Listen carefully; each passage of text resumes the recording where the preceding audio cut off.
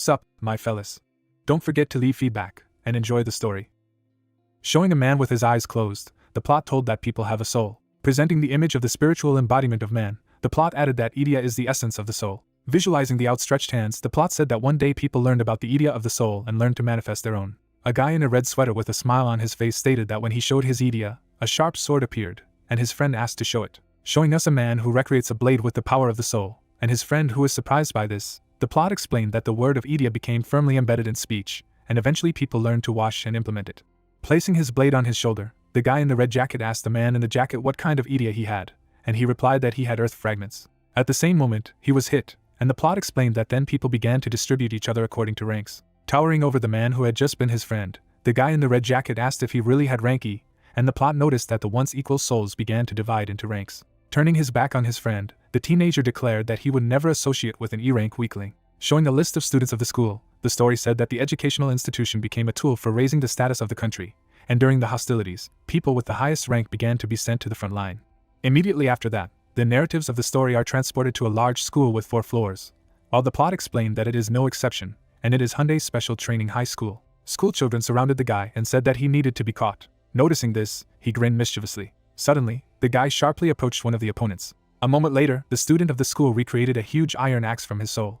Jumping up, the guy asked if this was really all 10th graders could do. As the red-haired guy looked up dumbfounded, his opponent asked to see what else they were capable of. A moment later, the student of the school raised his hands above his head and recreated a faint tone from his soul. The same man with an axe was struck at the enemy. Taking the attack, the red-haired guy could barely hold it back.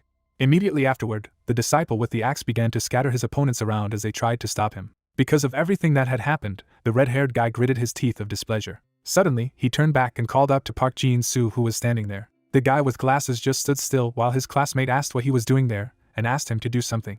Awkwardly scratching the back of his head, the protagonist explained that he doubted that he could help in any way.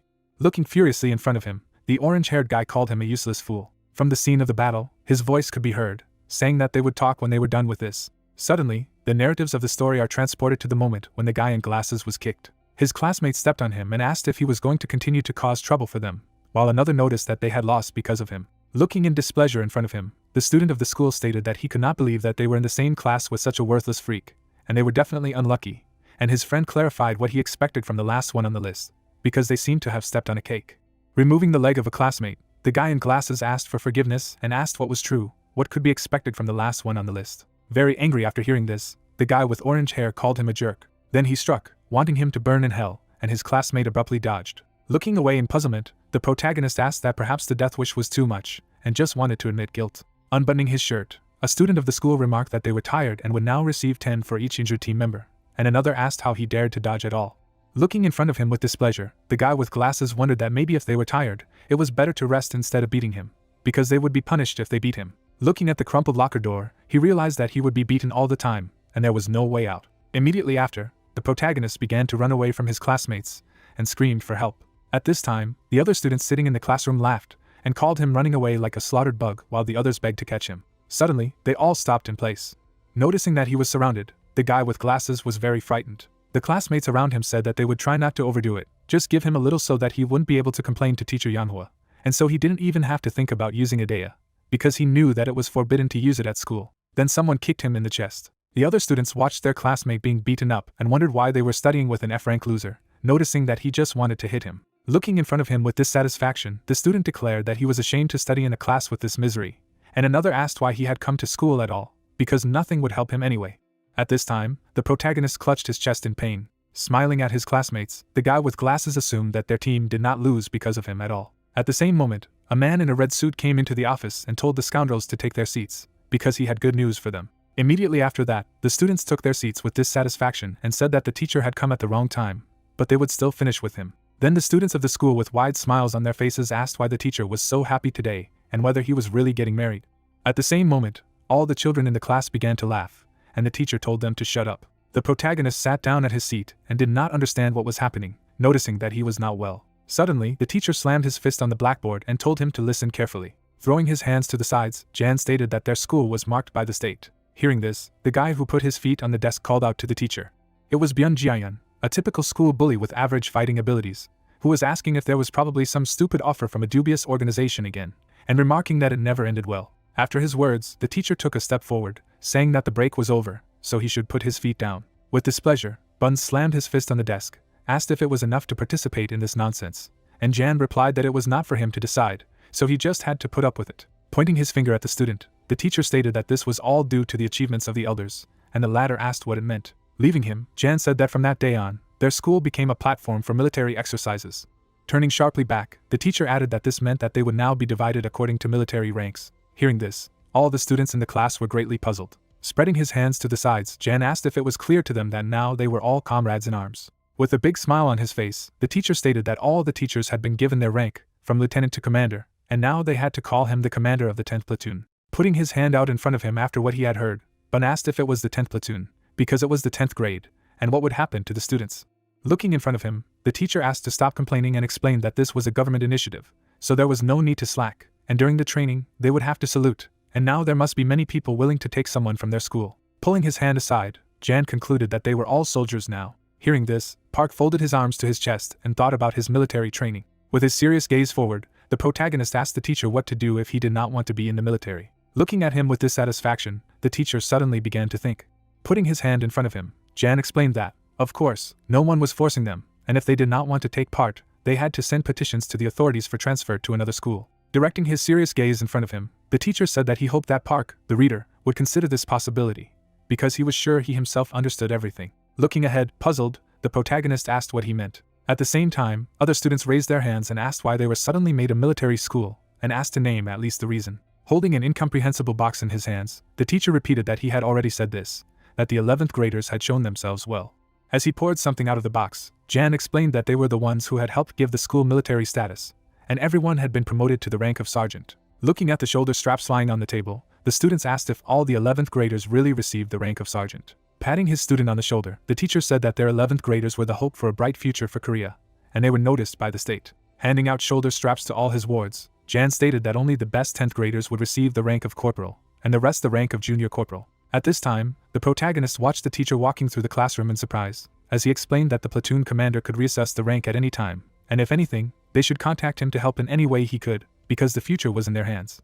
Then Puck would raise his hand and call out to the teacher, and he would go on saying that until they had the decorations on their uniforms, they should try not to lose anything, and later there would be a teacher's journal in which their rank would be marked, or better call it a military journal. Puzzled by the examination in front of her, the protagonist told the teacher that he did not understand something. Turning his back on the students, the teacher stated that there was only one student in the entire school who could not get the rank of private. He then looked at Puck sharply. With a look full of contempt, the teacher said that the protagonist would be just a rat. Hearing this, Puck was very dumbfounded. The narration of the story is transferred to the teacher's room, where the student called out to his teacher. Sitting at his workplace, Ian said that he had finally come, and Park wondered why he had called him. Looking at the documents in his hands, the teacher explained that there was nothing special about it, and they just had to talk about his future. Looking at the protagonist with displeasure, Ian stated that he would not be able to pull him out, and asked if he wanted to change schools. Hearing this, Park was very puzzled and asked how to change the school. Continuing to sort through the documents, the teacher asked that ordinary studies were not easy for him, and whether he really thought that he could cope with military training, noting that he would definitely not survive. Taking his hand aside, the protagonist told the teacher that he could help him reach his potential, and asked if he might succeed. After his words, the teacher looked at the student in surprise. After a moment, he began to laugh loudly, saying that he was good at making people laugh.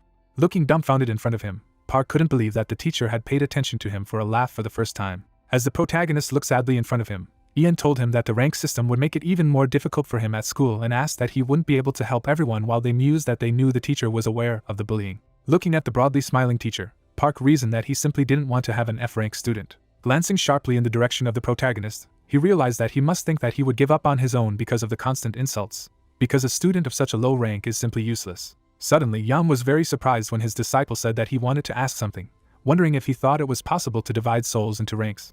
Immediately afterward, the teacher laughed again and asked if he was joking, explaining that of course he was. Hearing this, Park clenched his hand into a fist of displeasure and said that he understood everything. Looking menacingly in front of him, the protagonist noticed that he did not agree with this. Suddenly, the narration of the story is transferred to the moment when the teacher enters the classroom and tells everyone to take their seats, because the bell rang. Starting to write with chalk on the blackboard, Jan explained that since they were now divided into squads, each sergeant had to report on attendance.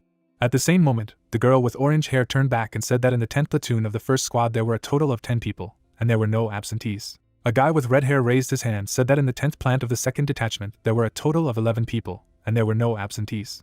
Puzzled, looking away, Park did not understand what all these army games were for. Leaning on the department, the teacher asked where the report from the third squad was. Raising his hand in displeasure with displeasure, Bun asked the teacher if it was absolutely necessary, and he told the sergeant of the third squad to put aside his dissatisfaction. Touchily turning away, the school bully said that the total number was 10 people, and 2 absent, and 1 loser, noting that it would be better if he did not exist. While all the students in the class began to laugh, the red jacket announced that there were only 8 people present, and the calculation was over. Pointing their fingers at Pak, who was sitting in his place, his classmates said that he called him a loser, and did not even consider him a person, while others noticed that there were 9 people in the third squad. Continuing to point the finger at the protagonist, the student asked the teacher what they must include in the calculation of losers, because it does not count. Holding a book in his hands, the teacher said that the main thing was that there were no problems with attendance. Looking seriously in front of him, Jan announced that today there would be an event on the field instead of lessons, and state intelligence officers were hiding in the school, although they did not know exactly where. As the students walked through the courtyard of the school, the teacher added that they would observe how the children reacted to such sudden changes. Hearing this, the student raised her hand and asked to move closer to the point, and the other guy agreed. Imagining in his head a man in a green suit striking a guy, Jan said that there would be fights among the high school students. Visualizing how people in business suits were watching the battle progress, the teacher told them that they had already been distributed. Putting his hand forward, the student asked that maybe the 11th graders would fight among themselves, because they would not be interested in them, and the teacher calmed him down. At the same moment, Park clenched his hand into a fist and realized that he would be able to pass the time by watching. Glancing sharply to the side, Jan asked Bun what he had a C-rank Idia. With dissatisfaction, turning away after what he had heard, the captain of the third squad asked what was going on again. Looking at him, the teacher asked what rank his fighting abilities were, and his student asked why there were so many questions, and stated that he would kill anyone. Putting his hand on Bun's shoulder, Ian stated that this was excellent, because then his first battle would be against the 11th graders of the first squad of the first platoon. Hearing this, the guy in the red jacket jumped up from his seat in fright. He didn't understand what was going on at all until his teacher told him that all but 3 squads had to go to the field, and they had 20 minutes to prepare for battle. Leaving the office, classmates wished the third squad good luck, and the Salaga not to die, noting that it was a pity for the soldiers who did not get a normal grade because of him. At this time, the school bully held his head in fear while his classmates said that they were doomed, saw that they were the best among the 11th graders, and couldn't believe what was happening, asking how they would win with an F-rank warrior. But since they would lose anyway, maybe they should at least try. Bun trembled with frustration as his friend asked what they could do about this squalor in the crew. At this time, the protagonist was lying on the desk and thinking that he was very tired and could not believe that he would have to fight with his elders. Suddenly, a guy in a red sweater approached him and called out to him, calling him trash. Looking at him, Puck asked why the sergeant was calling him. At the same moment, the commander of the third squad hit his subordinate on the head, calling him a worthless bastard. Holding him by the hair, the school bully said that he was infuriated by this manner of communication. As close as possible to him, Bun asked what he really wanted to get in advance. Throwing the protagonist aside, the guy in the red jacket stated that Sun Ho was just a monster from the first squad. Standing opposite Puck, the school bully explained that it would not be easy for them to object even with everyone's efforts, and he was taking the place of a normal war, and now the result was obvious. Puzzled, looking in front of him, the protagonist asked what was the point of him if they lost anyway. Pulling on his tie, Bun asked if he didn't see the difference between shame and ordinary defeat at all. Pointing his finger at Park, the guy in the red sweater said that he would be the one to blame if he went down in the rating. Turning away, the protagonist remarked that he did not think he was so tall to worry. Very angry after hearing this, the school bully asked what he had just said. At the same moment, Park waved his hands, saying that he did not say anything at all. Scratching his head with displeasure, the commander of the third squad called him a bastard and noted that he could not even be beaten, he was still needed on the battlefield. Hearing this, the protagonist smiled broadly, asking what difference it made if he got hit on the head in the end. At the same time, Bun got up from the floor, leaning on his knees. Grinning mischievously, the guy in the red jacket was about to entrust him with some important task. Putting his hand on Puck's head, the school bully asked if he could do it, and he declared that he would do whatever the sergeant told him to do. Then the commander of the third squad grabbed him by the scruff of the neck. Lifting his subordinate from the floor, Bun stated that he would now be his personal shield and asked if he understood. Immediately after that, the narrative of the story is transferred to the moment of the battle, when the guy in the red jacket was hiding behind the protagonist. The teacher began to speak into the microphone. He was standing in front of a huge number of disciples gathered around. Looking at the gray-haired guy staring menacingly in front of him, Yang called him the leader of the third squad of the first platoon. The teacher then glanced at Bun, who was chirping in displeasure, saying that he was the leader of the second squad of the third platoon. Placing her hands on the shoulders of the students, the teacher asked if their troops were ready. Standing in front of Song, Yang addressed him by name. Looking at the men in business suits standing behind, the teacher told me to show what they were capable of, because they were being watched by scouts. With a look full of seriousness, the gray-haired guy explained that their squad would try to do their best, and the teacher noted that he was sure they would do just fine. Immediately afterward, the 11th graders moved forward while Yang gave the order for everyone to take their positions. At the same time, the children from the 10th grade were very dissatisfied with what was happening. Standing between the two teams, the teacher said that it was necessary to start a battle of squads, and the leader of each squad had to receive a bracelet. At the same time, a guy in a red sweater grabbed Park and told him to go to him, and the teacher said that this bracelet uses the power of Idia for protection, but you need to take into account that it will break from damage.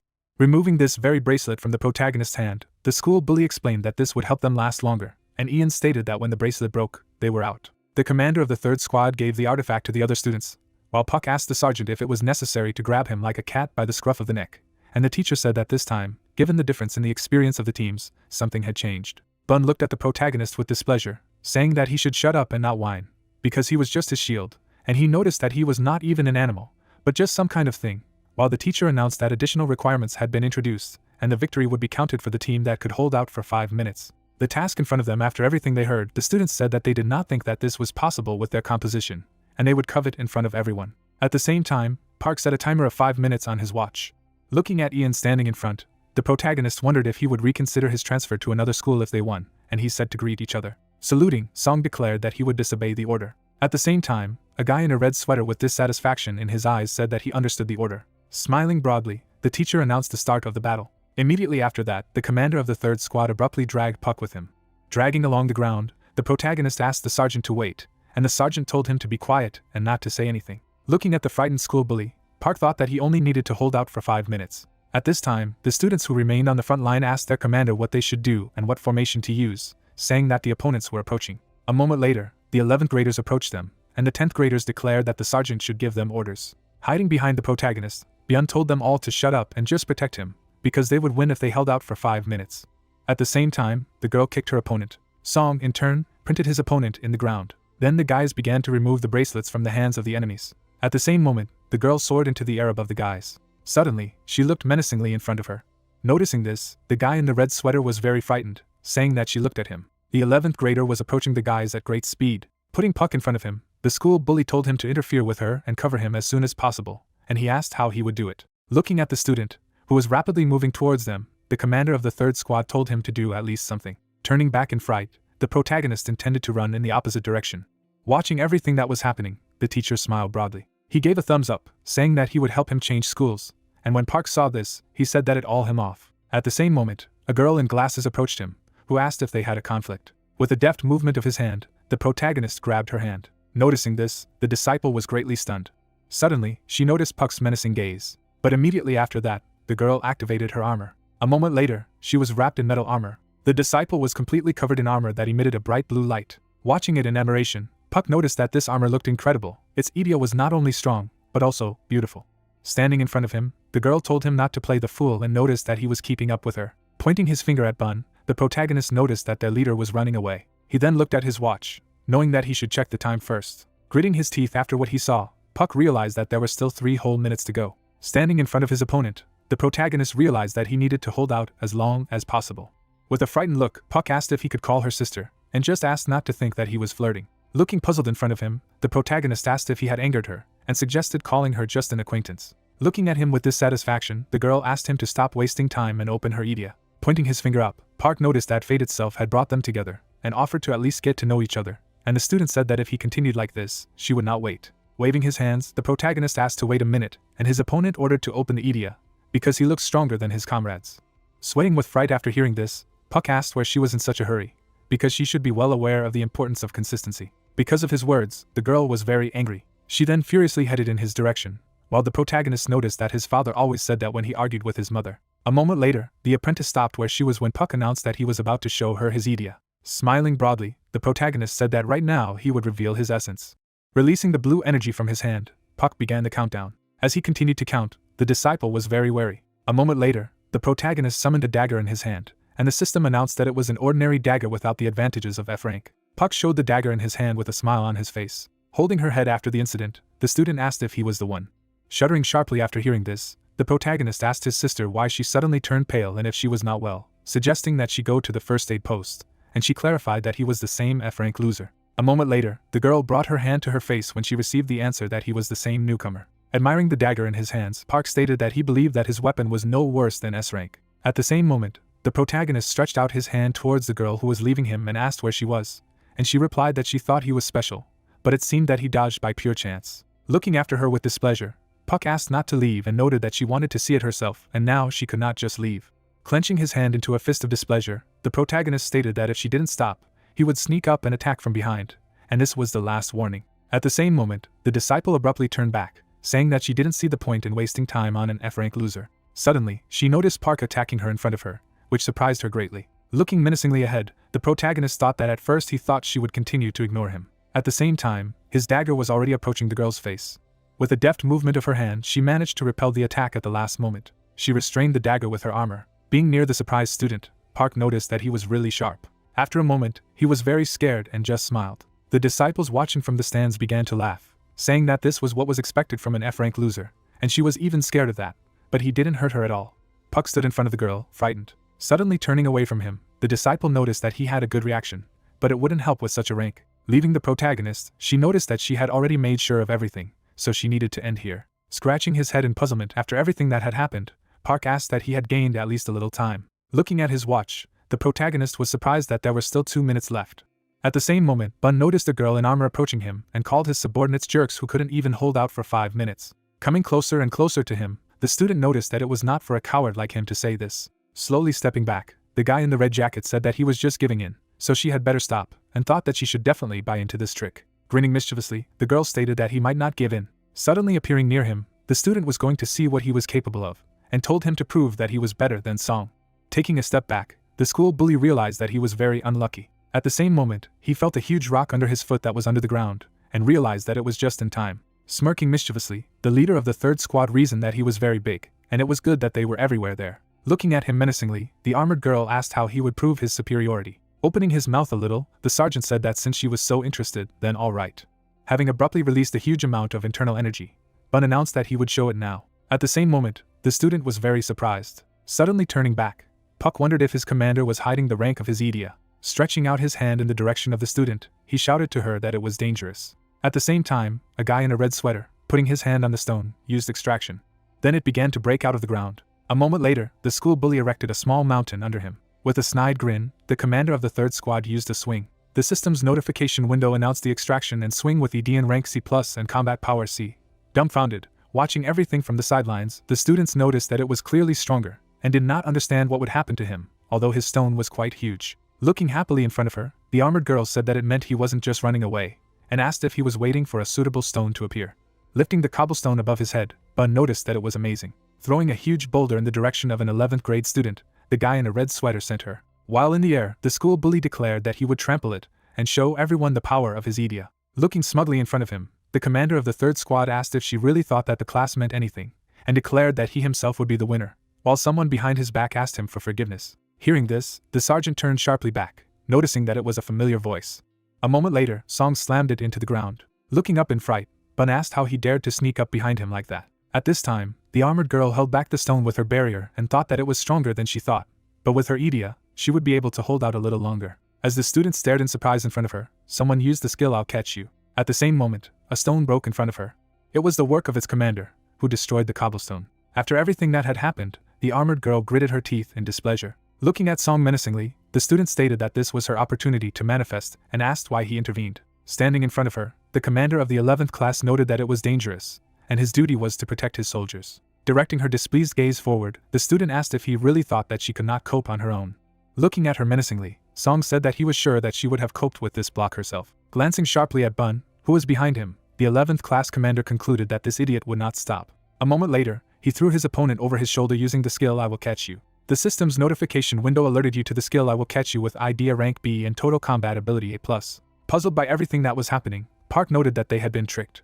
At the same moment, the protagonist was greatly frightened when he noticed that Song was staring at him menacingly. Trembling with fear, Puck said that he was giving up. Approaching him, the leader of the 11th class wondered why he had warned you even before their sergeant activated the Idia, and the protagonist explained that the sergeant can sometimes go too far, and he decided to warn her because he didn't know what to expect from him. Slowly approaching him, Song noticed that he did not know how to lie at all, and Park asked him to stop, because he had already given up. After grabbing his opponent abruptly, the leader of the 11th grade was about to use the skill "I'll catch you."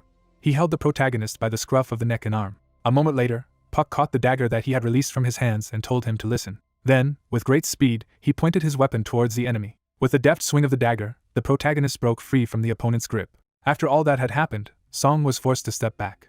Looking menacingly in front of him, the leader of the 11th grade turned to the 10th grader. Taking a fighting stance, the guy with gray hair asked who he was. Looking at him in fright, Puck mused that his spirit was simply incredible, and claimed to be a warrior from the 3rd squad of the 10th platoon, revealing his name and Idia rank. Fixing his menacing gaze on his opponent, Song said that he meant he was a weakling, while the protagonist asked if the time was not up yet. With an expression full of self-confidence, the leader of the 11th grade asked what he was looking at. Scratching his head in puzzlement, Park noticed that his intentions were a little alarming, and thought that there was only a minute left. Pointing his fingers to the side, the protagonist said to look at the huge crowd that was just waiting for him to make a mistake, and noticed that it was terrible. Grinning mischievously, the guy with gray hair wondered if he was trying to buy time, and said that they hated such people. Waving his hands, Park asked what he could do alone, and noticed that he went overboard with insults, and Sun didn't understand why he didn't want to at least try to win. Spreading his hands to the sides, the protagonist stated that he would not succeed, because he was in F rank, and the leader of the 11th class said that this was advice, not a warning. A moment later, Park was greatly stunned when the guy with the gray hair noticed that they said that at the end of the battle, the scouts would choose the best students and send them to another school, and he thought that this was why the teacher looked at him like that. Hearing this, the protagonist gripped the hilt of his dagger tightly and asked to listen to him. Approaching his opponent, Park stated that he did not want to go to another school at all, and he asked to be introduced properly. Taking a step forward, the protagonist called him his opponent. With an expression full of seriousness, Park stated that he could not guarantee that he would survive. After a moment, the protagonist raised his head up. Then, the veins in his face began to show from the strain. Immediately afterward, Puck's entire body was surrounded by an incomprehensible red energy. Suddenly, there was a notification window and a system half-colored red, announcing the Idia of an F-rank dagger. At the same moment, the protagonist grinned mischievously, while the system announced that his physical stats had tripled, and now he could determine the enemy's Idia and weaknesses.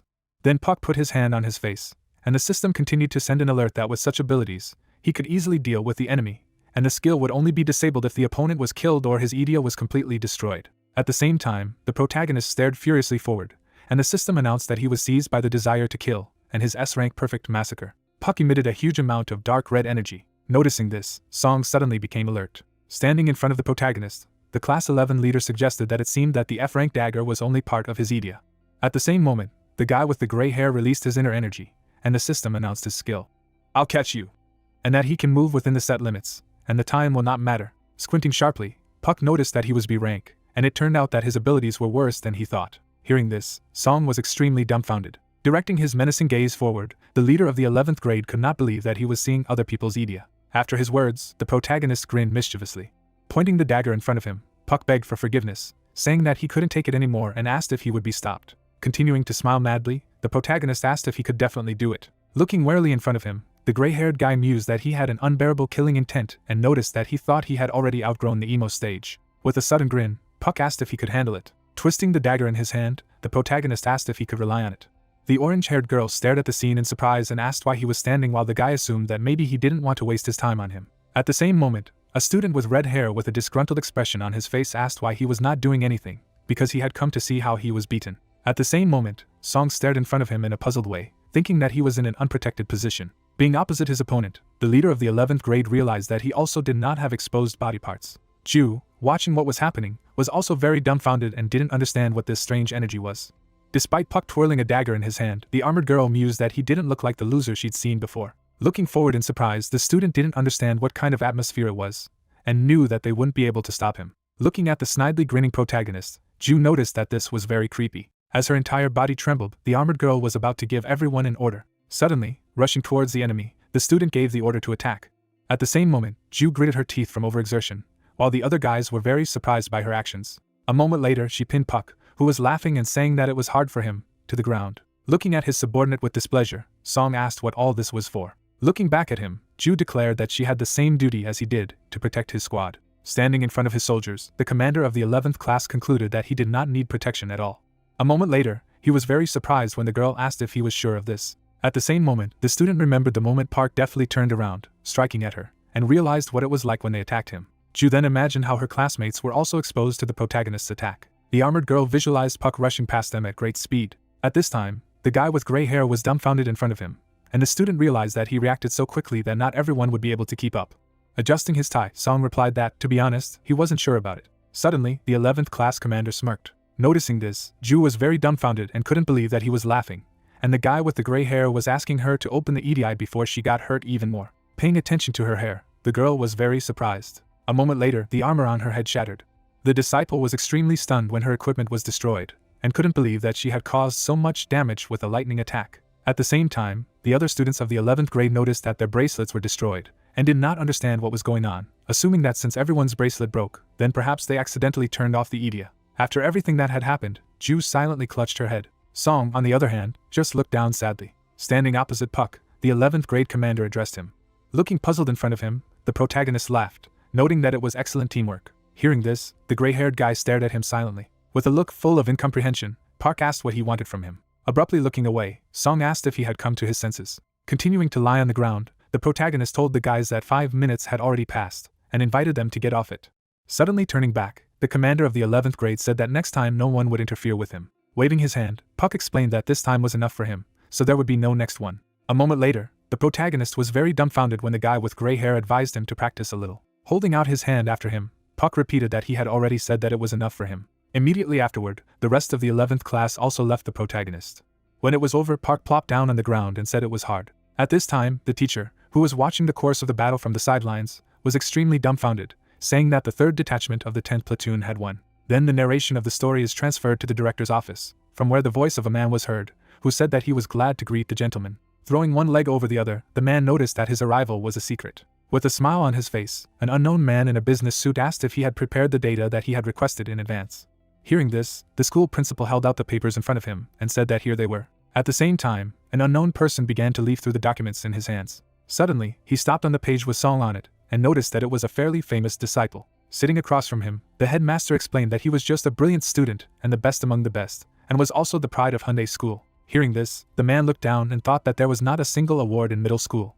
Looking through the history of awards in the document, an unknown person reasoned that in high school all the victories were with him, and, apparently, he came to his senses. Continuing to look at the papers, the unknown person heard the director say that he would have a higher rank, and then it would be great, and he himself noted that he was able to go so far precisely because of the rank B. Suddenly, the man noticed someone's personal file at the very end. Looking at the headmaster sitting in front, the unknown person asked if they had a newcomer. Very frightened after such a question, the principal replied that he had a lower rank than the 9th graders, and after much discussion, they had to place him in the classroom. Hitting his forehead with his finger, the inspector thought that he was interested in his ranks, because it was very interesting.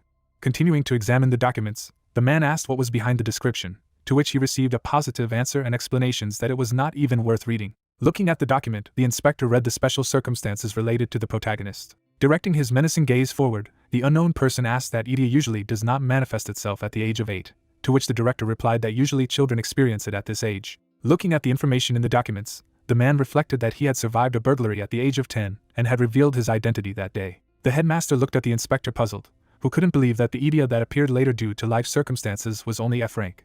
Holding documents in his hands, the man asked that his fighting abilities had not changed since he was 10 years old, and the director explained that he could not say for sure, but he had such a rank when he came to school. Continuing to examine Park's personnel file, the unknown speculated that his overall combat abilities were also of low rank, and suggested that he was deliberately hiding his powers. Putting the papers on the table, the man stated that he would like to talk to this student in person. Folding his hands together, the headmaster said that he would most likely change schools soon because of such a rank, which greatly surprised the inspector. The man kept his hand on the documents, and said that he was listening to the director. While the inspector was leafing through the personal files of the students, the school principal asked why he decided to introduce military training for them. Hearing this, the unknown person became sharply wary, and the director who saw this thought that these were ugly questions, and perhaps it was a secret government project or a military plan, so he shouldn't know anything. Waving his hands in fright, he begged for forgiveness, saying that he shouldn't have asked this question. Suddenly, the man grinned mischievously, saying that they were preparing for attacks from the north. After looking at the personal files of the students, the inspector explained that it was with such a system that they hoped to do something. With a look full of enthusiasm, the man added that they wanted to help the students change. Looking at the alarm clock that rang at 6 a.m., Park reflected on the fact that his every morning starts the same way, and he gets up very early. The protagonist would then get out of bed and stretch. Adjusting his tie, he thought that next he would have to get ready for school. Standing in front of the mirror, Park said that he had to do his best today, and thought that then he left the house at 7:30. Closing the door behind him, the protagonist said that he had gone. At this time, the sun was shining brightly outside. Park walked down the street of the city and reasoned that he came to school so early because he was assigned to clean up. Several guys looked haughtily in front of them, calling out to the 10th grader. The students were standing in front of the protagonist, and saying that it was not worth wasting time with him, when suddenly one of them asked that he was not the same rookie, while he replied that there was no problem with that. Scratching his head awkwardly, Park declared that he was flattered that he had become so popular. Looking at him haughtily, the students noticed that he was even dumber than expected, and it seemed that the guys from the first platoon simply lost their vigilance. Taunting the protagonist, the teenagers asked if his Idia was an ordinary dagger, and it was just worthless, so they did not understand how he managed to resist Song, although he also tends to make mistakes. Then the narration of the story is transferred to the moment when two sponges collided. Park removed the chalk from them through the window and said that it did not erase, wondering that the school was supported by the state, so why they couldn't hang marker boards. After that, the protagonist began to wash the floors in the office. He walked with a mop on the floor. Puck cleaned out the entire office at great speed, wondering what had happened. His classmates looked at him with displeasure, saying that it seemed that his attempts to do at least something did bring some benefit to the team, and he did not behave like that with them. Putting his hand on the protagonist's shoulder, the guy noticed that he surprised him. While the rest of the guys were laughing, his classmate added that they did not expect such a result from him. Spreading his hands to the sides, the guy noticed that it seemed that everyone was against them, while Park reflected that after the fight with 11th graders, people began to perceive him differently. At the same moment, Bun struck the protagonist's desk with his hand and told him to get up. Abruptly rising from the table, Puck asked why he had called, and wondered that he would be beaten again. With his arms crossed over his chest, the guy in the red jacket said that he couldn't get the math handout, so he had to get it for him and do it right away, because he needed to rewrite the answers. While Park was washing the floors in the office, his classmates said that he had to do his social studies homework for them, as well as take the notebooks to the office. Sighing heavily, the protagonists reasoned that they began to use him for their own purposes. The narrative of the story is transferred to the second room of the 10th grade. Abruptly raising her hands up, the girl was glad that the lesson was over, and the teacher told everyone to be quiet. Looking at the student, Ian asked if everyone remembered that today was the last day to join the unit, to which he received a positive answer. At this time, Park was looking at a piece of paper, and the teacher said that it was mandatory for 10th graders, so they should hurry up with the choice. Sadly looking down, the protagonist wondered which units he would choose and whether he would be taken at all. Looking seriously ahead, the teacher explained that those who did not choose the unit would have a personal conversation, and asked Park if he understood this. After Yang's words, the guys began to laugh, saying that no normal unit would accept an F-rank fighter, and they needed to conduct an entrance test to make sure that they were worthless. With an expression full of calm, the protagonist mused that they could laugh as much as they wanted. After a moment, he was extremely dumbfounded, noticing something on a piece of paper. Reading the vast number of names of different units, Park wondered what it was. Studying the list dumbfounded, the protagonist reasoned that all units were directly related to the army or Idia, and his classmate asked his friend what he had chosen. Standing next to his classmate, the guy noticed that he would go to the team battle units. He asked what the rating was, while the girl offered to go there together. Without leaving the room, the disciple said that there was a fairly high rank, and therefore everyone was excited, and now they would go there. In the end, Park was left alone in the office. Clutching his head, the protagonist asked what he should do, and hoped that the rank restrictions would be lifted. Looking at the list of departments, he noticed that this was just a division of students according to their abilities. Then he managed to find a unit sharpened on training, which has no connection with Idia. Noticing this, Puck was very happy. Slowly moving forward, the protagonist reflected that there are no rank restrictions, and it seems to be just training, so he doesn't think there will be many people. As he walked down the corridor, he reasoned that it was really strange that such a unit had been given an entire hall. The guys stared at each other furiously and argued as Puck mused that there should be no problems. Stopping in front of a crowd of students, the protagonist realized that the lesson was not related to Idia, so everything was fine, and asked why there were so many people. Trying to see something ahead, Puck wondered if he had come to the wrong place.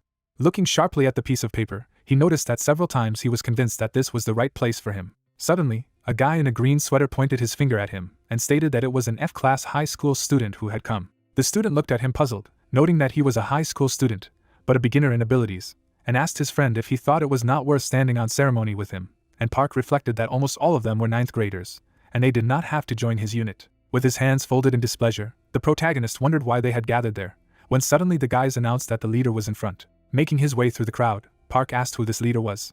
After a moment, the protagonist let go of the piece of paper out of his hands out of fear and could not believe what was happening, thought that he needed to run while someone noticed that it was unbelievable, and the rumors turned out to be true. The guy in the gym looked sharply to the side, then he headed for the front door, calling out to Puck. As Sun approached the protagonist, the 9th graders said that he looked amazing in real life, and they were all his fans. Looking dumbfounded in front of him, Park asked if he was the leader of the training unit.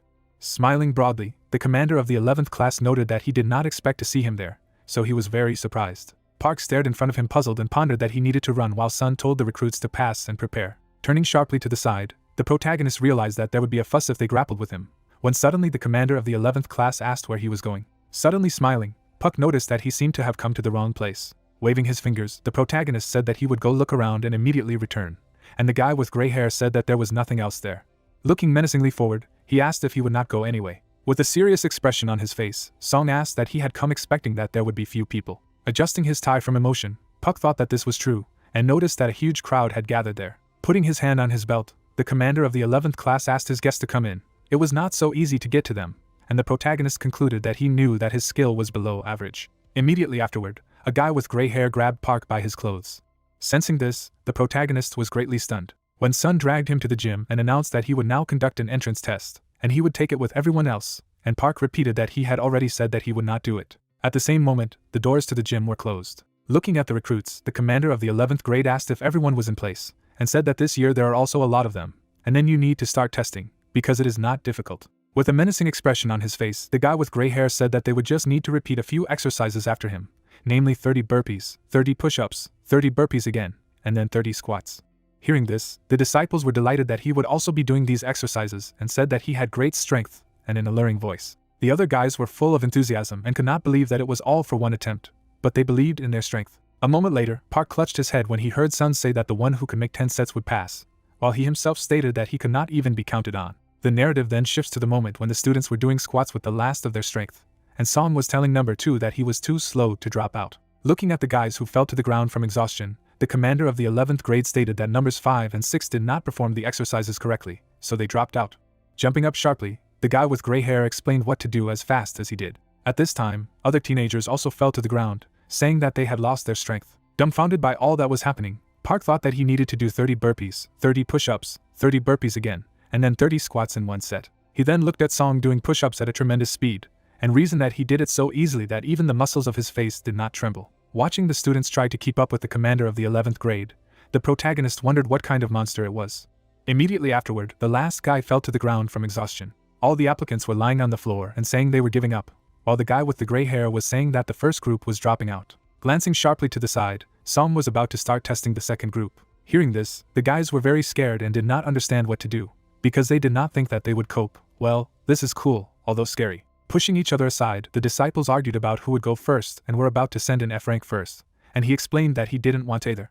Suddenly, the guy pushed him with his foot and called him a loser. At the same moment, Park was in front of the commander of the 11th class. Awkwardly scratching the back of his head, the protagonist noticed that he was not tired at all, and asked if he was really human, because it seemed that the age difference was nothing in his case. Directing his serious gaze forward, the guy with gray hair noticed that it was not worth saying that. With a sharp start, Park said that he did not understand what he was talking about, and Song stated that the second group could start the task, while he added that he did not want to do it.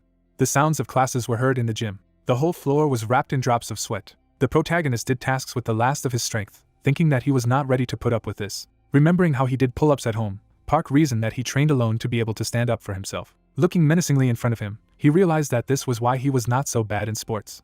Watching Song jump out, Park knew that an ordinary person couldn't do that. At this time, the guys from the second group seemed to be giving up their breath from fatigue. Looking at them, the commander of the 11th class noticed that their group was not so bad, so they needed to speed up. Shuddering with dissatisfaction after hearing this, the protagonist stated that he could not do it. At this time, someone was biting off a piece of chips.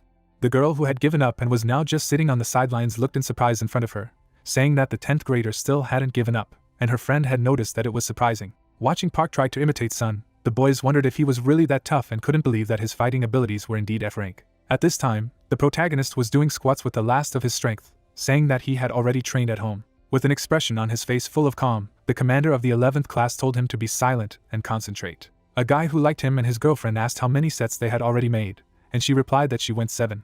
Looking dumbfounded in front of her, the girl stated that it was unbelievable, and that was what everyone expected from a guy with gray hair, and her friend noticed that the F rank was not so bad either. At the same moment, Song sneered mischievously, remarking that this was quite good. Sweating from fatigue, Park thought that it was very hard. Looking seriously in front of him, the 11th grade commander claimed to have learned that his reaction speed was not just a coincidence, and his stamina allowed him to keep up the pace. At the same moment, the guy with gray hair became even faster, which the girl noticed and wondered if the newcomer would be able to keep up with him.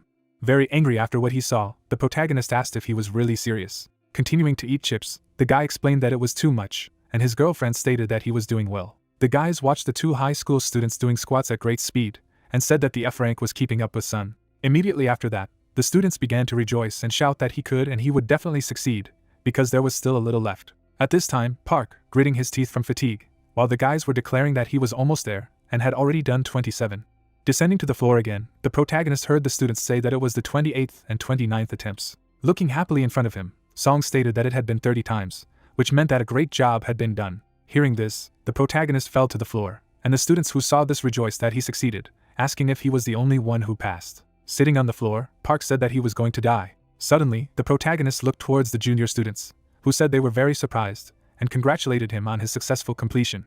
After their words, he completely lay down on the floor and noticed that it did not turn out so badly, because he was even praised. At the same moment, someone approached him. It was Song, who stretched out his hand in his direction and welcomed him to the training unit. Holding his hand, Puck expressed his gratitude, but noticed that he was very tired. Helping him to get up, the commander of the 11th grade said that there was no need to wait, and he could come tomorrow. At the same time, the protagonist became very angry and asked the leader of the unit if he had not heard him. Sharply approaching him, the guy with gray hair stated that training together was much more effective, and he had been waiting for a worthy opponent for a long time. Pulling his hand away, Puck explained that he would have died if he had added that one more set, and asked if he wasn't annoyed by such weaklings. With a mad expression on his face, Song replied that it had taken him a whole year to find a member for his unit, and the protagonist realized that he could not hear him at all. Looking frightened in front of him, Puck mused that he just wanted to join their smallest unit, but now he was in a mess.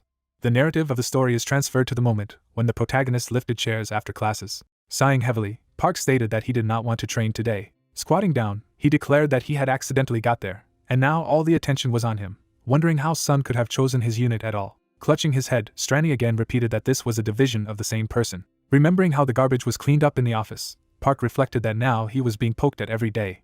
Imagining in his head classmates who asked how he got to Song, the protagonist reasoned that he was haunted by envy and daily questions. Visualizing the 11th class commander scolding him, Park knew that if he didn't go, he wouldn't be left alone. Taking his backpack, the protagonist thought that maybe he should just break his arm. Waving his head denially from side to side, Park said that he was just taking him to the medical office, and after the treatment, everything would start again. After a moment, the protagonist flinched with fright, saying that it would be better to choose him when he saw a girl standing at the entrance. Then he looked away in surprise. The student looked in front of her and asked if he was studying there. With an expression full of incomprehension, Park couldn't believe that there was such a beautiful girl in their class. Standing in front of her, the protagonist gave a positive answer. Showing him the shoulder straps, she asked the unknown if it was customary for them to get acquainted there.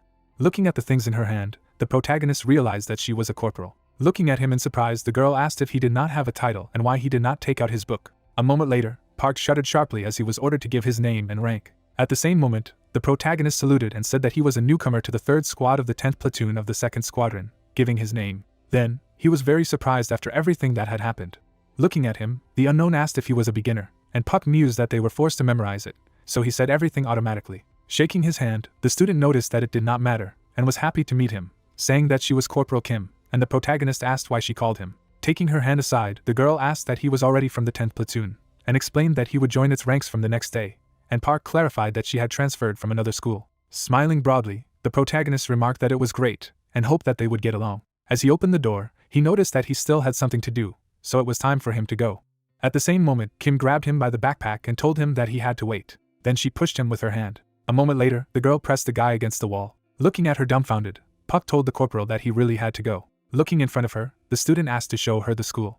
At the same time, the protagonist began to cry in his heart, because he did not understand that Sun could come in at any moment. Opening his mouth, he said that he had had enough. Looking menacingly at the girl, Park explained that he was in a hurry, and told her to ask someone else, to which she replied that he suited her. Hearing this, the protagonist was very puzzled and asked when she had noticed him in the first place. Looking at him furiously, Kim stated what she needed now, and Park thought she was crazy.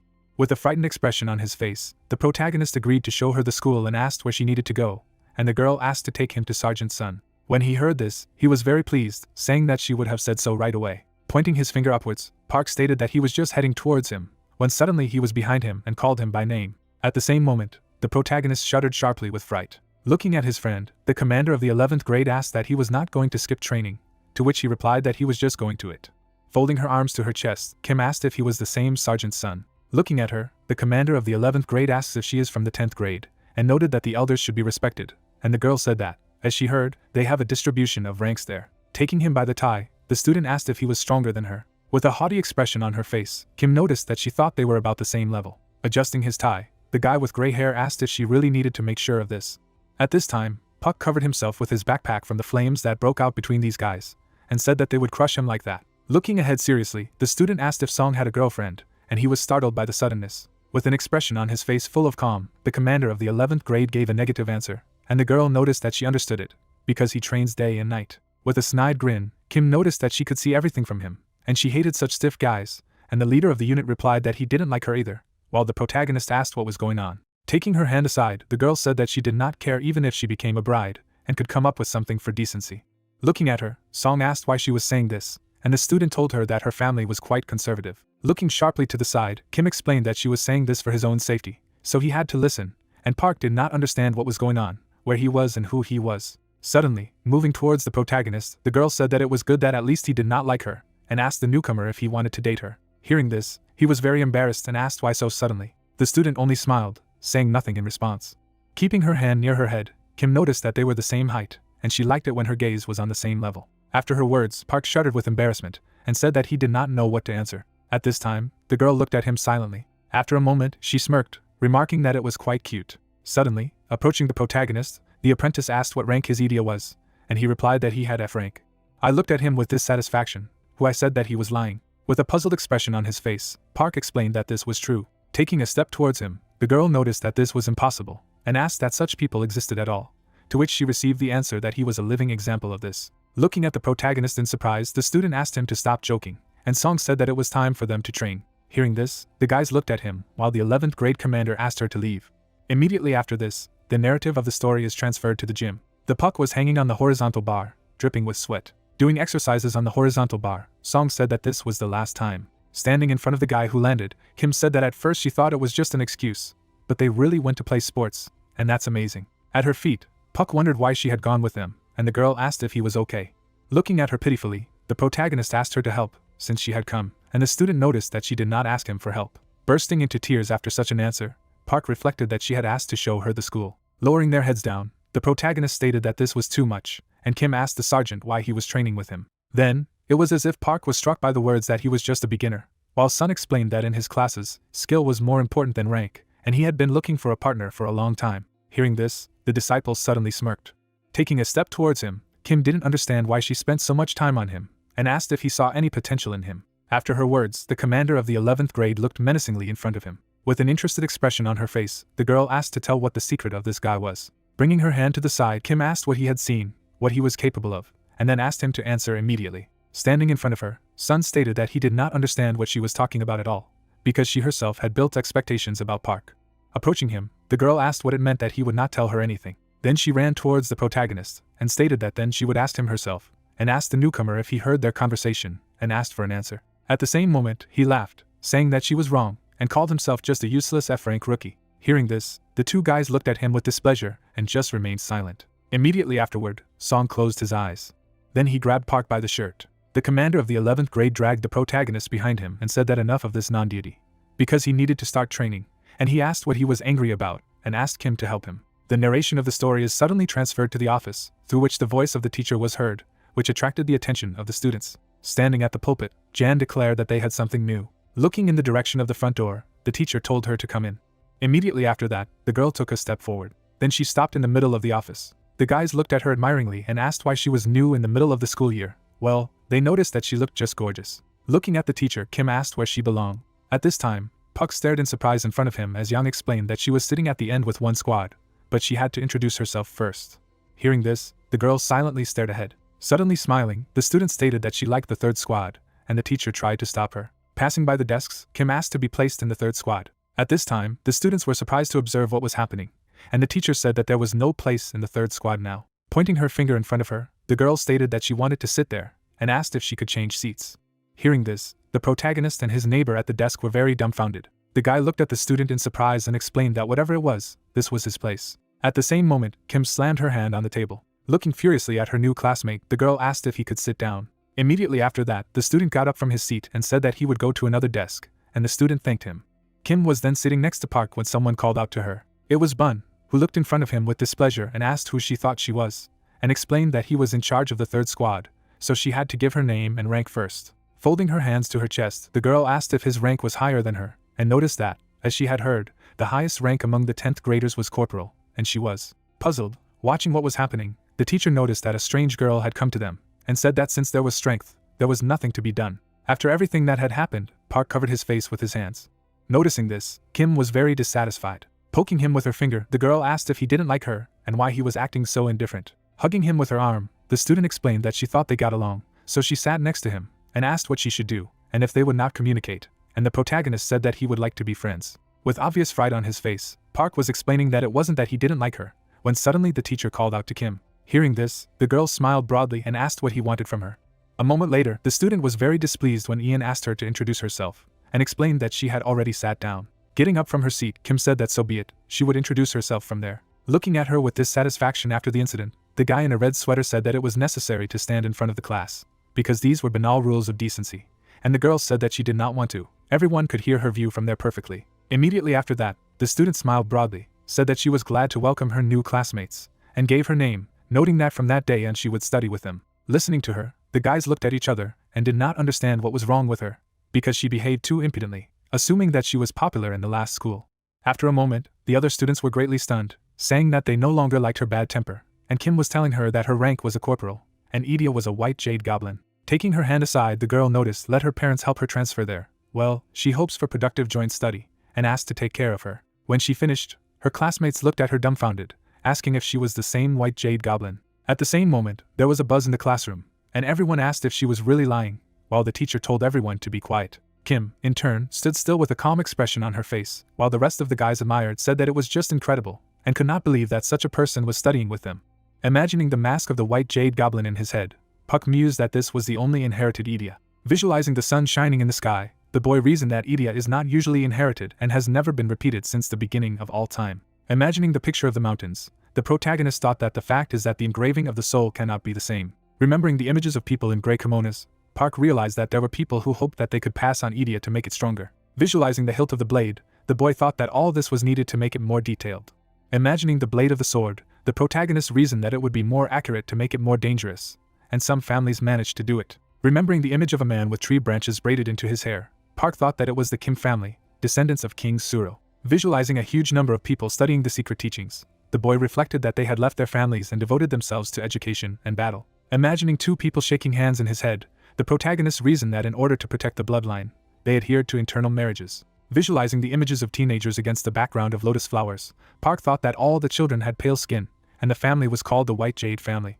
Imagining a man with gray hair with his back turned, the boy thought that in this way they had managed to get a permanent white jade goblin Idia. Remembering how a mother held her daughter by the shoulders, the protagonist realized that, however, only girls could summon the goblin. Visualizing a withered tree, Park reflected that the number of the family had greatly decreased, and the lineage was almost interrupted. Imagining a child lying on a lotus lily in his head, the boy reasoned that in the last generation, an heiress was born with a goblin wielding a sword. Visualizing a girl with a blade in her hands in the middle of the forest, the protagonist thought that the girl had adopted abilities and hidden skills that were far superior to those of men. Imagining her wielding her blade, Puck mused that she was the last person to possess the highest level of sword proficiency. Seeing the reflection of Kim in the blade, the boy reasoned that she was special from birth and recognized by the family and heaven as a genius. Leaning on the desk with her hands, the girl asked the teacher if she could already sit down. Looking at her dumbfounded, Jan allowed her to take her seat. Pointing with his hand to the blackboard, the teacher stated that from that day on he was the vice leader of the third squad, and everyone should immediately be silent. Hearing this, Bun jumped up from his seat in displeasure and asked if a newcomer could immediately become a leader. Opening his mouth wide in displeasure, the teacher told him to be silent. Immediately afterward, the guy in the red jacket gritted his teeth in displeasure. At this time, Park looked at his desk neighbor in surprise and asked that she seemed to be very popular. At the same time, Kim seemed to sparkle with confidence and declared that she was just gorgeous, that's all. Looking in front of her, the girl noticed that he was also special, because it wasn't often that you met someone with an F rank there. Hearing this, the protagonist froze in humiliation. Lowering his head down, he asked to stop these attacks, because they were allies, and the student replied that she did not want to do this. At this time, the school bully gritted his teeth in displeasure, asking how dare some girl who came out of nowhere to behave like this. Then he turned back menacingly. The narrative of the story is transferred to the school cafeteria. The student opened the front door and said that they thought they needed to change the leader of the third squad. Talking to his girlfriend, the guy noted that Kim is superior to Byun in everything, and he is generally a moron, and she has a much higher rank and overall combat abilities. Pointing his finger forward, the student stated that during the battle of the squads, he gave strange orders, and the girl noticed that he just wanted to look cool. Then the guys passed by a guy in a red sweater, and the student said that at first she thought she was too arrogant, but it turned out that she was excellent at giving orders. Remembering with admiration how Kim stepped on a school bully, the student concluded that she was unique during battles and already liked her very much. Waving her hand, the girl said that it would be better if she became the leader of the squad, and her friend noted that soon it would be so. Listening to all this, Bun gripped the glass in his hand with great force. He was beside himself with rage and called the name Kim. Suddenly, the narrative of the story is transferred to the schoolroom, where someone was rejoicing at the beginning of lunch. Looking at Puck sitting next to him, the girl called out to him. Getting up from her seat, the student offered to have lunch together. Waving his hands, the protagonist explained that he could not, because he needed to clean up. Grabbing his clothes in displeasure, Kim stated that she had no one to eat with, and Park said that she was lying, because now she was the most popular student in school. Turning abruptly to the side, the girl noticed that they hate those who communicate with her because of merit, and they only care about the outer shell, so they never come up to talk to her. Catching the menacing gaze of the student again, the protagonist said that he could not, because he was very busy. How I looked in front of me with displeasure while Puck told me that he needed to wash the board, wipe the dust and rinse the rag. Then the girl was very surprised when he continued to tell her that he also had to sweep and wash the entire floor in the classroom. Immediately afterward, the student looked ahead in puzzlement as the protagonist added that he still had to help his classmates prepare for the next lesson. Staring menacingly in front of her, Kim assumed that she thought that was too much for one person, and she was willing to bet that even the leader of the squad could not do it alone. Looking away, Park gave a positive answer. At the same moment, the girl put her hand on the desk. With an expression full of displeasure, the student asked what he didn't want to say, that he was carrying out instructions from other leaders. Then Kim became completely insane and added that he was really helping the whole class. Frightened, waving his hands, the protagonist explained that he was helping the rest of the time, because it seemed to him that there would be confusion if the responsibilities were divided, so there was no need to misunderstand him. Hearing this, the girl looked in front of her puzzled. Biting her lip in displeasure, the student asked what it meant wrong. Dragging her friend with her, Kim told him to follow her, and he asked where, because he said that he was busy. Opening the front door to the office, the girl clarified what he thought himself and stated that they would go to those bastards who hung their duties on him, and Park asked her to stop. As his feet dragged on the floor, the protagonist explained that he had said that he was fine with everything. Immediately after this, the narrative of the story is transferred to the dining room, where the dust fan is. Looking at her classmates, Kim said that she had questions for them. Seeing her, the children looked in surprise in front of them and asked what she was and what she wanted. With a look full of displeasure, the girl asked that he was responsible for cleaning the office of the 4th squad and why then he shifted his duties to a member of their squad. Spreading his hands to the sides, the red-haired guy explained that he was F rank. Covering his mouth with her hand, the student explained that she was not interested in his excuses. With a snide grin, Kim suggested that everyone do their own thing. With an arrogant expression on her face, the girl declared that it was very low to take the weak, and she would not stoop to this, asking if he understood what she was getting at. Hearing this, the red-haired guy was very frightened. Putting her hand on the search, the student said that if he did it at least once, she would not stand aside. The classmate explained that he understood everything and asked for forgiveness. Pointing her finger at Park standing next to her, Kim told her to apologize to him, and the guy immediately apologized to the newcomer, while he apologized for interfering with their meal. Suddenly, moving forward, the girls said that they needed to move on, and the protagonist asked where they were going, since the matter had not already been resolved, to which the protagonist replied that they were going to the teacher while he was trying to stop her. Smiling broadly, Yang stated that he did not even know that Park was in such a position, and appointed Kim responsible for the distribution of responsibilities. Sparkling with joy after what she heard, the girl agreed with the teacher. Leaning on a mop with her hands, the student stated that now she would distribute responsibilities in their squad. Holding it out towards the two guys, Kim stated that now he was in charge of the board, and the other would wash the floor. Hearing this, the guys were very surprised and asked why they had to clean up. A moment later, the girl hit them with this mop, while the guy with glasses noticed that all this should be done by that F-rank idiot. With a crazy expression on her face, the student asked that they were already used to blaming everything on one person, to which she received a negative answer. At the same moment, Bun, looking menacingly in front of him, called out to the vice captain. Looking at him after hearing this, Kim asked if he really wanted to help with cleaning, and the guy in the red sweater explained that she should call him the leader of the squad, and she asked what he wanted. With displeasure, taking his hand aside, the school bully asked if he really had to approach her only on business, and explained that he was just talking to his ward. Hearing this, the girl suddenly thought. Spreading her hands to the sides, the student noticed that this was true, and he annoyed everyone, so it was better for her to become the new leader. Angered by her words, Bun clarified what she had just said. Turning towards the front door to the office, Kim stated that if he didn't want anything, then she would go, and called him the leader of the squad, and he stopped her. Looking at her, the guy in the red jacket asked her to come to the roof after school, because they needed to discuss something about the squad. Their conversation from behind the wall was eavesdropped by Puck while the girl agreed to the proposal. Then the narration of the story was transferred to the moment when the student was walking along the corridor. The protagonist followed her. He slowly made his way up the stairs after his girlfriend. Watching her go out onto the roof, Puck thought that she had been expected to go there. Then he began to climb after her. Directing his menacing gaze forward, the protagonist thought that something was wrong there. As he continued to climb the stairs, Park assumed that their leader would be in trouble today. Looking out from behind the door, the protagonist heard Kim asking what he wanted to discuss. Standing in front of her, Bun asked if she didn't understand herself. When a man appeared behind him, a guy in a red sweater wondered what maybe she would understand. Then a few more guys appeared behind him. Watching everything that was happening with a smile on her face, the girl noticed that their leader was not a mistake. Standing in front of a huge crowd of students, Kim noticed that he seemed to be quite popular at school as well. Folding his arms to his chest, the school bully noticed that she was still a member of his squad, and he was not going to let his hands go after this conversation. Moving her hand to the side, the girl asked if he really wanted to say that he could not talk calmly without a horde of friends behind his back, and if the leader had always been such a loser. Hearing this, Bun looked at her with displeasure. He then smiled broadly and began to laugh. Surrounded by his companions, the guy in the red jacket said it was time to teach their vice leader a lesson. Kim points at herself and asks if Byun is really going to teach her a lesson. She moves her finger and repeats the question. The blonde man stretches his fingers with a grin on his face and declares that he will have to explain it in an understandable language, after which he adds that he will make Kim regret his behavior. The girl crosses her arms and asks what the problem is.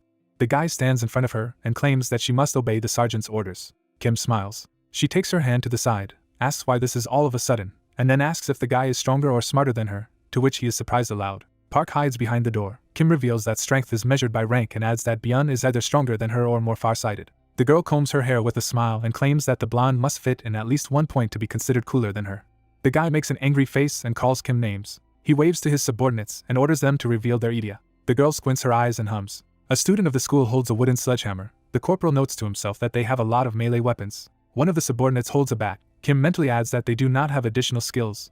Bun smirks and asks her if she feels pathetic looking at them. The girl raises her eyebrows and replies that she doesn't think so, then adds that it is more about them. The blonde smiles broadly and demands to stop grinding nonsense. The corporal stands in front of men with weapons. A school appears, and Bun reveals that the use of Idia within the walls of the school is punishable. A building is shown with a sign on which it is written that this is security. Kim looks at the guy in the red hoodie, who says that this is especially true of Idia, like the girl, and adds that she will be punished anyway. The blonde man smirks at his subordinates, thinking that these weaklings can safely use their abilities without fear of being caught. He smiles broadly and notes to himself that he has gathered 15 guys. The girl's palm hangs calmly. Byun muses on the dem that the corporal needs a blade to manifest the Idia as much as possible, then notes that she has nothing. Kim runs away from a crowd of guys. The blonde says to himself that if you compare pros without EDI and losers with ability, then the latter will win. The girl is standing. The guy declares that even she will not be able to defeat such a crowd. He points his hand forward and claims that he will make her feel sorry for her impudence. The corporal touches his face and hums. She pulls her finger aside and says that Sun is popular at this school. The building of the educational institution is shown. Kim asks what thoughts arise when looking at it. Byun twists his face and asks what kind of nonsense the interlocutor is talking about. She comes closer and notes that the blonde knows the rank of her Idia, then states that she has a question. The girl takes a step and asks what her rank of combat abilities can be. 2 guys with weapons move away in fright. They turn to the leader, who says that she is talking complete nonsense and adds that she cannot do anything without a sword, then adds that there are 15 people on their side and demands not to fall for tricks. The girl sighs. She shrugs her shoulders and says that Byun could have tried so hard during the battle of the troops. He calls her a wretch. The corporal touches his forehead and asks the guy if he has forgotten what they were taught in class. A white horn appears on Kim's head. She adds that, according to statistics, 1 A-rank fighter can take down 100 less powerful fighters. The girl stands in the middle of the blue glow. A window appears in which it is written about the rank, talent of the sword art, and general combat abilities, as well as that the body of the master of Idia is capable of summoning a white jade goblin. The corporal smiles broadly and reveals that when you are in A-rank, the forces are always unequal, then adds that the main thing that Byun must learn to reach this level is the skill of going against the crowd alone. The students with guns make frightened faces. Kim adds that even if she only had half of the skills she possesses, their chances would still be slim. The guy with the bat in his hands is trembling. Byun taps her foot and is indignant at why they are backing away and adds that her Idia doesn't even have a weapon. He raises his finger and orders to catch the corporal. The student holds on tightly to the bat and agrees. His palms tremble. He notes that the girl is unarmed. The young man jumps and shouts that they can do it. A subordinate swings a wooden weapon while flying. Kim looks at the attack and states with a smile that she likes his curiosity, and then asks if he believes in himself too much. The corporal smirks right in front of the bat. The student looks shocked. Kim grabs the weapon with his hand. She makes a throw. The guy flies away at his allies. Everyone looks at the 3 defeated guys. The girl notes aloud that it was a bullseye. She makes a dash. The corporal appears in front of another student. The jade goblin trips him. The young man falls. Kim puts her foot on his stomach. She stands in the midst of defeated opponents. One of Bun's subordinates leans on the ground and declares that the girl is invincible even without a sword. He lowers his head and declares that they are nothing against the A-rank Idia. The corporal goes down to him and says that they quickly surrendered, so they will not be able to do this. The student looks up furiously and shouts that she doesn't know anything, because she has been special and chosen since birth. Kim makes a sad face. She looks down at the young man, who claims that a man with a strong Idia will not be able to understand the ordinary. The corporal stands up and says that he can continue to think so, then adds that her combat abilities were originally D-rank. The blonde subordinate makes a surprised face and wonders aloud at what has been said. Byun raises a finger and states that Kim is lying, then adds that there is no person in the entire country who has not heard of her family. He waves his palm and adds that she could come up with something more interesting for her manipulations, then claims that no one will believe that someone like her does not have talent. Kim throws up her hands with a smile and says that she agrees with this, after which she adds that her Idia is A rank, but her combat abilities are D, then adds that it is untalented. Corporal looks up and states that she didn't want to draw her sword, but Idia asks for it, then continues that she will have to put up with it. Bun's subordinates make surprised faces and claim that this cannot be. The girl's hair is braided, she says that they will never recognize her efforts. Kim looks down at her palm and adds that she doesn't care about it. Her hand is covered in calluses, she declares that she will show them. Bun and his subordinates run at the girl and shout at her to shut up. The corporal stands in the middle of the unconscious bodies of the students, and claims that they are no match for her with weapons. The fence of the roof of the school is shown. Byun stands in a fighting pose. Kim says that there is only one thing left to do. The students lie on the ground. The girl declares that she left the sergeant for last. He twists his face and says that garbage belongs at the garbage can. Kim touches his neck and replies that it will be over when he deals with him. The guy smiles and declares that there is nothing to be done. He spreads his arms to the sides and invites the goblin to solve everything. The corporal squints his eyes and mentally wonders at his confidence, then thinks that he has something under his sweater. She frowns. Kim approaches the young man and advises him to relax his stomach, and notes to himself that he needs to destroy it. Kim's fist approaches Byun. The blonde smiles broadly with thoughts that she has fallen for it, and adds that he knows that she deliberately avoided blows to the face, as she understood that she would be punished. The guy puts his head under the girl's swing and mentally declares that he will take this blow. The corporal makes a surprised face. The goblin's attack flies into Bun's face, who says to himself that if he pretends that she beat him, he is unlikely to receive punishment. The blonde smirks in front of his fist, and notes to himself that pain is a small price to pay for the suffering of the corporal. Someone stops Kim's shot. Puck holds her hand and declares that he barely made it. Bun looks at him in surprise and calls him a loser in amazement, to which the hero reveals that the sergeant's neat nose could have been damaged. In the palm of the protagonist there are pieces of plastic. The blonde makes an indignant face and calls Puck names, then asks what he's doing here. The hero steps on his hand with the words that there was a mistake. Byun begins to yell. The protagonist clutches his head with a smile and asks the guy in the red hoodie if he is okay. The blonde man looks up at Kim and asks loudly if she called this guy. The girl points her finger at Puck and replies that he himself went after her, to which he is surprised aloud. The young man in glasses begins to cry and is indignant that he is not welcome anywhere. Kim looks at him with thoughts that she was able to resolve this situation by shifting the focus of attention to another part of Byun's body. She turns to the entrance to the roof and wonders to herself how the hero was able to get to her from there in such a short time. The protagonist makes a dash. The corporal's fist flies forward. She notes to herself that the young man managed to open the door and stand in front of her and Bun. Puck stops the goblin's hand, and she wonders to herself that he made it before her fist touched the sergeant's face. Kim makes a surprised face. She is silently amazed that the hero managed to completely prevent the attack, then adds that his overall combat abilities cannot be F rank. The girl clenches her fist behind Park. He declares that the sun is already setting. Kim wonders who he is. She opens her hand in amazement. Corporal looks at the shards of plastic in his hand in surprise. The protagonist's shadow falls on the roof. He notes aloud to the sergeant that it is already sunset, then suggests that he go home and forget about what happened. Bun clutches his chest and asks the young man who he is to decide for him. The blonde man points at Park and Kim with his finger and states that they are both afraid that if he complains to the teacher, then they will both be screwed. The hero raises his fist in surprise and asks what he did, after which he adds that he protected the sergeant, so he should be praised. The girl points at the protagonist with her hand and tells Byun that the newcomer really protected his ugly face, then she adds that his pathetic antics have come to an end. The sergeant smiles madly and asks who said that. He points his finger to the side and states that he wrote everything down. A guy in a red hoodie smiles broadly and talks about the video.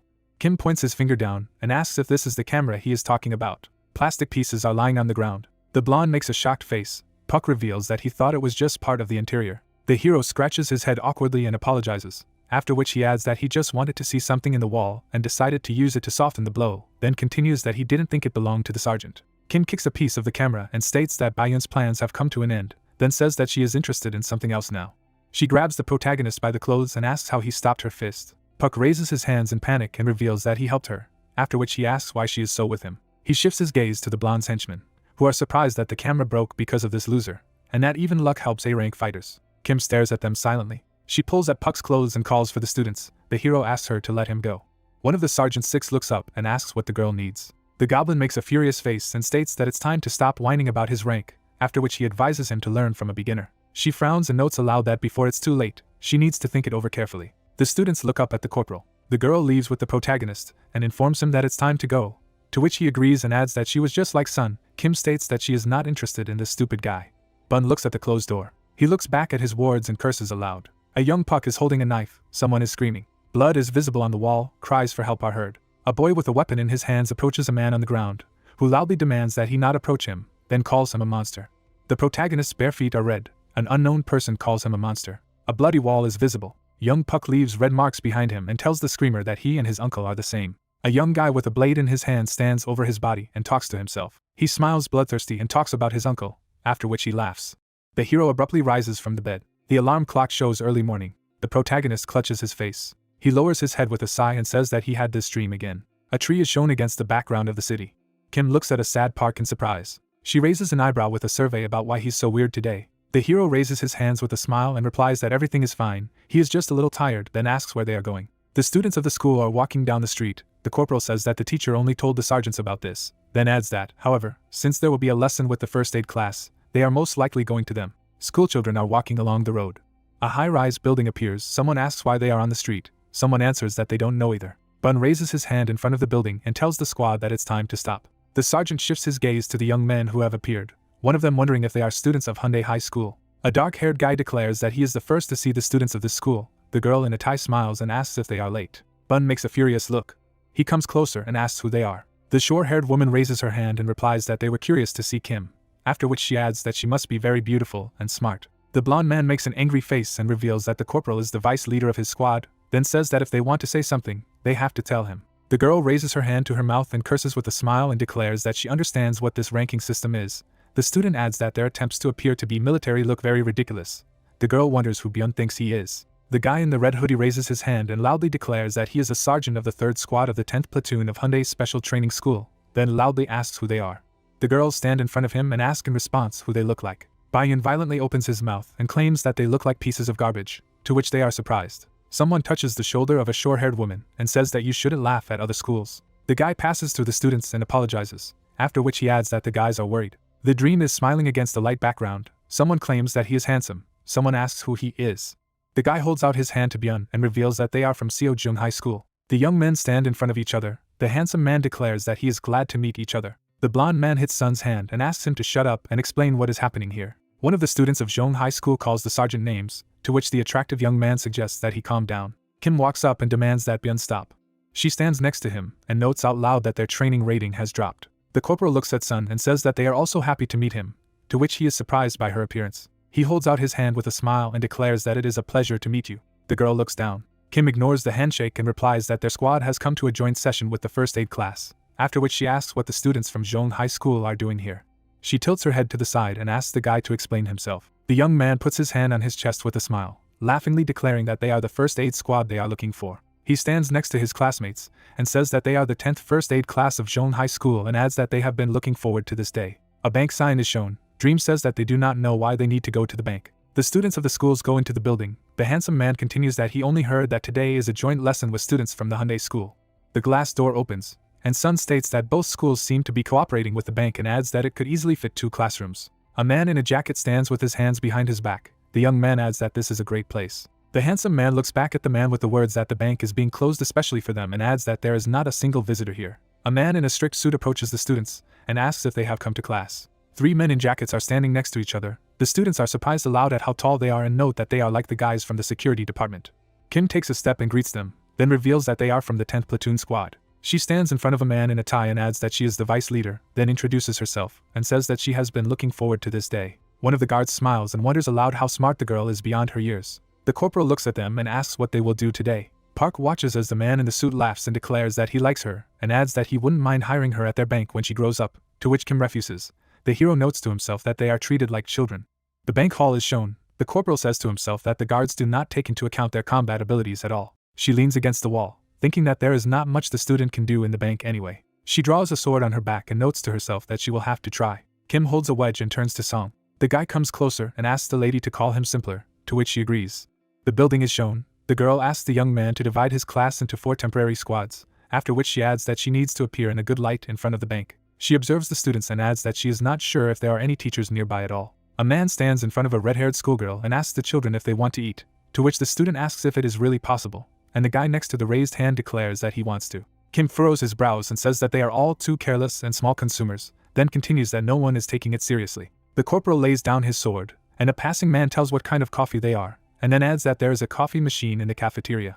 Kim's face turns red against the background of sugary drinks. She leaves the blade against the wall, thinking that it is unlikely that anything can go wrong, and asks aloud if anything, to which she agrees is true. The windows are covered with curtains. Puck stands around the corner and notes out loud that everyone is relaxed. A dream with a smile appears in front of the hero. The protagonist declares that it is unlikely that something can happen. The handsome man greets him. The young man with glasses makes a surprised face and greets in an awkward way, to which the student of the school Zhong asks if he was walking with Kim. The dark-haired guy looks at the interlocutor and mentally remembers who he is, after which he mentally asks how he knows this. Park's eyes hide his glasses. He gives a thumbs up with a bright smile and says that he understands that Sun wants to ask the corporal out on a date, then adds that he can do a great job. Handsome awkwardly raises his hands and replies that this is not true at all.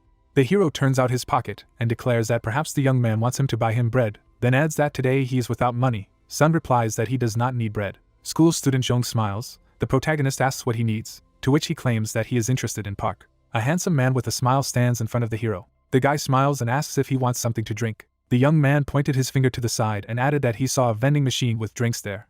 The hero took a step forward and tried to figure out whether to report it to the sergeant or the vice leader. People are standing, and the protagonist thought that everything would be fine anyway. The jar fell down. His hand picked up the drink. Puck took a sip. Sun turned around and noticed that the hero seemed so careless, and then assumed that he was hiding his abilities from all of Hyundai High School. The protagonist spat out the drink after hearing it. The schoolboy turned around, and Park replied that he didn't care about anything, and Sun thought that he didn't fit in with the class team at all, seemed superfluous. But for some reason he looked so carefree. The protagonist raised his head and added that this is his motto in life. The young man tilted his head and wanted to know what rank his fighting abilities were. The hero narrowed his eyes and pathetically stated that they were F rank. The young man approached and assumed that he was joking, to which the protagonist said that his Idia was also an F rank, which meant that he was a champion among losers. The schoolboy raised his hands and thought that he was testing him, to which Park replied that he had no reason to do so. The dream looked away and thought that then it was even stranger, because he literally had the wind in his head, and the hero reminded him that he wanted to talk about something. The jar bounced off the walls. The guy turned. The young man stretched out his hand and wanted to know how he did it, because it was amazing. The protagonist raised his hand and replied that he had just thrown the jar, to which Sun said that it was incredible. The guy swung and said that he would try it too, and Puck began to cheer him up. The jar flew past the trash. The young man goes for garbage and says that it is not so easy, and the hero noticed that he has bad reflexes. The schoolboy picked up the jar and said that he was not very good at fighting, so he transferred to the first aid department. Dream goes to the trash can and clarifies if it is true that he has an F rank. The cans are in the trash, and the guy is trying to understand how such a loser can survive in the combat class. Park raised his head and stated that Kim was helping him, as well as Luck. The hero leaned over and asked what about his Idia. The item appeared in front of the young man, and the system said that it was a C-class blade arm, and the general combat abilities were also C-class, and this Idia turned the arm into a blade. Puck looked down and noticed that it was a good Idia, because it had a lot of potential. The schoolboy looked down and said that he heard it all the time, but she hadn't changed in the slightest. The guy clenched his fist. The protagonist looked at the young man and assumed that he was interested in his rank because he wanted to transfer to the battle class. The schoolboy turned around and replied that it was so. Puck stands silently. The hero tilted his head and said that first aid is better, because he will be able to save people, and this is 1,000 times better than the development of combat abilities. Dream looked down and asked if it was true. The protagonist bit his lip and replied that of course it was true. Park put his hand on his friend's shoulder and added that he was simpler and more confident. The guy stands there and realizes that she is jealous because things were different if only he could use the idiot to save people. The hero turned around and told them to go back. The bus is coming. A man in red walks and apologizes for being late. The stranger turned and noticed that the children had already left. The person holds the paper and tells the teacher to start grading. The man leaned over and said that they hadn't seen anything yet, to which the second replied that this was the power of improvisation. The man in the coat raised his hands and explained that he should first evaluate the best students, let him think of what grade they would get, because this is still a typical activity. The teacher turned and noticed that this was to consolidate the theory, and the stranger noticed that he understood everything well. The man writes grades, and the man in the coat added that after the assessment, they can go to drink coffee. The stranger turned around and said that he knew where the tastiest coffee was, and the teacher added that they could have a cup then, and the man in the coat said that he knew the teacher from Hyundai High School would be a cool guy. The light illuminates the stand. The guy stands and says that standing at the door is tiring, and the girl added that nothing is happening anyway. The young man turned and suggested that the sergeant play rock paper scissors, and whoever loses buys drinks. The children raised their hands for the game. The red-haired man stands and says that someone is walking there. An unknown person is climbing the stairs, and someone noticed their unusual attire, and later suggested that it was cosplay. The man turned around when the guys were talking about the unusual uniforms of people. The guard ran forward. A person stretches out his hand. The disciple stood in disbelief as the man shouted for them to step aside. The guard pushed the guy away. The man in the jacket blocked the attack, and the system reported that it was a C-rank Idia, with a total combat ability of B, and that she was getting heavier with each hit. An unknown person holds a sword, and the man shouted for them to run to the exit. The students turned around and tried to understand what was going on, to which someone suggested that this was a training task. A red light comes from the eyes of an unknown person who has said that resistance is futile. The guard looked to the side and tried to understand why they were standing and not running away, and the voice said that he was glad to meet him. Blood gushed onto the floor. The killer stands and greets comrades from South Korea. The man smiled and asked for forgiveness. The two remaining guards stand and try to figure out who they are. The unknown man took a step forward and noticed that he looked strong, which meant that he could amuse him. The man with the red tie leaned over and tried to figure out what dialect it was, because it looked a lot like North Korea, to which his comrade assumed they were North Korean spies. The killer is standing, and their leader replied that they are a bit of a beggar today, and if he does not want to be left without a head, he must fill this bag to the brim. The bag fell to the floor. The man bit his lip. People took a step forward, and someone shouted for them to take positions. The guards took up fighting stances.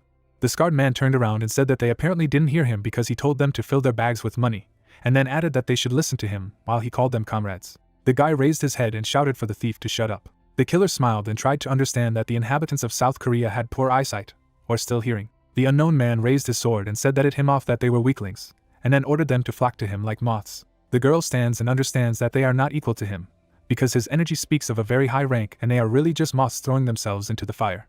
The guard stands and tells them to disarm and twist him, and also stop him because there are schoolchildren behind. Kim reaches out and thinks the children shouldn't get hurt, then yells for them to step back. The unknown man swung and said that his comrades were interfering with him, so let them move away. The girl looks ahead in shock. The man lies in a pool of blood.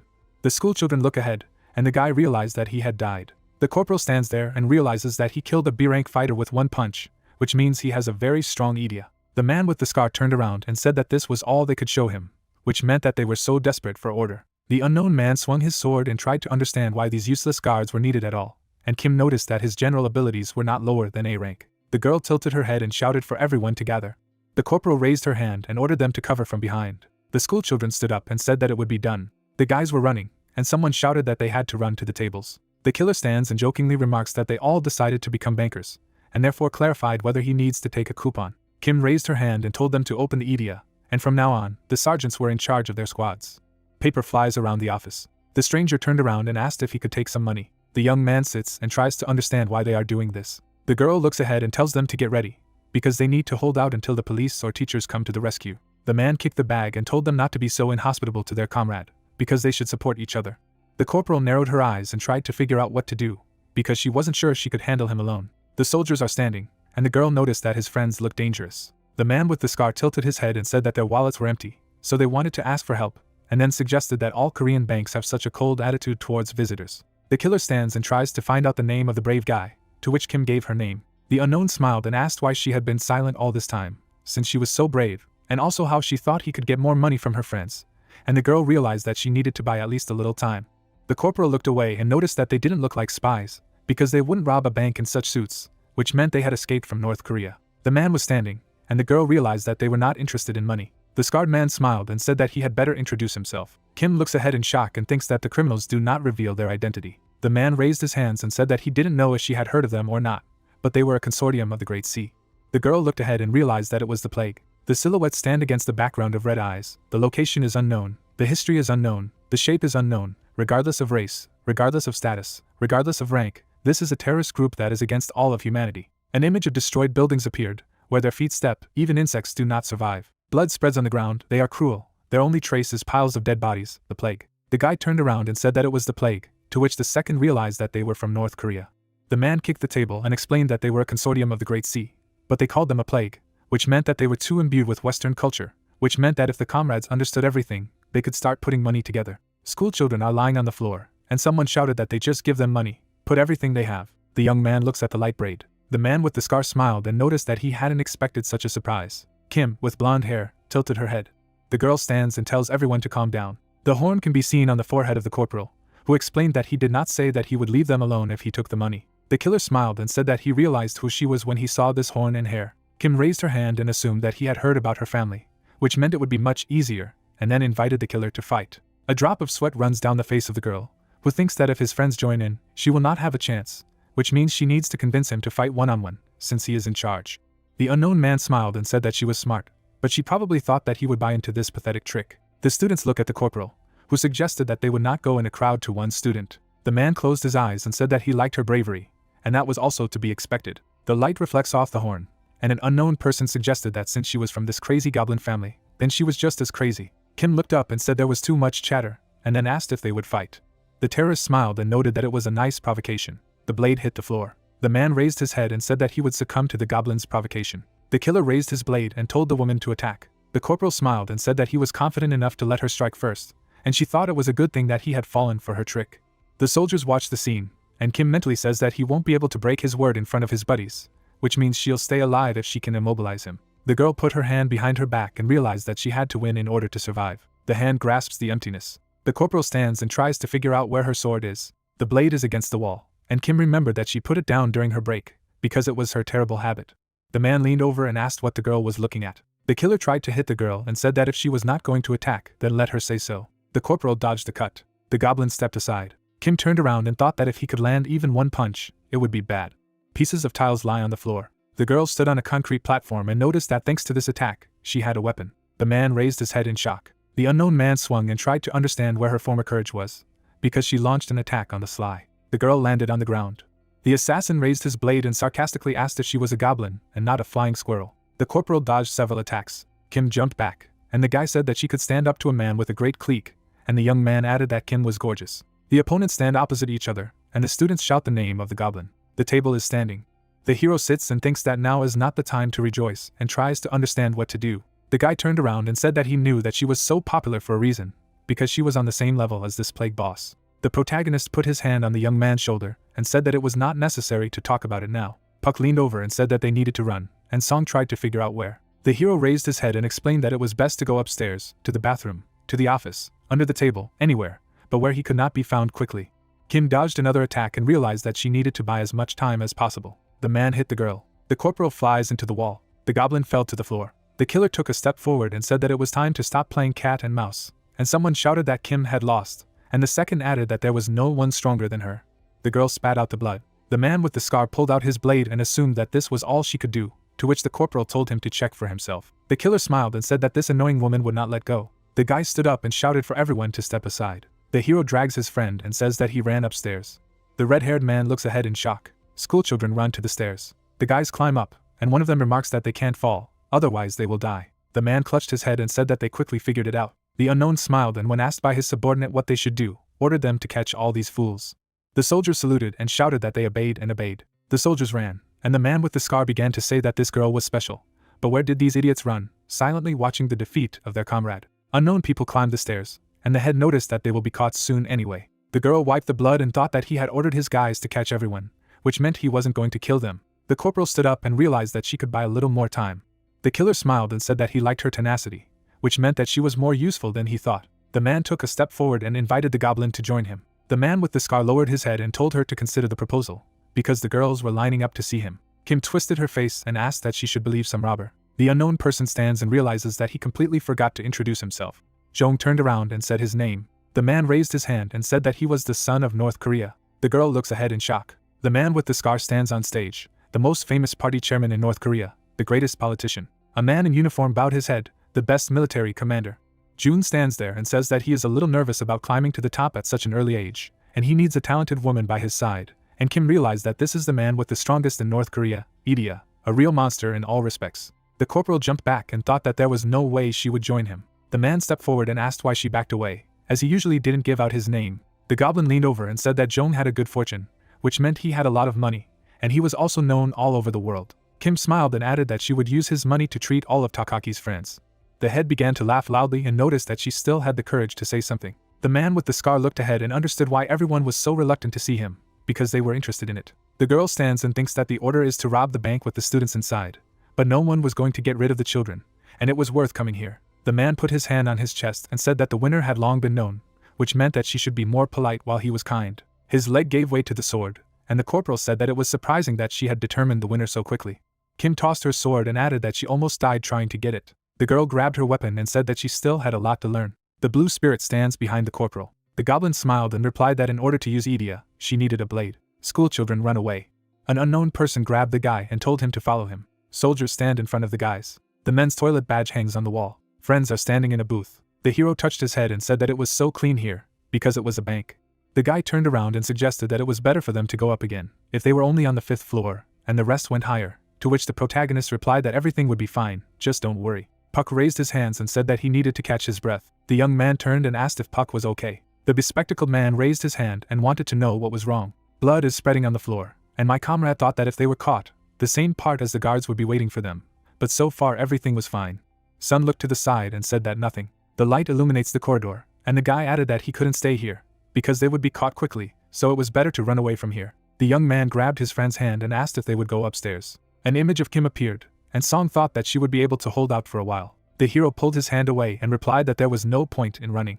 The protagonist raised his head and said that he had to fight. Sun leaned over and reminded him of what had happened to the guards. After all, even the teachers wouldn't be able to resist this group, and it was C and F rank. What would they be able to do? Park sits and asks his friend if he believes that souls can be divided by rank. Sleep was inclined to understand why he was suddenly talking about it. The hero spies on the girl and reveals that he once accidentally heard that Kim's overall combat abilities used to be D rank, and now she is A rank.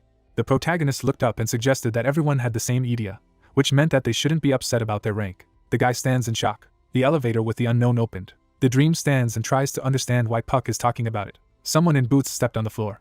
The guy turned around and said that they were here, which meant they needed to hide. The soldier goes to the door, and the hero says that he has a good Idia. It is much better than him, and if he concentrates, he can make it much cooler. The guy turned around and asked his friend to be quiet, because they could be heard. A hand rested on the student's shoulder, and the protagonist asked him to listen. Sleep turned and tried to understand what was happening. Park leaned over and told him to trust him and just do what he says. The light reflects off the sink. The soldier goes and says that he hears them perfectly, so let them come out. The man raised his hand and added that his boss didn't like slow people. The hero looked out of the booth and noticed that he had an interesting dialect, and then asked if he would teach him. The soldier leaned over and told him to stop fooling around, and the boss would understand him if he took away an arm or a leg. The protagonist raised his hand and noticed that without his boss he was something more talkative, and this is very magnificent. Puck took out a dagger. The hand holds the blade. The hero stretched out his hand with a weapon. The fighter tilted his head and tried to figure out what it was, and then assumed that it was his Idia. The shoes began to emit a blue light, and the man told him to stop with these stupid things and just accept the fact that he was caught. The soldier made a dash at the schoolba, and the system reported that it was a B rank Idia, with a total combat ability of B, and they also carried the user of the skill from 0 to 100 seconds after starting the movement. The hero took a step back and recalled that he had told the guy that he had to run. The man swung and shouted that they had nowhere to run, because they were trapped. A red aura enveloped the protagonist, and the system reported that it was an S-rank Idia, a perfect massacre, and general combat abilities at S.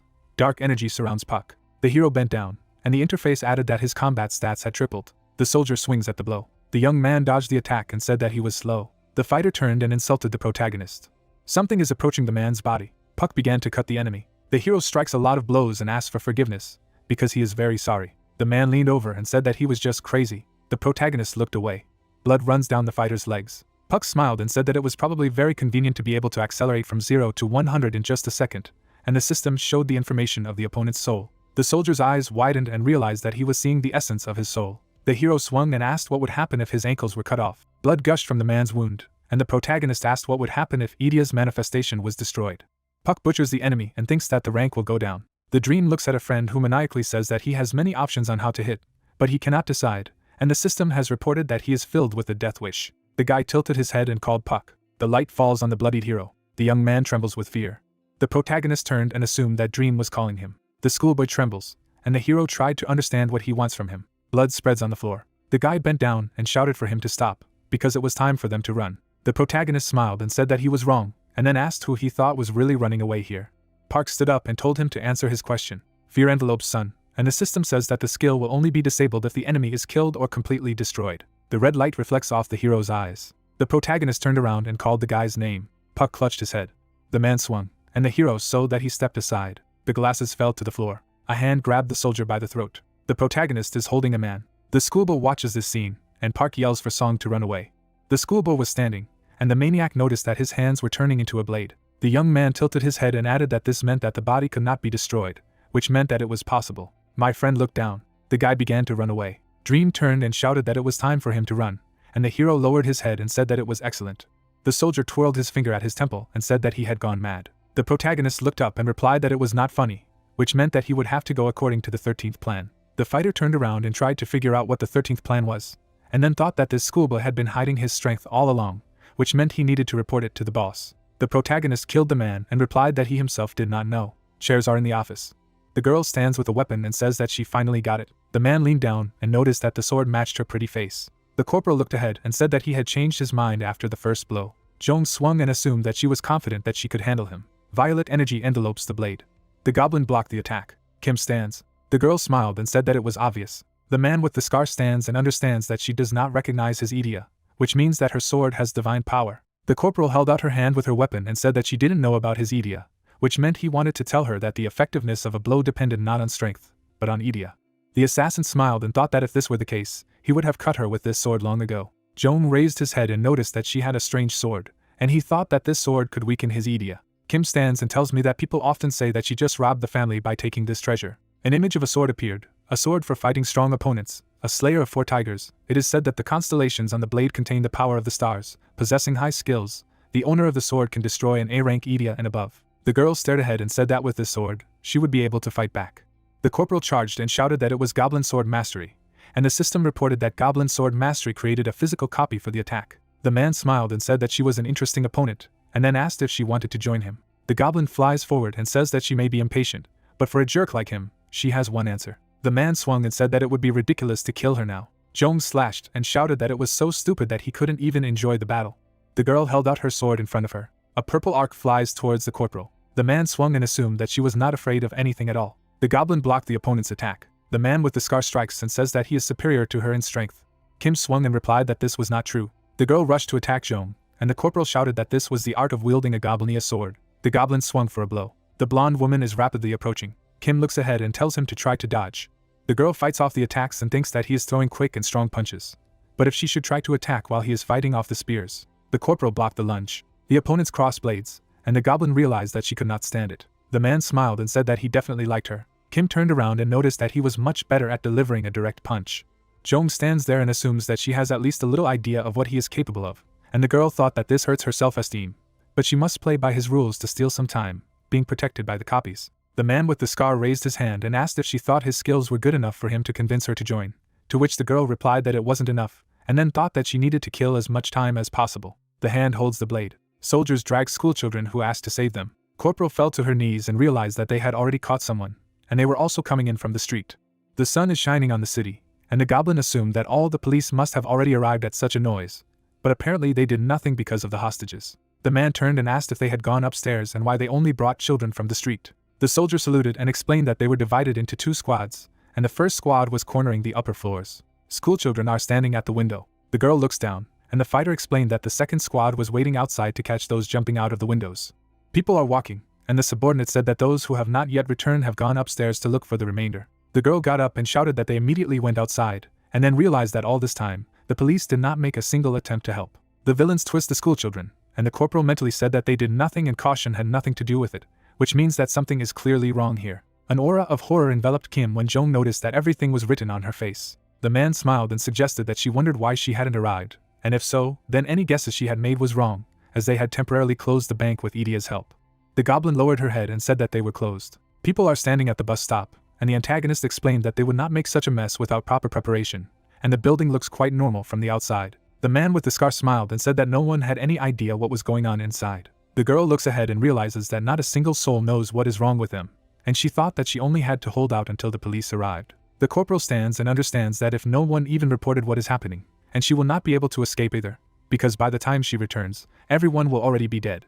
Her hand holds a sword, and Kim realizes that she won't last long anyway, and she doesn't know what to do. The light illuminates the room, and the killer tries to understand what is wrong with Kim. The captives were sitting, and Jong asked where her spirit had evaporated. The man looked to the side. The soldier is standing. Blue energy enveloped the man's feet. The worker grabbed the phone and shouted that he couldn't just sit idle. The man frantically dials the number and says that an emergency call button is needed. The man put the phone to his ear and shouted that the bank had been seized. The worker turned around and added that terrorists had entered inside.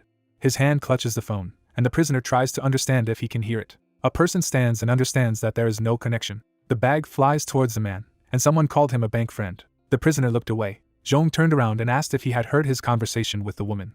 The man knelt down, and the antagonist repeated that there was a soul among them who specialized in isolation, which meant that neither the phones nor the emergency call button would work. A scoop holds a smartphone and understands why they haven't been working all this time. The employee sits and tries to understand why Jong needed to break into the bank in broad daylight. The man with the scar closed his eyes and replied that he was belittling his position, and then added that all professionals are equally important, because these are the ideals of great communism. The man raised his head and shouted that if the special forces found out that he was there, he would be in trouble. The antagonist smiled and assumed that he was talking about the old jerk Le Sin. An aura of anger enveloped Young, who noticed that there was such a person from South Korea. The prisoner looks at the laughing head. The blade approached the man's head. Jong stands and says it's time to learn an important lesson. The employee sits and asks not to do this. Jong swung and asked him not to be upset. The man with the scar is standing, and a voice from behind has shouted for him to stop. The head turned around and said that she had just called him a monster. The girl bent down and invited him to fight. The corporal looked ahead and asked to be left alone. The killer goes after the man and says that she has already offered it to him, and then asks if she understands what it means. Jong swung for a blow and said that she could not respond. The man cut the prisoner and explained that she could not imagine. Blood flies towards the goblin.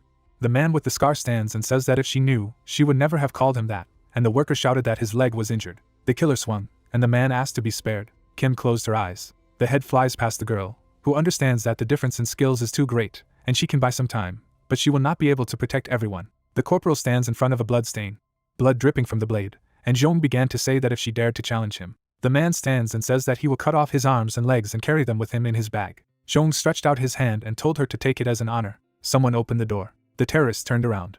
Sun raised his hands and said that he did not want to draw attention to himself. The killer stands and asks who he is. The soldier turned and shouted that he would catch him immediately, to which the head asked him to wait. The guy closed his eyes and greeted him. The young man raised his head and laughed unequally. The schoolboy looks ahead and remembers Puck. The guys are sitting on the floor, and Sun realizes that this is worse than hell. Blood spreads on the floor. The hero took a step forward and said that there would be hell below. When he activated, he would have to run to the first floor and tell everyone that he was here. The guy leaned over and asked what would happen to him. The protagonist smiled and told him to trust him, because he believed in Sun. The schoolboy lowers his head and thinks that he did everything as Park said. The man with the scar came up and asked his friend to introduce himself, to which the boyfriend gave his name and explained that he was a 10th grader from Songjun School. The guy stands and says that all the money is on the 5th floor, and the man incredulously assumed that the safe is located in such a strange place. The young man raised his head and explained that his friend had transferred everything there.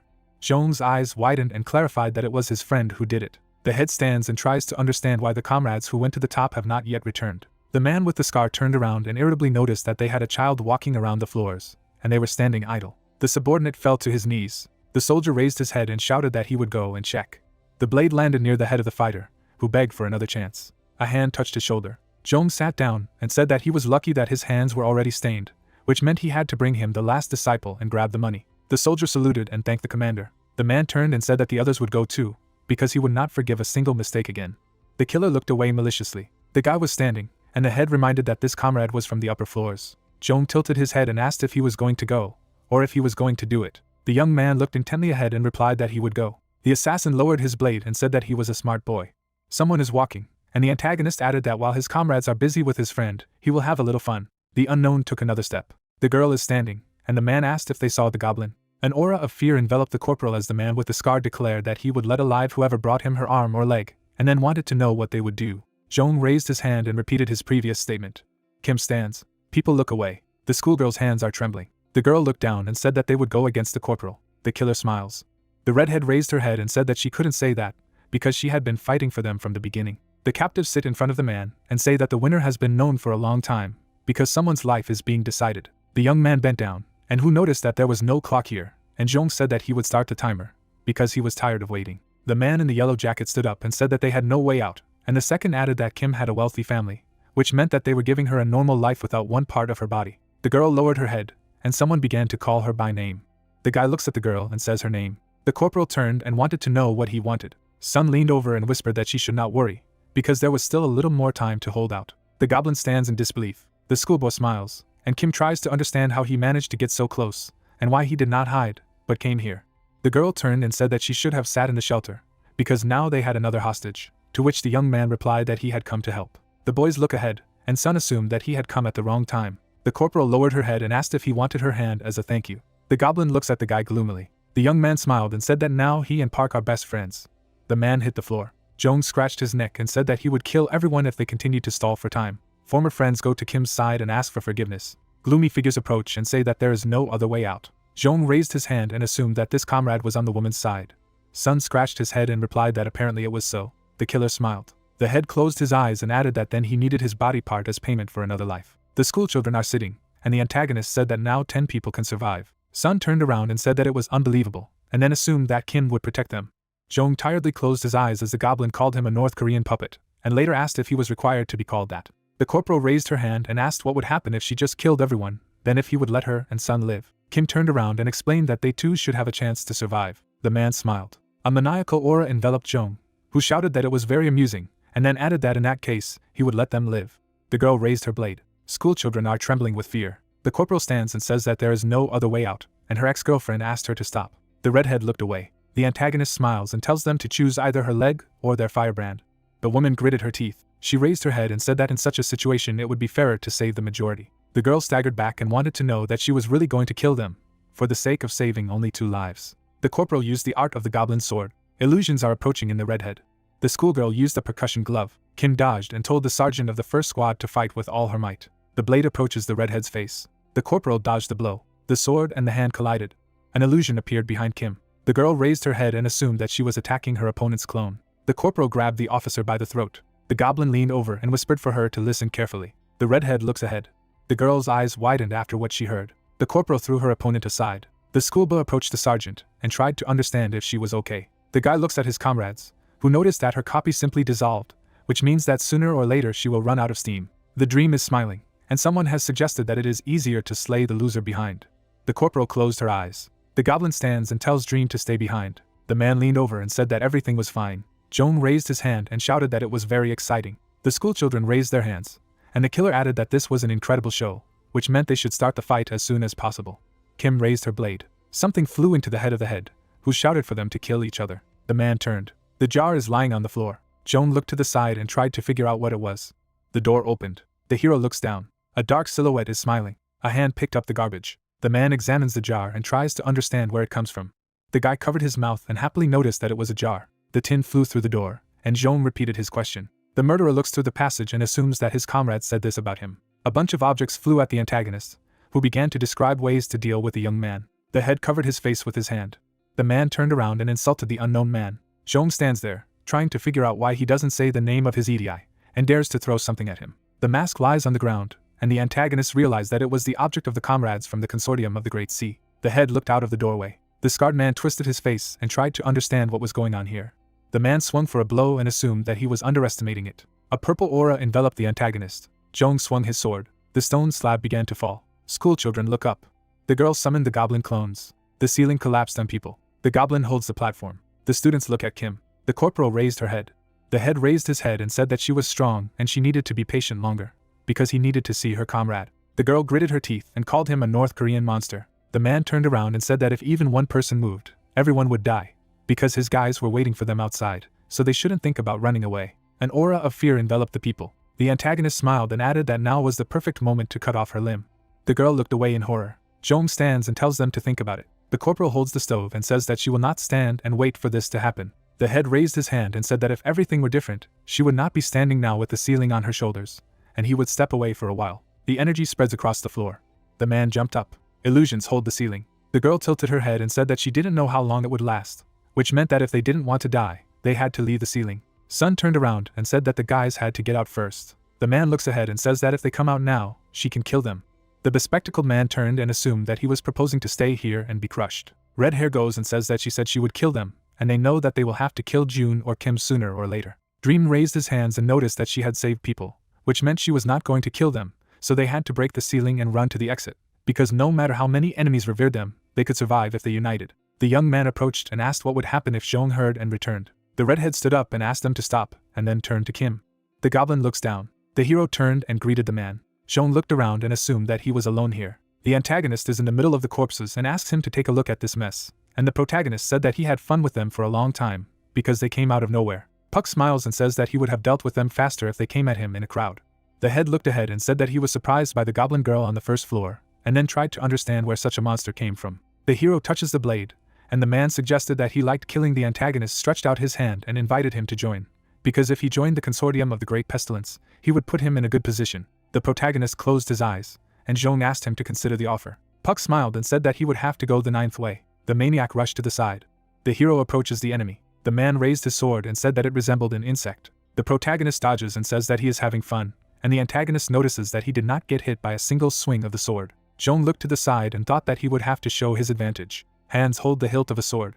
The head struck the ground and asked in his mind how he felt it. The maniac stands behind the man with the scar. The man intercepted the blade. The antagonist swung and mentally said that he had no idea what kind of Idia he had, which meant that he was caught, and the system explained that he would be able to set the swing, since he was holding a great sword retrieved from the tiger cave of Baekdusan. The blade dragged across the floor, and Jeong remembered that the sword went through surfaces.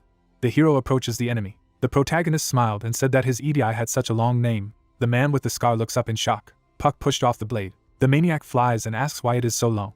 The hero landed and said that it was incredible, and then wanted to know how he made it so big. The man stands and thinks he dodged, and then assumes he sees his Idia. The antagonist turned around, and Park replied that he was right, and the system began to show Zhong's stats, and the maniac tried to understand why his rank had so many pluses, as well as what the gain factor was, and where he got it. The hero twists the blade, and Zhong realized that he was almost caught, and then asked the name of the protagonist. Park smiled and said his name 3 times. The man with the scar smiled and said that he had special vision, and then began to talk about the benefits of joining their ranks. The maniac leaned over and revealed that he thought he was the strongest man he had met in a while, and the head suggested that he wanted to join him. The hero looked ahead and explained that he could only see 9. The line comes from a man trying to figure out what he sees, to which the protagonist replied that he sees 9 ways to kill him. The antagonist covered his face with his hand and said that he was jealous of his abilities. Puck prepared to attack and said that 1 way would be enough for him. Zhong raised his sword and assumed that the negotiations were over, and then added that he would beat him to a pulp and use the ability of his unique vision. The hero rushed forward. Violet energy spreads across the floor. Opponents fly at each other. The monitor is on the table. The guy is lying on a chair and says that the elevator is broken, so it will take him a long time to get up, and the loser will buy some time. The buildings were standing, and the young man added that they were in a building in the middle of the city, so all they had to do was make a call and the police would be there. Bun closed his eyes and said that he would get in trouble too soon if he got out too soon, so it would be better to sit there a little longer. The hero rushed forward. The protagonist dodged the attacks. The antagonist slammed the ground. Puck jumped up. The maniac stepped on the sword. The man raised his head and shouted that he was a petty coward. The hero approaches a man who shouted that he only knows how to dodge and tells him to attack. The blade approaches Zhong's face. The head ran behind the enemy. The man with the scar turned and thought that he had almost been caught. The hero swings for a blow, and the man tried to understand when he managed to get so close. The protagonist slashed Zhong's body. Puck smiles, and the antagonist mentally calls him a coward. The man with the scar blocks the attacks and realizes that he has been just having fun all this time, and he is just a toy for him. The hero approached the chapter and tried to understand when he would wait for a retaliatory attack from him. The protagonist swung and shouted that it was time to finish. The man smiled and said that he could die if he continued to hide it. A dark hand approaches the guy. The young man looks at the purple limb. Puck dodged the attack. The maniac looks ahead and tries to understand who it is, as well as how he did it and where he got it from. Dark energy envelopes Zhong's body, and the system explained that it was the monster's left hand, but its stats were unknown, and the hero said that he had 2 Idia. The man raised his head and said that speed would no longer help him. The protagonist looked ahead and wanted to ask the antagonist what kind of hand it was. Zhong raised his head and tried to understand why he was interested, and then added that he thought he would see someone more serious here, and then said that the gates to hell would open to him today. Puck smiled and realized that he had become stronger with this hand, which meant they could finally play. The head turned around and told him to stop fooling around, because if he continued to fight like this, he would not be left with a scratch, to which the hero assumed that he was running away. A dark aura enveloped Zhong, who revealed that he hadn't heard those words for a long time. The protagonist bent down and realized that he thought he would be able to escape. But how? The man turned around and replied that he didn't know, and then tried to figure out how he could escape. The antagonist raised his sword and said that he remembered Puck.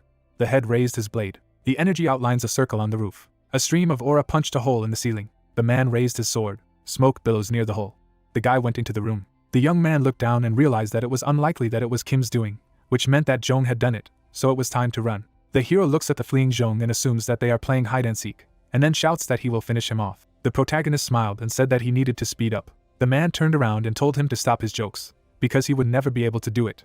Park approached the antagonist and said that this was not a joke. The head lowered his head and thought that he had gone mad, and perhaps he would suffer today. The guy looks down and shouts the man's name. The man raised his head and said that he still had hope. The young man looks ahead and tries to understand what happened there.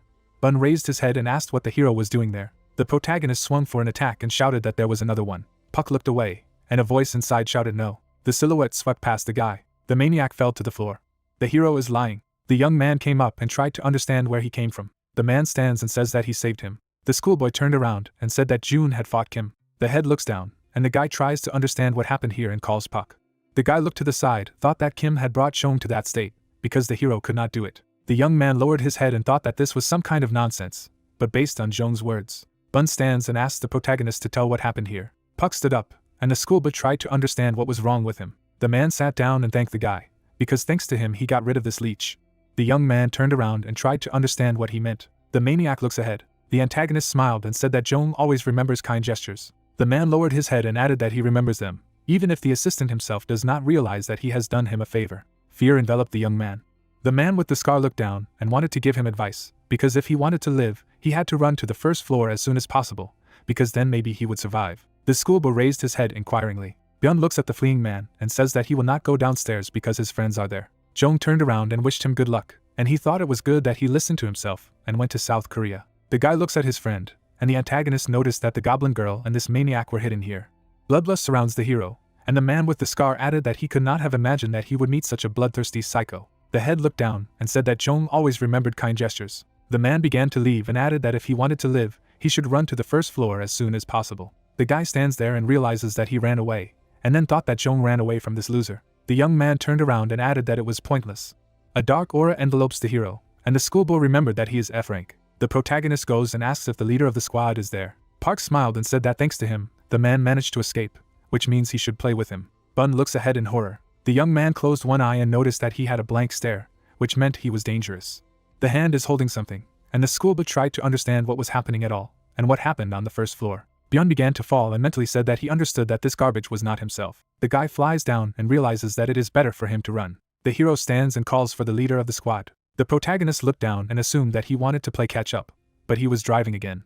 Puck leaned over and called for the leader of the squad. The maniac approaches the young man and tells him that he has already driven, which means they should play something else. Bun waved him off and asked him to get away from him. The hero looked slyly ahead. The lines enveloped the body of the guy, who cannot understand how he dodged.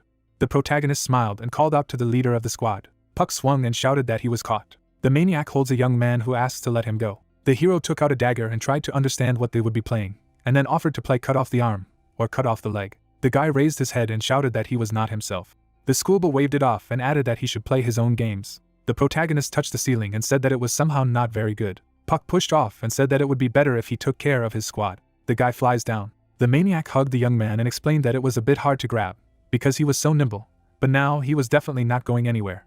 The schoolchildren fall down, and Byun asks him to let him go, and the hero reminds him that he used to hate him. The guy tries to remove the protagonist's hand and shouts that they will both die. Puck turned around and replied that he would not die, and the schoolboy realized that if they fell now, only a stain would remain of him. The guy turned around and thought it was that voice again. The young man looked down and mentally sent his pride to hell.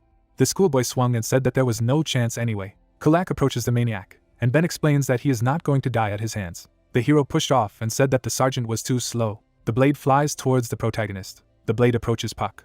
The maniac knocked off the blade and assumed that someone else wanted to play. The weapon is flying, and the guy noticed that he managed to dodge, although now he is worried about something more important. The young man rolled over and shouted for everyone to step aside. A schoolboy is holding on to the stove. Bun raised his hands. The guy pushed the platform. The young man fell to the floor. The hero landed. The protagonist looked to the side and offered to play. Puck looks at the sword. The maniac smiled and realized that the game was starting again. Everything was as he liked. Someone holds the ceiling, and the voice tries to understand how long she is going to stand like this. The goblin holds the platform and assumes that the leader of the first squad lacked that blow. Her hand holds the ceiling, and the corporal realizes that she is pretending that everything is fine, but she is at her limit. The veins swelled in Kim's legs. The girl raised her head and realized that she couldn't take it anymore. The redhead charged her shock glove. The officer goes and tries to issue an order from the leader of the first squad. The woman raised her hand and shouted that they were the first. The guy turned around and reminded her to stop, because they were all classmates, and she was trying to save them. The young man stands between his rivals. People look ahead and ask him to get out of the way, and Sun replied that there is no way he will not move. The schoolboy raised his hand and tried to understand how they dared to do this to someone who had fought for them, and then he wanted to know if their conscience was tormenting them. The woman put her hand on her chest and explained that he was still very young, so he did not understand anything, because she had her own, and the second one asked not to act good, because they had no other choice. The girl looks ahead. The guys grabbed their heads with their hands and shouted that they were to be crushed now. The redhead goes and says that Kim is running out. The officer took a step forward and said that there was no time and Sun had to go away. The guy raised the weapon and asked her to stop, otherwise he would use force. The redhead closed her eyes and said that she had no choice. The officer turned to the first squad of the 10th platoon of the Jane Battalion.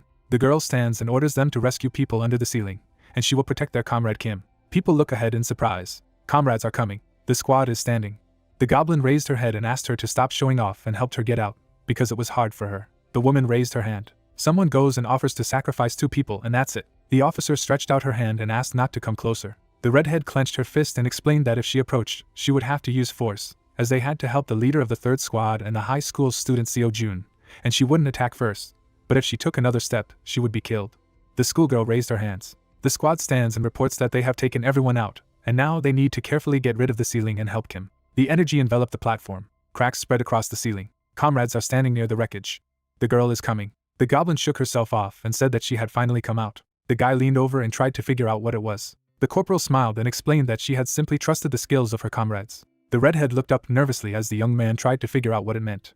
The girl approached her friend and told her to do what they were taught at school, namely, to pretend that she was deliberately frightened. The goblin pushed the redhead away. The officer sits on the floor and tells what she forgot because she was really scared because they were taught this, and then added that their opponent is the plague, and the plague never leaves witnesses. The phone with the news is on the table. The redhead covered her face with her hand and added that she had made the wrong decision out of fear, because it was completely logical, because even if they killed Kim, then June would never leave witnesses. The guy approached his girlfriend and tried to understand if she was okay, to which the officer wanted to tell him something, and the narrator said that Kim did not quietly listen to the instructions of the enemy. The young man turned around, and the redhead explained that it was an order, and the girl summed up that they should be like Kim. The corporal tilted her head and explained that she had said she was pretending to be scared rather than showing off, to which her friend replied that it didn't matter when it came to the art of persuasion. An unknown jolt knocked people off their feet. The goblin raised her head and assumed that it was Joan. The schoolboy turned around and shouted the name of the hero, to which the girl wanted to know what was wrong with him. The guy leaned over and asked why Joan went upstairs, and Kim replied that someone was trying to lure him in. The young man grabbed the corporal by the shoulders and explained that it was Puck. The goblin twisted her face and asked him to stop joking, because he has poor stamina and is also an F rank. Sun put his hand on his chest and tried to figure out who it was, if not Puck. The schoolboy jerked to the side, and the girl thought that only the protagonist and Byun were missing, but Byun couldn't do that, and then said that it was impossible, and the guy shouted that there was no time. The young man ran. The schoolboy goes to the exit and shouts that he will go alone then. Corporal stands and assumes that Puck is fighting, because judging by Sun's words, this is not a joke. The goblin tilted her head and realized that it hadn't been so loud even when she had fought Joan, but Puck couldn't stand up to anyone. His hand trembles, and Kim mentally says that June instantly smashed him to smithereens and killed him. The horn glowed on the girl's head, who thought that he could not die like this. The corporal turned and addressed the leader of the first squad. The goblin looked ahead and asked for a favor. The light reflects off the stairs, and Kim realizes that she will not be able to resist now and whether it is worth going there. The partners are climbing the stairs, and she realized that at least she and Sun can help. The comrades are standing in front of the door, and the girl realizes that June and Park are behind this door, and it is too late to give back. The goblin turned around and said that she was opening. The corporal looks ahead. People entered the floor. The schoolboy looked down and realized that they were all dead. Kim looked away and assumed that it was all Park's doing. The light illuminates the chips on the floor. A crack creeps across the tiles, and the girl notices that there are many traces of the great sword, which means that Joan has made at least 30 swings. The girl goes and realizes that they have been fighting for a very long time, but they are not here. The girl raised her head. The corporal stands and realizes that the hole on the first floor is no match for this tunnel. The sun illuminates the room through the opening, and the goblin tries to figure out if Joan has always been so strong. The guy approached his girlfriend and asked what kind of hole it was. Kim looks up and says that she thinks so, but they're both upstairs. The girl grabbed her sword and shouted that something was falling. The corporal looked up and suggested that it could be Joan or Puck. The guy brushes off the hero, and the goblin tries to understand what Byun is doing here. The protagonist flies after the young man, and Kim notices that someone is chasing him. Park smiles, and the girl mentally says that he is kind of strange. Sleep looks up and tries to figure out what's going on, and the corporal shouts for him to step aside. The goblin raised her sword and assumed that Byun was in danger, and then added that she would deploy the blade to hurt badly, and then tried to understand what was going on here. Kim launched her blade and shouted for the squad leader to be careful. The girl looked away. The corporal grabbed the guy's arm. Comrades are running. Something hit the floor hard. A schoolboy is lying on the floor. Bun stood up and called the hero a jerk. The corporal approached the guy and tried to understand what was going on, to which the latter sarcastically remarked that the goblin was still alive. Kim looks ahead and asks why Park is chasing him. The schoolchildren turned when the hero called the leader of the squad. The protagonist smiled and noticed that Sun and Kim were there. The maniac raised his hands and invited them to play. Puck stands in front of his teammates. The hero smiled. The guy turned around and suggested that he shouldn't have come up here, and the girl asked if he was really Puck. A murderous aura envelopes the protagonist, who tries to figure out who else is there, and then invites them to play with him. The goblin leaned over and asked if he was Puck. The maniac smiled and noticed that she had an interesting Idia, very smooth. The partners are shocked. The hero goes forward and says that her Idia is cool, but useless, to which the corporal asked him to answer. Bun stands and explains that this is no longer the loser they knew. Kim turned around and tried to understand what he was talking about, to which the guy said that he was chasing June. The schoolboy looked back and in return gave her advice to run away while he chatted. Fear enveloped the schoolboy, who wanted to tell that recently. Having finished speaking, he interrupted and added that if she did not want to die, she should run. The girl looks into the empty opening and asked me to explain it normally. Sleep turned and noticed that he seemed even crazier now, and the corporal realized that he had seen him in this state before. The partners look ahead, and the guy explained that he did not go so far, because it was possible to talk to him. A murderous aura envelopes the hero. The lines run through Kim, and the protagonist tries to figure out how to kill her, and then realizes that something else will suit her. Puck covered his face with his hand and shouted that he couldn't take it anymore. The goblin smiled and assumed that he would not be far away with such patience. The corporal turned and told her that it was not so easy for her to like her, which meant that he believed that he could claim something. A hand clutches the blade. The maniac touched the blade and asked why he didn't just kill all the candidates, including herself, because he couldn't wait any longer. The goblin lowered her head and turned to Sun. The girl rushed to attack and said that she would buy some time, so he had to run. The corporal runs at the hero and realizes that there is no blade, and her strength is running out, which means she can last 30 seconds. The protagonist swung for a blow and called Kim his favorite. The goblin dodged the attack, remembering that Puck's Idia was fast and accurate. Blood gushed out of the girl's wound, who thought it was strong but difficult to control, like hers. The cut appeared on the goblin's leg, which realized that everything was much worse for him, which meant that it was much more difficult for him. Kim stopped and turned to the newcomer. The girl smiled and assumed that it was very difficult for him, but Park did a great job. The hero stands in shock. The protagonist smiled and said that she, too, did a great job. The maniac stabbed the corporal in the neck and then said goodbye to her. The girl began to fall in front of Puck. The hero smiled. A sign hangs on the wall. The boy looks forward, and the protagonist said that a short time after he went to elementary school, he lost his parents. The doctor turned to the people, and Park added that they died due to the robber's attack. The corpse is lying, and the hero said that the bodies of the parents were so mutilated that it took a long time to establish the identity, and the little one was left all alone. The child stands in front of the graves of his parents. A man and a woman look at the boy, and the protagonist explained that he went to his uncle. The hands are tied by a child who asks for forgiveness, and the system explained that it is a rotting F-rank rope, and Park explained that the uncle and wife were F-rank losers. The adult stood and the man said that whoever was to blame should get what they deserved, and the interface said that it was an F-rank rotting wood battle. The boy is in prison, and the hero remembered that every day he was beaten, called names and ignored. The child looked down, and someone addressed him by name.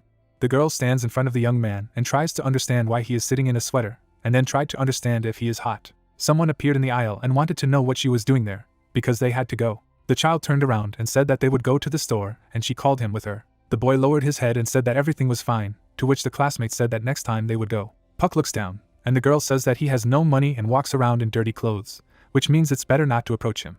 Someone kicks the guy. The high school students beat the child and ask him to show Park to the Idia, to which the latter says that he does not have one. The bully raised his hand and replied that he knew it, and they wanted to help him, because she would probably wake up if he gave him a good shake. The hero is on his knees, and the young man added that they are very kind, and the protagonist remembered that at home, and outside his walls, he was constantly beaten. The sun illuminates the playground. The child is walking down the street, and Puck remembered that in order to earn less, he returned home late. The boy looked away. The young man turned and tried to figure out what it was. The beaten puppy ran out of the bushes. The child stroked the puppy, and the hero explained that once he met a stray dog. The child hugged the animal and noticed that he was so dirty. The puppy licks the boy, and the protagonist said that they became friends, and every day until late, he played with the puppy on the playground. The sun illuminates the dial. The clock shows evening, and Park said that after all, one day, his uncle went to look for him, afraid that he would be considered a bad parent. A man goes to the child and asks why he doesn't go home. The child raised his head in horror. The puppy began to bark. The uncle stands and tries to understand what kind of wild dog it is, and then he realized that because of it he comes so late. People look at the man in shock and realize that he is their neighbor, and the child seems to be afraid of him. The uncle raised his hand and said that if he came late because of the puppy, he could take him home. The boy raised his head and thanked his guardian. The light is on in the window. A puppy licks a guy who says he's ticklish. The child and the dog looked down when someone wanted to know why Puck wasn't sleeping. The hand turned off the light, and the boy apologized and wished Poppy good night. A book with a drawing is lying on the table. The houses stood under the blue sky. The uncle, sitting on the sofa, replied that he could do whatever he wanted, and added that the boy could play outside with the puppy. Jin Song, looking at his uncle, said that he was very grateful to him. The hero, looking at the puppy, invited him to go for a walk.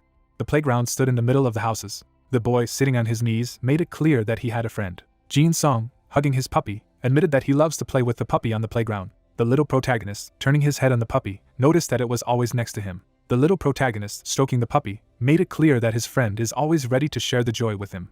Jin Song looked at his watch and suddenly exclaimed that he didn't know what to do. The main character, looking ahead with surprised eyes, said that it was too late and his uncle would kill him for it. The guy, standing near the puppy, shouted that they needed to run quickly. The uncle, turning his head on the boy, asked why he had come back so late after dinner, and said that he had no respect for them at all. Jin Song, looking down, proclaimed that he was very sorry and had completely forgotten about time. The uncle banged the beer can on the table, exclaimed that this was not an excuse, and added that he had treated him with heart, and Jin Song had done so. The man looked at the protagonist with displeasure, and clarified that he had to run around looking for the boy and the neighbors, and added that Jin Song should apologize.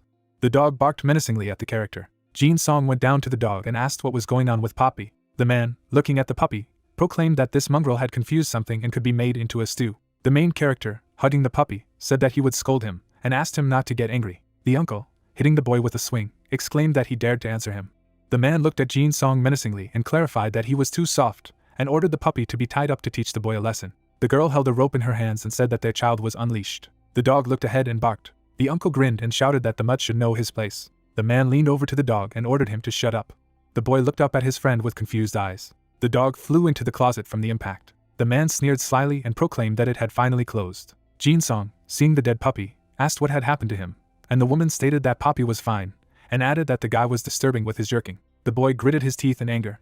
The uncle, taking a stick in his hands, asked what kind of look it was. The man, beating Jin Soon, said that he was sorry, but he was completely crazy, and asked who taught him this, his mother or her brother, and added that the guilty should get what he deserved. The boy crouched on the floor and begged for forgiveness. The uncle, standing in front of the boy, proclaimed that his weakness and arrogance had been passed on to him from his parents. The man smiled cruelly.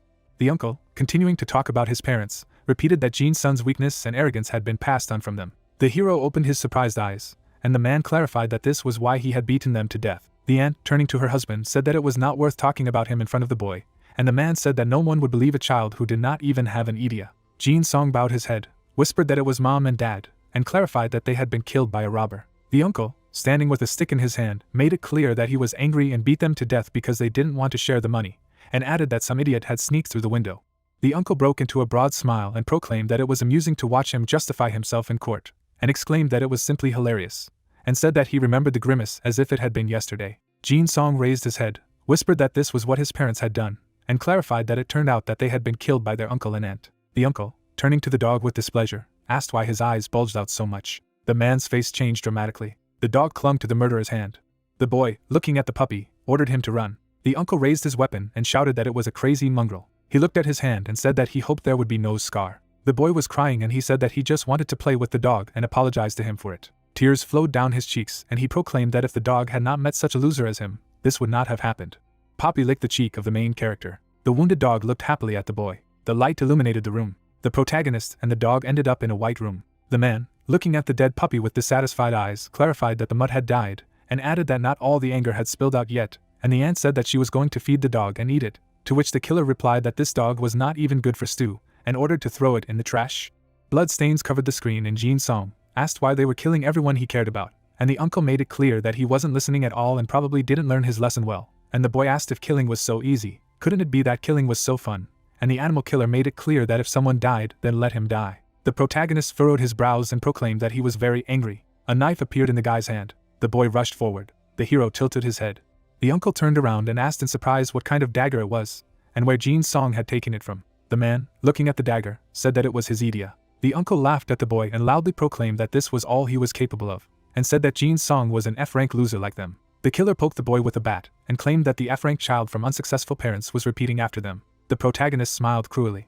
The main guy hit the antagonist in the jaw and he made it clear that his parents would be proud of him. The man grabbed his bloody face and began to scream. The guy was looking at his knife and the uncle shouted that it was his hand. Blood splashes scattered to the sides and the soldier began to shout that his son should forgive them. Blood splashed in all directions.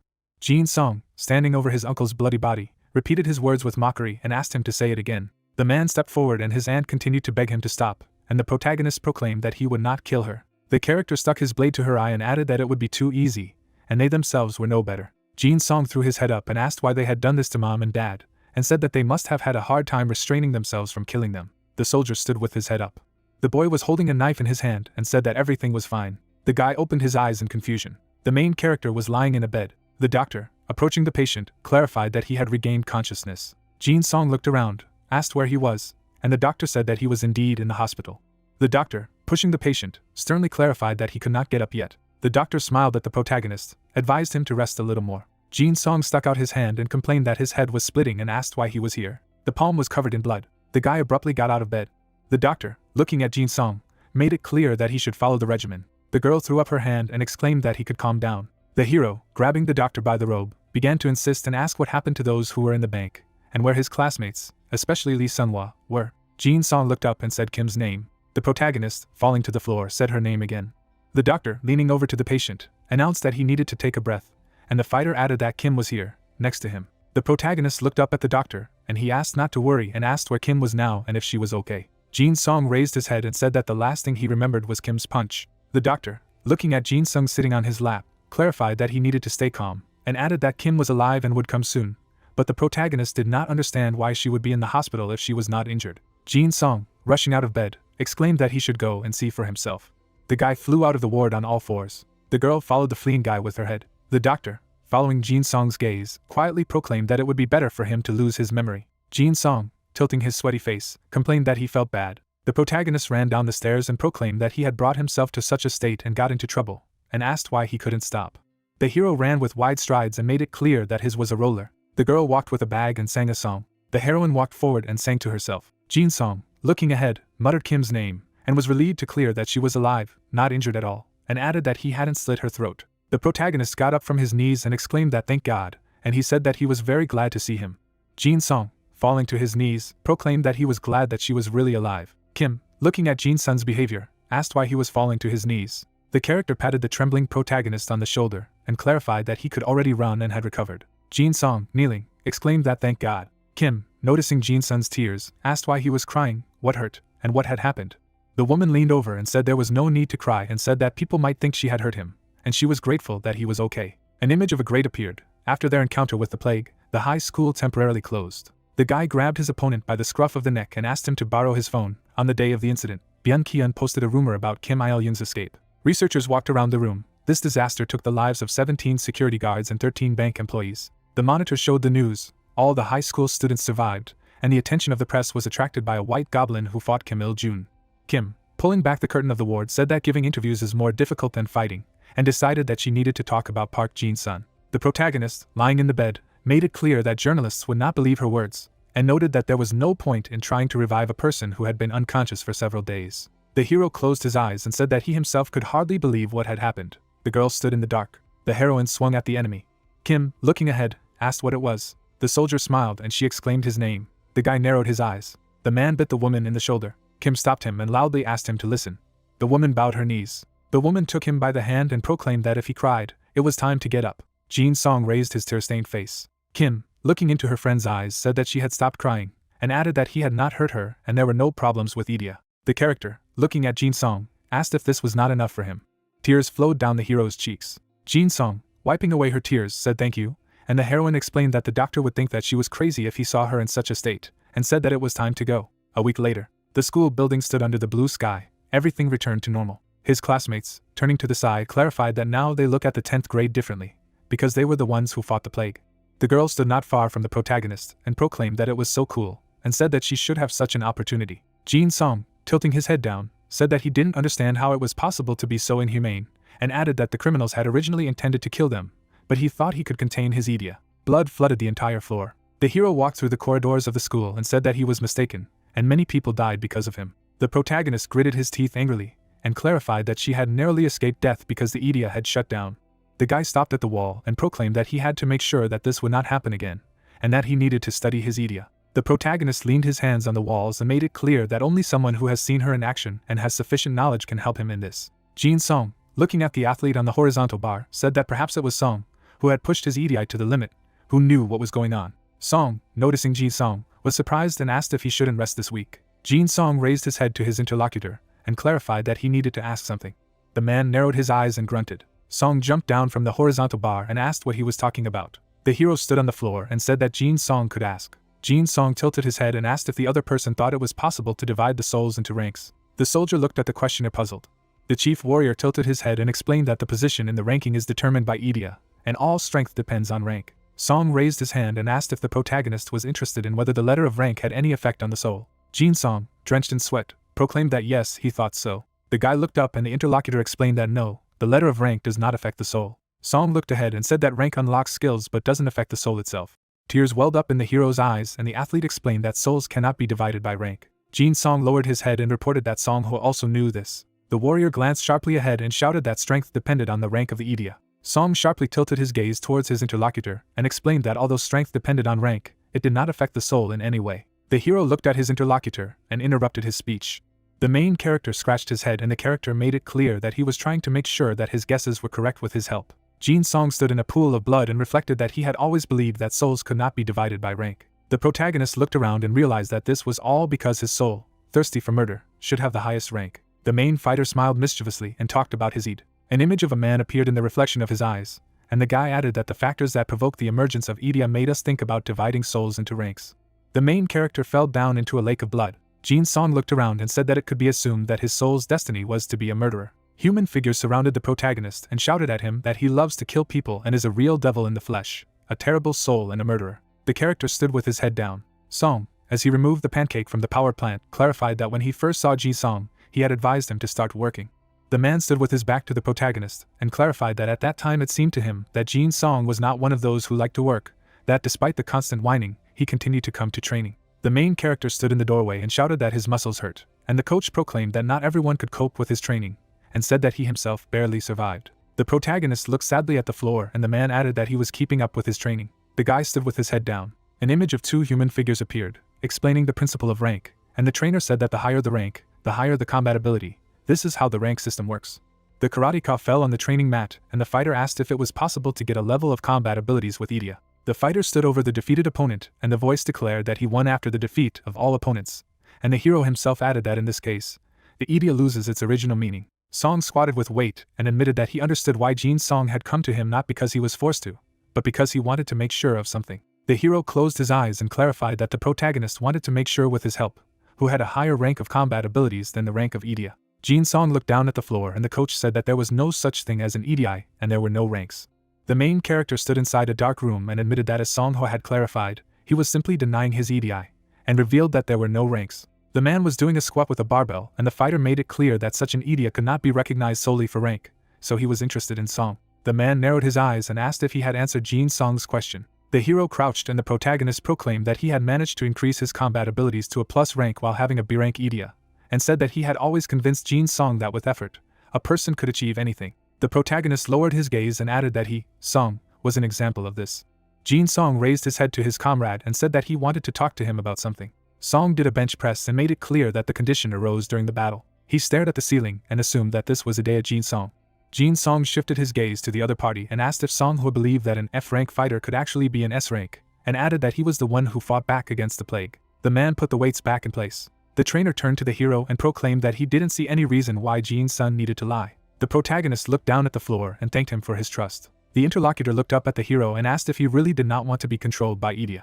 The protagonist sat down on the surface and clarified that he thought he would be able to stand up to the Id, but after he hit a member of the faction. The protagonist brutally killed his opponent and said that sanity had left his body. The warrior stood in the midst of bloody corpses. Jin Song sat next to the other person and made it clear that he no longer wanted to lose control because of Idia. The main character turned his head and asked what Sun Ho would do in his place and how to take control of the Idia. Song closed his eyes and said that he needed to create a body and a mind, and this could only be achieved through training. Jin Song jumped up from his seat and retorted that he had been training all his life, but nothing had changed. The coach looked at the indignant interlocutor and proclaimed that people who are unable to cope with their powers have something in common. The man got to his feet and explained that they all did not love themselves. Song looked at the protagonist and made it clear that someone who does not love himself cannot admit his efforts, and added that Jin Song is working hard and should be proud of himself. The guy grabbed the man's hand and asked what love was. Jin Song stood in the middle of the red room and said that love is not about a murderer who takes pleasure in suffering. Song turned to the protagonist and asked if he had worked to become a murderer. The coach smiled and proclaimed that you need to love yourself. The main character was cutting the opponent, and the fighter made it clear that he was not obsessed with killing. The character looked away. The protagonist's bloody alter ego slashed him with a knife. The fighter held the blade in his hands, and the trainer reported that he was the one who worked to suppress the thirst for blood. The protagonist looked ahead in confusion. The guy went downstairs. The coach looked ahead and said that he wanted to be the best. The man stood with his back in the frame and said that his Idia was not so good. The coach flew away from the blow and made it clear that he could not succeed, no matter how hard he tried, and could not move a single step up the mountain of success. The warrior was lying in the ring and added that in all 3 years at school, he never managed to get to a fight. The hero covered his face with his hand and made it clear that he was devastated by his weakness, hated his rank, but nothing changed. The warrior looked ahead and said that he had once wondered how well he knew his Idia. The coach stood in front of the punching bag and said that he had studied his soul and realized his limits. The warrior grimaced. The warrior abruptly rushed to the punching bag to fight and shouted that he was using his strengths and protecting his weaknesses. The fighter looked at his glowing hands and proclaimed that he had collided with his Idia. The hero's opponent was levitating in the air. The man attacked the enemy and said that it was thanks to this clash that he managed to change. He grabbed him by the clothes. The hero threw his opponent over the thigh and made it clear that he managed to surpass himself. The guy threw his clothes down on the floor and noted that even now he continues to improve. A pumped-up fighter stood in the frame and said that he would continue to improve to become the best. The protagonist looked ahead and the warrior asked what about himself. Jin Song. Jin Song took off his glasses and made it clear that he too was eager for change. The soldier peered into the glasses. The protagonist threw his glasses on the floor and added that he also wanted to develop. Jin Song rolled up his sleeves and exclaimed that he would surpass himself. As the sun beat through the windows of the building, the instructor explained that they all needed to know that firearms were useless against Idia. So many weapons were useless when Idia manifested. People were standing in a smoke-filled room. The hero, standing in a protective mask, added that it will take life at the same moment, when the Idia turns off and the person returns to his normal state. One of the cadets fell to the floor and said that if they were going to die anyway, then why train stability at all? The girl knocked on the door. The cadet, hitting the door, began to shout for them to open the door. The man in red looked around and noticed that the cloud of poison gas was too dense, and even if the 10th platoon eventually increased its strength, it still didn't justify the risks. Vaughn frowned in displeasure in his masked eyes. The instructor, pointing with his hand, ordered to sing the anthem and promised to give points to those who finished the song, and the cadet again demanded to open the door.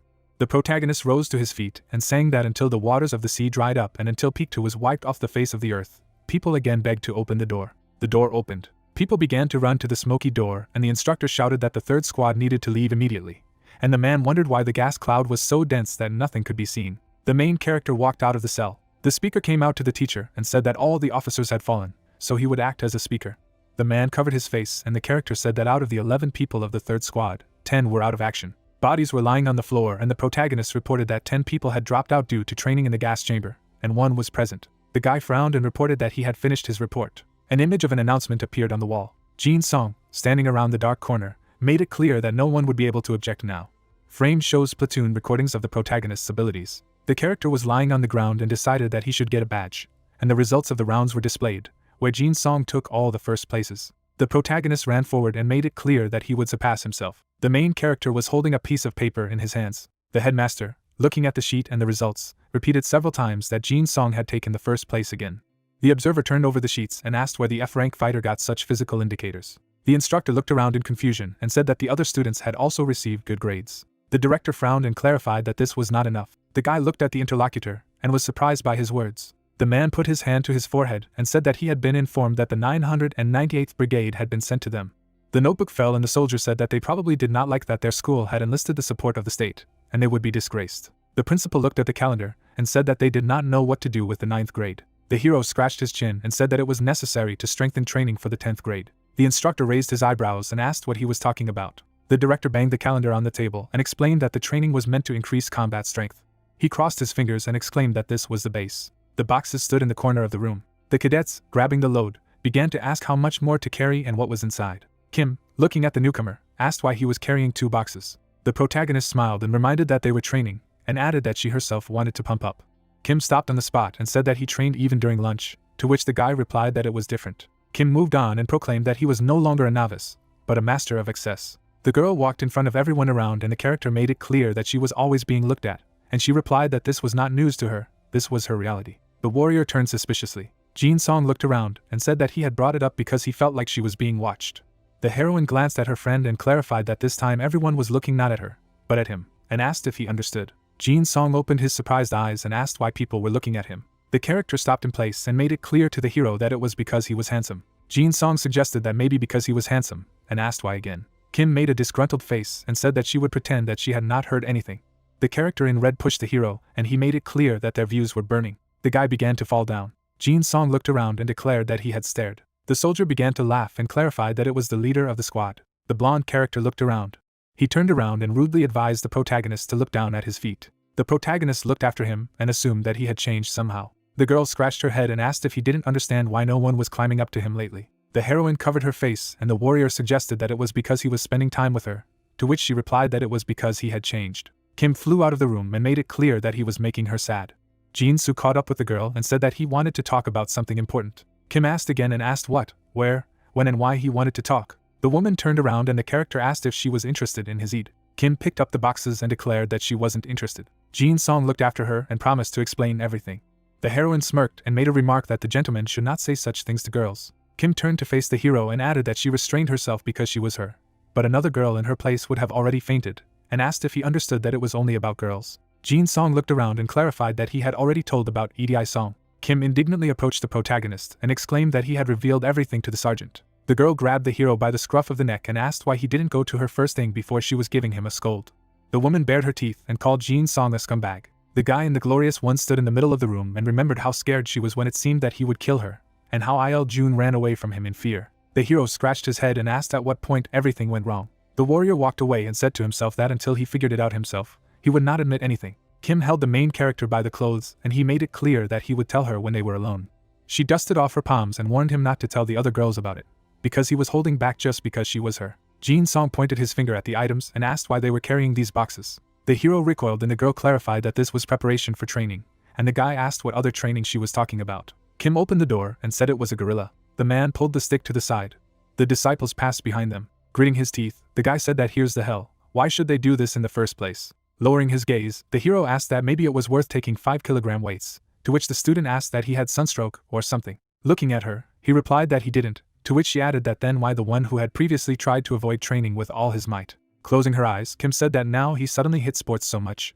Turning her head, she continued that why him. Smiling, the protagonist said that if he thought about it, if he were Sung, he would already be carrying a 10-kilogram kettlebell in each hand. The girl looked at him in bewilderment, and replied approvingly. She gritted her teeth when she heard about the 10-minute break. A sealed building appeared, and the student wondered that this was where she understood their intentions. But how could one be so insensitive? Looking to the side, the MC asked what it was. He looked bad. Standing in front of him, the girl replied that she should ask him. He was fine. Pointing to the side, Park asked what was the reason for this. Looking at him, the student thought that she was worried out of nowhere. Standing next to her, the man asked that she was Kim. Yes, a real white goblin. People lined up in front of her, saying that the future of Korea, so young, but so talented, he keeps his fingers crossed for her. Let her autograph. She is much more beautiful in person than on TV. Smirking, the student thanked them for their support. Looking at the building, she thought that yes, it was because of the school. She was sure that this was the idea of the director. He deliberately arranged a break in such a place to advertise the school. The students looked away, and Kim reflected on the fact that right next to the bank where the plague incident took place, there were only students talking. A news release appeared, and she added that it was already a good impetus for the school's rating. In addition, residents can express their dissatisfaction right here and receive an instant response. The guys approached the store. The thought arose that the owners of the stores were happy, even if they closed the aisle. The man looked at the envelope with the money, and the student thought that probably the teachers had agreed on everything in advance. An advertisement plus a reason for pride. They killed 2 birds with 1 stone. The guy clenched his teeth tightly. The students clutched their faces, and Kim thought that this was simply inhumane to the injured platoon. Smiling, the instructor said that thank you all for your support, but it's time for them to go. Everyone get up. Looking at the girl, the hero asked that she was not allowed to rest at all. She was fine, to which she replied that she should not talk to her. Her neck hurts. He raised his head up. With his eyes wide open, the protagonist thought that he would be lying if he said that he did not feel anything. Going forward, he added that but he had decided. Smirking, the MC thought that he was above his soul. There were no ranks, he would change. Holding the phone in his hands, Hayan asked that Kim must be fine. A great plan. Opening the doors, he added that it was ingenious to bring them to that place on purpose, although they had already gone 5 kilometers. Pressing the car key, the man said that he was ready to move out. Sitting behind the wheel, he said that it was the task of the battalion commander to share words of enthusiasm with students tired of training. Putting away the phone, the man added that therefore the work of the school is impossible without it. The car was driving rapidly along the road. Loud laughter was heard. A path appeared, and someone asked to stop. Putting his hands behind his back, the instructor said that the next trail is very steep, so you need to take a long break. They can sit, but don't let them relax too much. Turning her head, the girl turned to the hero, to which he asked that he could stop calling him that. The protagonist raised his hand when he heard the question that he wanted a chocolate bar, to which he thanked her. Sitting on the ground, Kim said that he should hold it. Suddenly, MC looked away in bewilderment. The car suddenly slowed down in front of them. Coming out of it, the man said that it was hot outside. Putting his hand to his temple, the instructor greeted him, to which he responded in the same way. Hayan smiled and asked what she was doing here, to which the student replied that yes, there was no problem. Closing his eyes, he added that she could be relied on. No wonder from her. Looking at the hero, the man asked what he was, to which Park introduced himself. He narrowed his eyes and mumbled. Putting his hand on his side, the director asked that he had not been told to call him the battalion commander, to which the hero replied that he took back his words. Frowning, Kim thought that his bias was obvious. Closing his eyes, the commander said that he looked somehow more cheerful than all the others. Smiling, the protagonist replied that yes, they are usually in training, to which he added that he should open the backpack. He looked at me in bewilderment, and asked again. Leaning against the car, the director said that they were conducting an inspection. Let him bring a list, to which the platoon leader replied approvingly. Things were stacked in the bag. The thought arose that he was trying to find a reason to eliminate him on purpose. Crossing her arms, the girl thought that he was not one to forget something if he accidentally missed something. Marking the items on the list, the commander said that everything was in place. The man frowned and said that he hadn't left anything that way. Smiling, he added that but he still had something left in his backpack. He had taken something else with him. Putting his hands in his backpack, the MC asked what he had to say about it. Putting the equipment on the ground, he said that he had taken sandbags to train during breaks. Park raised his hand up after hearing that he knew what the activity was, to which he replied that yes, guerrilla training and endurance building. Suddenly, the platoon commander stood in front of him and addressed him, to which the student thought that he was so desperately trying to frame him. Raising his hands, he said that it was time for them to go, to which Heian replied, well, okay, let them go then. Standing near the car, the young man said that he should be careful on the way. The girl looked at them in bewilderment. Leaning against the railing, the man said that they would come soon. Standing beside him, the instructor asked that Kim, the most worthwhile among them, the white goblin, could test her. Looking to the side, the coach asked that he was about the guy with the dagger. She knew that he had a high opinion of him, but, closing her eyes, she added that she was not sure about something. The protagonist grabbed her by the arm. It was heard that he had good stamina and reaction speed. He waved his hand. MC stabbed with his dagger, and Ju said that but the Idia did not meet these parameters. Was it really worth attention? Looking at the guy, she heard that of course.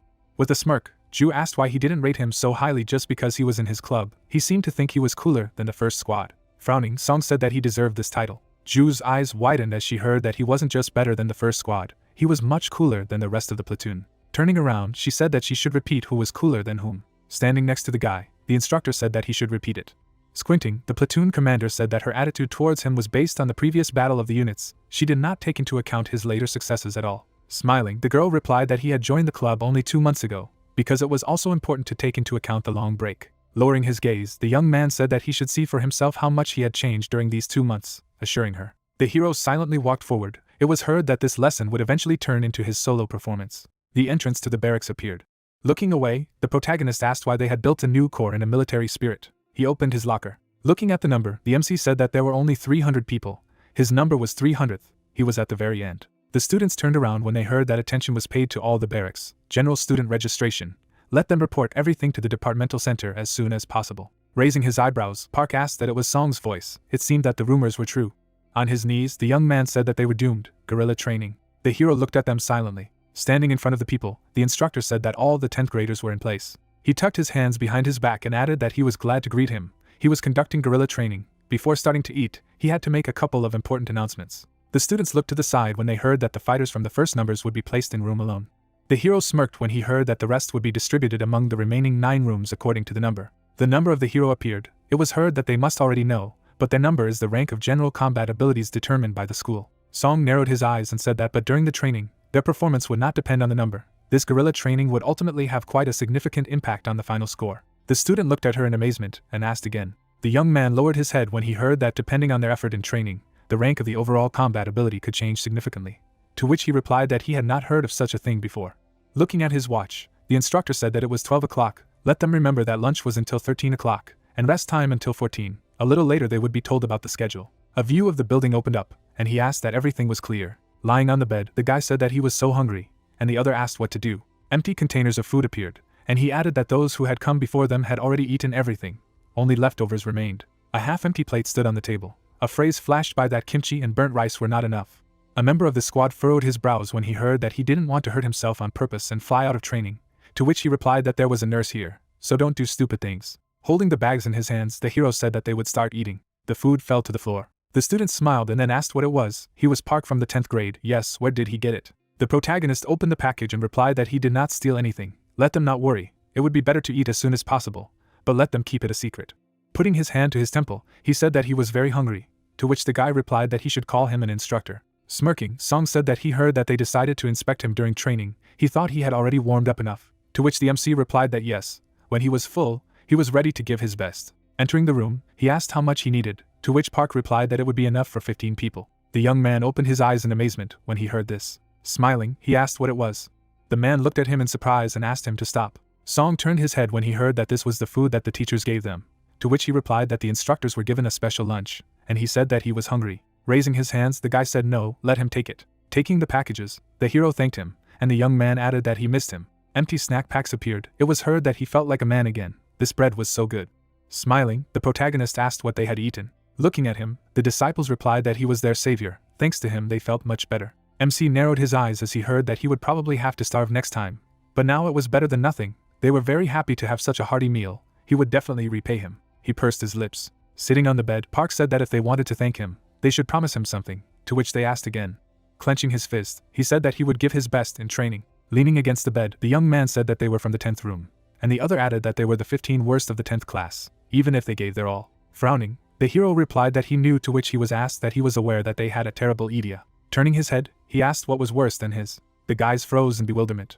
Stretching out his hand forward, the disciple said that he had changed a lot recently, and the others added that yes, he was not at all the same as before, he also wanted to change like this. They looked at each other. Raising his hand up, the guy asked if anyone wanted him to be their leader, to which the squad members replied that they did. Smiling, the protagonist asked that everyone agrees, no one opposes. The man held the whistle in his mouth.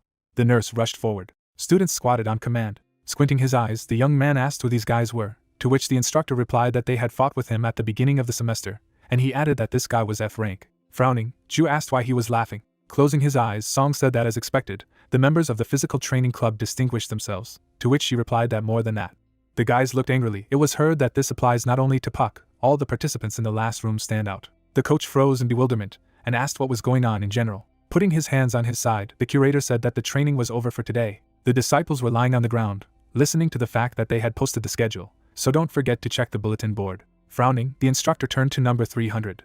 Closing his eyes, the protagonist responded. He shouted loudly when he heard the question, what was it? Smiling, the guy said that great, as he had said during lunch, all the residents of the 10th room, including number 300, would receive additional points. The disciples looked at each other happily. The young man raised his hand up and said that they had succeeded. A view of the mountains opened up. MC walked silently through the forest. Looking at his watch, he asked that he had left too early. Suddenly, an image of a man appeared in front of him. The girl's hair fluttered in the wind. Putting her hand behind her head, Kim asked that she had been waiting for a long time. She was walking towards him. The girl smiled broadly. Closing his eyes, Park replied that it wasn't that late, so it was nothing, to which she replied approvingly. Turning her head, the student asked, well, it turns out that number 1 and number 300 are gathered here. Okay, it's not so bad when he's about to leave the last place. Putting his hand to his face, the hero said that after partisan training, to which she asked again that he was so confident in himself. Smirking, he replied that he would see, next week he would receive a rank badge. Closing her eyes, the student asked if it was only personal or also a colonel, to which the protagonist said that well, maybe they would be promoted to colonel. Giving a thumbs up, he added that or even a sergeant, to which she said that she should dream. Putting her hands behind her back, Kim said that well. Walking next to her, the MC asked what she said, to which the girl replied that yes, nothing at all. A view of the training center opened. The disciples ran forward exhausted. Frowning, the young man asked what kind of nonsense it was, early in the morning. Suddenly, someone swept past him. Looking at the hero, he asked what was going on again. Leaning against the railing, Ju asked that he was 2 laps ahead of the group. Standing beside her, the nurse replied that everyone else looked like some kind of dead, to which she added that they were rotting dead. The guys were running forward. It was heard that he remembered yesterday. Yesterday no one dropped out of training. Smiling, the doctor said that none of the guys had used medical care or endurance rehabilitation, and then asked what she understood what that meant. With her eyes wide open, the curator asked that after this wild training, no one had regained their endurance. They really were real dead. The students ran at the same pace. Crossing his arms, Song said that a whole horde of dead men was a great name for a team. A list of morning extra points appeared. The man took a step forward. The guys followed the instructor. He turned his head and sighed. Looking straight ahead, the coach thought that these guys were really from the 10th room. It was the weakest, and someone had turned to him. He walked forward silently, and thought that they had a murderous look. Suddenly the hero took him by the shoulder and turned him. Turning around, the guy asked what it was. Closing his eyes, the protagonist replied that he was curious about something, to which the guy thought that he seemed quite adequate. The guys behind seemed to have already gone far away. He would unwind after talking to him. Stretching out his hand to the side, the assistant said that there was no one nearby, so he could not hesitate to address him. He knew that this was his first such training. Smirking, the MC thanked him and said that then let him tell him how to quickly overcome the obstacle course. Frowning, the young man replied that he would not advise it. Puck looked at him in bewilderment and asked why, and shouldn't he have been given extra points for completing the task quickly, to which he said that he would, but only after completing the entire training. Raising his finger up, the guy said that the instructor would meet him in physical training classes and give additional tasks for the time, while the rest of the students finished the obstacle course. Turning around, he added that since their group was doing too fast, it would take a long time to train, so the hero laughed. Smiling, he replied that he understood, and then asked that everyone had heard him. Stretching his hands, the protagonist said that the faster they finished, the higher the score they would get and the longer the training would be.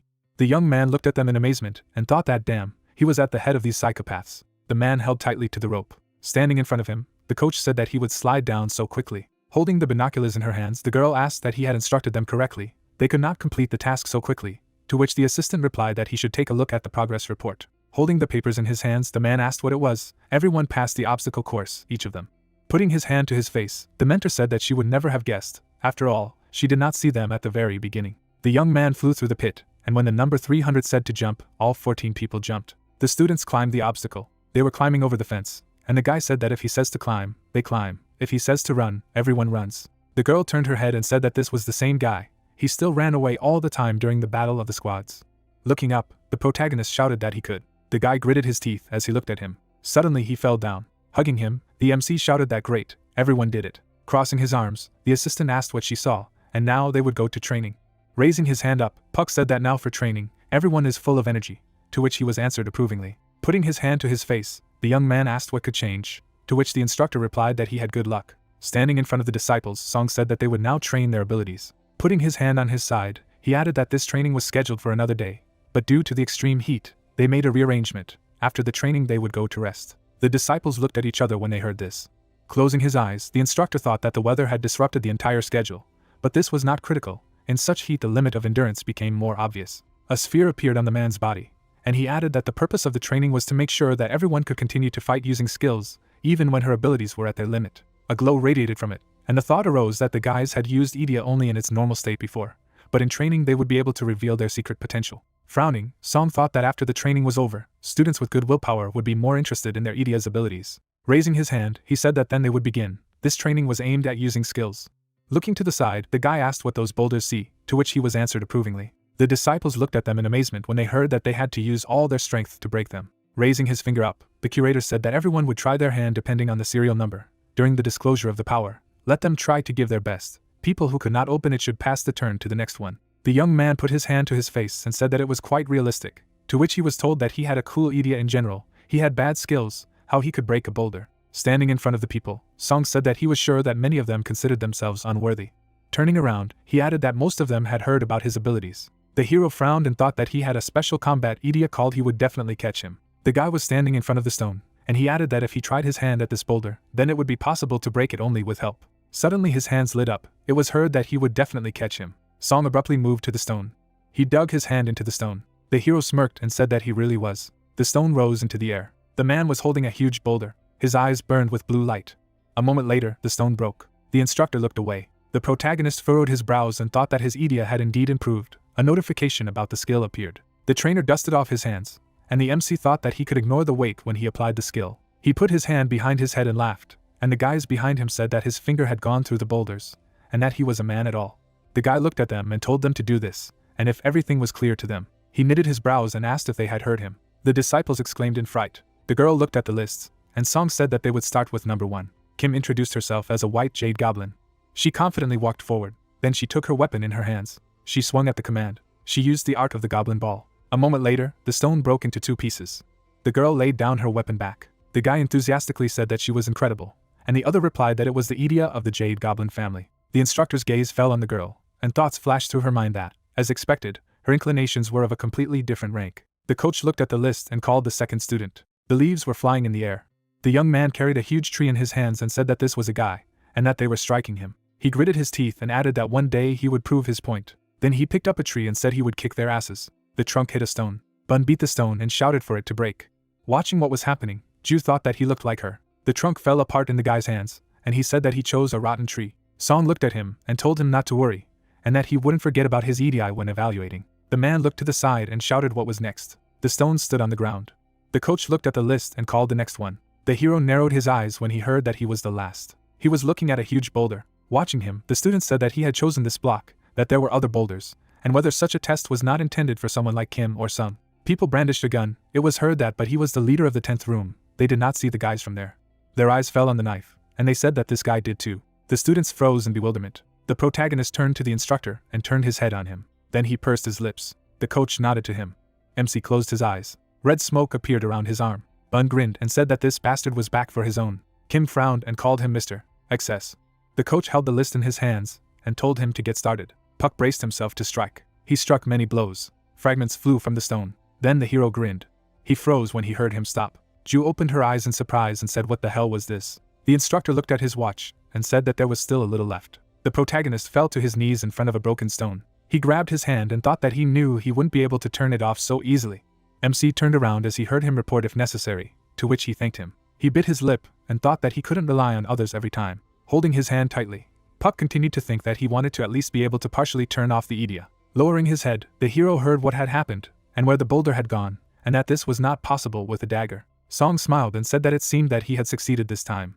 The protagonist raised his hand and replied that it was all thanks to his help. A notification about the rank of EDI appeared. He smiled when he heard that control was under the control of the skill user. The more body parts were involved, the lower the control became. Approaching the girl, the MC grinned and said that it didn't turn out perfectly, but he did, to which she replied that he made her worry. The disciples ran up to them and shouted that it was incredible, they had always believed in their boss. The guys took him in their arms and began to throw him with shouts that he was the boss, to which she replied that Mr.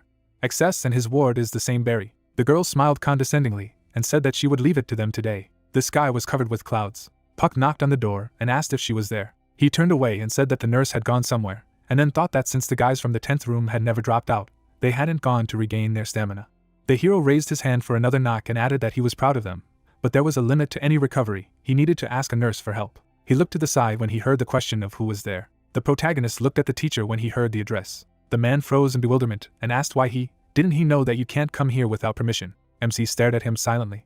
The coach took a step forward. Puck looked frightened when he heard that he didn't know exactly why he had come, but he raised his head up and shouted. Frowning, the guy said that he would be punished if caught. Looking around, he added that he should return as soon as possible, before the teachers found out, to which the hero asked why he behaved like this. Suddenly, someone came out of the office and asked what was the noise, what had happened, to which the young man replied that it was nothing, to which the protagonist wondered what was happening, the teachers at the meeting, then the nurse. Smiling, the man asked who they had here. Stretching out his hands to the sides, he added that the unique F-rank Park from the Haynes school, or he was so unique not only in his school, but in the entire country. Looking at the hero, the teacher asked what brought him here, came to complain that the training was too difficult. Suddenly the instructor stood in front of him, and said that he did not hear him, let him return to the barracks as soon as possible.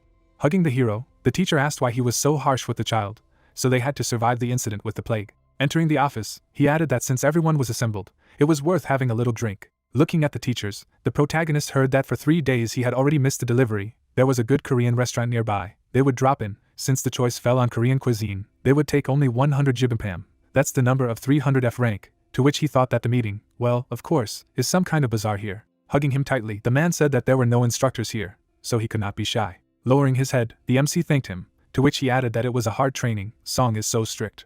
Closing his eyes, Park thought that they were overdoing something. They thought they could discuss the elder, and then said that he would not say he liked training. Looking at him, the young man asked that it wasn't time to go to the barracks. He would take care of everything. Let him go back, to which the teacher replied that there was still time, which he had made. Narrowing his eyes, he added that so what brought him here, to which the hero replied that he was looking for a nurse. Putting his hand on his side, the platoon commander said that they should just look at him. His bar was clearly not of the F rank, this guy was to her, to which the doctor asked that he was wounded. Stretching out his hand forward, the hero replied that no, he came to talk about restoring endurance to the guys from the 10th room, to which the teacher replied that it must have been difficult for the guys from the 10th room, the weaklings did not rest.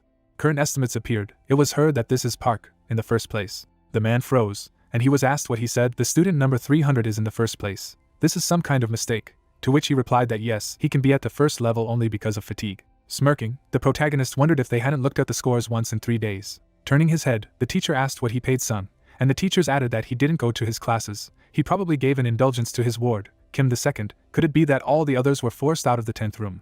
MC frowned upon hearing that it was some kind of group bribe or something, to which he replied that he was not the type to buy into the money. Pointing to the screen, the man said that but the 300th number had overtaken the first. It would be assumed that he was the same unique F rank who was physically stronger than all the others.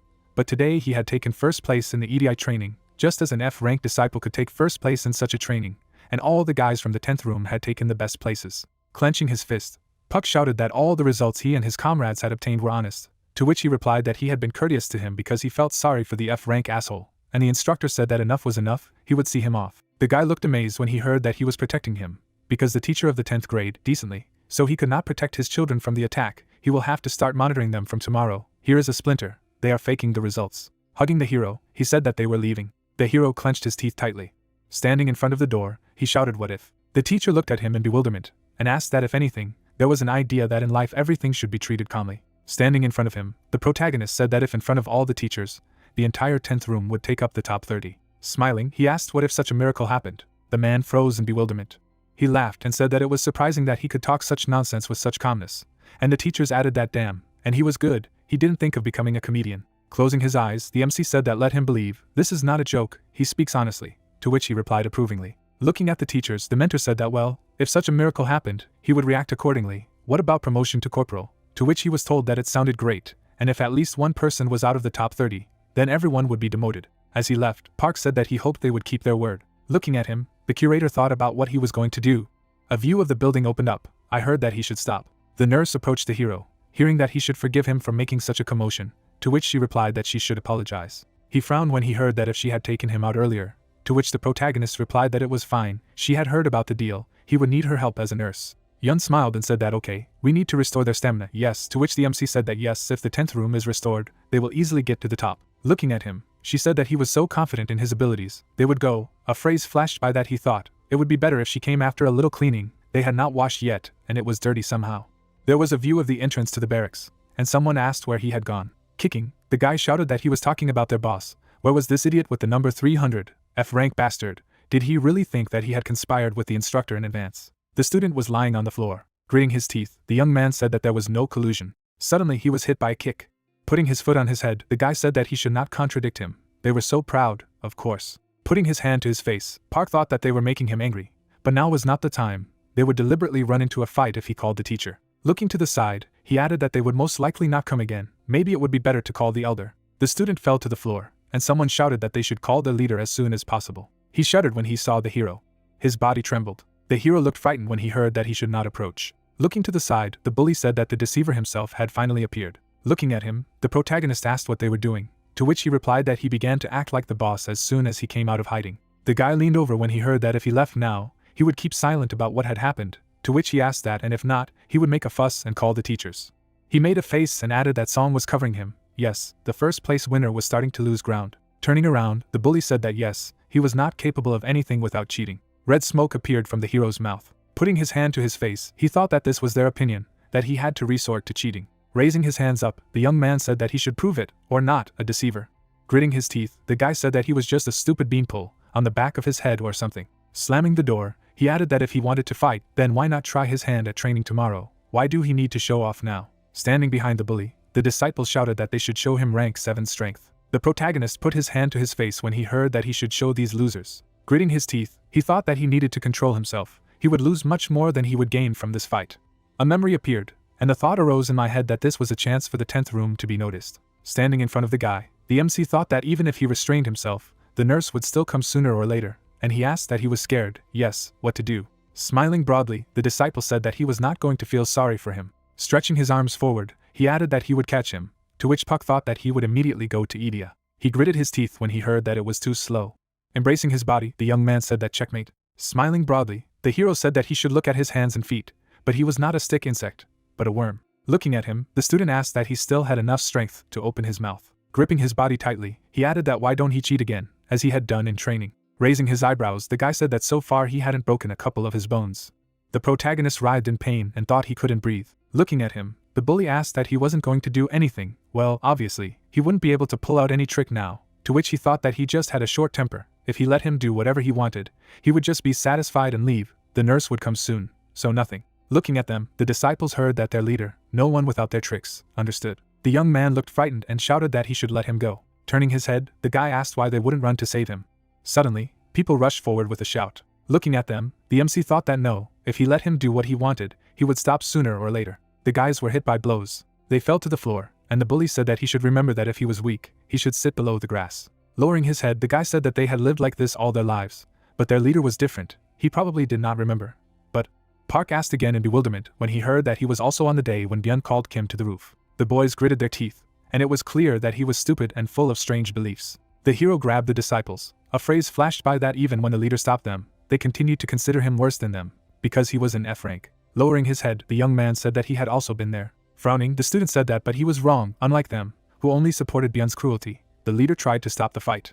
The protagonist opened his eyes in amazement when he heard that this was why their leader. Rushing forward, the young man shouted that he was much more amazing than them. Grinning, the guy asked what kind of scene he was playing. Turning his head, he added that perhaps it was necessary to show with a specific example. Gritting his teeth tightly, the MC thought he was wrong. Looking at the squad, he added that he was the one who told them to never surrender, suspecting that it would be possible to say goodbye to the rank if they got into a fight. Smirking, Park said that he would see, next week he would get a rank. Standing in front of the girl, he said that if the 10th team recovered, they would easily get to the top. The thought arose that if he wanted to get a badge so much, it didn't mean that the crowd wanted it. A memory from the barracks appeared. Looking down, the hero thought that the crowd did not want to give up. It was he who convinced them to change. He was so pathetic. Suddenly, a dagger appeared in his hands. Looking at him, the student said that it was not the first time he had seen this weak Idia. And what would he do? He was captured. The guys froze when they heard the appeal. Looking at the bully, the protagonist said that if they fight only with their Idia, They will not be able to defeat even such a vile insect as him. Gripping his body tightly, the disciple said that he was going to feel sorry for him, but he was already going overboard. Frowning, the MC said that he was acting too important, relying only on his abilities. Suddenly he broke free from the grip and added that he had not trained at all. Holding the weapon in his hands, Park said that amazing abilities were not needed at all. Taking a step forward, the young man asked what was his strength. Swinging, the hero said that his legs were also weak. Blood suddenly spurted from the wound. Falling to the floor, the guy screamed in pain. Looking at him, the protagonist said that he didn't even know how to endure pain. He only scratched a little. Stop exaggerating. The student looked frightened and said that he should stop. He was sorry. Standing in front of him, the MC replied that he was such a pathetic jerk. Lying on the floor, the guy exclaimed. A shadow appeared on the wall, and a loud cry was heard. Puck gritted his teeth. Looking to the side, he said that they too could handle them without the use of Idia. Averting his gaze, he added that and more. Grinning, the hero asked that this was a specific example. The young man shouted in fright. He fell to the floor abruptly. Putting his hand on his side, the protagonist said that there was too much chatter for someone who had disconnected from such stupidity. Shaking off his hands, he added that where were the friends of this worm, insect, or whoever he was. Smiling broadly, the MC asked that they could get rid of this pile of garbage. A view of the school opened. The student was breathing heavily. Suddenly, someone swept past him. Frowning, Bunt said, "Damn, that idiot again." Suddenly he shuddered in surprise. Looking to the side, the guy wondered who these guys were. They weren't tired of running after this idiot. They were all losers. Leaning against the railing, Juice said that this was how it would end. Looking to the side, she asked what student number 7 was doing. Looking at her, the nurse replied that she had difficulty recovering his condition, but he had suffered emotional turmoil, so it would not be easy to return to training. Putting her hand to her face, she added that she had barely healed the guys from the 10th room after the fight. Because of this, they had not been able to fully regain their stamina, so they would have a hard time today. The instructor narrowed his eyes. Standing in front of the hero, he turned and asked what he knew why he had summoned him, to which he replied approvingly. Frowning, Song said that because of what had happened, he was in first place, but after subtracting the points, he ended up in 300th. Puck's eyes widened upon hearing this. Gritting his teeth, the coach said that this was all. Let them go to the canteen, to which the hero thought that he had managed to avoid expulsion, but he was the last one again. Looking down, he added that it must have been the senior or nurse who had stepped in for him. The protagonist looked to the side, hearing that this was too much. Hadn't he heard about what had happened? The guys from the first room were the first to start. Disciple number 300 just wanted to protect them. Turning his head, the guy replied that they should not appear and go to the dining room. MC stretched out his hand forward, hearing that why was the leader being punished for trying to protect them, wasn't it too cruel? To which he replied that let them calm down. The squad looked surprised to hear that everyone would receive penalty points for refusing to obey the order. Grabbing himself by the jacket, the young man shouted that no, he had had enough. What was it all about? Throwing the number on the ground, he added that no matter how hard they tried, they remained betting for everyone else. Looking to the side, the instructor turned to the 10th room. Puck closed his eyes and responded. The curator turned around and narrowed his eyes. The students froze in bewilderment. Taking a lying position, the hero said that everyone in the 10th room was ready to accept punishment. Gritting his teeth, the young man said that their leader must be very angry. They would accept the punishment. Crossing his arms, Song asked what they were dissatisfied with. The protagonist raised his head when he heard that on Friday afternoon there would be a contest using Idia among the best fighters in guerrilla training. Frowning, the guy said that there they would show what they were all capable of. Let them prove that they were not just betting. MC gritted his teeth tightly and replied approvingly. The man looked at his watch. Looking down, the coach thought about lunch in 20 minutes. He needed to send them now, and then said that the 10th room should go up. The guys abruptly stood up and responded. With a slight grin, the instructor said that they had enough strength. Let them go to the canteen. Walking down the corridor, the young man asked if they had any food left at all, to which the one in front replied that probably only dry rice and kimchi, and the hero offered to divide it among themselves. Looking ahead, the master said that this was the same F-rank disciple. He smiled and asked if they were having lunch, to which the protagonist replied that they did, and asked if he was full. Waving his hand, the man said that he did not like it. It would be better to eat ramen. MC laughed when he heard this. Pointing to the side, the teacher said that by the way, this morning they were the last. Probably that time he used his tricks. Putting his head on the back of his head, Park said that he thought he had no strength left because of hunger. They would go to eat now. Approaching him, the man said that he had heard that one lanky man had been knocked out yesterday. Raising his head, the hero thought that damn, this insect must be in this teacher's class. Smiling broadly, the teacher turned to him and said that he had heard that it was the work of an F rank. Putting his hand on his shoulder, he laughed and asked if it was funny. Standing with his friend, the teacher said that this idiot was always good at jokes, asked how a fighter from the 7th room could lose to a rookie in the 300th place. Looking away, the protagonist heard that it would be better to come up with something more believable. The nurse was too nice to the students, to which he thought that he simply did not believe that he could win, so he made up his own story. The school staff approached, having heard that, as already mentioned, now in the morning teachers will train with them. This is problematic. But this is the only way to prevent cheating, to which the MC thought that let them do whatever they want, his lunchtime is running out. The instructor looked at the teacher and said that lunch was about to end, and the girl added that the guys should hurry up with lunch. Raising his hand up, the man laughed and said that they would see each other later. The disciples walked forward, saying that he had finally left. They had less than 10 minutes left, begging if only there was food left there. Squinting his eyes, Puck said that he had a bad feeling. There was a view of the entrance to the school. Someone said that, damn, it's not like that again. Raising a thumbs up, the guy said that he was able to sit out, and the other added that he was getting old. The teacher looked at the curator in surprise. Raising a finger up, he said that as expected from a physical education teacher, he was doing an excellent job with the exercises, to which the teacher replied that he was flattering him. Frowning, Ju thought that today was not the best mood. People communicated with each other, and she added that the teachers were trying to observe them, but since they were not training well, the general mood had deteriorated. Turning her head, the girl thought that the students had not been able to regain their stamina. So many were sitting out, especially. The guys were lying on the ground, and she added that the 10th room, these zombies were now trembling. This deprived the others of motivation as well. Looking straight ahead, Ju thought that these guys were more useful than she thought. Looking at the guy, she added what the leader of the squad would do with this atmosphere. Looking down, Song said that he should tell everyone that. Leaning against the railing, the instructor said that he understood that they wanted to leave their energy for the competition, so they would choose one person from each room to participate in the training competition. The hero raised his head when he heard that the room with the highest score would go to rest. Let those who are confident in their abilities rise. He walked slowly forward. Frowning, the man said that as a representative of the teachers, to which the teacher replied that he would feel sorry for the children if he went. The thought arose that he hadn't boasted a couple of days ago that he was part of a partisan detachment. Raising his hands in the air, he asked that it was worth testing their disciples. People stood at attention. They lined up in a row. The hero's leg trembled and he thought that getting the first place and then resting was not so bad. Lowering his gaze, the protagonist added that but if he overdid it and spent all his strength here, he would not be able to show himself in the competition. Bending over, the teacher said that they would compete, to which he replied approvingly. Song furrowed his brows and said that the students who finished one exercise moved on to the next. Those who did not keep up were eliminated. Those who had already sent their representatives should return to the training. Looking down, the MC thought that damn, he couldn't hold back anymore if he wanted to regain his strength. Then, the students raised their legs up. It was heard that the instructors would evaluate the accuracy of each exercise. Let them start. Number 8, 4 times. The teacher sat down and said number 1, twice. Turning around, the girl said that he was too nimble, to which the young man replied that if they left behind, they would be out. The man raised his leg and exclaimed. Smirking, the man said that their muscles were only for show. How weak. He looked at him in surprise and wondered if he was faster than he thought. While doing the exercise, the teacher added that okay, he was just an F rank, he would easily surpass it if he tried. Putting his hands behind his head, Park said number 11, 4 times, to which he asked. Kim looked away and wondered that it wouldn't end so quickly because of the teacher. Putting his hands behind his back, Song said that the first room was being eliminated, to which she added that she would give up in an attempt to keep up with Master Excess. The platoon commander gritted his teeth tightly when he heard that number 4 times, to which he thought damn, they'll see how it ends. Raising his hands up, the hero said that number 1, twice. He sat down and repeated the command. The protagonist jumped up and said that number 9, 3 times. Turning his head, the teacher shouted that he couldn't sit and watch his room rest, to which he thought he was rude and worthless. A view of the mountains opened up, commands for exercises were heard. Leaning on the ground, the man sighed. Falling to the ground, he said that he was a monster. Frowning, the instructor said that the teacher's room was eliminated. Let the 10th room go to the shade and rest until the end of the training. Let the rest prepare for the 6th round. Looking at the hero, the guy asked that he was fine, to which he replied that the teacher lasted longer than he expected. MC sat down near a tree and said that they could relax the muscles, to which he was answered approvingly. His legs trembled.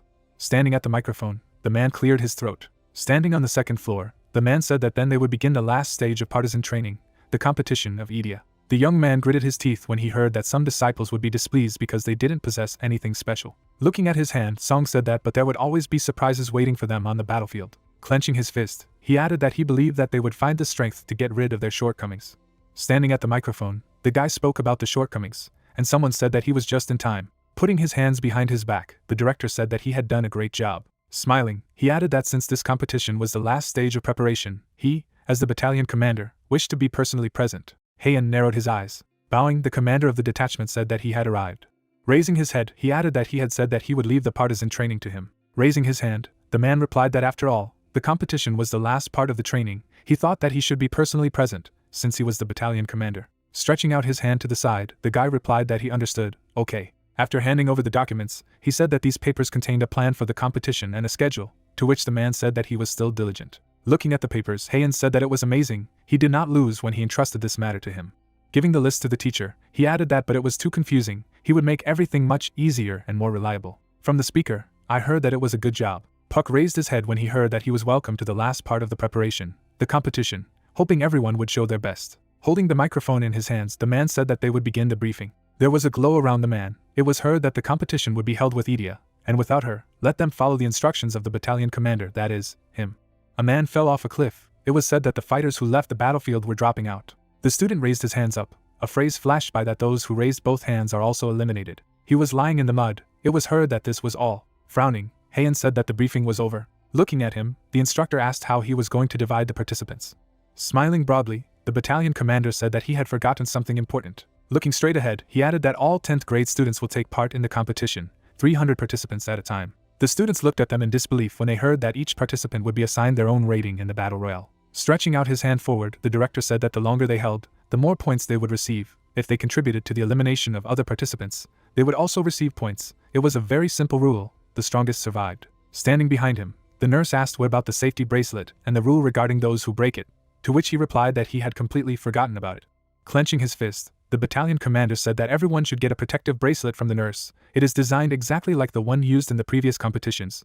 The bracelet absorbs the damage received and breaks. Smiling, he added that usually breaking the bracelet meant defeat, but if they wanted to continue fighting, he would accept their persistence with respect and allow them to compete. The girl looked at her in amazement and exclaimed, and then thought that he had put aside all the plans of the squad leader for his stupid ideas. Looking at his hand, the hero thought that there was no choice. He needed to try to hold out as long as possible and score more points. A memory from training seemed to me, and he added that although he managed to contain the Idia yesterday, it could be difficult in his current state. Stretching his arms to the sides, the man said that they looked surprised. They should learn to remain calm in any situation. The time seemed to me, I heard that it was 13 o'clock and 58 minutes, perfect. Smiling, Heian said that they would start the competition at 14:00, and they would start. Raising his hand, he added that from the competition with Idia. Gritting his teeth, the student asked that he wouldn't even give them a little time to get used to the dirt, to which he was told that they had such rules. The protagonist raised his head up. The instructor stood at attention. The time on the clock was 14:00. It was heard that the competition would begin. Stretching out his hand, the young man shouted that they should leave the rest of the boys from the first room and deal with the unarmed bun first. The guy looked angrily when he heard this. Rushing after him, the disciple shouted that where he was going, let him come here. Holding the weapon in his hands, he added that he would deal with it before he could find an object for the use of Idia. Grinning, Bun said that this garbage, they are collectively. A glow appeared around his arm and he asked that they were blind when they huddled together. The guy grabbed the pipe. Holding a piece of metal in his hands, he asked what dared to look down on his abilities. Turning his head, the young man shouted that they were running. Waving the metal, the disciple said that it was too late, let them die. Putting her hands on her side, Kim said that they were fighting so fiercely there, and they weren't going to join. Looking to the side, she added that either they were going to keep her trapped until the end of the EDI contest. A horn suddenly appeared on her forehead. Jumping up, the girl said that they should try to catch her. The hero crossed his arms when he heard what to do, because the director loves people with unusual abilities. Looking down, he thought that song would first give them time to get used to the competition, then divide the competition into a format, and then assign a point to each according to their skill level. The protagonist lowered his gaze and added that he was going to score a lot of points with these zombies from his room in the non-skill competition, and then try not to drop too much in the ranking during the competition with her. But with such a system, it would end up with students with advanced abilities simply drawing all the attention to themselves. He looked in surprise when he heard that he should look there. Stretching his hand forward, the guy said that he would forgive me, but they would have to disappear before they started competing without abilities, to which the MC replied that this was how it would end. Holding the knife in his hands, he added that let everyone get ready for battle. Rushing forward, the opponent shouted that they should get rid of the guys from the 10th room before the end of the competition with Idia. Turning his head, Puck shouted that they should try to hold out until the start of the competition without abilities. Crossing his arms, the director said that they were doing well. Looking at him, the instructor said that the students hadn't even warmed up yet. The owners of abilities were getting too much of an advantage. Putting his hand on his shoulder, the teacher said that although he was a guerrilla instructor, he was a battalion commander. Waving his hand, Heian said that it was fine. He should consider the fact that Song had also worked hard to prepare for the competition. Wasn't that the teacher's main task? Standing behind him, the teacher said that he was right. Putting his hand to his face, the man asked that well, it was worth giving them more time. Standing at the microphone, he said that the announcement was from the battalion commander. In 30 seconds they would move on to the competition without the Idia. The participants of the competition fought. It was heard that he repeated, in 30 seconds they would move on to the competition without Idia. Looking to the side, the hero shouted that they should be patient for another 30 seconds. Standing in front of the students, Kim asked that there were about 30 people. Grinning, she added that they understand that they cannot just leave of their own free will. Rushing forward, the girl used the art of wielding a goblin's sword. The guys flew to the side screaming. Holding the piece of metal in his hands, Bun said that damn, he had to deal with a few more people before the end of the competition. Swinging, he shouted that he should die. A blow flew to the person. Smiling, the battalion commander said that Kim was as amazing as always. Byun was also surprising. He wanted to watch the competition with abilities again. Standing behind him, the guy turned around, to which he replied that okay, he was also impatient. The participants fought among themselves. It was heard that they should disable their skills. The young man turned his head and said that there was no point in fighting them during the competition without the Idia. Gritting his teeth, the protagonist thought that they had managed to survive. He froze, wondering if his stamina would be able to hold out to the end. The disciples stood in front of each other, and the guy said that he had to wait for the skill competition. He would not be defeated in hand-to-hand combat, in a battle without ability, even if the entire first room united. The disciples ran one after another. It was heard that it would not be so easy to catch them. Turning his head, the guy said that they would not stand during the battle. With her eyes wide open, the girl shouted that it was now. The young man frowned and replied that they should keep their word. They suddenly pushed the allies. Turning around, the student asked again. The soldier was grabbed by the arm and asked that they would seriously go against their comrades. Smiling, the student said that first it would be necessary to get rid of competitors, to which the young man replied that yesterday, while they were resting, they managed to negotiate with other rooms. Raising his hand, he added that he didn't know that all the 10th graders would be involved in a huge scuffle. A man was stuck with his face in the mud. The guy looked frightened and said that the competition without abilities had come. What next? And the other asked what to do. People stood knee-deep in mud. The thought arose that the bodies of his zombies were already at the limit. If the skill competition began again, they would not last long. Gritting his teeth, the MC thought about what he needed to do to hold out a little longer. The squad looked at him. Puck's eyes widened as he heard the address. Standing in front of him, the young man said that they knew that he was wasting stamina because of them. But right now, their zombie squad could only do one thing. The hero looked at him in bewilderment and asked again, to which he was told that he should go ahead and prove them wrong. Looking to the side, the guy shouted that he would not take a step back. The student looked frightened and asked what they were doing all of a sudden, and the girl added that she thought they no longer had the strength. Grabbing his hands, a member of the squad shouted that they were tired of holding back, and the other added that they should grab anyone and pull him out of the crowd. The student looked frightened and said that their gaze, they no longer controlled themselves, and someone said that they were running. If they got caught, they would not get out. The people's eyes lit up red. The protagonist froze and turned. Looking to the side, Bun asked what was wrong with them, imagining that they were starring in a zombie movie. Raising her hand, Kim asked that she was saving her chips for later. Frowning, the guy said that he should leave. He froze in front of her. The student smirked when she heard that she had brought so many people with her, to which she asked that she was jealous of her popularity. Frowning, the young man added that she had taken them with her on purpose. Stretching out her hand to the side, the student replied that she thought it was time to go. He had already scored enough points. Looking at them, the contestants shouted that the two had conspired, that they would not be able to win if they united with the Idia during the contest. Let them stop them. Turning around, the teacher turned to him, to which the battalion commander replied that they had stood out again. They were not bad in a battle without Idia. He looked in surprise when he heard that they had dropped out. With his eyes wide open, the director said that it could not be, to which the instructor replied that he thought so. Turning his head, he asked what he had said. Images of disciples appeared. It was heard that these two could easily go against the crowd during the ability competition, but in an ordinary battle, it would not be easy for them. They were standing in front of a huge squad. It was said that this is why the guys decided to group up to get rid of Kim and Byun. Crossing his arms, Sun said that when it comes to competitions without the use of skills, obviously they will be the main target for all participants. Looking at him, the director said that as expected, he thought the same thing. Well, he hoped it would help them become better, to which he said that yes, he was counting on it too. The thought arose that the press had not yet arrived, and they had already dropped out, but there were still guys in the first room with good skills. Leaning on the railing, the teacher shouted that people had been knocked out of the first room, to which the battalion commander asked. Standing next to them, the guy heard a question about what was happening, to which he thought that Kim looked like she was full of strength to fight back. Smirking, he added that it was because of Puck. Looking at the phone, Hayan thought that damn, he thought it would be a quick brawl after which the strongest would remain, so he told the reporters to come back later. Grabbing the microphone, he shouted what the hell. Looking at the competition, the man said that in 30 seconds, they would return to the ability challenge again. The participants of the competition stood in front of the hero. The protagonist smirked and thought that he wanted to help them, but it turned out that he was the one who was saved. Stretching out his hand forward, the young man shouted that even though he was in the song division, pointing to the squad, he added that they were stronger in skill competitions. Standing still, the MC replied that he was worried that his Idia would get out of control due to a lack of stamina, wondering if he would be able to hold back his energy in such a bad state. Smiling, the student asked what he was muttering to himself. They turned around when they heard that they should leave him immediately, to which the girl asked what was wrong. Frowning, the guy shouted that he was dangerous alone. A memory seemed to me. The thought arose that his fight with the lanky man, if this was his true potential, then it was better to stay away from him. The young man put his hand to his face, thinking that he wanted to force him to spend all his energy trying to protect the zombies, so that he himself would be eliminated. But where had they all gone? The student looked in surprise when he heard that the mode was activated. They could use their powers. Turning his head, he said that it was time for skill competitions. He would have looked at their abilities from the outside. Suddenly, a blow flew into his face. The man turned his head away and screamed in pain. Looking at him, a member of the squad asked what was just one blow, taking into account the protective bracelet. The hero struck with his fist. Holding the weapon in his hands, the fighter said that there was some kind of dull sound. Rushing forward, he shouted that damn, let them catch him. The protagonist froze in place. He deftly dodged their attacks. MC looked to the side when he heard that he missed the target. Swinging his weapon, the guy shouted that he was trying to run away, and the other added that they should not let him leave, they should catch him immediately. He opened his eyes in surprise and asked again. Standing beside him, Puck turned. Squinting, he said that let them. People raised their hands up and said that they were surrendering.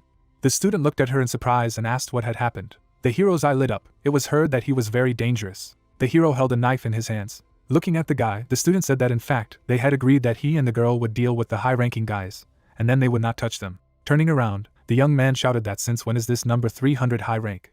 Standing in front of him, the participant of the competition replied that he had not heard that he had taken first place during the partisan training. The girl smiled and asked why he was trembling. This was a battle with abilities. They were much stronger than 300th. Frowning, he asked if she hadn't seen what he had done yesterday. Watching them, the young man heard that he was dangerous. They turned when they heard the address. The protagonist looked at him angrily, and said that they should stop wasting time and come to him. He began to go forward. Swinging his whip, the student shouted that to hell. Holding the dagger in his hands, the MC spoke of his right hand. Frowning, he asked that he was not allowed to kill them, I see. Gritting his teeth, the guy wondered what was wrong with him. He was talking to his hand. Park deftly deflected his shot. The young man grinned and exclaimed. The hero deflected his blows. With his eyes wide open, the student asked what kind of nonsense it was. Smiling, the protagonist asked that this was all he was capable of. Putting his hand to his face, he thought no. Deflecting the blows, MC added that he needed to hold on. The student opened her eyes in amazement, and thought that he was parrying all his blows in such a strange stance. Waving his whip, the guy shouted that they were going to continue to stand aside, let them help him as soon as possible. To which they replied that he was crazy, if his whip hit him, he would be expelled.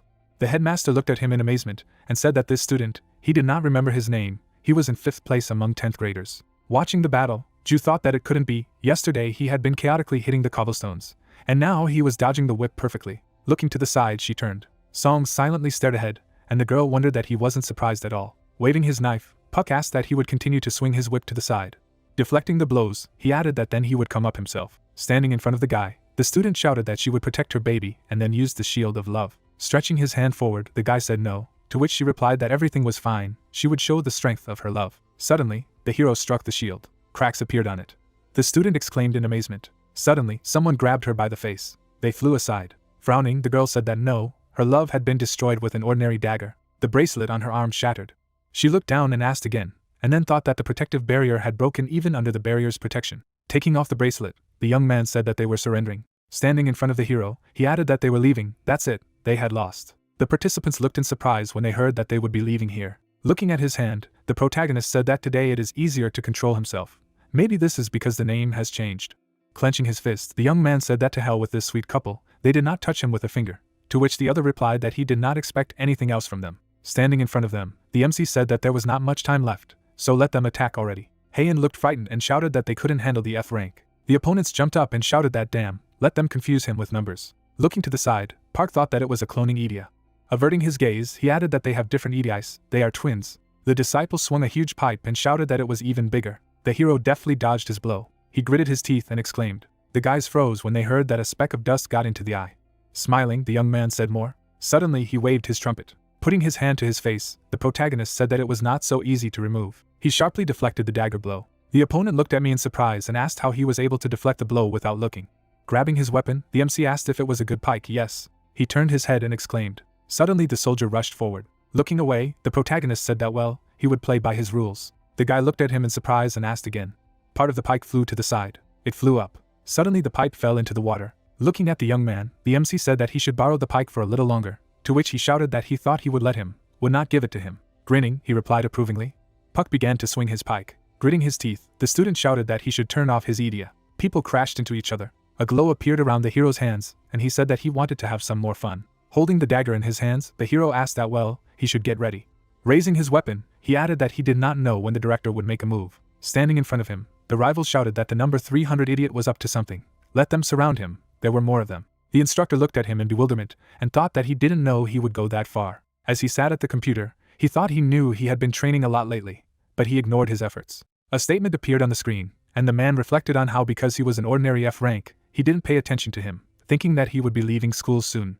Lowering his gaze, he added that he couldn't understand how he had managed to become such a strong F rank. He didn't know if it was effort or hidden talent. He had completely ruled out the possibility of him becoming stronger. Standing next to him, the hero asked what he thought souls could be divided by rank. Smiling broadly, the teacher replied that of course, he was serious. The thought arose that he should help the students become better, But even after his words, he did not give up his prejudices. Grinning, the protagonist said that he realized that he still thinks that he can't, to which he replied that he is stupid and his jokes are ridiculous. Putting his hand to his face, the teacher thought that he did not even want to help, but The director looked away in surprise when he heard that he was sorry, to which he asked what he was doing all of a sudden. Clenching his fist, the man shouted that he should hold on, show them what he was capable of. Stretching out his hand to the side, the battalion commander said that he should do something with him, to which the leader of the 6th platoon replied approvingly. Taking the teacher away, he asked what he was doing. The commander said to stop, to which the teacher shouted that he should prove to them that souls cannot be divided by rank. Heian gritted his teeth tightly and wondered what the hell was it. The outstanding disciples who were supposed to be the center of attention were instantly eliminated.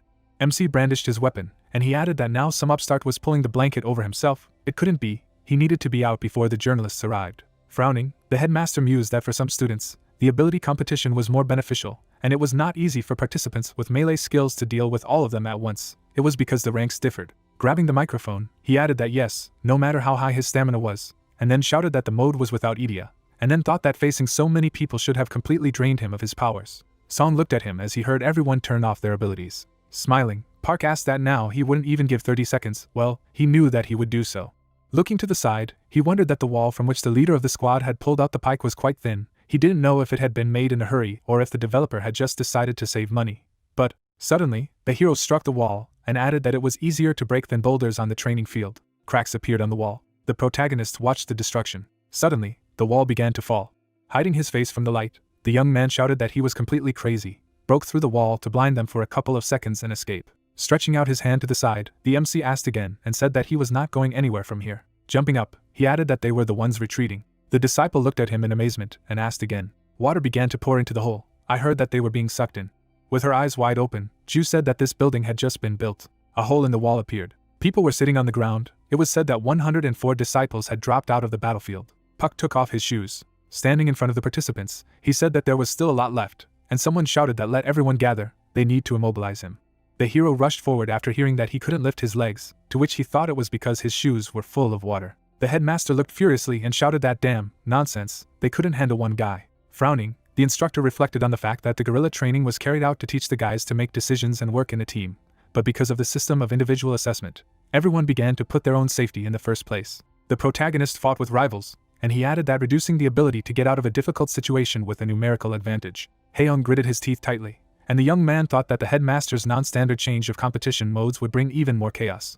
Sitting on the floor, the girl said that she was cold, to which the student replied that then they would remain in each other's arms. The thought arose that moreover, number 5 recklessly sought to get rid of only Puck. People ran in the direction of the hero, and Song reflected on the fact that in these competitions, all participants are evaluated according to personal contribution.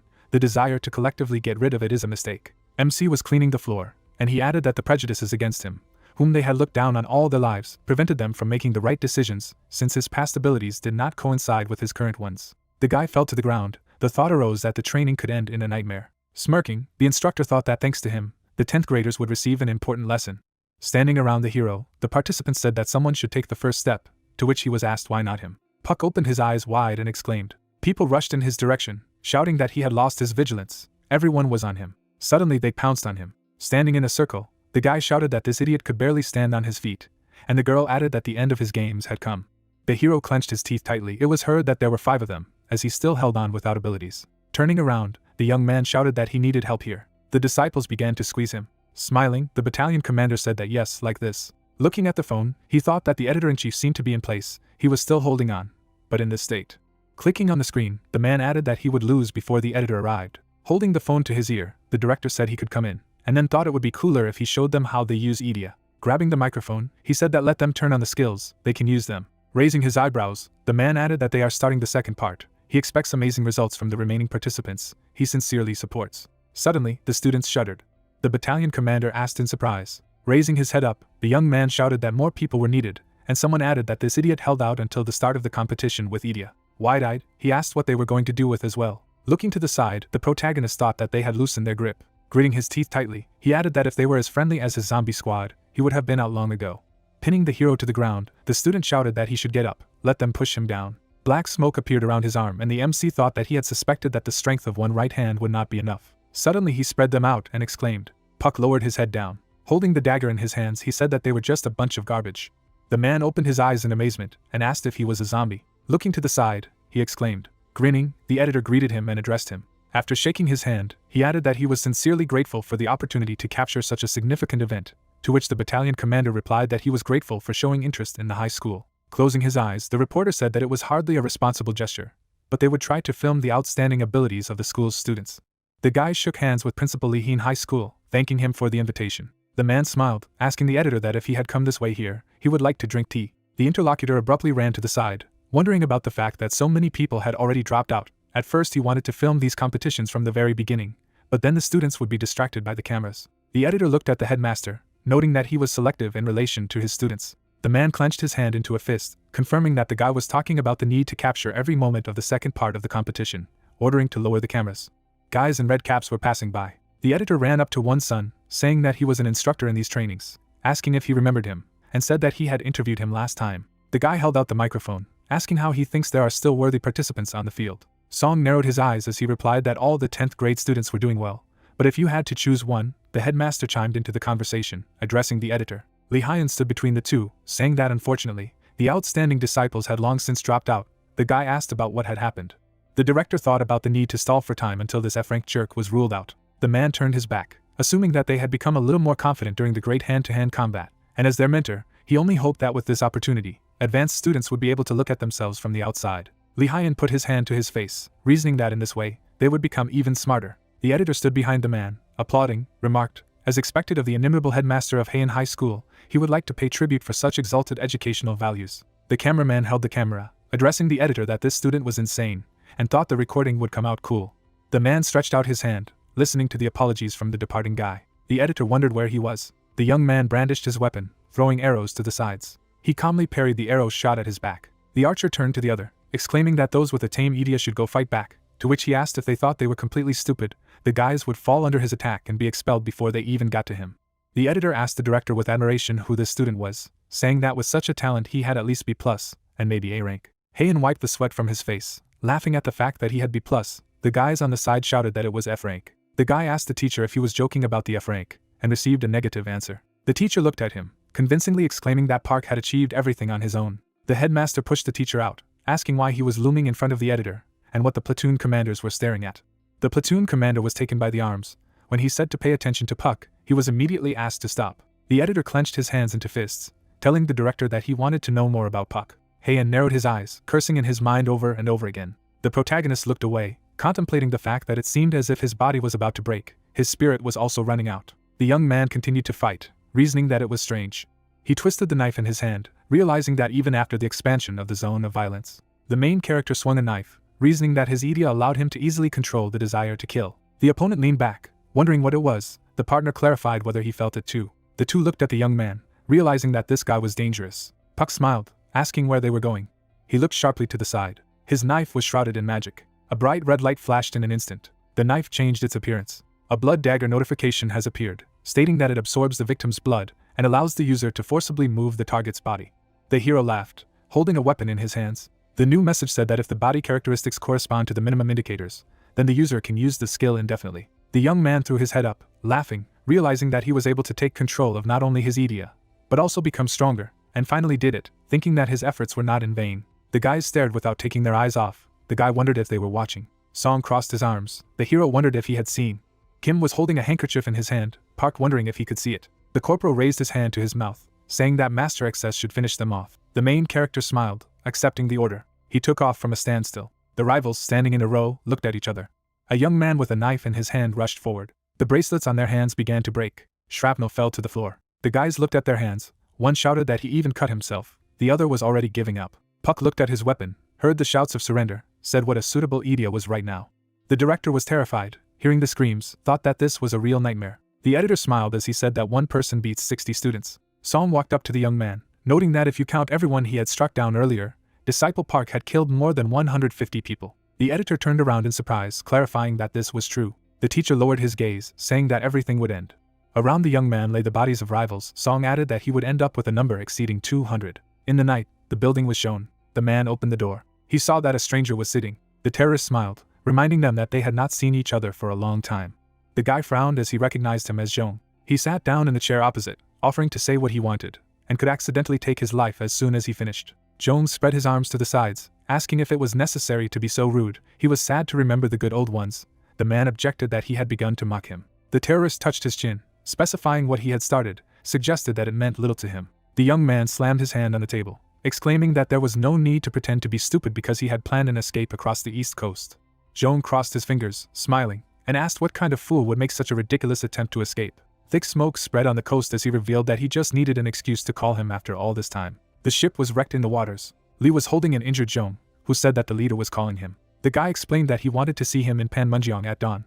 The man looked at his opponent in surprise. He frowned, asking what he wanted to say after getting rid of dozens of his subordinates. The two were sitting at the negotiating table. The terrorist explained that when he was in the South, he met very interesting guys. A question was raised about whether they were students of Heian High School. Joan raised his hand, saying that he had heard that the old man was training children, so he decided to check immediately. But when he came to say hello, he got his ass kicked. Lee frowned, wondering what he was talking about.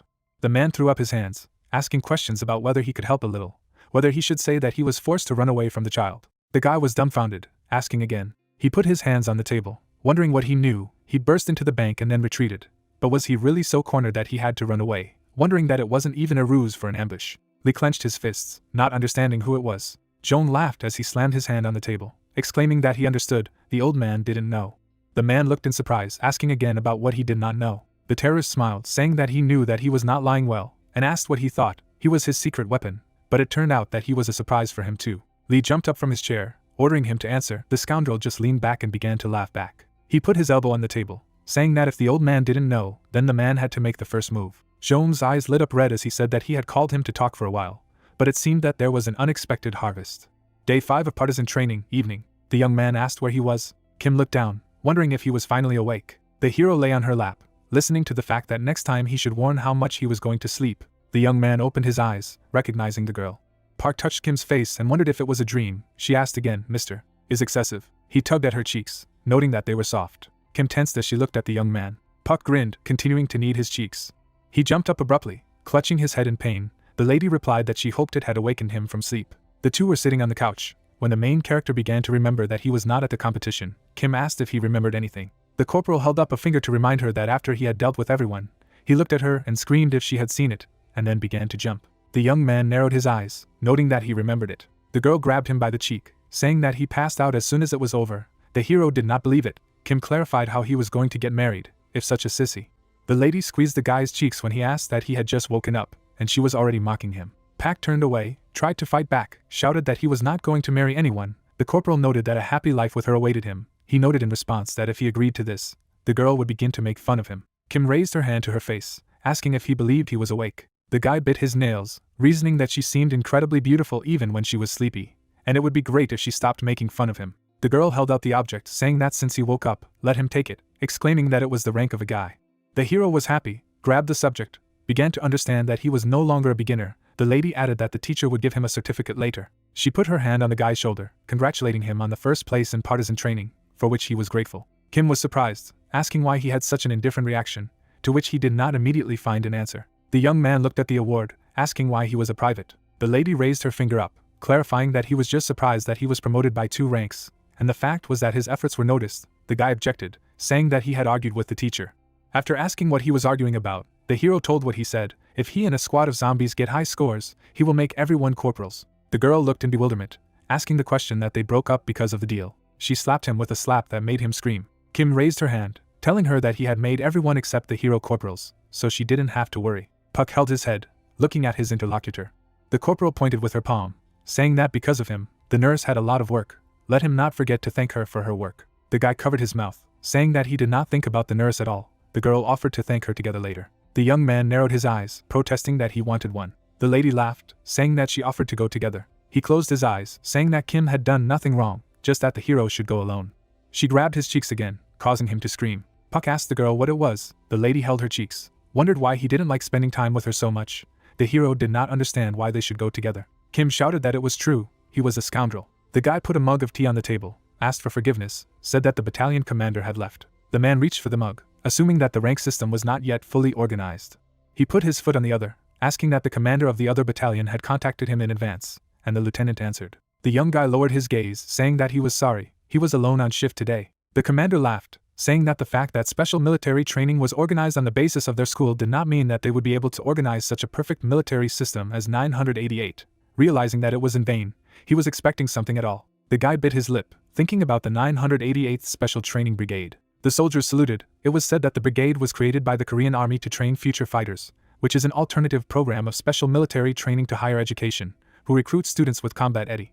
The building is depicted. The teachers at the base are assembled from the educational elite. The students absorb many years of military wisdom through an organized curriculum. He reasoned that it was the strongest military base in Korea, specializing in Idia and being an alternative to a higher educational institution. The man put the mug on the table. He threw up his hands as he asked about when Principal Haein High School would arrive. The young guy frowned, wondering if the man was waiting for the director so much to belittle him and boast of his own successes, answering that he would be there soon. The commander, smiling, looked into his eyes, noticing his displeased face. The guy replied that he was afraid to seem a little presumptuous, asking if he was too disrespectful for a representative of another block. The commander grinned, repeating about the other block, asked for forgiveness. He closed his eyes, saying that since he was an enemy who had come to declare war, he allowed himself a little rudeness. The young guy asked again about declaring war. The man smiled, saying that he was sure this was no longer news, specifying that his information network was so weak that no one had heard of it before. The guy recalled the conversation with the director, talking about how he thought.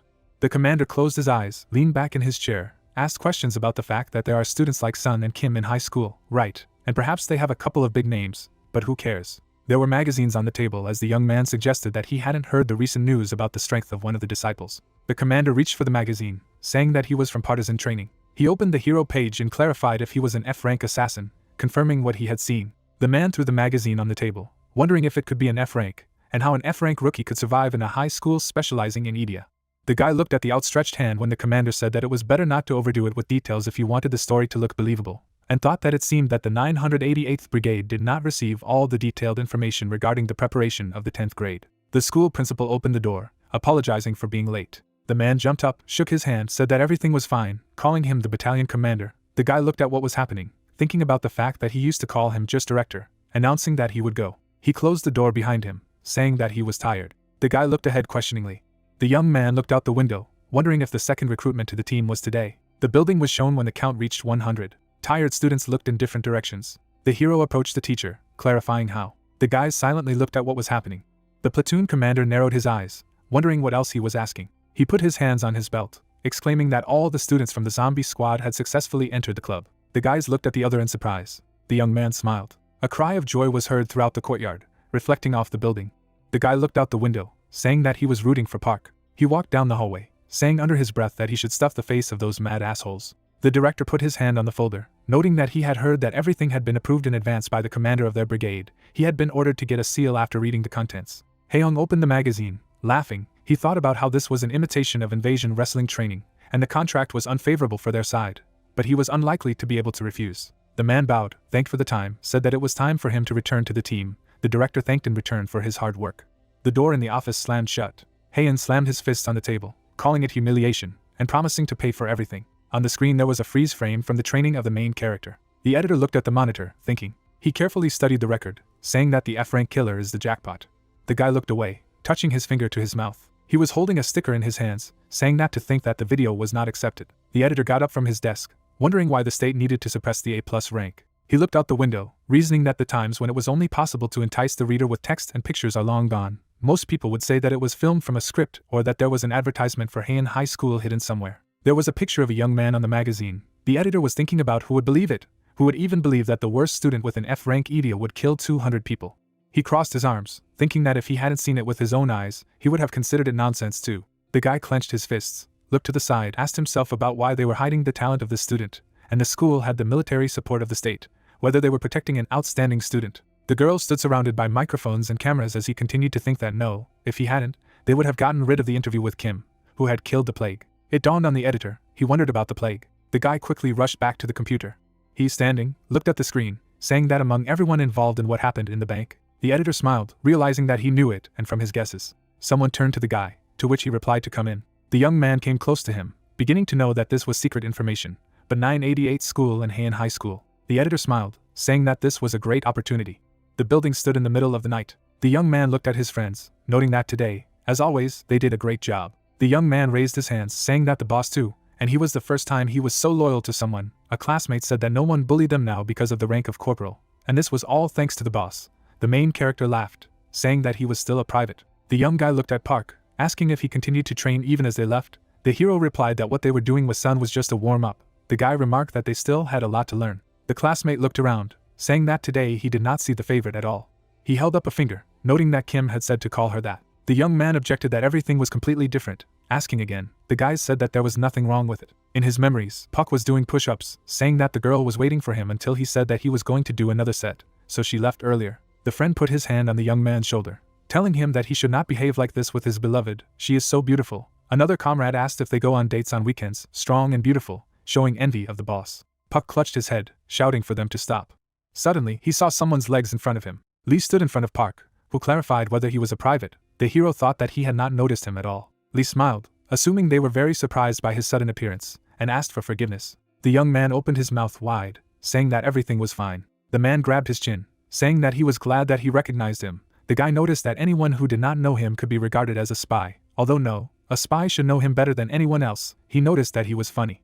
Classmates were perplexed when they asked if they were his friends. The young men were tense, shouting that he was their boss. Park reflected on the fact that he was now called the boss. The main character was burning with shame. Closing his hands, he thought that it was embarrassing when behind his back the man confirmed that the wards were in a good mood, receiving the answer that it was all thanks to their boss. Lee looked at the children, saying that he needed to talk to their boss. The guys accepted the order, replying that they would move away. He began to say that since they had seen him today, the young men had said at the same time that they would be silent. Lee smiled, noting that they were quick-witted. The school children rushed away around the corner. The man said that a bright future awaited these guys. They needed to move to another place. There was too much open space here. The two were standing in the square when Lee apologized for appearing so suddenly on the way home. The guy wondered what such a respected person could have to do with a school like him. After the man said that he had come to take a look at him after watching the tape from the competition, the hero replied that he was glad that he liked the video. But he was surprised that such a busy man decided to personally visit a student who had just reached D++ rank. Lee raised his fist to his mouth, thinking. He frowned, asking Park if he thought it was possible to divide the souls into ranks. The hero was stunned, chasing thoughts in his head about why he was asking such a question. The man covered his face with his fist, saying that it was just a random question, and to get back to the point, he was the one who chose the Heian school to carry out military training, the young man asked. The interlocutors were standing alone on the platform when Lee explained that it was cruel. But he hoped that a student like him would be able to become stronger even in the most difficult conditions, and relied on Sergeant Song. But things didn't go as smoothly as he expected. Park raised his palm, protesting that it wasn't. Song had an incredible influence on them. Without him, they wouldn't be here now. The man closed his eyes, laughed that he had made a mistake, and he hoped that the disciples would start working even harder looking at Song's efforts. But the one who had lured them in their place. Lee put his hand on the boy's shoulder. He stared into his eyes, saying that he had finally come out into the world. The man smiled, noting that he was glad. His naive speculations were confirmed after a personal meeting with him. Lee kept his hand on the shoulder of the guy who was talking about being embarrassed, and thought about how he was a student, the same secret weapon Zhong was talking about, a weapon he didn't even know about, remembering that he was amazed by the videos of guerrilla training. The man thought that only thanks to this, Zhong would not be defeated. Lee continued silently, looking into the young man's eyes, reasoning that looking at the student's aspirations, it could be understood that he would become even stronger, and he was the one the man was looking for. The guy was illuminated by magic, trying to get through to the man, who was thinking that he no longer felt such strong energy. He removed his hand from the hero, asking for forgiveness, said that he had gone a little off topic. Lee frowned, wondering if Zhong was trying to outwit him, or if this was his next plan, knowing that he wouldn't be able to make sure of anything now. Park touched his hair. After the man stated that he was done, thanking him for his time, the guy replied that it was nothing. Lee headed for the stairs, begging for forgiveness. He turned around, adding that it would be great if he won. The hero stood in bewilderment, asking again about what and whom. Lee raised his hand up, laughed, assured him that he would find out soon, asking him to be careful on the way home. The young man looked after him, wondering what he had said. There were 4 pancakes on the bar. The sergeant was making an approach, crouching. He put the vulture back in its place, wondering if it was only 11 o'clock. Song looked at his hand, exclaiming that he had become much faster at fulfilling his quota. He went to get his clothes, thinking that thanks to Park and the guys from the zombie squad, the intensity of the training had increased significantly. The abs of a guy who thought that his muscles had not been in such a state for a long time were shown. Song put on a shirt, saying that the main character was shocked. He went out of the fence, reasoning that if he wanted to be an example for his comrades, he had to do even more. The sergeant turned in the direction from which the scream could be heard.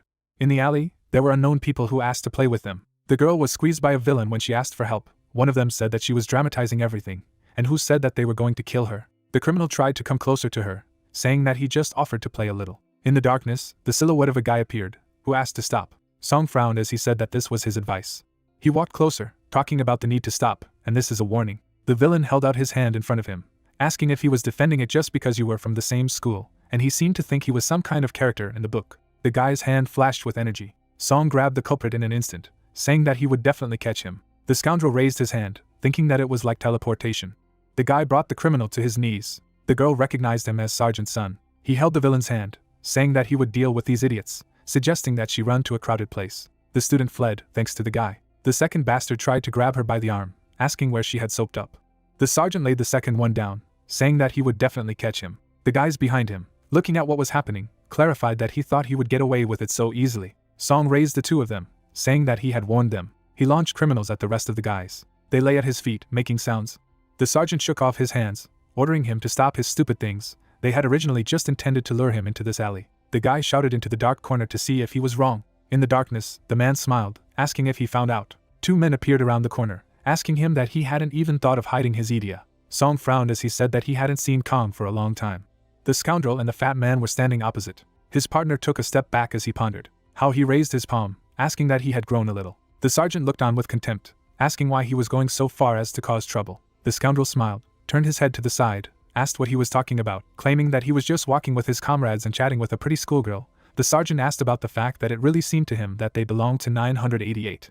Kang's eyes narrowed. He clutched his chin, noting that the guy was smart, not understanding how he understood. Song lowered his head, saying that first of all, that 10th grade student was in the uniform of their school, but called him a sergeant. The scoundrel didn't understand, clarifying that he was a sergeant. The guy replied that their school had recently switched to the military system, and not everyone was yet familiar with the rank system, especially 9th graders. They often just said Song. The commander looked attentively, reasoning that in such a situation what he was more used to came to mind.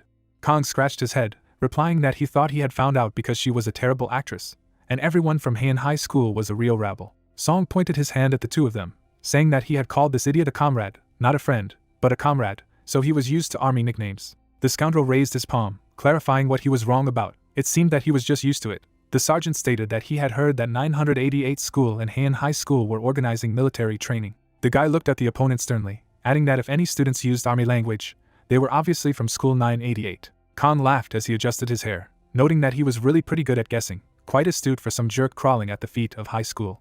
The scoundrel tilted his head, saying that he was annoying, wondering if he should be flattened again. The fat man stepped forward, asking if it was Song in front of him. Kong asked if he could see it. The guy replied that it was so, and who was he? The big guy pointed his finger at himself, laughing. The scoundrel put out his hand, calling this bastard a hick. The fat man raised his palm, introducing himself to Hua, and said that he was glad to meet him. He asked the fat man how he was doing, who replied that he would go.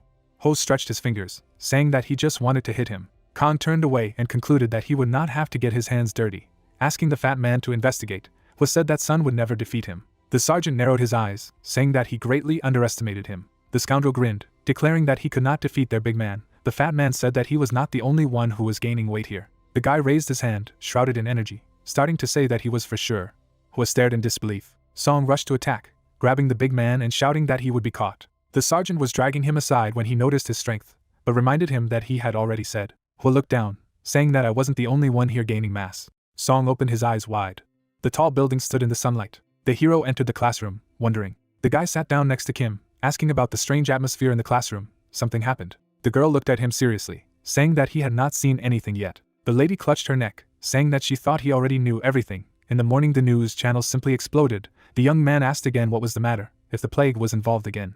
Kim poked the girl with her finger, asking her to show what she had been watching recently. The girl turned, asking about what he didn't know. Because he went to Sun for a lesson, the corporal asked just to show him. The main character took the tablet in his hands, wondering what Sun had to do with it. He was told to look at it himself. Puck stared at the screen. The recording showed a guy with a villain. The young man wondered what he was doing in the alley. The sergeant was carrying the fat man on his back. A bright energy appeared around them. The guy was trembling as he lifted Hua above him. He clenched his teeth at the weight. Puck opened his eyes wider, watching what was happening. A bright glow as they both fell. Ho rose from his knees. Sun was lying bloody on the cracked asphalt. The hero brought the tablet closer, asking about the fact that the teacher lost, and who these idiots were. He got angry when he heard that it was School Unit 998. A flag appeared behind Kim as she talked about a military school with which they would have friendly training in 15 days. Ju stood at the blackboard, claiming that everything seemed to be in place, adding that she was sure that everyone had heard about what happened to squad leader Sun. The girl said that 9 people gathered here represent the best students from each class. The two guys listened attentively as they sat at the table. Ju said that while the 11th graders would probably be dealing with most of the issues, she hoped that the others would be able to share their thoughts as well.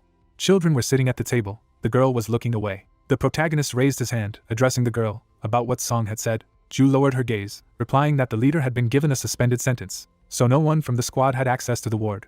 But even if that wasn't the case, he still wouldn't be able to visit him for security reasons. Puck lowered his eyes, saying that he understood. The disciple clutched his head, wondering how this idiot Song had even come to such a point. The man put his fist on the table, wondering what they should do. After all, the leader who was supposed to take care of everything had sadly ended.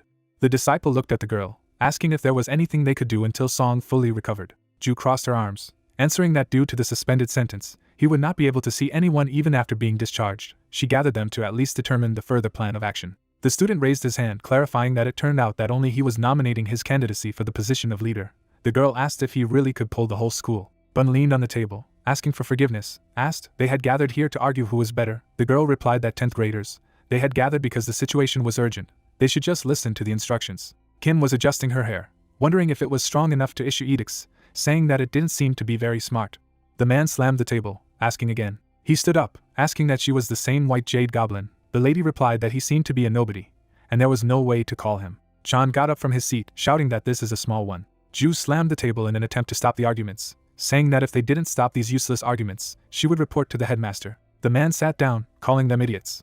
The girl leaned on the table, appealing to the 10th grade to stop too, to which they agreed. She pressed the remote control, telling her that she would first share the information that the school had received. A diagram with 2 flags was shown, where the girl explained that at each end there is a container with a button. The rules are quite simple. The one who gets to the opponent's button and presses wins. Ju pointed to the screen, saying that as they knew, Heian's school had approximately 900 people, while their opponent had 998. The lady frowned as she announced 3,000 people. The young man put his hands behind his head, said that it was 3 times more. The neighbor asked how they could defeat them. Ju clutched her face, asking 9th grade to be calmer because she hadn't finished. 2 bases of rivals were shown as the girl continued to talk about how there are 3 times as many. But Heian High School has a better position to defend, saying that to break through a reliable defense, you need to be 3 times stronger. She looked sternly ahead, saying that besides, if they held out for 5 hours they won, so they could just defend themselves. A fat man was shown as Ju began to talk about Song's fight, saying that the first name of the disciple who knocked down their leader was Hwa. The lady pointed to the screen, saying that he was from the 11th grade. His exact Idia is unknown, but judging by the video, it has to do with weight. Ju tilted her head, saying that he hadn't done anything outstanding, but Puck bowed his head, noticing that this was Song's worst fight. The fat man was hovering over the leader with all his weight as it was said that Song had used his Idia to catch Hwa, but he couldn't get over him and fell under the weight, and if someone with such an Idia knocked him to the ground with all his weight, he would obviously lose his strength. The young man looked down, reasoning that he didn't think that was the reason for his defeat. An image of the villain appeared on the screen as the girl began to say that she would tell more about the student standing behind Kong, and although he did almost nothing in the video, he is the trump card of 998 school and their main target, because Kong is an enemy with a high combat value. Shown as the villain is awarded, the girl explained that he went through a special transfer procedure to 998 high school right before the start of year 11, after graduating from grades 9 and 10 in Australia. In addition, in high school, he took 2nd place at the National Sports Festival. The protagonist raised his head after hearing that Song had 5 wins and 5 losses against in middle school, reasoned about how he was the one the leader couldn't defeat in middle school. The young man looked at the girl, asking if anything was known about Idia. She replied that there were no details, but it was known that Idia enhanced physical abilities when he was angry, and that was all she knew. A discharge of energy passed through the guy as he realized that the villain's Idia was similar to his. Moments of the incident were shown when he reasoned about Kong, who defeated the squad leader and Hwa, thanks to these 2 main characters of 998 school, manipulates the press to climb the rankings in order to convince everyone that Sun from Heian High School is nobody. The young man clenched his hands in anger, saying that this was some kind of nonsense. The city was shown from above. Ju said that there is also information about the person who posted the video, pointing to the place from where the video was filmed. After a little investigation, it was found out that it was an empty building. Park and Kim looked in bewilderment. The young man asked about the empty building, wondering what it meant by a trap. The girl lowered her head, putting her hand on her belt, confirmed that they had found the leader of their squad to lure him into their trap, and that was the conclusion they could come to based on all the information they had received. She clenched her fist, adding that even if this is a trap, you can't understand it from the video. The media pay attention only to the most interesting, to the defeat of their leader. Chan drew attention to the main character, who said that no one knew what tricks they used to incapacitate Song. Maybe there was another reason why the leader could not show everything he was capable of. The man turned to a 10th grader. He raised his hand, clarifying that this was the F-rank assassin young man, asking him to stop reacting so violently to any news about Song. It slowed down the work. The guy began to say that he was sorry, but the student interrupted him, clarifying that he was Private Park. He pointed his finger, saying that at first he did not recognize him, so he sat wondering who it was. The disciple spread his arms to the sides, saying that everything was exactly as Sergeant Chan said, Perhaps it was not worth paying so much attention to Sergeant Song's defeat, and to be honest, he was unremarkable except for a surprise attack. The main character fixed his gaze on him. He frowned, telling the ninth grader to watch his words. The boy laughed, asking that what had happened was not a vivid proof, because his strength was only in the ability to block the blow, asking that he did not think that they overestimated him much. He only covered his weaknesses with physical superiority. Puck clenched his fist, reminding him to watch his words. The student replied that he was only a private. The boy narrowed his eyes, claiming that he was a B+ rank corporal, and asked what was the point of listening to him, whether he was right. The hero lowered his head, asking the ninth grader to introduce himself. The apprentice raised his hand, asking the private why he allowed the corporal to be treated like this, and they weren't even in the Tang Dynasty army. The boy repeated to introduce himself. The boy exclaimed that he was higher than him in rank, and was not going to do anything. The boy smiled after another request, noticing how persistent he was. The student closed one eye. The guy's face changed as he looked at the ninth grader. He was shrouded in magic, repeating that he had told the bastard to introduce himself. The boy trembled as he began to speak. He clenched his teeth and said that he was a corporal. The young man looked at him, assuming that he still had enough pride, calling him a narrow-eyed jerk. Park stood up, addressing Sergeant Chan, saying that he seemed to have taken what had happened to Song too closely. He frowned, asking for his gracious understanding. The man raised his fist to his face and replied that it happens. Everyone in the office fell silent, turning away. The young man raised his hand, asking Ju if the leader had made any plans in advance. The screen showed 3 dots near the flag. The girl explained that there was a sketch of its location, 3 in the middle, 1 on each side, but it did not go into detail. The young man put his hand forward, wondering why such a strategy, what he was going to do if the sides were displaced. The hero noticed that the sides were already in the middle. The interlocutor pointed his finger to the side, claiming that it was still too much. The enemy could use the advantage in the middle to focus on the sides, then the middle would be attacked from the flanks after displacing the side lines. Whether he understood. If he understood. Park raised his hand to his face, thinking that the leader had chosen such a formation, and said that because the enemy would strike at the center. Ju approached the guy, asking why he thought so. He asked again about the fact that it was School 998 that requested the competition. She confirmed. Song lay unconscious on the ground as Park talked about what happens, given the advantageous position and the condition of winning at the end of time. They tried to get them to focus on defense. They decided to lower their morale by defeating their Trump leader, Sung, and High School 998's goal is to publicly destroy Han's school. The hero looked away, saying that instead of following the leader's plan, they should concentrate the greatest force in the middle, and fill the sides minimally according to the residual principle. The young man gritted his teeth, asking if he was in the middle that there were even more people in the middle. He spread his arms to the sides, assuming that he was right, and the idiots from School 998 want to pile on the middle. If that's really the case, they can close the enemy through the sides. They need to place enough forces on the sides if they decide to make a breakthrough, at least in the amount that Song suggests. Ju leaned on the table between the two guys, agreeing with Shin, changing strategy because of the assumption was too risky. The hero lowered his gaze, realizing that they were right. He looked down, reasoning that judging by Kang's behavior in the video, this idiot likes to humiliate his opponent. The villain was shown with a smile when he wondered what the hero knows, because he himself has a similar Idia. This bastard is not guided by common sense. Park put his fist on the table, stating that he hoped Sun would stand on the back line for protection. The girl clarified about the back line. Shin said that it sounded good if the idiot who disgraced the entire battalion lost again on the front line. They would completely lose heart. Ju looked at the hero, asking if he thought that the leader of the squad would be defeated again. The young man replied that there was no need to worry. Song would not lose again. The lady clarified why then it was necessary to put him back. The guy turned his head to the side, calling the leader the strongest. Ju stared intently, not understanding anything. Shin lowered his head down, saying that whatever the reason, he agreed that it was worth putting Song back. Chan also agreed with that. Kim closed her eyes, saying that she couldn't agree that Sergeant Song was the strongest, but she was sure that Mr. XS had a plan. The girl was standing at the blackboard, saying that the main task today was to convey information, and they would meet a couple more times to approve the plan, so if they had any ideas, let them not forget to share them. She exclaimed that it was a great job. The guys were leaving the office. Chan said that he didn't like to think. Shin told him not to worry. If they followed his instructions, everything would be as it should be. Byun talked about how even lessons were not so boring. The main character turned around when a ninth grader called out to him. He looked at him, asking what it was, calling him a narrow-eyed corporal. The young man was looking at him, saying that he dared to assume that he had frightened him with his aura, and now he wanted to speak out because his pride had been hurt, wasn't it? The girl came up from behind, clarifying what they were doing here. The hero replied that it was okay. It seemed that Hugh needed to be taught a lesson. She looked at his back, warning him not to overdo it. No one should get hurt. The young man closed his eyes, asking why he looked down on him, being an ordinary private. He put his hand on his chest, exclaiming that he would become the strongest in Han High School, and surpass Sergeant Song and Corporal Kim. Puck stared forward, assuming it was time to teach a lesson. The building was shown when the narrow-eyed man talked about how since he was a corporal, and was the best among the ninth graders, he saw the difference in level. He spread his arms to the sides, saying that he would allow the first blow. The guy stared, squinting.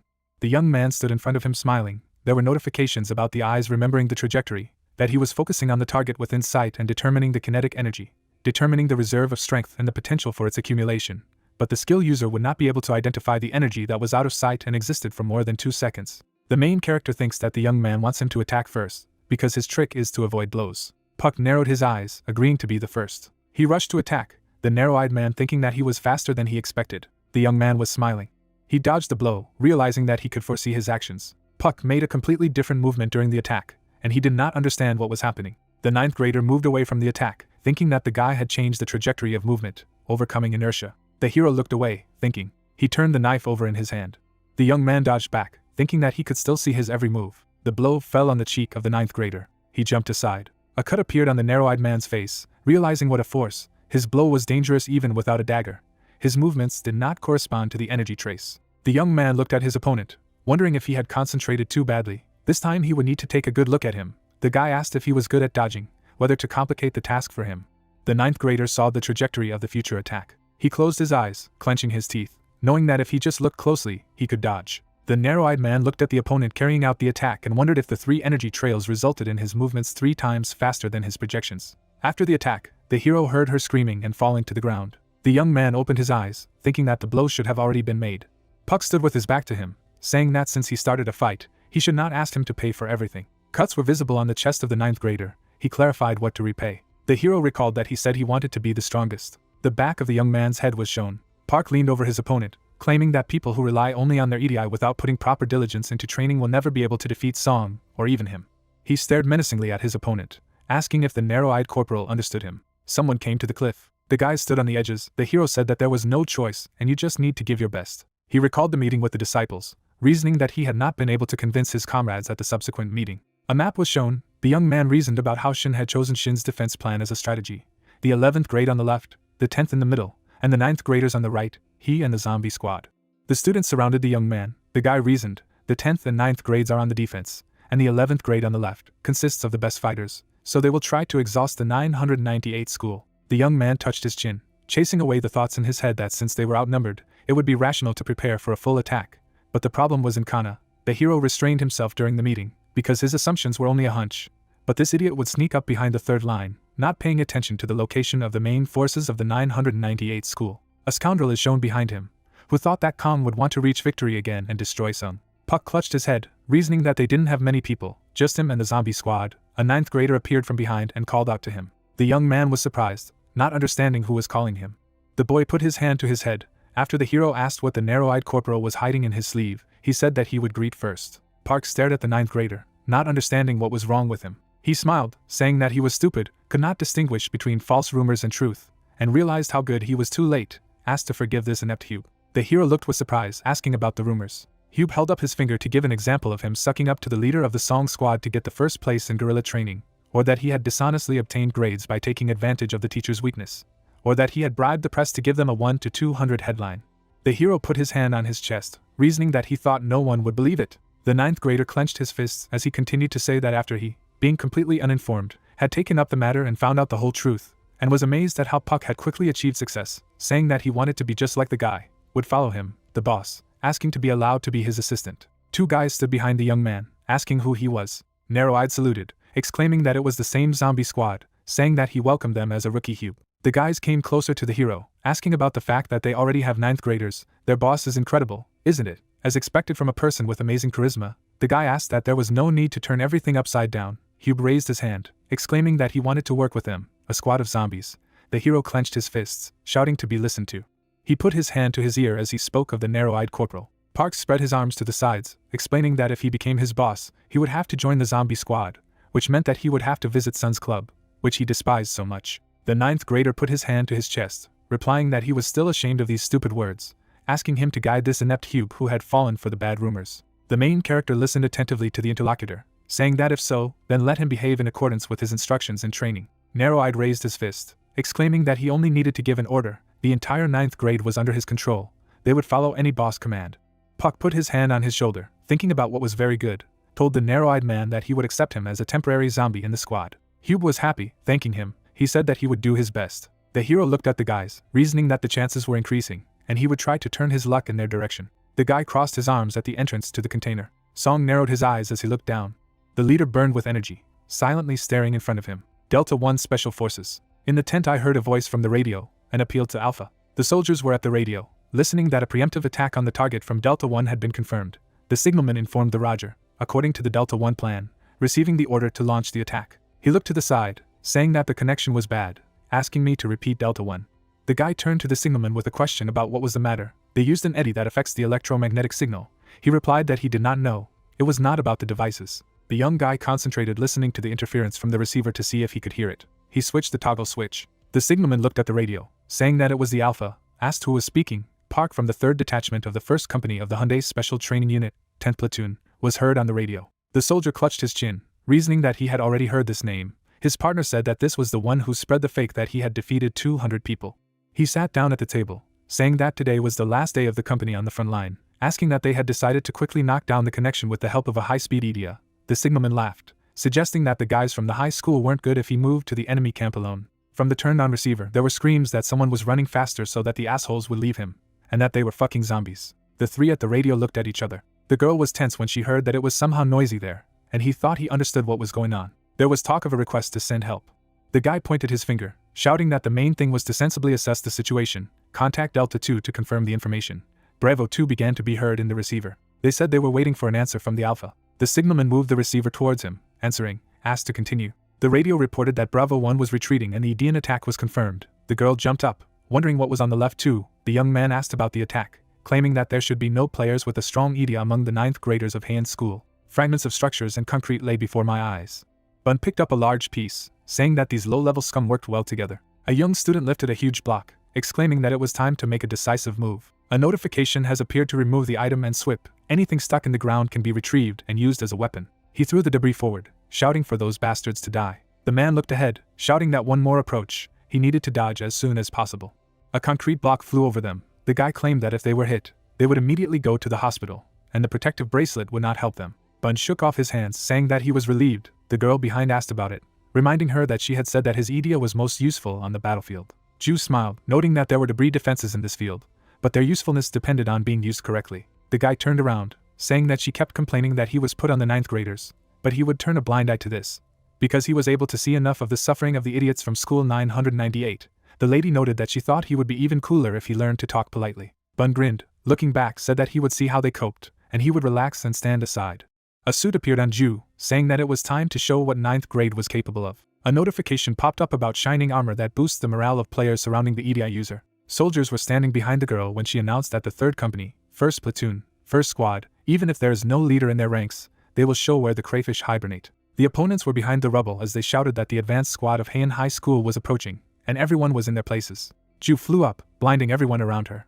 It landed on the enemy. The school boss stretched his fists, ordering to fold the combat company. It was necessary to strengthen the front line that Song had broken. The young man looked away, telling the range company to go to Bun's hiding place and prepare to help. Ju pointed to the side with her hand, ordering the 1st Platoon, the 1st Squad, to stand in the 3rd position. The lady stared menacingly ahead, exclaiming that these cowards from School 998 would show the full strength of Heian High School. A drone was flying over the guys when the girl reported that School 998 had retreated to the previous runway. She pointed her finger, claiming that they needed to line their front line and go forward. Behind her, someone teleported. The man stood in front of her, calling them idiots, because it was a shame to retreat in the first fight. Kong swung his fist, asking if she was from a company where there was a soldier with the nickname Stumbling Block, didn't he, advising her to get out quickly. Ju tried to block the blow when he ordered the real stone to be brought. The lady flew away from the powerful attack. Bun looked at the girl, asking if she was okay. She assured her that this attack was nothing against her armor. The scoundrel smiled, declaring that it would be interesting to compete with her. Ju walked up to Kong, remarking that he was indeed as aggressive as the report described, and he replied that up close, she was very cute to some fearful person below the stumbling block. The scoundrel smiled, exclaiming that she had a boyfriend. The girl exhaled, answering that everything was clear to her from one conversation. Kong stood in front of the girl, asking her not to talk like that, wondering what she thought. So he treated ladies well. She noted that if she continued to listen to these useless speeches, her ears would rot. Ju frowned as she addressed the guys behind her for everyone to take up positions. It was time to avenge the defeat of the squad leader. The guys came closer to Ken, who clarified that they were all working for the stumbling block, advising them to know their place, and let them bring a real stone. The scoundrel clutched his neck, saying that their attempts to seem cooler than they are simply lead him out. He used magic to radiate energy. There was information about anger not released. The smoke shrouded, rising higher. Byun said that it was better not to joke with the heat. They would simply burn if they touched. The girl replied that it was better to duck until the steam dissipated. The enemy looked in their direction with contempt, saying that they backed away because of such a trifle. It infuriated. The soldiers looked at Kang, noticing that the steam had dissipated and he still needed to recharge. The students looked at each other. They rushed forward, Ju shouting after them to stop, because they needed to assess the situation better. The guys flew at him, saying that he might need time to recover steam, and if they attacked now, they could do damage. Kang got angry, shouting about being infuriating, calling them jerks. The fighters grabbed the opponent's hands, shrouded in energy. There was a bright flash. The schoolchildren lay imprinted in the ground, one of them moaning about his hand. The young man looked at his opponent, wondering if even a bracelet that absorbed pain shock could not save him from fractures, because he had accumulated, released steam in his hands and used it to attack. The scoundrel stared at his fist, full of energy, as someone speculated about who he was. Ju leaned forward, ordering all the men in the company to rescue the wounded. He thought that it doesn't matter if you are wounded or eliminated at all, he will attack anyway. Khan looked at the girl, wondering if she was going to save these idiots. The scoundrel waved his hand, releasing energy, shouting for a good time. The lady stared, wondering if he had thrown off steam with his fist. Ju was moving from place to place, dodging steam, flying into the attack when Khan noticed that he liked the way she was acting. He turned to her, smiling, asked if she wanted to become his. The girl asked again that she really needed to answer these dirty words. The scoundrel swung his red-hot fist, exclaiming that he felt sorry for her. A bright light lit up all around. The enemy was disoriented. Ju pulled the soldiers out of there, shouting that it was necessary to transfer the wounded to the rear, and everyone to prepare for battle, and be on the alert. Khan held his eyes, talking about what him off. The lady turned around, looking at him. It lit up with powerful energy, asking the question of whether to beat her to death. The character ended up in a protective dome. The girl gritted her teeth in anger. The enemy, attacking the heroine, asked that her protective dome was so strong. The bodies of the schoolchildren were lying on the ground, and the hero noticed that all their children from the 11th grade had suffered because of some idiot, and decided that he needed to hold out until the wounded were evacuated. The young man, looking at the protector, exclaimed that he was by how long she would block him, and demanded that this slapstick and Sun Ho be brought here. The woman narrowed her eyes and asked ironically if the warrior thought that their leader would mess with a freak like him. The enemy, striking the dome with rage, ordered to close his filthy mouth. The ally, looking out from behind, informed Ju that the evacuation was over. The girl got into a fighting stance and added that she would no longer have to look at this face, since it was time for her. The dark-haired character looked ahead in surprise and asked what she had said. The woman was standing inside the protective dome, and the antagonist asked where she was going, and proclaimed that he did not think of letting her go just like that, and she thought that she felt her legs cramping, and did not understand when he managed to do so. The warrior swung his fist and wondered what would happen to her if he started beating her. The woman parried away the opponent's blow. The heroine, analyzing the whole situation with her eyes, realized that her feet were stuck in the ground, so her position was violated, and realized that she could no longer stand it. The dome cracked sharply, and the lady explained to herself that no, she had to. The antagonist, noticing a crack in the armor, asked what was wrong, and added that a crack had been made. An antagonist named Kang approached Ju and noticed that everyone else had already run away. The enemy, sparkling with his menacing eyes, asked what she thought would be faster: bury her in the ground or break this damn barrier. The adversary, demanding an answer, asked what to do, and said that she must answer, and the girl thought that she had to do something. The guy pounced on the dome and ordered the woman not to him off. Something was flying towards the heroes in the air. The blow landed between the characters. The ally looked ahead, and the hero commanded to come out, Songbi, and the heroine thought it was the same voice. Stones scattered in the air. The opponent, looking at the girl with disappointed eyes, exclaimed that he was almost there. Boulders fell to the sides. Clouds of smoke began to rise into the air. Stones fell to the ground. The heroine, turning her head to her ally, said that she was grateful. Thanks to him she managed to get out, and asked where the courage of the 11th grade had gone. The ally, explaining the situation, explained that he threw everything there that was. A guy named Bun was trembling in pain and moaning that he had thrown everything there at first, and added how much it hurt. The woman averted her eyes from him and proclaimed that he was the best she had met on the way, and now offered to rest. The ally, rolling his eyes in pain, replied that come on, it was his duty. The heroine, grabbing her fallen comrade, noticed that it was only necessary to correct his character a little, and he would not be priced. A guy came out behind the girl and asked if she was okay. There were a pile of stones, and she noticed that the path was blocked, and the guy offered to gather the rest and join the center, to which she objected, because they had no guarantee that School 998 would not move to this barricade. Ju held back her tired ally and stated that their plan was now at an impasse and asked what they should do if Kang was there too. The woman stood up and explained that with his abilities, he might well dodge, and he would probably take a different path. The ally raised his hand and asked where he could go, to which the heroine replied that if he could not understand where their leader was, then there was probably only one way. The hero, looking up, said that this was the center. The guy stood with narrowed eyes. The hero bowed his head and suggested that he might come to them as the weakest detachment, and his comrade explained that the enemy must have already realized that they were on the left path, and on Sun Ho and Songbainam were in the rear, and since he had already defeated the first unit, he would not worry about the difference in strength between the second and third. The warrior closed his eyes, and his comrade decided that in this case, the enemy most likely went to the center, because he was not far away. The protagonist threw up his hands in disappointment, and shouted that they managed to move forward a little thanks to the attack, but help arrived from the other side, and they were at a dead end, and time was running out. The guy turned around and hummed hesitantly. The comrade turned around abruptly and explained that they could only break through this stalemate with the first-year forces and move the battle line, and the military support of the 998 school would head back to the center, and in order to prevent this, it was necessary to get out of the impasse. The ally narrowed his eyes and asked if they could go to the center, and the guy replied that it was on the condition that the 9th graders withstood the onslaught. The hero, expressing understanding, hummed vaguely. The comrade clenched his fists with joy and said that they had to try, and they would do their best. The character, turning away from the warrior, thought that even if this dunce was trying so hard, then he, too, as the gathering of the first company, should also make every effort. The red-haired girl stood behind the heroine and assumed that it was the same Byun Kyung, but Kim added that it could be misinformation, and still, if it was their leader, then maybe it was time for him to die. The ally raised her sword and said that if the plan failed on the left path, then everything should work out in the center, and they should try hard to defeat them before Kong came. The soldiers stood in a group. The fighter poked Donghua and exclaimed that he should quickly figure out how to disarm her, and the boy proclaimed that it was too much for him. Kim punched the fat man and he shouted that he was going to advance, but she changed her position and struck, and the woman made it clear that if she used her Idia, she would use twice as much force and cut him into pieces. The hero furrowed his brows and asked that if they said that the case had stalled on one person, then Kong would kill them himself. The heroine stood in the distance, and the guy noted that this girl single-handedly destroyed 200 people. Kim raised her sword belligerently and explained that it was natural that they were fighting the strongest of Heian's school, the White Jade Goblin. The ally, squinting his eyes in fear, suggested that perhaps he should retreat for a while, and then join Jin No. Kong, looking at the retreating man, sternly asked where he was going. The heroine looked ahead and exclaimed that Kong was already here, and thought that she assumed that it would take him a little longer to get here. Kong, turning to the heroine, asked if she was the famous goblin. The antagonist, expressing contempt, asked what it meant that she was the strongest. The guy rushed to his opponent. Kong, baring his teeth, said that he was by upstarts who called themselves the strongest. The hero hit the girl with his fist.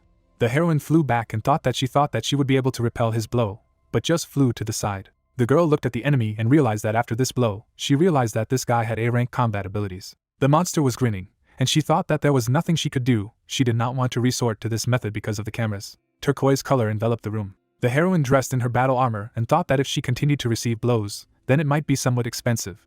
Kong, standing in front of the opponent girl, asked if all the girls in Heian High School should wear armor. The fighter narrowed his eyes and noticed that he had just destroyed someone in cool armor. The girl smirked and added that it seemed to be Ju Yi. She swung her sword and stated that perhaps they were both wearing armor, but it was on a completely different level. The man smiled and said that she was wrong to talk about another level, because her armor would bend from the blow anyway.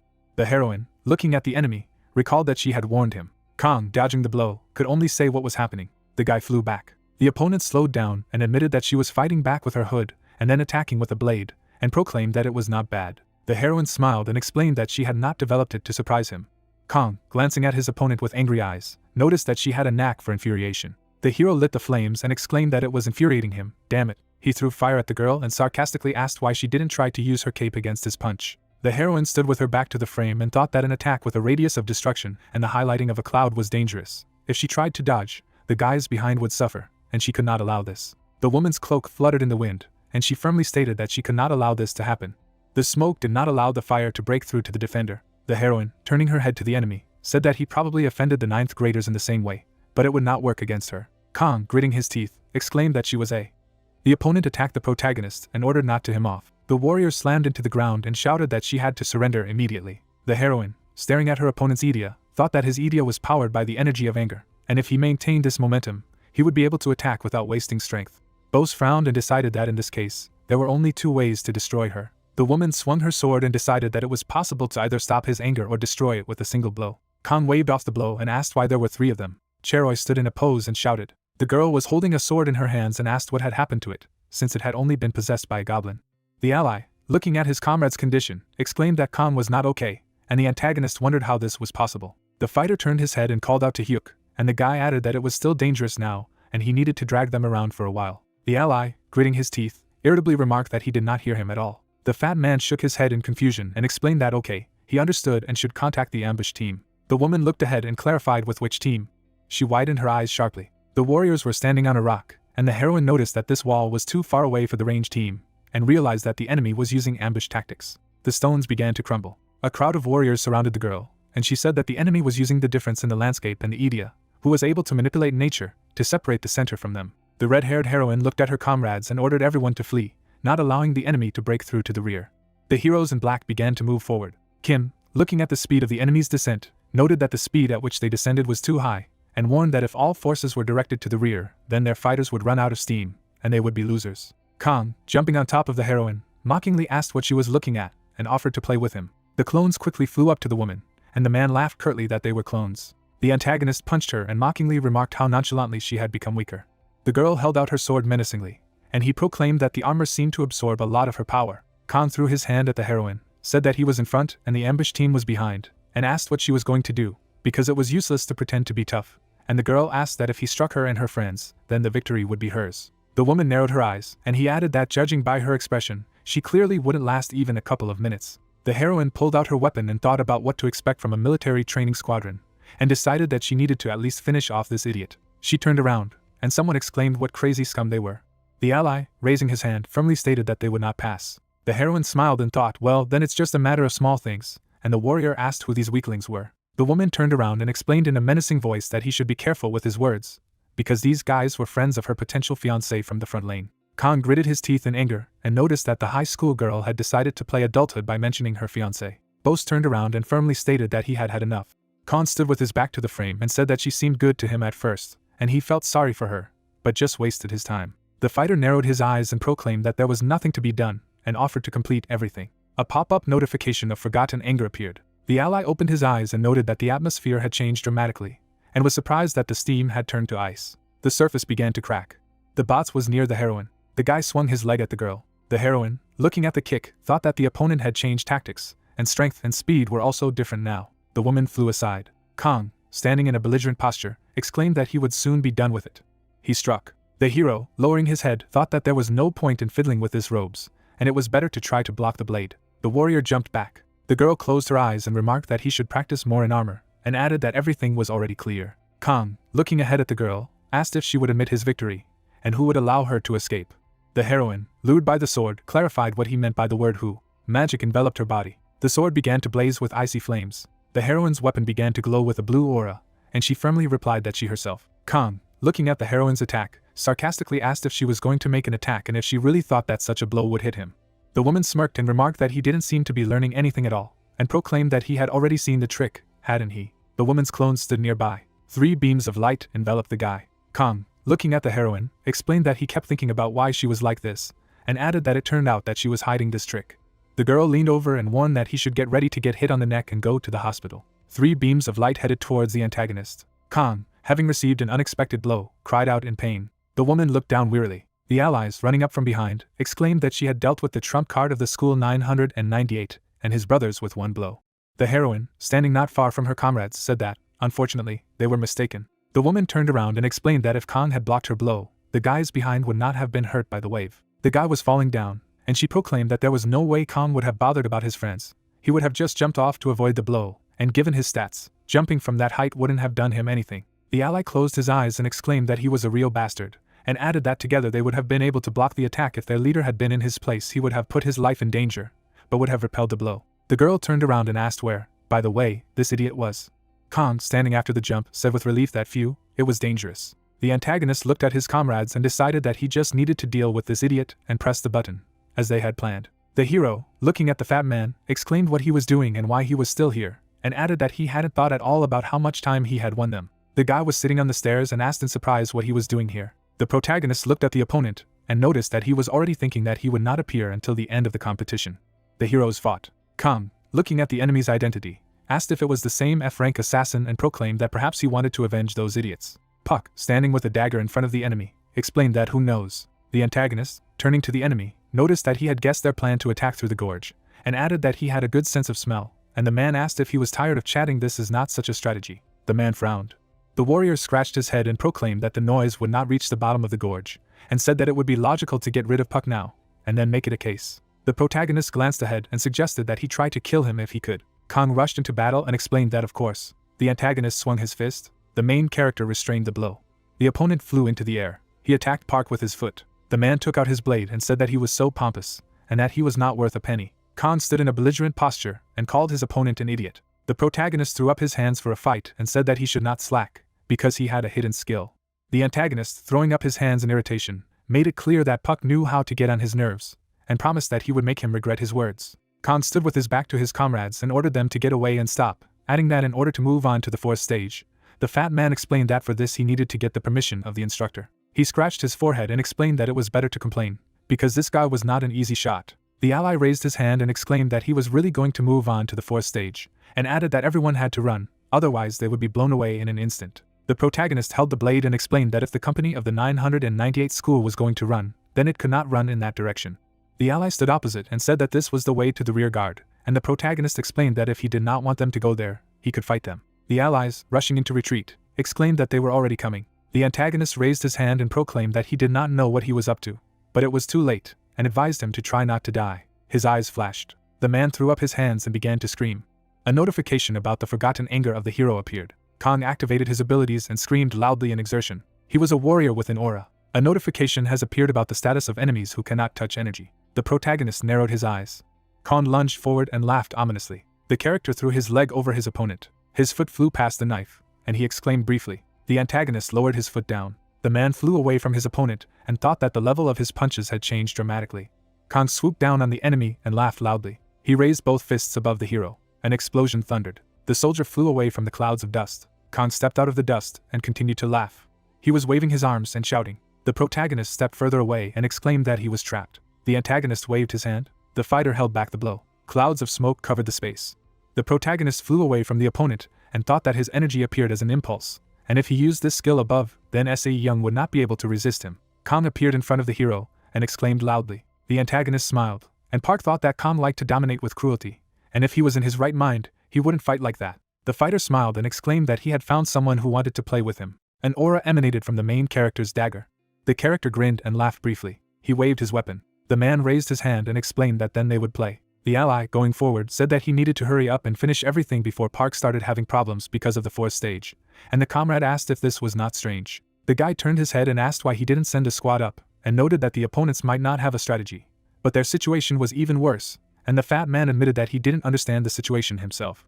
The hero looked ahead and exclaimed in surprise. The warrior narrowed his eyes and proclaimed that he had not received news that the front line had been destroyed as expected, and added that the students of School 998 had been ahead of everyone and had come up with an unexpected move. The ally, looking at the opponent, reported that it was on Sunho and explained that they had put the player at the end to inspect the area with the help of Idia and warned that an ambush was planned. The protagonist stood in front of the enemies and explained that he was alone there, that there was no ambush, and the bots sarcastically asked if they thought they would believe him. An Sunho snapped his fingers and said let them decide for themselves whether to believe him or not. The guy, turning to his opponent, said that he had been waiting for him. The man stood in the crowd and asked if there was no one there, and stated that his Idia did not find anyone in the vicinity, after which he concluded that there was no problem then, since An Sunho would not defeat him. Bose looked at his hand and declared that he would catch him. A man flew near the enemy. The bodies of the warriors lay on the floor. Dong made a face and said that he would not touch him, as long as the guy with the dagger was put here. The character stood with his back to the frame and asked about the dagger. The fat man poked his chest and shouted that if he defeated him, victory was theirs. The antagonist jumped on the hero and shouted that he was a heavyweight. A notification about the heavyweight's characteristics appeared. Dong attacked the protagonist. The guy looked ahead in surprise. The hero looked at the enemy and explained that on the day he lost to him, he couldn't stop thinking about why it happened. Bose was lying in bed and admitted that he was exhausted from training and was not up to the level of his opponent. He put his fist up and replied curtly that he didn't. The guy slammed his fist and again replied that he didn't. He slapped the fat man and said that these were just excuses, and added that he was just weak. The warrior lifted the fat man above his head. He was standing with his feet on the ground, and Dong exclaimed that he had lifted him into the air, and proclaimed that it was impossible. The guy's eyes flashed. Dong Ho flew off into the distance and uttered a drawl, Fr. Kong stood in front of the protagonist and laughed. The head warrior was covered in a red aura. The enemy was standing in front of the hero, and Park explained that he wanted to restrain himself. He clutched his face and exclaimed that no, he couldn't. The guy rushed to the enemy. Smoke enveloped the forest. Magic burst out of the clouds of dust. The antagonist gritted his teeth. Kong struck a pose and exclaimed. The man swung his sword and said that he knew he couldn't. The hero flashed his eyes and added that if he was contained, he would not kill him. The warrior took off. The fighter rushed forward. Schoolchildren flew into each other. There was a bright explosion. The antagonist flew into the sky. He gritted his teeth and shouted. Bose was flying in the air. The fighter ran in zigzags. The enemy flew down. The guy raised his head at his opponent. The chief prince looked up and laughed. The enemy was flying in the sky. Their faces were close, and he wondered how he could amuse himself without taking his opponent's life. The warriors fell to the ground. The antagonist was lying in a funnel. The guy looked at his opponent from cover. The hero looked ahead and noticed that the opponent was already done, and it became boring. The enemy looked away in puzzlement. The guy was lying on the ground, and the protagonist shouted at him to scream, and reproached him for where he was going and why he froze. Puck raised his knife and said that he could not even use his pathetic tricks anymore. He grinned and suggested that we finish the fight. Hero raised his dagger. Kong, looking at the knife, exclaimed loudly again. There was an explosion. Hero covered his face in fear. Puck, holding the knife in his hand, explained that he had finally got rid of his opponent's Idia. Puck withdrew his hand from the weapon and explained that he couldn't do anything about the Idia when Kong was agitated, and added that if he didn't lose the impulse to fight, he would have been dead long ago. Kong, looking ahead, could only ask what it was. The guy stood up and exclaimed where these wounds came from and why his Idia had turned off. Puck scratched his head and noticed that in the 4th stage he lost his memory, and declared that he was jealous, since he himself always remembers all the trash. The warrior raised his head, and the protagonist claimed to have heard that Kong had defeated An Sun Ho. He stood with his hand on his belt, and said that was why he was looking forward to fighting him, and admitted that he was disappointed with Kong. Kang's face twisted and exclaimed how dare he compare him to all sorts of slapsticks. Suddenly, the hero lowered his head. The antagonist began to tremble and wondered where she was from, and the guy added that it seemed that despite the loss of memory, he felt something. Park turned his head and explained that since he was done, Kong could go about his business. Kong, looking at his opponent, laughed briefly. The guy climbed the stairs and warned him that he would regret not ending it now, and called him an F-rank assassin. Puck, calmly turning, said that who knows, I don't think so. The guy was going up. Bows went up after him. The warrior in the SRXNY turned around, and the protagonist muttered that he needed to be finished, and that was Sanbinim's task. A blonde guy named Seonho looked at his friend, and he exclaimed that it was with his brother, and reproached him for what he had done. Seonho turned around and proclaimed that Kong could see for himself that he had fought Syuk Dong-ho and won. Kong grinned as he explained that he couldn't win, and demanded to know what trap he had used. The guy lowered his eyes and replied that he didn't use anything, he just turned out to be stronger today, and that's all. The antagonist waved his hand and exclaimed how dare he cheat, and added that he was sure that Syuk Dong-ho had made some kind of mistake. The guy looked ahead and noticed that Seonho had one arm injured anyway and asked if Seonho could stop him. Kong looked at his opponent and said that he was a jerk and he couldn't defeat him. The guy straightened his clothes and thought that it would be hard to resist in such a state. Kong, looking at the vest, asked what kind of vest it was. The guy took off his sweater and replied that it was a vest with sand. Vaughn raised his fist and said that if he took it off, nothing much would change. Kong looked down and wondered why there were any noises coming from the vest, and he told him not to tell him that he had taken over Syuk Dong-ho's Idia with this vest. Seonho raised his hand and explained that they were both wounded, and suggested that it be considered an equal fight. Kong dodged and exclaimed how dare he say that. Kong looked down. The warrior was thrown back. Kong, breaking after the opponent's blow, realized that this freak wanted to test what he was capable of. The hero abruptly rushed forward. The antagonist hit the guy with his knee and shouted for him to die, and called him a jerk. There was an explosion. Seonho grabbed his leg and asked why Kong didn't do anything during that fight. Holding his leg, the character said that looking at his skills, he began to understand that he had become stronger over the past 3 years, and he had not done anything. Kong, gritting his teeth, exclaimed that he meant that he had not intervened out of fear. He grinned and added how dare he say that. The guy looked ahead. Kong threw the guy back. The sun shone on the canyon. Seonho raised his head and explained that this was the key to his Eid, a combat move that deprives him of awareness and increases his strength. The guy went to the enemy and noticed that it was Kang's mistake. The warrior dodged the blow and advised him to familiarize himself with his skills. The hero grabbed his opponent by the clothes. He threw it against the wall. The enemy, spitting out blood, exclaimed in surprise and cried out loudly in pain. The antagonist stuck to the wall, and the guy explained that this was a judo technique that deprived the opponent of all strength, and added that since Kong, fighting against him, relied only on force, then it would be possible to collapse him in 1 or 2. Seonho glanced at the enemy and said that he had defeated Kong, and proclaimed that it was not a fight, and remarked that since it was over, it was time to end. The figure peeked out from behind the rock, and the guy explained that he could go out, and called him by his first name Puck. The protagonist scratched his head and asked how he had noticed him, and the warrior replied that he knew he had gone after Kong. Seonho looked ahead and asked what was at the end, what was the plan. The main character raised his finger, and replied that he had to press their button. The heroes were standing in the gorge, and the man explained that this was expected, and judging by Puck's actions, he immediately realized that he would not do it. The hero looked back and explained that according to the rules of the game, he had to be eliminated due to the injury that Syuk Dong-ho left him, and if Kong came here with a bracelet, he would have to let him pass. Bose turned around and explained that okay, he was retreating. He turned around and added that he would let Park finish. Park, saluting with his hand, explained that there was no choice left, and he would end everything and then return. The heroes fought. The opponents, looking ahead, mockingly replied that they would not move until everyone was dead. The guy looked at his enemies and exclaimed that damn, there is no time, and proclaimed that if they cope with these zombies, only all kinds of gnats will remain. Something exploded from behind, and the soldier ordered everyone to get ready. Puck, looking at the enemies, reported that the small midge was in place. The allies, rushing to the leader, called him like a boss. The chief Pernage examined the bodies and explained that the zombie squad had lasted so long, and had done a great job. The guy turned to his comrades and asked what had happened here, and the fighter explained that the mistress had retreated, so they had been pushed back, and that if they held out for another half an hour, they would win. The hero looked into the gorge and added whether he would be able to break through. Puck, thinking about the time, asked if it would be possible to break through them in another half hour. The ally, throwing up his hands, asked if they really needed to break through them, and the boss said that Sun Ho had instructed him to finish everything, but it would be something they would have done somehow. The guy looked ahead and said that if they had more time, maybe they would, but there was only half an hour left. An image of a battle of warriors appeared, and the fighter explained that nothing could be done without a thirst for blood, and suggested that it would be better to think about what else could be done. Puck stood still and wondered if it was necessary to expand the control range, but whether it was worth accelerating. The warrior clenched his fists, and wondered if he should use his hand to increase the power of his punch. The main character lowered his head and proclaimed that no, now he does not need them. Puck looked ahead and added that he needed eyes that could foresee the outcome of the fight. An image of a partial kill notification appeared. The character lowered his head and noticed that the guys from Han did not budge, and the heroine replied that they would win if they just held out for another 30 minutes. The girl turned around and said that without the help of the warriors and Dong Ho, they would lose, and since defeat was inevitable, it was worth trying at least not to get hurt themselves, and he asked what was running there. The ally, looking ahead, exclaimed what a fool he was. The main character's eyes flashed, and she asked who this mad asshole was. The man lowered his head and asked what he thought of him. The guy held the cup in his hands and explained that he was confident in his victory. The container was open, and the man proclaimed that the weapon that Puck was using was a dagger, and he simply could not lose. The elder looked to the side and thought that he should understand who exactly he could entrust his daughter to, and added that one sword was not enough, and armor was stupid.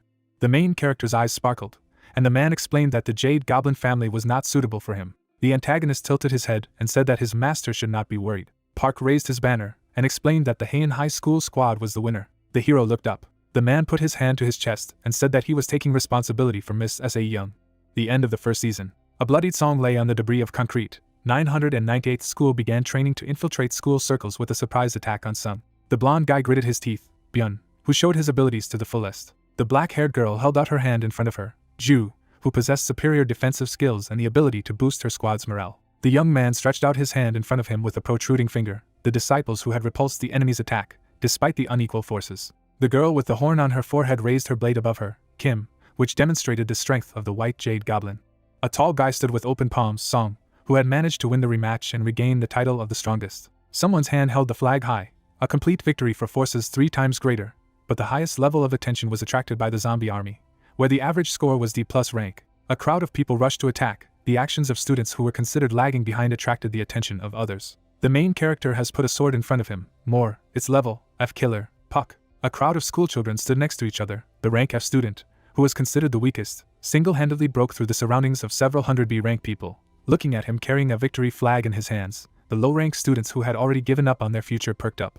The protagonist closed one eye. A drop of sweat slid down his cheek. He was held by the shoulder of the school principal and resolutely stated that Park was the pride of their school. The excellent preparation of their school had made him who he was. The guy thought how embarrassing such behavior of the headmaster was. The school principal, who discriminated against students by rank, took advantage of the situation. Students ran to school, and a sports boom began in the school itself. At the entrance to the school, there was a guy with his arms crossed on his chest, and the beginning of this boom was the training unit.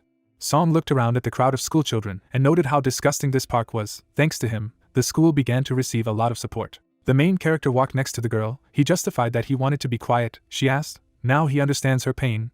They are on an equal footing. The only thing left is to get married. He scratched his temple and asked why the conversation suddenly turned to this topic. She put her finger in front of her and replied that she would be a good wife. They would try to live amicably, running away from reporters. The main character looked at her in bewilderment and clarified what she was talking about. He did not want to walk beaten every day. She noted that if he did not want to live, he could finish him off. The girl took him by the t-shirt. Someone's voice shouted, "It's Puck." There was a crowd of students near the exit of the school. Someone noted that it was indeed an F killer, and next to him was a white jade goblin. The young man and Kim looked at each other. He said that no, it was his training time. She noticed that her husband was so popular. 2 schoolchildren approached the guy. He asked that they also took the exam. They looked at him exhausted and replied that he had just gone crazy. The red-haired youth looked at his hands and added that he was confident in his abilities. But he didn't even make it to the second round. They say he gave up immediately, and they didn't even know how much he tried. 2 guys bowed low in front of the main character and asked him for forgiveness. They looked at the ground. One said that he understood that it was too brazen to ask for forgiveness for all the bullying, but they also wanted to become like him. Let him give them a chance. This time they failed the exam, but they would try again. Park looked at them pitifully, who added that he could do to them what they did to him, as long as he taught them how to train. He replied that he understood their intention. He would personally see how they trained. They raised their heads happily. The guy looked at them menacingly and added that they would try together. Everyone opened their mouths in surprise. They ran away from him abruptly and shouted after him to forgive them, and it seemed that he was angry. The guy asked what was wrong with his smile. Kim put her elbow on his shoulder and noted that after all, she was the only one left by his side. Let him give up and be her husband. A girl came up to the two of them from behind. He noted that she got it. The girl called Puck. He turned to the girl and asked who else was left here. What was it? She clarified what kind of relationship he had with Kim. They were dating. The girl looked at him happily. He replied that she was just joking. There was nothing between them. She replied that it was true. How good it was that she asked? Kim looked at him menacingly. The girl closed her eyes and said that she understood that this was unexpected, but she wanted them to meet. Kim covered the guy's ears and noted that what to do. He was so busy, it was better for them to talk next time.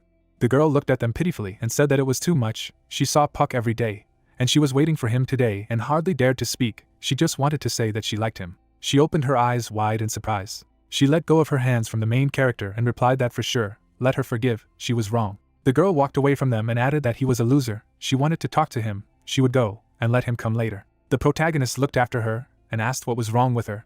He turned to the other girl and asked what she was saying. She looked at him angrily and shouted that he was standing. Let him quickly follow her. Hurry. He ran after Kim abruptly and asked what they all wanted from him. She exhaled heavily and said that they were not dating, and he himself had such an expression on his face after her departure. How she can confess her feelings, hates Kim. Clouds flew over the building. The guy on the horizontal bar called Puck and asked if he could say that it was with her. Somehow it was getting scary. He replied that he himself would like to know it. He closed his eyes and added that he had caught up with her and asked what had happened. He could not understand. The girl was sitting on the bench offended. The guy asked why she was like this. She replied that he did not talk to the cute schoolgirl. The main character came out on the hand and said that of course he was sorry that the conversation with the cute schoolgirl did not work out, but a drop of sweat was running down the guy's cheek. She asked again about the sweetheart. She slapped him on the arm and asked why he had come. He should have listened to her confess her love. He justified himself that this would not happen. It was more like a dream. Kim looked at him menacingly and added that she talks about it every day, which he was distracted by. She put her hand on the back of her head and said that she had a neat appearance, attractive, sweet, and also strong, and he did not pay attention to such a bride. The guy scratched his cheek and replied that judging by these jokes, she wasn't particularly angry. Well, then she would go to train. He was still on the horizontal bar and noted that he did not understand what he had done wrong. His comrade thought to himself that if he judged, then the commander was to blame. Kim looked at the phone screen and asked what was wrong. The message from her grandfather would grumble again. She opened her mouth sharply in horror. The girl pointed her finger at the phone and noted that it was coming here. She grabbed her briefcase and asked, "Loser, he lives alone. She can live with him for a while." The whole company of Puck looked at her in shock. Then he held on to the horizontal bar with his hand and replied that he had only one bed. The whole company opened their mouths in shock. She approached him and asked him to help her. Soon a strange man would come here and look for someone. Bratislav came up from behind and replied, "What a strange person, even a shame." Kim hid behind Puck and replied that this was not the case. He added that he was upset. She was also hiding behind another guy. He looked at the main character and clarified that this is Puck. He came for Kim. What luck that he met him. A drop of sweat slipped down the guy's cheek. He asked him again that he knew him. He put his hand on his heart and told her that he had forgotten to introduce himself. His name was Bratislav. He could just call him Bratislav. He had heard a lot about him from the Jade Goblin family. Puck asked why the Kim family was talking about him. Bratislav narrowed his eyes and replied that because he understood, it was impolite to say such things at the first meeting. But did he want to fight him? He put his hand on his chest again. Bratislav looked at Puck and asked if he wanted to fight him. Who asked him again? The guys stood aside from them. One clarified, "This is not the same Bratislava that won the European youth competitions." His friend replied that it was true. But why was he in the uniform of their school? The main character turned to Kim and noted that it seemed to be her acquaintance. She replied that no, this is not at all true. He thought that he did not know for sure, but it seemed that he was very famous for what was happening to Kim. She looked at him and added that it was some kind of mercenary who had been sent and asked her again. Bratislav looked down on him. He said that first let him calm down. He didn't think he had any reason to fight him. It was better just to talk. Drops of sweat ran down the protagonist's face. He said that no, he really came for Miss Kim. But he certainly wanted to fight him once. Song resolutely walked towards them and asked what the noise was. He walked over to them. Sun and Bratislav shook hands. The guy said that it was very nice. He was Sun. He came from Slovakia. His name was Bratislav. He replied that he knew. The guy clarified that he already knew him. It was an honor for him. He pointed his finger at the main character and asked what he wanted. He saw. He had something to say to the future leader of the training unit. The guy asked again. So he was the future leader of the training unit. Bratislav put out his hand and said that he would like to fight Pak, who replied that it was forbidden to use Idia inside the unit. It was necessary to get the permission of the senior. The guy looked at him casually and noted that there was just a senior here. It was him. Song rubbed his chin and said that then they would do so. He grabbed Puck's arm with his hand. The young man bent his elbow. He pulled the two of them to him and noted that it would be a one-handed wrestling. He closed his eyes and replied that he could not even think. Song, he thinks differently from the others. He looked at the main character and added that they would consider that they both agreed. The guy put his hands out in front of him and asked what it was. He replied that he had to win. The honor of the unit was at stake. He clarified that so much was put on this fight. Kim grabbed Park's right ear with her fingers. She looked at him menacingly and ordered him to win against him, who grabbed his forehead and noted that he had some kind of bad feeling. Bratislav folded his hands and said that he hoped for a good game. Kim looked at him dumbfounded. He stood not far from her and said that he would certainly win for her sake. Let her watch carefully. Cold sweat broke out on her forehead. Song took out a stopwatch and said that they would start. There would be only one round. There were no restrictions. They were ready. Bratislav looked at his opponent and replied that he would show Miss Kim his abilities. The protagonist was standing in front of him. The guy poked his finger at the stopwatch screen. Bratislav did not take his eyes off Puck. He abruptly threw his hand back from the opponent's blow. He looked at it and noted to himself that the blows were fast and sharp. The opponent held out his hand in front of him and asked if he believed in the existence of ranks. He waved his hand and asked again what he had said there. He continued that there was such a thing as ranks in the world, even in a fight like this. The young man looked at him in shock and wondered if he really thought that souls also had ranks. He held his hand in front of him and replied that he did not consider those who possessed a weak Idia to be weak. Bratislava dealt a blow to its opponent and added that we should also not forget that the elite has its own special path. Park held out his hand in front of him and pointed out that after hearing this nonsense, he couldn't lose. His opponent looked at his hand in shock. He attacked him sharply. A drop of sweat ran down Bratislava's cheek, and he noted the power. The main character narrowed his eyes at him and said that he did not succumb to this. Bratislav stood in front of him and asked if this dirty aura belonged to him. He replied that if he did not surrender, his palm could shatter into pieces. The opponent lowered his hand. Song waved his hand and said that enough was enough. He leaned his hand on his waist and added that they both could be in trouble if they went too far. Bratislav rubbed his palm and asked if this incredible power was his Idia. The guy looked at him angrily. He said what this dirty energy meant, too. He put his hand out in front of him and asked if he wanted to fight again. He replied that he knew that he was not an easy opponent, but he didn't think that much. He looked at his hand and added that he didn't really want to absorb this energy. Bratislav walked away and said that they would end it today. Song looked at him and asked him to wait. He stood in front of him and asked if he had a place to train in Korea. The guy closed one eye and asked what he wanted to offer him to join their unit. He stretched out his finger and noted that if he had nowhere to train, then he could use their simulators. Let him come at any time and train. Bratislav looked at her. You thanked him for his concern, but it's strange. Does he really look like a person who needs training? Song walked away and replied that Bratislav, judging by his estimates alone, was a genius with incredible Idia and fighting sense, and thought he didn't need to train. He grabbed his arm. He put his hand on his chest. The guy added that even geniuses should try. He likes it when people try. The young man opened the doors and noted that he was quite an interesting person. He turned to him and added that it was not in vain that he had come to Korea. There was a sign with a number on the wall. Someone said that he was interested in Kim's opinion. He would like to hear her thoughts about the owners of the EDI of high rank. The main character entered the classroom. Kim called him. She waved to him and said what to do. Their loser should sit here. Maybe he would make room.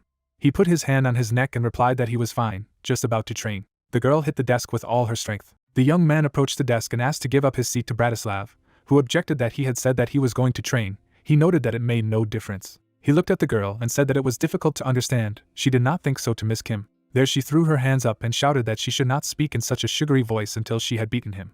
Her eyes widened in surprise. A voice from the speaker announced that the 2nd Company, the 10th Platoon, Corporal Kim, was asking her to go to the hospital. Tears flowed from her eyes. She noted that she was saved. She abruptly left the classroom and added that she was being summoned. She had to go. Puck walked away and said that he would go to practice. He asked him to talk to him. The guy looked at him out of the corner of his eye and replied that it looked like he wouldn't be able to train. The girl went into the room and clarified that she had been summoned. The red-haired woman sat on the chair and replied that she should forgive her for calling her during dinner. They could eat dessert and talk at the same time. Kim looked at her in shock and asked about dessert. She sat down on the chair. She asked what cute. Let him eat and not be shy. The girl put her hands together and added that if it wasn't enough, let her just say she had more. She waved her hand. She asked what she always eats so hearty. She replied that she bought more to communicate with her. She usually eats about 30 pieces. The red-haired woman took a bite out of the donut and clarified what she thought. Kim carefully took one donut. She abruptly waved her hands. She noted that let her forgive. After all, it was the first time she had received such an offer. It seemed to put pressure on her. The girl replied that no, she, on the contrary, should thank her. She lowered her eyes to the floor and added that it was a great honor for her. The red-haired girl looked at her and stated that she could become an excellent master, so she suggested that she join the maestry. She held out her hand. An image of a masquerade mask appeared. A maestry. This is a group of Korean masters that only the best can get into. The girl with the horn on her forehead held out her hand to the right. Unlike other alliances where representatives of the same clan gathered, the white goblin lured talented masters of different directions here. A man of strong physique folded his arms on his chest. The greatest figure of Korea, called upon to respond to emergencies. Lee Sin created a special squad, which includes the best masters in each of the directions. This is maestry. The red-haired girl stretched out her hand and invited Kim to join their maestry squad. She would be an excellent master. She desperately lowered her eyes and replied that, as she had said earlier, she was an intermediate-level swordswoman. The woman took a bite out of the donut and said that she advised her to join maestry because of her outstanding defensive abilities, a skill she valued higher than her mastery of a sword. The girl put her hands on her knees and noted that she knew that she had to succeed as a swordswoman. She said that she understood something when she asked her for advice on the aura. She put her hand on her forearm and added that they could make a better one out of her if only she wanted to.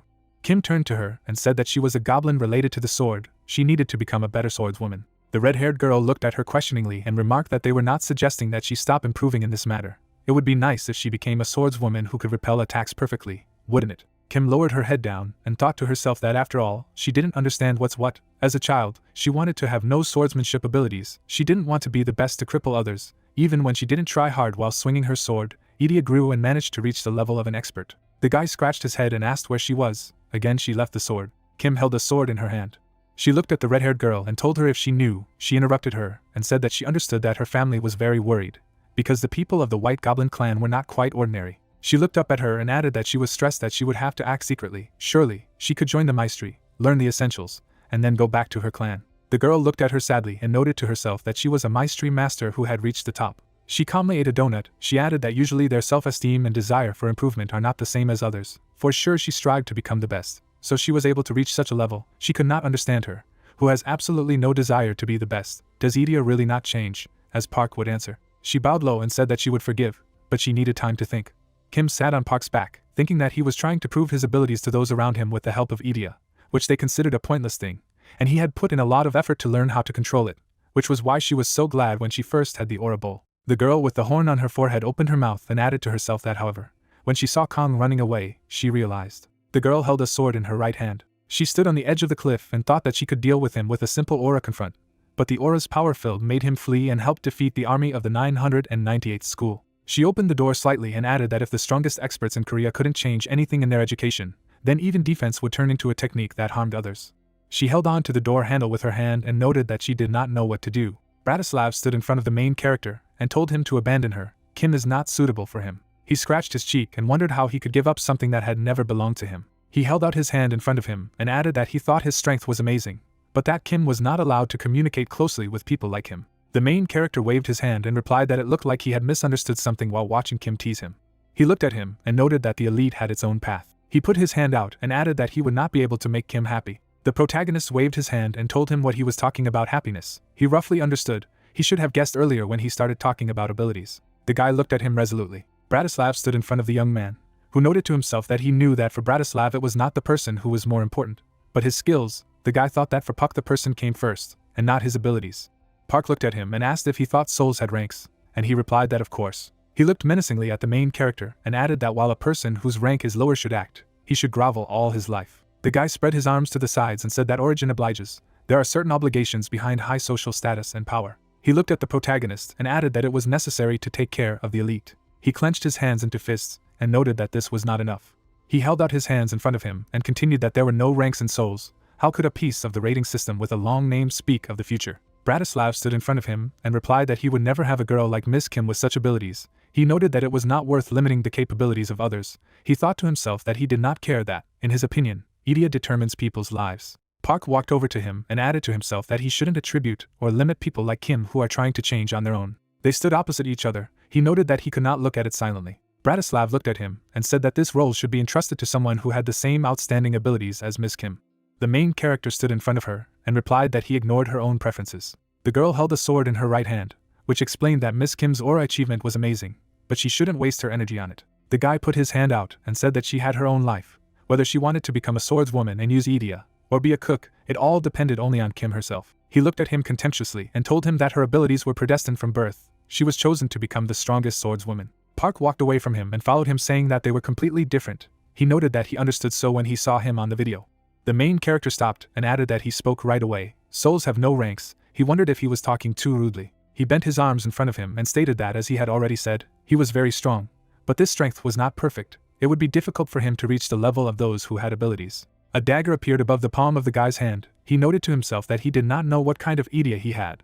But one thing was for sure, it was not yet fully neglected. He underestimated it. He gave him a sarcastic look. The guy abruptly rushed to attack him and said, "Well, then he would test the strength of the elite. He watched his movement attentively. Bratislava blocked Park's shot. He held his hand and asked if he was joking, where that mood had gone. The protagonist watched him, who added that either he thought he could defeat him half-heartedly. The guy jumped back sharply. He looked at him and thought that he had thrown him away, using his usual strength, unexpectedly. He held out his hand in front of him and said that he had tried to attack him with the hilt of his dagger. It seemed that he had not yet realized that he risked getting hurt if he did not use his full strength. The guy looked at him and noted that he did not think that his physical abilities were so developed. Outwardly he did not look so athletic. He replied that he had never really trained. He did not need it. The main character stood in front of him and said that he annoyed him. He retorted that there was nothing to be done. Such was the difference in their skills. He took a knife in his hands and reasoned to himself that he was physically superior to him, in this case. The young man jumped abruptly off the floor. He brandished his weapon and said that if he was taken to the hospital, let him not complain later. He asked that now he was ready to fight for real. Bratislav dodged his attacks and clarified that he was trying to use B-rank power with his D rank. He was even beginning to understand what attracted Miss Kim to him. The protagonist swung his weapon and noted to himself that it was now. He looked intently at his rival and said that he would immediately take him to the hospital. He could be calm. He repelled his attack and replied that it was a pity, but there was no need for it. He took out his sword and explained that he had been waiting, hoping to see the power he had displayed in the hall. He held out his sword in front of him and said emphatically that it looked like he had no intention of doing so they would end it here. Bratislav and Puck fought on the roof of the building. The guy looked at him and clarified. It seemed that he was not going to fight normally. He bent his arm and noted to himself that he was excellent at blocking an attack, as well as his offensive tactics. The young man swung his sword and said that he wasn't really fighting. He was disappointed. The main character jumped away from him. A drop of sweat slid down his cheek. He thought to himself that he was deliberately copying his attack technique. He was able to catch and immediately apply what he saw. He drew his sword and asked him to end the fight as soon as possible. The protagonist grabbed his forehead and replied that it would be nice to win with a single dagger. He looked menacingly at his opponent and added that it was a pity. He was standing opposite him. He stretched out his hand with a sword in front of him and said that it looked like he was finally in the mood for a normal battle. An image of the information window about the skill appeared. Bratislav looked at him and noted that this aura was even more poisonous than last time. The guy stood in front of him and replied that he was the only one who was poisonous here, because he was trying to repeat his own techniques. He put his hand out and explained that it seemed to him that if he did this, it would stir him up. The guy asked if he was too presumptuous. The young man looked at him and asked him what he was talking about. Did he look presumptuous? An image of the information window with the characteristics of the skill appeared. An information window with additional characteristics for the skill has appeared. The main character looked at him and noted to himself that they are completely incompatible, and said that, no, with such skills you can be presumptuous. He put out his hand and continued that he had physical characteristics that allowed him to control this skill. Bratislav looked at him and noted that he spoke as if he knew all his skills. An image of the information window with the skill appeared. The protagonist clutched the dagger in his hand and thought that it seemed that he had noble strength, judging by the fact that he was not affected by his killing power. His life was not so easy either, but he would not back down. He abruptly rushed to attack him. The guy grabbed the hilt of the sword with both hands and said that he didn't seem to like that he was copying it. This time he would show his abilities. The sword glided through the air. The sword attack hit Puck. He slid a few meters back. The guy stood up and said that he was late in the attacking stance, but still pushed him away. He swung his sword and replied that this was only the beginning. He held out his sword in front of him to attack. He looked at him and thought that he had just taken a different position, but the situation had immediately changed. At first glance, it was just a sword strike stance. The young man held his sword in front of him. He continued to turn so as to narrow the vulnerable area, and took a position to parry the blows. The protagonist held out a dagger in front of him, and realized that the attack zone that Idia would show was narrower than usual. He said that it was an incredible ability. Bratislav held a sword in front of him, and asked why he was delaying. In that case, he attacked sharply with his sword. The guy barely blocked his attack. He covered his face with his hand and noted to himself that the next attack was coming. Puck flew away from his punch. He slammed into the wall. The young man looked at him and asked what he was hiding. He narrowed his eyes and asked what it was. What was that nasty grin? He leaned his hand on his knee and declared that it was the first time he had seen a man who surpassed him in all directions. He sneered slyly and continued that he was even a little ashamed that he looked so arrogant. The main character stood up to his full height and said that he thought that he could cope without this strength. He clutched the dagger in his hand and added that he was far behind. The protagonist put the weapon in front of him and noticed that it was amazing. Bratislava looked at him and said he was finally using the same power he saw then. He held out his sword in front of him and added that he had been distracted in the training room. This time it would be different. His blade glided through the air. He jumped to attack Puck. He blocked his attack.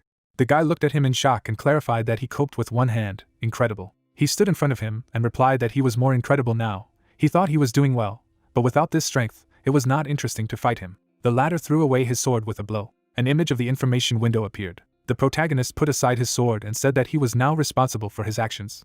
Bratislav barely blocked attacks. He added that this was what he wanted. A drop of sweat slid down his face. He asked what was going on. He continued to maintain his strength, but his right hand had become stronger. Wasn't his skill to concentrate the power on one point? The main character looked at him and noted that he thought so. He opened his mouth slightly and added that he had not yet. The young man slid a few meters back. His eyes widened in surprise. He held a dagger in his hand and said that now he would show something interesting. Bratislav parried his shot. His sword rose up from the blow of his opponent. Puck held out a dagger in front of him. The young man raised his hands up. The dagger was close to his face. He struck a series of blows at him. The guy put his hands out to the sides. He stood in front of him and asked him why he had reached such a speed, and just before the blow stopped, incredibly, he looked at him and asked him what he wanted to do again. A drop of sweat slid down his face. He noted that he was much more capable than he thought. This ferocious right hand was the basis of his Idia. He put out his hand and replied that he could also imitate with the dagger, although not so perfectly. He said that even he could not keep up with such a technique of his right hand, and was even more surprised by the repetition of the technique. The main character pointed his finger at himself, and asked that he did not absorb his Idia because it was dirty. He looked at him and replied that he had ways to analyze other people's Idians. Let him forgive me, but he only ate real delicacies.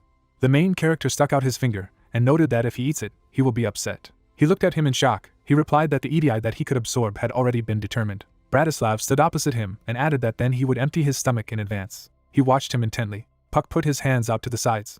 He looked at him angrily, and said that he warned him not to touch Kim. He stretched out his hands in front of him and replied that this was the choice of the head of the clan. The guy lowered his head down and noted that he could not interfere in the affairs of the family. He stretched out his hand and said that he could intervene. To be honest, he wanted to see him, so he asked him to pass it on. He asked why they fought. He said that he just wanted to see his real abilities before taking him to the head. A drop of sweat slipped down his face. He said that since he won, he would give him one piece of advice. He would not be able to persuade him. It was even more difficult with him than with him. He looked at him in shock and thought that he was even more arrogant than Bratislava. He stood in front of him and asked why he obeyed the head, who replied that the head of the clan would teach him this personally today. As beads of sweat slipped down his face, he asked him again what it was today. Incheon International Airport. There were planes on the runway. Lee got out of the car and said he was speechless. A huge monster smashed planes. He opened his mouth wide and growled that he himself had told him to get up and eat as much meat as possible. He looked at him and noticed that Idia was talking. He was standing in front of him and added that there are those who can summon Idia in the form of a monster, but he is just huge and talking. The guy narrowed his eyes and thought, pecked, or this is another group, we need to hurry. People ran past him. Someone said that it was military advisor Lee. This person was Lee. The monster turned on him and asked who he was. The guy approached him and introduced himself. He noted that he smelled strange. Lee looked at him and said that it was the first time he had seen a talking Idia, who was his master. The monster opened its mouth and replied that the master had ordered him to get up and eat meat. The advisor noted to himself that he was speaking, but he clearly lacked intelligence. He closed his eyes and said that his mouth stinked, advised him to rinse his mouth with sea water after lunch. The guy looked at him menacingly and added, of course, if he was still alive. The huge bear covered himself with his hands. Lee's armor sparkled in the sun. He noted to himself that like the white jade goblins, he had worked hard to create a special Idia that resembled various heroes of legends and tales, and said that they lived few and died quickly. First stirred on his sleeve, he added that most of his attempts had failed. Only a few were able to keep the legend in his soul, and said that if he said to die, he would live. If he said to live, he would die. Lee stood with his hands down, and among them was someone who possessed the soul of a hero. An image of the information window appeared. The young man held out his hands to the sides and summoned a double dragon sword. He held a blade in both hands. An image of another information window appeared. Lee sharply attacked the monster's paw and said that it was enough to swing it once, and rivers of blood would flow. The latter looked at him dumbfounded and asked who he was. In a fit of rage, he opened his mouth wide. An image of the information window with the skill appeared. The monster lifted its head up. An image of the information window appeared. The guy raised his head at him and asked him not to make noise. His ears were already hurting. The latter ran away from him and said after him that he did not want poisonous meat. He advised him not to go to the sea. In the distance, there was a huge splash in the sea. The guy put his sword on his shoulder and said that he wanted to find out something about the owner. He clutched his blade in his hand and added that the longer he remained at sea, the less dangerous he seemed, both in other countries and in Korea. The military advisor raised his blade above him and declared that he was swearing an oath to the sky while the mountains and rivers were moving. Lightning shot in the sky. She struck a huge monster. An image of the information window appeared. He began to drown sharply in the sea and said that it was hot. He would no longer eat meat. Enough was enough. The guy abruptly rushed to the attack and thought that he was suffering a lightning strike. He clutched the blade in his right hand. The bear looked below him and asked what it was. He squeezed his eyes shut and added how hot, how difficult it was to swim on. Lee looked at him and noted his incredible endurance. He narrowed his eyes and thought to himself that the talking Idia, the amazing endurance, the clumsy attack into the Korean Sea, all this haunted him. He wanted to take him prisoner. The guy crossed his blades and noted that there was no point in fighting further. He opened his mouth and summoned his skill. An image of the information window appeared. A whole fleet appeared above his head. An image of the information window appeared. The gun on the decks of the ships fired a shot. The bear took cover with his hands from the shells. He opened his mouth in pain, noting how hot it was. The guy watched him and thought that he was just amazing endurance. He hadn't met such opponents for a long time. He waved his arms and asked him to leave him alone. He should live long and eat his favorite meat. Lee crossed his swords and replied that he would decide when he would eat the meat and let him disappear for now. The ships have surrounded the bear, the Kabuxian, the crane's wing. The Kobuksong's ships surround the enemy, taking up a position in the shape of a crane's wing. The guns on the decks of the ships fired shots, a tenfold increase in fire, the total combat capability of the SSS. Bolts of energy rushed at the enemy. He floated on the surface and noted that he did not want to die. Lee's armor evaporated from his body. He was standing on the shore and noted that his head hurt. He looked into the distance and wondered what the owner of this bear would do. The light was burning in the windows. The guy was walking down the corridor with his hands in his pockets and asked that, by the way, his eyes did not hurt from such darkness. He narrowed his eyes and added that although he was glad that he liked it, the hooded person turned his head back and inquired that he had returned. He put out his hand and replied that thanks to him everything went smoothly. He noted that he had something to say about it. The robes guy turned around and stated that in this place he was talking about, the second one was missing. Jong put his hand out in front of him and said that it was quite possible. After all, he had sent him to fight this old man Lee, who replied that if he died, his body should have surfaced, but he disappeared. Then he asked if the old man was keeping the bear. The hooded guy turned around and said that then his presence should be felt, but he had completely disappeared. He put his hands out on different sides and noted that he didn't know that the old man had such abilities. He said that soon the first one would appear in the south. He looked at his interlocutor out of the corner of his eye and added that he was afraid that the same thing would happen to him as to the first, otherwise his plans would be disrupted.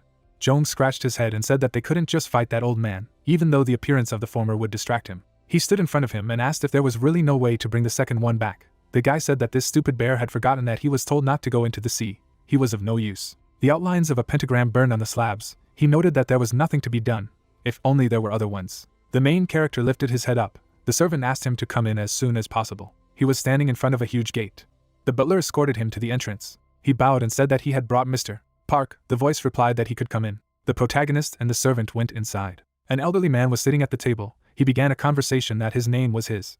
The old man looked at him and noted that he had come quickly. Fool. The guy was standing on the other side of the table and said that it seemed that they were too far apart to speak normally. Maybe he should sit closer. He ordered him to sit there. A drop of sweat slid down the young man's cheek. He thought how hostile he was. He sat down on his knees in front of the table. The old man was sitting at the opposite end of the table.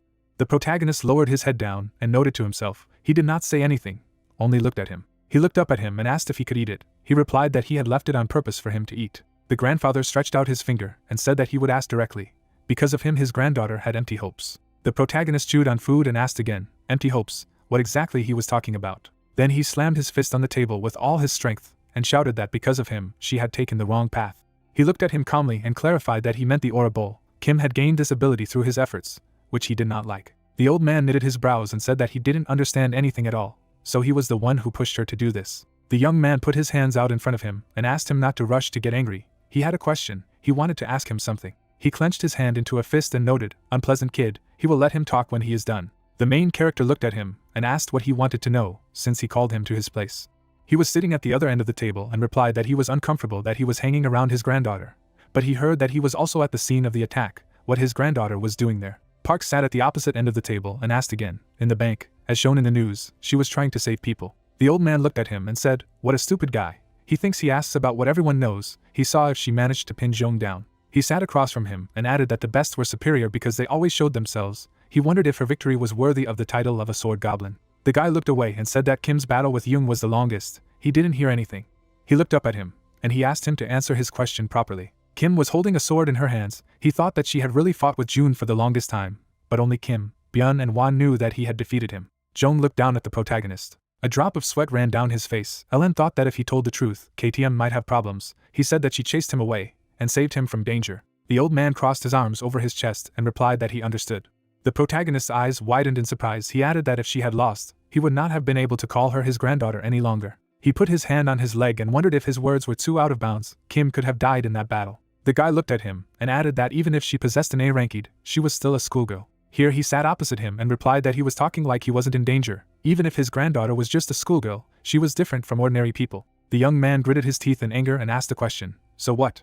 He crossed his arms over his chest and said that he had told him, idiot, that the best were always and everywhere the strongest. His eyes widened. He looked at him from the likeness and remarked, this is his granddaughter, if she really died. A scroll unfolded behind the old man. He asked how he dared to say that Kim could have died at the hands of some rabble. A magical tiger jumped over him, and he ordered him not to talk any more nonsense. The monster approached Puck. He bared his teeth. He looked at him and asked him to move away. He could not see his grandfather. The old man looked at him in surprise and noted to himself that he had tried so hard to create this tiger, and he did not even flinch from fright, so young, and such a pungent smell of blood emanated from him. The tiger stood close to him. He gritted his teeth and asked if he could leave. The tiger looked at his master out of the corner of her eye. The old man put his hand out in front of him and thought that the tiger was afraid of him, but he had made him so steadfast, not bending to anyone. This kid was not bad. The tiger jumped to his master. He asked if he was okay. The old man asked what he was talking about. The guy said that he had heard rumors that he was very annoying. Grandfather looked at him with displeasure and noted that his energy did not correspond to his age at all. But did he really think that he could be afraid of him? Puck narrowed his eyes at him and said that it was true. The old man closed one eye and asked why he was staring so intently. An image of the information window appeared. The second image of the information window appeared. The guy looked at him from under his brow and reasoned that he could really fight with such a good Idia. Whether there was any point in using something that had been created with such difficulty. The old man exhaled and said that here is a fool. Looking at his face, you can immediately understand what he is thinking. The Jade Goblin clan has a duty to create stronger goblins. He looked at the young man and added that he was a man, so he was not a goblin, but as the head of the clan, he had reached this level. The main character sat opposite him and asked that Kim was definitely dear to him. He asked again what he heard, what he just said. There was no point in talking to him anymore. He looked at him menacingly and noted whether his granddaughter was more important to him, or whether the goblins were better in the world. The old man furrowed his brows and declared that he was sharp-tongued. The guy raised his hand and wondered if Kim wasn't a sword goblin. He would love an ordinary girl, Kim. The young girl was holding a sword in her hand. He noted to himself that the Kim clan existed precisely to possess a creature called a goblin. A stranger would never understand what had been accumulating for years. It was difficult for him to imagine how many years they had been waiting for the manifestation of someone like Kim, but still, it was impossible. He thought that she had everything. And it turned out that it was treated like a thing. The girl was sitting next to Puck. The old man looked at him and noted that he was funny. He wanted to face him once. He replied that he could do it 2 or 3 times. The old man added that he liked his mood. The guy was sitting opposite and said that he would ask one more question first. He looked at him and asked why he had brought Bratislav to Korea, why a man from Slovakia would obey him. The old man was sitting at the opposite end of the table and replied that as many questions he asked, it was not submission. He offered Idia Kim and marry her. The young man opened his mouth and thought that he guessed that he hadn't even asked her opinion, and clarified why Bratislava. He opened his eyes wide and added that for a minute, he had heard that in order to maintain the purity of the bloodline, the Jade Goblin clan did not accept outsiders. Among the possibilities of the Idian of Bratislava, the guy was holding a sword in his right hand. The main character sat on his knees and asked how long he would wait that he would use the Idia. The old man closed his eyes and asked if he knew about his abilities. If she didn't reach the desired level before graduation, then he would feed the goblin to him. But he expected his granddaughter to become so strong that she would be too strong for him. The guy looked at him and realized why Kim was so reluctant to go home, and asked why he was so angry about the Aura Cup. The old man clenched his hand into a fist and said, "Isn't it clear that protect others, she will never achieve the status of the strongest? They have been waiting for the appearance of the strongest goblin for so many years. It is his granddaughter Kim." The guy put his hand on his neck and noted that it seemed impossible to dissuade him. It was clear why Kim wanted to escape. The old man gritted his teeth in anger and noted that he was getting closer. He looked at the young man and said that their conversation had dragged on because he felt an unusual aura in him. But in the end, he only wanted to say one thing: let him leave Kim behind. He was an inferior creature who was of no use to their lineage. The guy looked at the monsters that had appeared. He opened his eyes wide and replied that he had no intention of helping their lineage. The monsters looked at him in shock. The other monsters opened their mouths in surprise. The old man sat opposite him and reasoned that he was now demonstrating an Idia that he had not shown before. A pathetic kid with no abilities, with an incomprehensible origin and Idia. He was not suitable for Kim. The guy looked at him angrily. A magical snake opened its mouth on the main character. The old man thought that the pathetic kid was not suitable for Kim. His eyes flashed with red fire. A girl stood in the doorway and called for her grandfather. The magic snake evaporated into the wall. The boy's ominous aura disappeared. She quickly went to the old man and asked why she was with Bratislava and the patrol squad. He looked at her and answered, he decided so. She noted that she said that she did not want to. The lady looked back and said that at all. The young man waved his hand to her and greeted her. She looked at him in shock and said what? And what he was doing here. He replied that it had happened. She put her hand on his shoulder and asked him not to make it up. She put her other hand on the other shoulder and added that he had finally decided to propose to her. If he wanted to meet her family, he had to take her with him. The main character explained that now was not the time for jokes. She leaned over to him and asked for forgiveness. She would settle everything right away. She abruptly shifted her gaze to the old man. Kim looked at him menacingly and said that Bratislava was fine. But why did he call Park here? The girl's aunt came into the room and said that it was enough. She looked at her and added that she was a goblin of the next generation, so she had to maintain her nobility. Kim looked at her. The protagonist noted to himself, "And, this is not a sister, she seems to be no older than 20. The old man crossed his arms over his chest and noted that it was great. He had just finished speaking. Let him take them away. Let them draw their own conclusions. The woman folded her hands over her chest and replied that she understood. If they all heard everything, let them move. The girl looked at her friend and thought that okay, there was nothing to be done, and said that she had to go quickly. He bowed low in front of his aunt. She asked that he was the Puck. It turns out that he replied that yes. She added that she could not hope they would not see each other again. A drop of sweat slid down his cheek. He thought that he was acting exactly like his grandfather, and in general, the previous goblin of the White Jade family. Image of the information window. The second image of the information window appeared. Aunt Kim crossed her arms over her chest. She looked at the girl with displeasure and ordered her to go change her clothes and inspect the 3rd district with Bratislava. She objected that she did not want to. The woman stood in front of her and pointed out that this was not the time for jokes. An hour ago, a powerful Idia destroyed Incheon. This was sorted out, but a national alert was declared, and the government turned to them for help. Such is the duty of the White Jade family. A drop of sweat slid down the guy's cheek, and he asked if there had been an attack on Incheon. Just a minute. She looked at him and said that yes, the combat advisor had sorted everything out, but it seemed that the damage was quite serious. In particular, the psychiatric hospital was almost destroyed. Some patients went missing. The state was searching for the missing. The young man lowered his eyes to the floor and replied that he understood. She stood in front of him and said that he had been so self-confident, and now he suddenly turned pale, because his family lived near Incheon. The main character pursed his lips and said that no one died, just that. His aunt looked at him and noted that it seemed to be his own business, so he wouldn't get involved. Anyway, that's the way it was, and ordered Kim to silently follow the instructions. She lowered her eyes to the floor and replied that it was good. The guy thought that it was the first time he had seen Kim like this. Well, there was nothing to be done. The protagonist looked at his aunt and stated that he had something to say. She stood in front of him and got ahead of him, that there was no place for superfluous people. It was only a matter of the White Jade family. It was better to let him leave. Kim grabbed his arm. He looked at the woman seriously and said that from that day on, he would be patrolling with Kim. There was a sign on the facade of the building. The girl noted that this is what he gave out today. They walked next to each other. He replied that there was nothing between them. She clutched her face and said that she did not expect him to stand up for her in front of his aunt.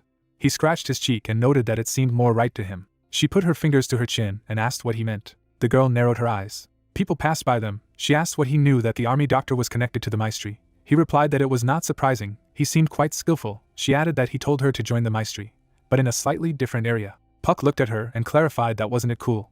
She put her hand on the hilt and thought that she could master the sword perfectly, but the guy closed one eye and asked why he should think about it so much. He put his hand out and added that when you learn a skill that can harm others, she also learns to defend herself. The main thing is to understand what she is doing, and the rest is not so important. Let her do what she wants. The girl looked at him in surprise. Her eyes filled with tears. Embarrassed, Puck looked at her.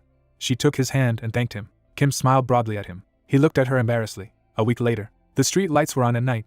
The man noted that nothing came of it. The article about the Heen school they had worked so was barely used. Who would have thought that this would happen in Incheon on the same day?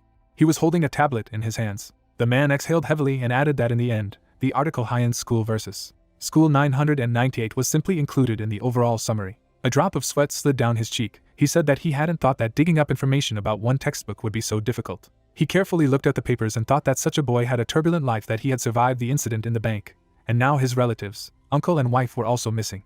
There were photographs in the album. He added that if this Idia belonged to Pecht, then the attack on the airport in Incheon. He grabbed his head and said, he's gone too far, too much, so he's starting to get confused. An elderly woman went to him and asked for forgiveness. She handed him the book, and he asked what was the matter. My grandmother held it with both hands and asked me to take it. The guy took a book from her and thought, this has to do with religion, thinks it is worth accepting, and then just get rid of it. He ran his hand over the cover of the book and noted that the cross seemed to be a fairly high-quality cover. The guy opened the book and was surprised that there were even illustrations here. He flipped through the pages and added that the winged lion, the illustrations were of pretty good quality. The man opened the next page and thought that it was the Idia that had been seen at the airport. He looked at the page in shock and added what kind of book it was. If he could translate it, he would learn something. The guy jumped up from the bench abruptly and said that he needed to study everything immediately. He clutched a book in his hands. A voice behind him noted that what a pity. The young man lifted his head up. Someone's paw fell on top of him.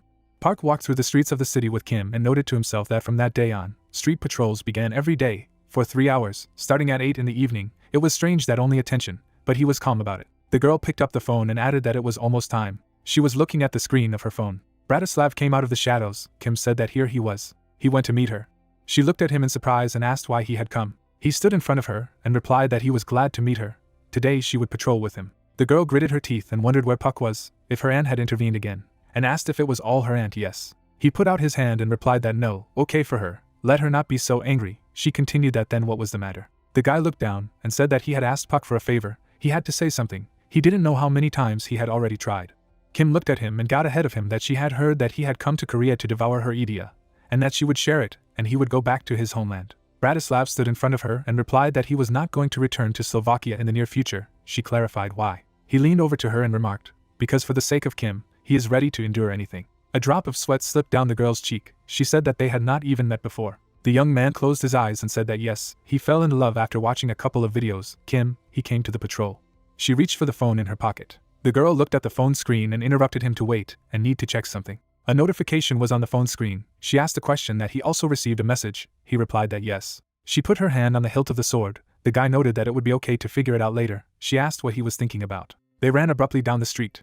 A basketball hoop hung on the mount. The guy entered the gym and said that it was a long time since we had seen each other. Captain, how were his dates? Puck turned to look at the student who had entered. He looked at him contemptuously and replied that he was also glad to meet him. But one more joke and he would add 10 repetitions. The rest of the students stood in a plank. One asked what the leader was. He liked to hang out with the idol of all time. The other asked what they were doing late at night.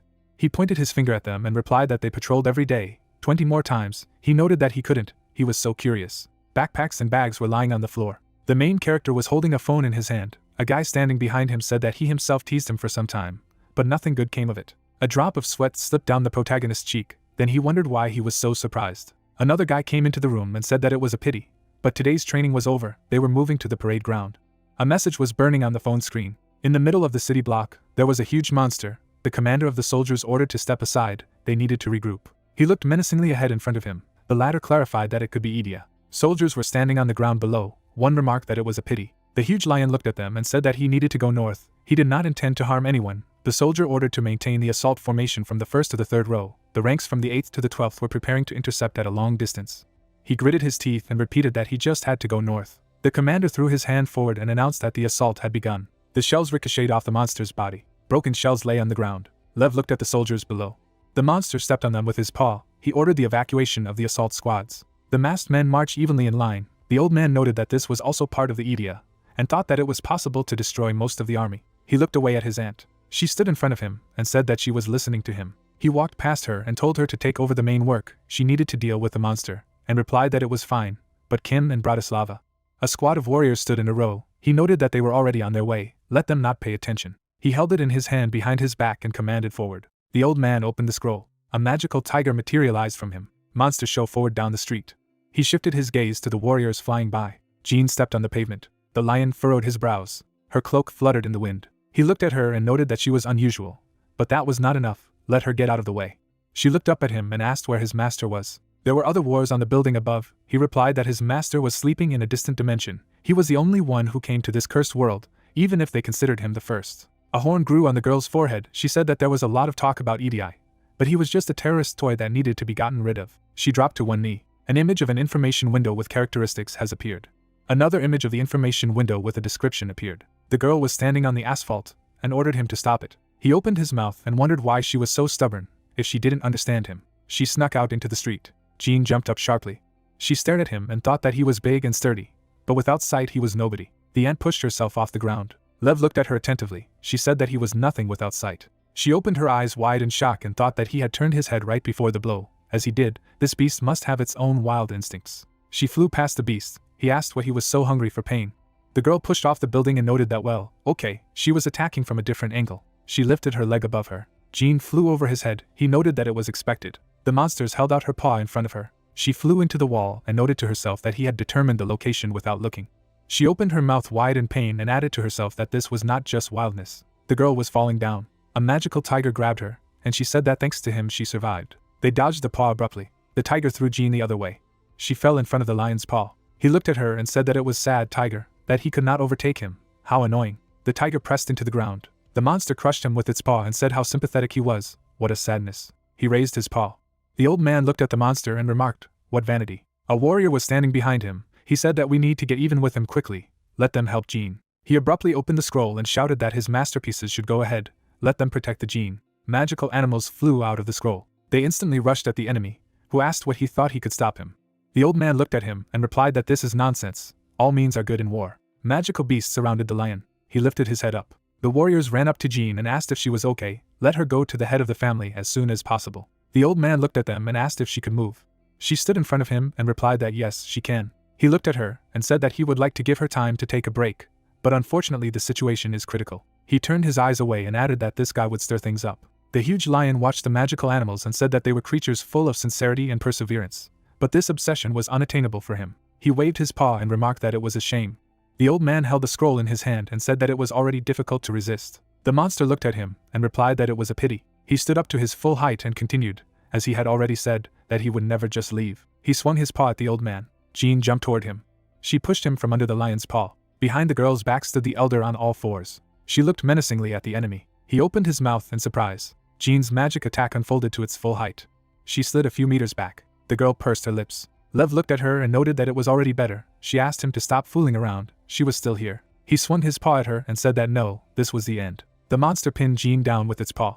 The gloomy old man looked down. He stood in front of the monster. It said, well, there was nothing to be done. This was the end. The lion swung his paw at the old man and added that he was next. The old man cast a blank glance in front of him. He abruptly raised his head up. Grandpa Kim stared at the magic attack. In front of him stood Bratislav and Kim. So out of the corner of my eye, I looked at him and asked if he was all right. The monster narrowed his eyes and said that it was a pity that young souls were dying because of the old man. The old man grabbed the girl's hand and asked her to run as soon as possible. This is a real monster. It is beyond her strength. The guy asked about young souls to himself. A young man approached the elder and added that first he needed to calm down. The girl looked at him and asked where her grandfather and aunt were. Bratislav looked at him. He ordered him to grab his granddaughter and leave. This was his last request. The guy put his hand on the girl's shoulder. She said that if you run away, then together. He replied that you need to leave first. The young man stretched out his hand in front of him. The girl held a sword in her hand and clarified that he thought she didn't understand what was happening. The old man looked at her and noted that it was jade armor. He reached into the inside pocket of his cloak and told him that he had spent his life despising the salvation of others, and finally realized that he had lost Jean. This is truly a beautiful power. He got to his feet and added that the only thing the stupid old man could do now was to confront the monster and protect his loved ones. The guy looked at him.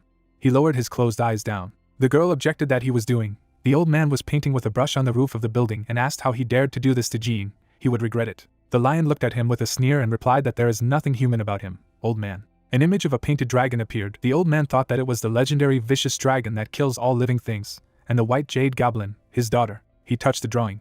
A magical dragon flew out of the paper. It thought that this was the strongest combination, but still not worth wasting time. The dragon grabbed the monster's shoulder. He looked at him and remarked that it was pity. He narrowed his eyes and added that it was not enough to rely on fate and legend. His paws and he crushed the magical monster. He grabbed onto the magic dragon. The huge lion snatched him from his shoulder. The old man looked up at him, stunned. He held a brush in his hand and said that he thought he had reached the top. It seemed that he had not made enough effort. The paw flew at him. The monster noted that he was sending him to his relatives. He looked down and added that this rot was too talkative. In the middle of the sports field stood a crowd of schoolchildren. Park approached Sun and asked if he had seen the deputy. It seemed to be nowhere to be found. He replied that he would try to contact him. A new message lit up on the phone. He added, "The phone is fine, it is out of the network coverage area." He replied that indeed, the connection does not catch at all. The guy looked away. The young man noted that it seemed that something was wrong here. He assumed that he thought the connection was deliberately broken. The main character was standing in the middle of the crowd and thought that it was quite possible that a battle had broken out somewhere. Hence the noise. Bratislava was also gone. Probably there was a battle with a monster. A drop of sweat slid down his cheek. He added that they were one of the best. There was no need to worry. But why was he so worried? He lifted his leg and thought that if he didn't have enough strength, if something happened. Suma looked at him and noted that he could not leave his post. He turned to him. The guy said that their squad was tasked with protecting the movement of civilians. This is not an easy task at all. The protagonist exhaled heavily. He crossed his arms over his chest. Pak's mouth was wide open in surprise. He noted that due to the shutdown of communications, several scouts were needed. This was also not an easy task. The guy continued that he thought he was most suitable for this role. He would warn the top, who bowed low to him and thanked him. Song added that let him go quickly, and let him not forget to return and convey the information. The young man saluted.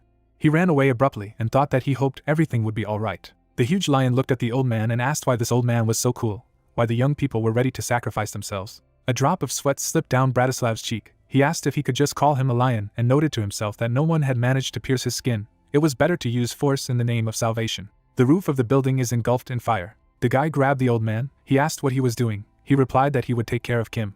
He squatted down and added that he was sorry. He wanted to prevent the tears of a dear person. A vein on his arm was swollen. He said that he asked him to apologize. He grabbed the old man with his hand. A huge lion opened the train and said that what a pity. Far away in his throat there was a light. He put his hands out to the sides. The guy grabbed his head with his hand. The monster looked at him and said that, as expected, he was just scum, and why, human, weren't the humans the first to attack? The lion, lowered her eyes down. He replied not to talk nonsense. It's all fiction. He wondered if he really sympathized with him a little. The guy said that initially he was going to just pass by, deliberately injured people and destroyed the street. The destroyed building was standing around. Lev bared his teeth and noted that he was the only one who got the heart of a person. This deserves empathy. The young man looked at him and replied that there was no place for sympathy. It was just a stupid excuse. He was just garbage trying to make himself look white and fluffy. Over the entire protective dome of the city, he added that the city was now completely isolated. No one would come to their aid, so they would die. The guy did not put out his hand. He opened his eyes wide. The monster added that he would be spared. The guy noted that he did not need mercy. Images of information windows have appeared. The young man clenched his hands into fists. He looked at his hand and said that he thought things were unfolding much better than he thought. Although he would have to wait a little, he thought that the ability to extend only to his right hand. The lion looked at him and asked him to leave, not to provoke him. Bratislav grabbed the weapon with his hand. He held onto it with his right hand and noted that such a weapon could be deadly for this bastard. The monster swung its paw. The spear pierced his paw. An image of the information window with characteristics appeared. The guy fell to the ground and realized that all the energy would be needed. Lev looked at him, and he added that he would have to try again. The monster raised his paw and remarked that it was strange that the wounds were not healing. He grabbed the young man and said that he had a rare talent. He thought he knew what to do with it. The young man moved his hands and asked if the promise to spare was still in force. He replied that of course, it was a pity of course. He looked down and thought of Kim.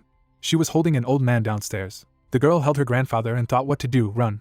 But she can't leave her grandfather. What if everyone dies like that? A tear slid down her cheek. Bratislav looked at the monster and noted that he would like to save someone else. He clarified the one he was looking at there. The monster held him in his paw. He replied that yes, please, let him spare Kim, then he would no longer resist. The huge lion looked at him and asked what it was all about. This woman had nothing to do with him. There was no point in keeping her alive. The young man smiled slightly and said that he was a trash, and thought that for the last time, God help him, he needed a stronger weapon. Maybe it would still be weaker than the holy spear, but it would be 100% incarnate. He held out his hand, and a dagger appeared in his hand. An image of an information window with characteristics has appeared. He looked at it and noted why, Puck's dagger. The monster opened its mouth and said that it really had an extraordinary talent. It deserved to die, despite the promise. It noted that it represented a strong weapon. The lion bit off his hand and declared that he would destroy him. An image of a splash of blood appeared. An image of the information window with updated characteristics, death, appeared. The guy fell to the ground. The girl looked at him and said that it was the fate of a talented person to lose his amazing abilities. The young man closed his eyes and whispered that she would forgive him. He wanted to protect her. The girl's eyes filled with tears. Then he noted that he gave his soul to save her. He sympathized with her. That's sad. Kim pursed her lips and yelled for him to shut up and shut his mouth.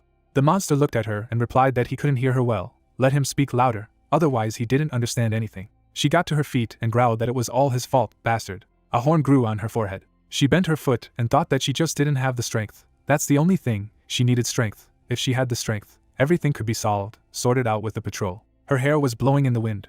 She opened her palm and added that she would tear this bastard to pieces to help her aunt, who must be dead. The girl stood in front of the monster. He noted that this was rage, absolutely no desire to retreat. An image of the information window with characteristics appeared. She held out her sword. An image of additional windows appeared. The girl abruptly jumped away from the attack with her paw. She looked at him and ordered him to kneel. The asphalt cracked under her foot. The monster covered himself with his hands for protection. He knitted his brows and thought he could handle it. She flew at him with an attack. Kim attacked him with her sword. She swung her sword. The girl gritted her teeth and noted that he was finished. She swung her blade and added that she would still have it dancing. Her horn cracked. He said that it was really regrettable. If he attacked everyone at once, they would also lose a lot of people. They were too stupid. A huge lion looked at her, and she shouted for him to shut up. The monster added that people gain enlightenment only after cruelty. This time she will suffer from cruelty. Kim swung her sword. Pieces broke off from its horn. The lion threw her aside and said that it would be better for her to sympathize with herself. For her, this senseless fight would end in defeat. He turned at someone's voice from behind. A human figure stood in the distance. He asked why they didn't fight together then. Puck looked at him and added why there was so much chatter in the middle of the battle. The girl looked at him desperately and asked why. She grabbed him by the clothes and repeated why he had come only now. He replied that she had not warned him about anything. A drop of sweat slipped down the guy's cheek. He thought that everything was worse than he thought. So many victims. It would not be surprising if Bratislava died. She was not well either. Kim weakened her hand. He replied that let her ask him, that he was late. You asked again why he came only now. She clenched her hand into a fist and added that it would be better not to come at all. The lion looked at them and noted what an interesting smell. The young man clarified that it was because of him that the city was in such a state. He noted that insensitive people deserved to be cleansed. The Puck stood in front of him and replied that he did not know what kind of nonsense he would take away. But he was not going to stand on ceremony. He opened his eyes wide and thought that first he needed to figure out who he was, what abilities he had. Blood poured from his eyes. The monster opened his mouth and noticed that the smell had become stronger. But what kind of smell it was, he said that he thought it was really Idia. An image of the information window appeared. The main character stood in front of the monster. He asked what he was doing, why a similar smell emanated from him. A drop of sweat slid down the guy's face. He replied that he was a mixture of bird and dog, stinked like an animal, did not wash at all. He thought that for the first time he could not study Idia. The monster looked at him and told him that he was different from other people. He had an unusual smell coming from his mouth. Puck put out his hand and replied that it was a lie. He actually brushed his teeth both after breakfast and after lunch. The guy looked at the girl. She told him to run. He ran abruptly towards her. The young man caught her. He put it near the car. Tears flowed from her eyes. She held out her hand after him and said no, don't, if he couldn't do it, He clutched the blade in his hand and replied that everything was fine. His eyes widened. An image of an information window with the name of the skill appeared. The guy was standing with a dagger in his right hand. Images of additional information windows have appeared. The huge lion looked at him and said, that's it, stinker. His rank is much lower than those who fell before him. The main character stood in front of him and noted to himself that he did not expect to win without taking risks. He needed more. He clutched a dagger in his hand and added that he wanted even more bloodshed until he saw all the information about this freak. The protagonist put his hands out to the sides. The information windows that appeared announced the characteristics of the skill. An image of a new information window has appeared. A black aura enveloped the youth's body, and he noticed that every time the desire for bloodshed took over a new part of his body, he was overwhelmed with delight. A dark aura rose upwards. It enveloped his upper body. The guy put his fingers to his face. The girl looked at him in bewilderment. He added to himself that he did not want to show his obsession with killing to the commander. Puck clutched a dagger in his hand and said that he was crazy. The roof was moving. The monster looked at him and asked why he didn't give himself complete freedom. He put his fingers to his mouth and replied that because of freaks like him, he had to let go of the last thread that was holding him back. He opened his mouth and added that he just let him do what his soul told him to do. He had already been torn apart by the murderous lust that was bursting out of him 5,436 times. He brandished a dagger and wondered if he saw through it. Yes, he empathized with him, which means he was infuriating. He did not see any way. The monster narrowed his eyes and thought that he was curious. First he wanted to know why this person had such a smell, and if it was related to the second missing person. The lion stretched out his paw to him and said that he would help him get rid of the last threads. Puck held his face and replied that no, he couldn't. He was old, putting his finger out of his paw. He looked down and added that he had said it was not worth it. The huge lion looked at him and noted to himself that the smell made his sense of smell disappear. The young man put his hands in different directions and said that he did not see, but it was not scary. Now murder was not a problem. The monster opened its mouth and replied that it was commendable that it believed that it was capable of killing it. The guy turned his head back. Kim picked up her old man. The young man grinned slyly. The lion looked at him and asked where he was going. He narrowed his eyes. The monster grabbed him into the car and asked if he was ignoring him. The main character turned to the car flying at him. She fell in front of him. He looked at him and asked if he wanted to die first. The lion furrowed his brows. The guy jumped abruptly. He said that he was the one who started the fight. The protagonist attacked with a dagger and replied that it really was. Blood was dripping from the monster's paw. He thought that dislike blocked attacks below a rank, but he was unable to block the D+++ dagger. Blood was flowing on his arm. The latter raised his head to him. He narrowed his eyes and said, it turns out, the plush toys have blood flowing. A dog. He thought he wouldn't tear it apart. The monster furrowed his brows and realized that a horrible smell was wafting to him again. Puck abruptly appeared in front of his face. He swung his dagger and asked if he knew what he had done to his uncle a long time ago. The young man struck a series of blows to the monster's body. He gritted his teeth and said, man, he's really crazy. The main character grinned slyly. Drops of sweat were running down his face. He thought that his head was spinning. Terrible. The thirst for murder was overflowing. His thoughts did not allow him to concentrate. The huge lion swung his paw at him and said that what a pity. He could sympathize with him. He was just mad. He didn't think that he would decide to confront him like that. He walked over his paw and asked if his aunt had ever scratched his shoulders and made him crawl on four legs like a dog. The guy swung his dagger and added what happened next. The dagger entered the monster's body. He ran sharply along his paw. He opened his mouth and asked if he knew why she did this. Let him sympathize with her. The monster looked at him. He attacked again and told him to tremble. Puck fell to the ground with all his strength. He got to his feet. The guy looked down. He noted that no matter how it smelled, it was only a human body. He opened his mouth and added that what a pity. The lion licked his wounds and thought that even if the Idia disappeared, he would return to his master and not die, curiously, and asked if he had seen himself. He stood in the middle of the battlefield and added if he had ever been interested in the truth of his nature. He looked up at him and replied that, as someone had pointed out, it was evident that the usual thirst for bloodshed was aimed at one particular person. The lion licked his lips. The guy shouted that damn him, he didn't want to hurt others. He looked at him and replied that in fact, he was only worried about himself now. Drops of sweat dripped down the guy's face. He held the blade above him and asked where he was, the puppy. He was so scared alone, and that he would kill him. He was so curious how it would end. The guys are enveloped in a black aura. The monster asked for sympathy. He understands him. Blood flowed from the guy's eye. He stood with a blade in his hand and he added that he should take a look at himself. A bloody puppy lay on the ground. The guy reached out to him and told him to forgive him. He died because of him. A man with a bat stood over him and with a woman said if it were not for him, he would not have died. Blood flowed from the guy's eye. He looked at his hands. He remembered all the words that had been said to him then. An image of an abstract protagonist appeared. The monster opened its mouth and thought that the desire for bloodshed was so overwhelming that even sympathy was meaningless. It was directing it at itself. The young man poked himself with a dagger and said that he just wanted to die. Let him kill him. A huge lion came up to him. He waved his fingers and asked if he would kill him or die himself. The monster opened its mouth wide. He jumped abruptly off the ground. From his jump, craters remained on the asphalt. We had our teeth and realized that empathy does not work. A human figure stood in the dust. Puck stood with a dagger in his hands and said that he had decided. The monster instantly swung its paw at him. His paw was pierced by a skeleton, who added that he would die and commit murder at the same time. He looked up at him. The guy plunged the knife into the asphalt. He knelt down and noted that he was using murderous support. The young man looked down. An image of human bones appeared. The huge lion raised his head. He asked what would kill him. Yes. A huge skeleton pressed the lion to the asphalt. He said that this was not his soul. A magical bone pierced the monster's body. The guy asked to kill him first. He sent him. The main character raised his head at him and wondered why he was so evil. He gritted his teeth and asked his name. He replied that it didn't matter. The huge lion furrowed his brows and thought that the desire to die and kill were in contradiction. If he died, he would not be able to kill, and vice versa. In order to overcome the contradiction, he had to direct his thoughts to the desire to die, and repeated that he should say his name and he would help. The guy replied that his name was Puck. The monster raised his head and clarified what his Idia was called. He smiled slyly and asked if he wanted to deceive him. The monster opened its mouth in shock. The guy abruptly ran up the bones and said that he knew that his aunt and uncle had already deceived him once. The bones of the magical skeleton pierced his head. He replied that he did not understand what he was talking about. Let him feel sorry for him. He noted so that he could guess for himself. The monster opened its mouth and asked if it didn't want to die. It would have to fight the most dangerous opponent. A drop of sweat slid down his cheek. The young man squatted down and told him not to make noise, just accepted his death. Drops of sweat rolled down Leo's face. He thought that it would be great if he could get out of here. He needed to focus on killing. Puck lowered his head and asked if he knew what he had done to his uncle once. He opened his eyes wide and said that he had found it. The guy lifted his big spine and asked if it was too big. He looked at it and noted that it was the right bone. The main character smirked and added that this is not all.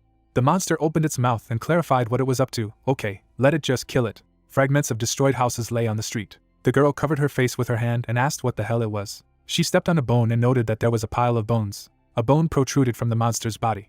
Puck held one and told them to look at the ribs. Impressive. The three warriors ran down the street. The woman repeated that there were a pile of bones all over the city. The young man jumped over the lion's head. One of the warriors took off his mask. She looked at him and clarified that it was Park. Two guys turned to her and asked who it was. They knew each other. She thought that it must be a well-known monster and why it looked like he made all this mess. The main character raised his hand above him and shouted for him to answer if he wanted to die. He opened his mouth wide. The protagonist jumped on the bones. He abruptly rushed to attack the soldiers. The girl put out her hands and said that they would help now. She needed to get rid of Idia. Puck swept past. He quickly ran forward and said that, Master, he would save him from his uncle. She knitted her brows and asked her uncle what that meant. He jumped sharply over her and asked him not to kill her later.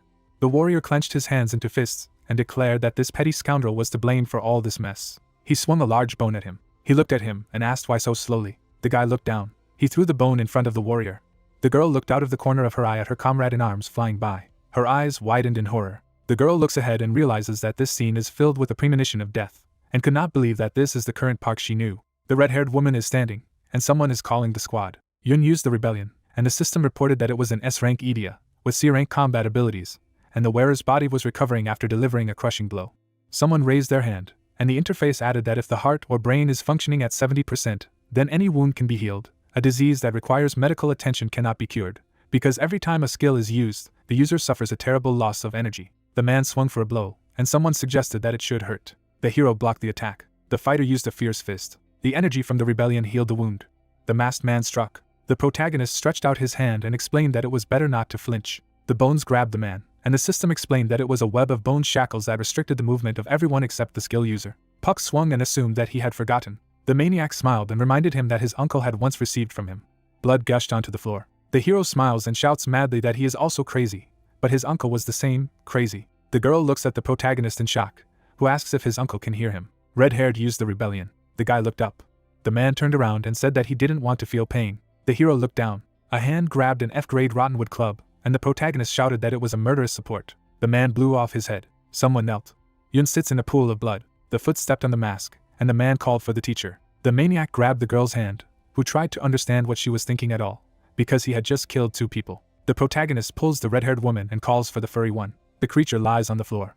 The blood flows down. Yun turned in shock when she heard that, judging by the fact that he hadn't left a scar on her, then he would stop well for her. Yun closed his mouth and tried to figure out who this Idia was. The creature looked down and noticed that it didn't know why it was soaring, but it just couldn't miss the opportunity, because it didn't want to participate in these games anymore, so it had to convince this woman. The hero stood in shock when the monster said that the protagonist was planning to die by her hand. Something flew into the head of the creature, who added that if she wanted to live, it was better not to resist, and his condition was already too deplorable. The bones grabbed the monster that hoped she would succeed. The item fell to the ground, and the system explained that it was in AAA+ grade spine, with A+++ posing abilities, and then added that the spine of the king of all ghosts, when used as a weapon, could cause serious injury. Puck grabbed his head and remembered that the UN was going to discuss with the furry man how to die, and the girl tried to understand why he should die, and what he was up to. The maniac grabbed the red-haired woman by the hand and replied that he was just a crazy child, and the teacher could kill disobedient students. Yun fell to her knees. The hero lowered his gaze and asked if the teacher could kill him. The protagonist strangles the girl. Park picked up the red-haired woman and told her that his aunt had said that useless people were destined to die, so he had to die. The maniac smiled, and someone tried to draw attention to himself.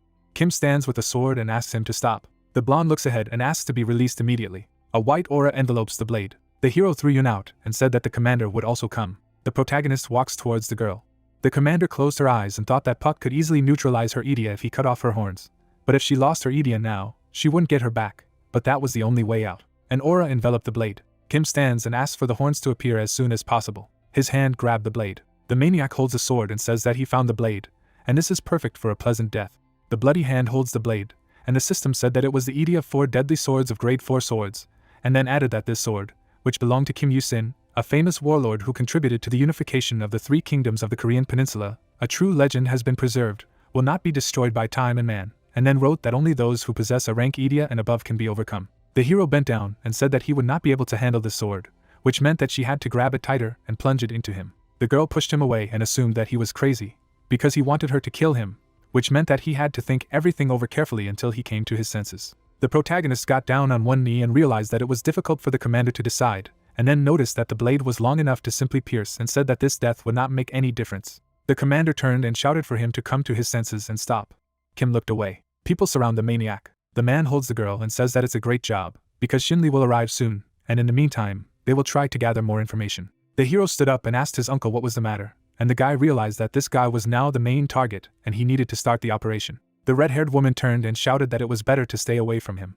The protagonist raised his hand and noticed the aunt was also here and wanted to know how she was doing, and someone explained that he was surrounded and had to turn off the Idia immediately. Park raised his head and noticed that they had completely forgotten to say hello, and then assumed that they would beat him again, to which the man shouted that if he did not surrender, he would have to use force. Park tilted his head and said that he would have to get rid of them, and said that he should use killer support. A red aura envelopes the maniac's body, and the system has reported that this is 103,637 corridor of the prison. People stand and try to understand what it is, and one of them noticed that there is an Idia that can change places. A purple light illuminated the hero, and the interface repeated that it was 103,637 corridor of darkness. Kim looked ahead in horror. The protagonist raised his hands and shouted that he no longer needed his aunt and uncle, because he had managed to do it alone. The commander holds the blade and understands that if this continues, then everyone will die, which means that it must be stopped immediately. Puck leaned over and shouted for them to die. The sword pierced the body of the maniac. Kim pierced the hero. The protagonist looks at the blade. The girl's hands are trembling. Puck turned and said that, as expected of the captain, he believed that he would plunge the blade into him. The maniac touched Kim's face and added that she should have aimed higher. The hero fell to the floor. The girl cries and asks for forgiveness. The hand grabbed the blade, and the commander said that she was sorry. The protagonist's cloak began to crumble. People are shocked. Kim lifted Park's head and assumed that he was already better. The guy looks ahead in horror. The girl touched his face and asked him to say something. The young man is on his knees, and the system has reported that the self-destruct can be disabled, but other effects, including bloodlust, will be temporarily removed. The hero looked down madly. The protagonist turned around, and the girl said that she would help him now, to which Puck tried to understand what he had done. The guy started trembling and screaming that there was a lot of blood in there, but he didn't want to do it. An image of the young man's childhood appeared. The hero lowered his gaze and said that he did not want this. An image of a mad Puck appeared. The girl falls. The guy looks ahead. The commander hugged the protagonist and asked him to wake up, and then called for help. In the sunny palace on Mount Gemsu, a shadow falls on the wall, and a voice notices that he returned first.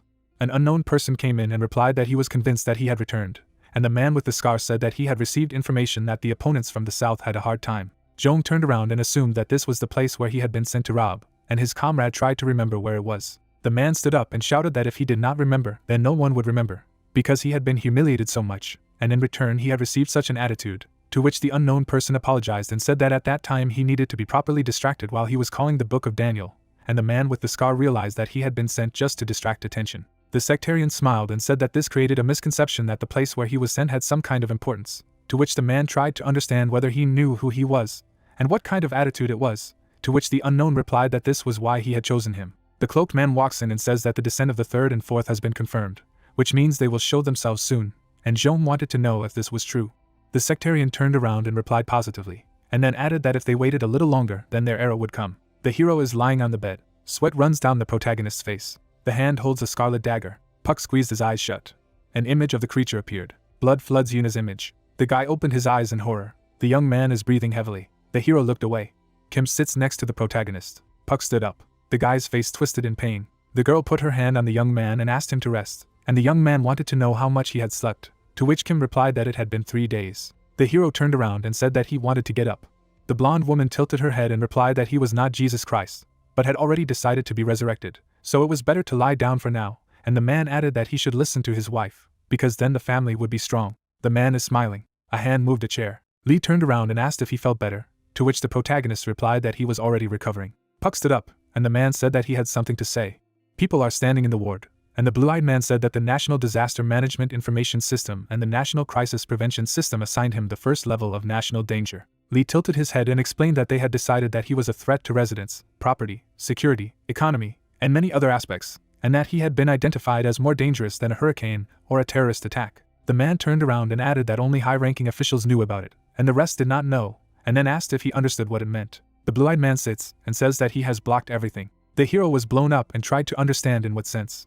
Lee looked to the side and replied that the only SS rank Idia in Korea, even he and Ui Yong only had S rank, which meant that he had been hiding quite well all this time. That was understandable. His hand gripped the blanket, and the protagonist apologized, because if he needed to use Idia again, he was unlikely to succeed, and the voice confidently reminded him that the world was going through the most difficult times. An image of a destroyed city appeared, and the man said that everything is not so peaceful and calm, because the crime and death rates are growing every day, and problems such as discrimination are also exacerbated. Park looks down, and the blue-eyed one apologizes for drawing conclusions so quickly, but he also needs to know what needs to be done. The hero lowered his head, and Lee explained that this is not just a confrontation with North Korea, because other countries are behaving suspiciously. The man put his hand on the guy's back and said that their country needed his strength. Park burst into tears and clarified that they needed the power of a mad killer. The blue-eyed man grabbed the young man's face. The man stands and reminds him of their first meeting, because he should not abandon himself, because they need people who believe in the growth of souls. The girl turned around and repeated the last words about the growth of souls. Kim made a lunge and remembered that in the family of the white goblin, they were taught to follow the path of the soul, and she had had to follow her Idia all her life. My wife tilted her head and realized that she would no longer allow her soul to dictate terms. The hero looks down. The protagonist turned and shouted that he had the soul of a maniac, and then tried to understand what such a soul would grow into. Lee stood up and asked if he knew the total number of casualties. The man stands and says that there are about 12,000 of them, and the damage to property is estimated at 3.4 trillion won, and ordinary citizens have not even dreamed of such losses. However, he stopped the disaster. The hero sat in shock when the blue-eyed man called him the salvation of the country. The protagonist looks ahead and repeats the words about salvation. Lee leaned over and said that as a citizen of his country, he was truly grateful. People bowed very low to Puck. Tears flowed from the boy's eyes. The hero shook his head and reminded that he was a maniac who killed their friends. Lee stood and retorted that he was defending the city, and if not for him, the settlement would have been destroyed, because it can be said that he saved the lives of everyone who lives here. Lee leaned over and asked him to stop blaming himself and get up. The protagonist looked up. People smile, and Park realizes that he is all sincerely thanking him, and then realizes that this is the first time he has been treated like this. His legs sank to the floor, and the hero thought that it was hard to thank the one who killed his friends. The protagonist stands in front of his comrades and understands that instead of getting angry or swearing, they have stretched out their warm hands, and he will not turn a blind eye to this, because he will not let the guilt break him, which means he will move on. Puck raised his head and said that he had no intention of using Idia again. The guy looks ahead and explains that this does not mean that he will stop, because he will continue for the sake of the people he killed. The man shook the young man's hand and said that he was a strong man, and then added that there was no need to worry, because he wanted to ask him not to use Idia for a while, because no one but him could stop her. The hero looked ahead and wanted to know what would happen to him now, and Lee said that he wanted to send him abroad for a couple of months, because then, perhaps, the people of Korea would forget about him over time, to which the protagonist said that he planned to finish his service in the battalion, and the blue-eyed man replied that he should not worry, and also thought about a small educational program abroad. After all, he would now be promoted to sergeant, and ended by wishing the hero arrest. The sun illuminates the airport. The comrades gave each other their fists, and then the guy added that Puck should not be lazy while he was not around, because he would give him an endurance test when he returned. The girl hugged the guy and asked him not to forget to call. The young man hugged Kim, who added that he should write every day. Friends, look at the plane and remember the hero's words that he will return even stronger. The protagonist walks through John F. Kennedy International Airport. Puck stands in front of his comrades. Bun turned around and said that the scum was almost there, and the guy asked not to call the commander of their battalion's scum. Hua raised his hand and said that they hadn't seen each other for a long time. Dream closed his eyes and greeted Puck. A friend shook hands and said that without glasses, the hero seemed cooler. The guy stands there and realizes that he should have stayed, and then he realizes that he will have to live with these idiots, and the protagonist wants to know if he can communicate with them informally, because he is now a sergeant. Bun turned and asked if he had heard anything about their schedule, to which the young man reminded him that he was the one to take care of it. Ho raised his hand and said that someone had been spying on them since they got off the plane, and his comrades asked why he was talking about it only now. The plump guy leaned over and said that he was the eldest, and the hero realized that he would have to put up with them for more than a month, because they did not get along at all. The protagonist turned when someone suggested that they had finished chatting. The man in the suit pointed his finger at himself and asked to be called Teddy, and he also came from the protection unit. The limousine is driving, and the man said that he himself has been working here not so long ago, but while they are here, he will help with the translation with other small tasks. Because it is time for him to work, there will be no problems with the translation. The car stopped, and the blonde man explained that they were there and should be careful with their words. Hands opened the doors. The people turned menacingly. The hero walks and realizes that there are some high-ranking officials and people in military uniform. The guys sat down, and the protagonist noticed that there was a gloomy atmosphere here. The comrades looked up. The man stands and says that there is no time, and their infuriating guests are in place, so they can start. An image of dead bodies appeared, and the speaker explained that just 2 hours ago, a 35-year-old woman died northeast of Manhattan, and the cause was the shock of a blow to the stomach, and this case is similar to a previous murder. The soldier turned and when asked about another incident, he replied that 4.5 hours ago, something else had happened, because some crazy person in clown guise had asked the victim's body for the river. Gray-haired man tilted his head and added that they had calculated that at least a dozen murderers were involved, and it should also be noted that they used the same methods as other known maniacs, and since they used a lot of Idia, it was quite difficult to find them, and although they all had different opinions, they managed to notice one common feature. People are sitting, and the narrator explained that the Thousand Heavens sect from Korea is behind everything, but they have already collected evidence that the sect leader used the Korean language, interfering in several cases. The dream looked ahead and said that it was rumored that the leader of the Thousand Heavens sect was brainwashing his followers with the help of Idia, but he thought that the White Jade Goblin family had long since got rid of them. The hero looked down and tried to understand why this cult operated in another country, and then realized that it was better to ask the captain about it, and the voice continued that it turned out that it was not just a crime, but part of some kind of ritual. The protagonist looked to the side and noticed that everyone was looking at them, but this was logical, because people from another country were committing crimes in their homeland, and a couple of teenagers had been sent to watch. The man stood at attention when someone asked to stop attacking these children. The girl raised her hand and asked her to forget. Hua raised his head animatedly, and the hero tried to understand what was wrong with him. The soldiers are talking, and the comrade explained that it is Vladi Chep. The woman looks to the side, and the protagonist calls her Vladimir, to which the young man clarified that she is Vladicam, a vampire at the pinnacle of power in the United States, and the system reported that her rank is SS. The ghoul turned and said her name. The friend grabbed Puck and shouted that she smiled at them, and the hero tried to understand who she was. Vladi stands among armed men, and the schoolboy revealed that she was a lieutenant general at 28, and then added that she was the one in charge of the Delta, the largest special forces unit of the US Army, known for its covert operations, and because of her combat abilities and charisma, she was recognized as a leader and made the Delta the best unit. The woman pointed her finger at Bun. The guy sits and tries to understand what the problem is, to which Vladi said that she was annoyed by his faces, and then clarified if he understood what was what. The young man tilted his head and replied that he didn't think that scum like them should do anything at all, and the ghoul noticed that he knew his place well. The general looked to the side and said that if any of her men gave them an angry look, then she apologized on their behalf. But if it wasn't for Li Xian's request, then they wouldn't have had to deal with them. The hero tilted his head and realized that she wanted to draw a clear line between them, and then mentally said that he wanted to test her abilities. An image of a woman appeared, and the system reported that Idia's rank and combat abilities were unknown. The protagonist hit the table. Blood is coming from the guy's eyes. Vladi approached the hero and wanted to know what he was doing. The protagonist raised his head and replied that he wanted to read her Idia. The ghoul leaned over and asked him not to lie and say what he wanted to do, and the Puck explained that the difference in strength was too great, so the recoil was too great, so he couldn't see anything but the name of the Idia. The woman smiled and madly declared that if he was lying, she would suck all the blood out of him. The hero wiped the blood and replied that he did not oppose it, But he could prove that he was not lying and could name the people here, and he thought that this reaction still made his head ring. Vladdy raised her hand and said that he was so calm that he was even trying to negotiate, and then added that Lee Xin had sent an interesting kid. Someone handed over an envelope, and the vampire said that since different Ids were involved in the case, they were unable to find a specific suspect, to which the hero stated that he would succeed. The woman put the sheet on the table and asked to prove it. The protagonist writes something on paper. Puck held out his notes. The characteristics of Idia are depicted on paper. Vladdy covered her mouth with her hand and said that it was amazing, because it could be useful to them, and Puck wanted to know if she was satisfied, to which he received a positive answer. The vampire tore up the notes, and explained that she wanted to teach him a lesson and kick him out, but everything had changed, because she would do something that Lee Xin did not expect. The guys look at the girl and try to understand what this means, to which the general said that from now on they will help them, and it is quite possible that someone will die. The hero raised his head and when asked what his name was, he replied that he was Sergeant Park of Hyundai Special Training High School. Vladdy turned around and added that he should come to her at 9 p.m. The ghoul began to close the door and said that everything was interesting. Someone lies and begs for mercy. The killer smiles and says that he does not want to. Blood rushed to the sides. The red-haired woman kills a person, and the system says that it is Jack the Ripper, and the rank of Idia is A.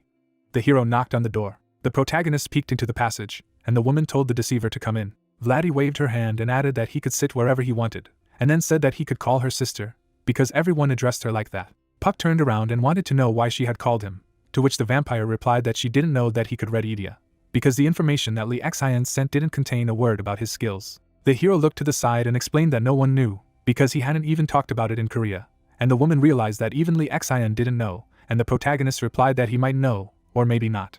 The girl smiled. Vladdy raised her head and offered to join her. The vampire leaned over and told him to join the Delta, to which Park replied that he was already in a Hyundai. The woman looked up and reminded him that he was the head of the Delta. Vladdy handed over the paper and added that they could discuss the details in their spare time, but first they needed to deal with the urgent.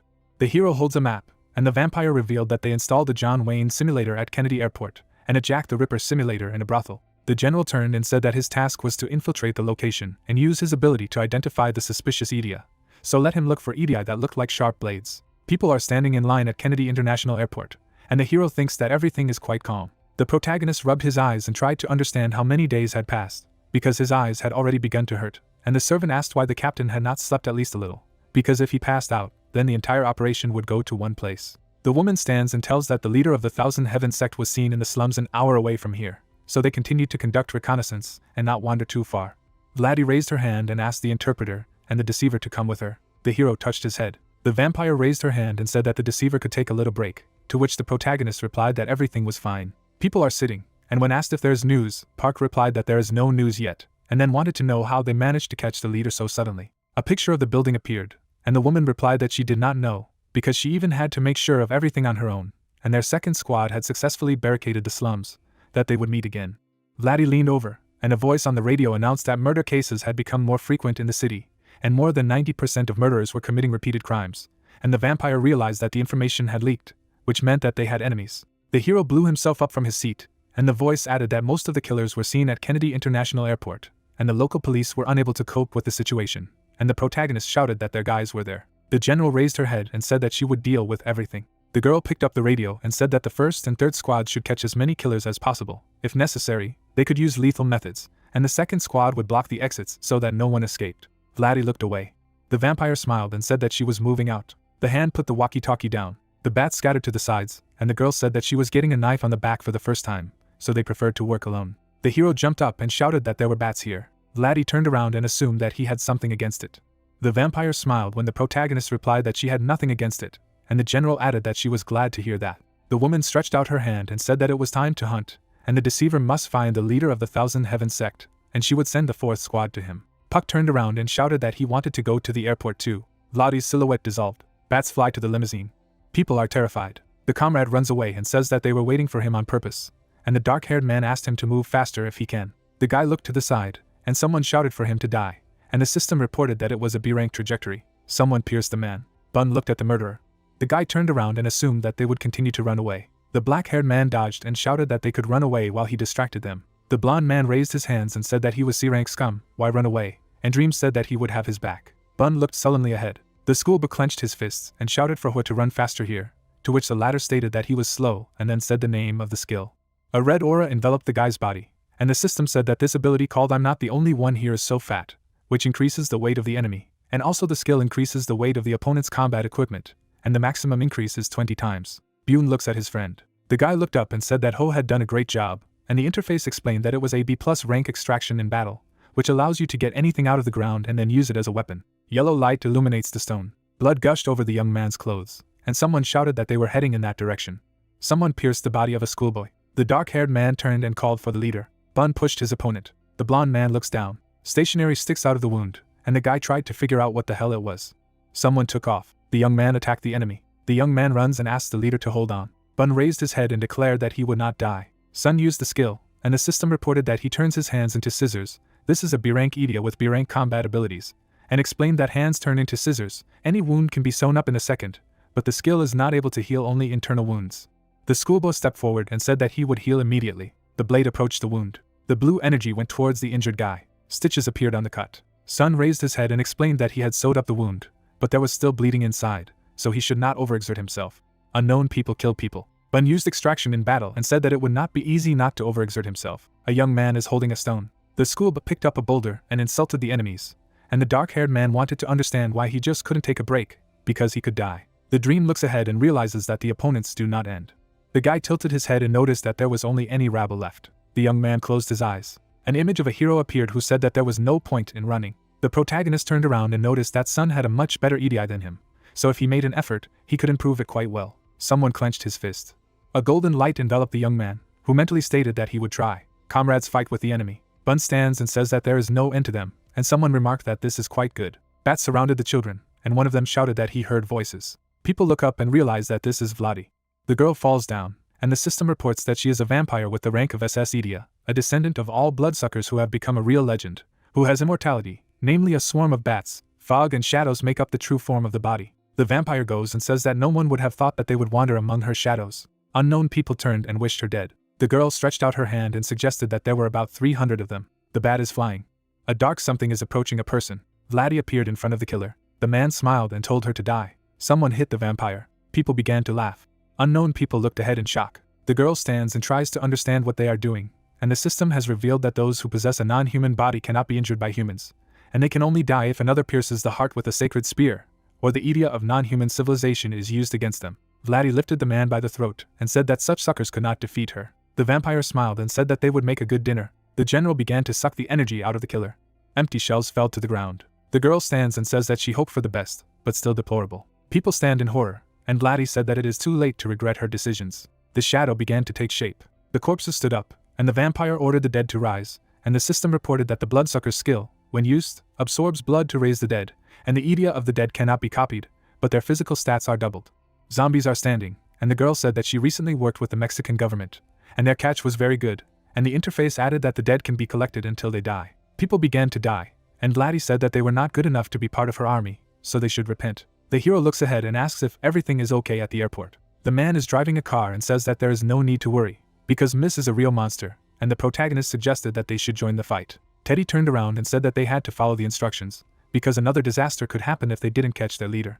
The sun illuminates the street. Puck looked to the side and said that it was too quiet, to which the escort agreed with him. The radio was standing, and the voice told Delta that Squad 4 and they had determined the location of Vladi's car, and someone wanted to know if this was the right target. The hero is sitting and trying to understand what this target is, and the voice asked to get out of the car and move to the left, because there are about 30 seconds left. The protagonist bent down, and the unknown person added that they would meet on the spot. The car braked. Puck came out and said there was no answer. The man closed the door and said that he had to go back because he had a bad feeling, and the guy replied that the others were fighting with all their might, so they had to do something too. Teddy goes after the hero and asks him to wait. The protagonist lowered his head and noticed that something was wrong, and the escort assumed that he also felt, and so noticed that there were many passages here. Puck looks ahead in horror. The guy ran forward, and the man shouted that he should not go alone. The young man looks ahead and thinks that he knew something was wrong, because they called themselves the 4th Delta Squad. An image of a girl appeared, and the hero realized that they were clearly talking about Vladi, and they called her their target. The protagonist raised his head and shouted that it was a trap. Puck runs and tells the 4th Squad to get out of here. Gray hair looks ahead, and the hero notices that they cannot miss this opportunity to get rid of the problematic organization, because they have already worked for Vladi. The priest bent down and told the girl that she needed to kill them, and the protagonist realized that it was this experience that prevented them from judging the red hair. The girl takes out a dagger, and the system says that it is Jack the Ripper with the rank of Edia, and the overall combat ability is S, and adds that this is a serial killer from England of the 20th century, his influence continues to breed copycats. Puck runs and realizes that the difference is too great, which means the Delta will not be able to cope with it, and then adds that there are clearly much more enemies on the way, which means it's time to retreat. The soldiers surrounded the enemy. The man turned and tried to figure out where she was, and then assumed that she was behind. The killer plunged the dagger into the soldier. Red-haired strikes and asks him to die. Someone touched the girl's back. People swung for a blow. Jack the Ripper smiles and says that he can see through all his movements, and the grinding system that after killing, 1/3 of the physical features are absorbed, and the total number of points is 151. The fighter swung for a blow. The girl hit the guy. The hero runs and realizes that they made a mistake. Because if she was the one who emptied the brothels, then even according to rough estimates, she is stronger than 50 people combined, and if she begins to absorb the power of the Delta members, then it will be bad. The protagonist summoned a dagger. Puck took a fighting stance, and the system explained that it was a bloody dagger with Idian ranked E++++, and the overall combat ability of B, which was capable of absorbing blood from the victim's body and allowing the user to move the victim's body as long as the body met the minimum requirements, then it would remain under control, and the schoolboy added that he would deal with it himself. The hero is holding a dagger, and the girl noticed that he is the same, and the guy said that there are more enemies on the way, so they need to deal with them and their leader. The man looked to the side. The gray-haired man bent down and thought that there were unknown reinforcements and their leader, as well as hundreds of murders, so he needed to report everything to the captain. The protagonist is standing, and the commander ordered to retreat immediately, because they need to regroup. Park looks ahead and realizes that the worst outcome has been avoided, but only this woman remains. The girl opened her mouth wide. A red sphere enveloped the battlefield. People began to suffocate, and the system reported that with each kill, physical strength increases, and there are currently 152 points, and the effect causes breathing problems. Red-haired spins the dagger, and notices that he is still alive.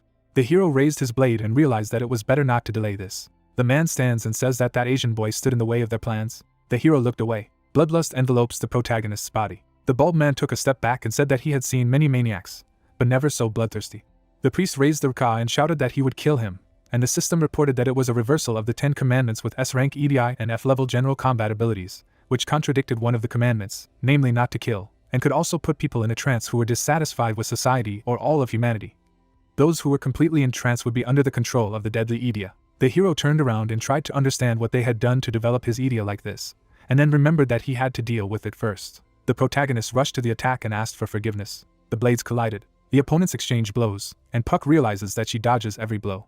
The leg flies towards the guy, who realized that it was starting. The girl pushed the young man away. The hero fell to the ground. The man came up and tried to understand how he was. The priest smiled and assumed that he was losing his former fervor, and the system repeated the properties of his Idia.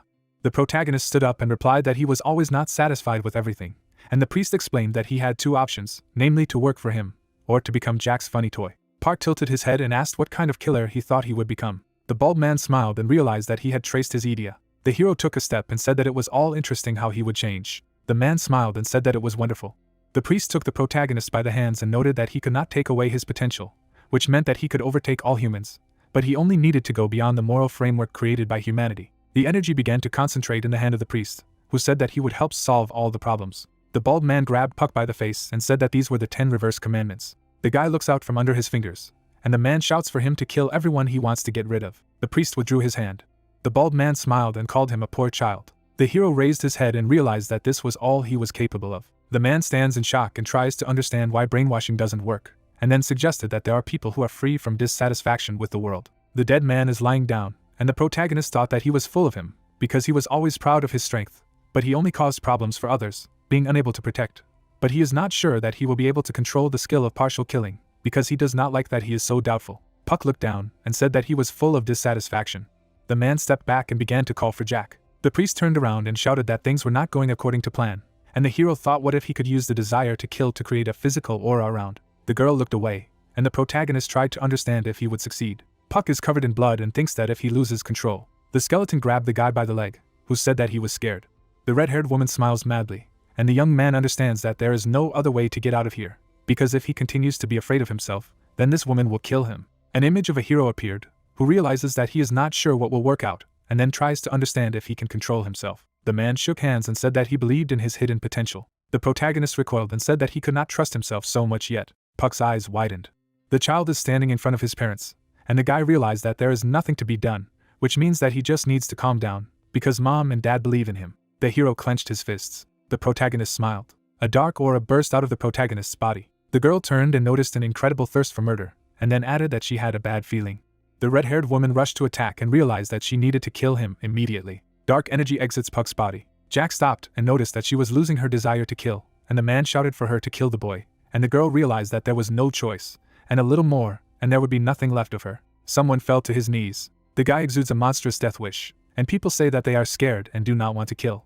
The hero looks ahead, and the voice tells him to banish the thirst for murder into the world, from his body. The protagonist looks ahead in horror, and someone told him to die. A dark silhouette hugs Puck and notices that there are many victims around, and then asks if he wants to kill. The young man fell to his knees, and the voice said that he should imagine the beautiful fountains of blood from their bodies, and the young man realized that he was again consumed by the desire to kill. The hero gritted his teeth and thought that it was difficult for him to cope with this.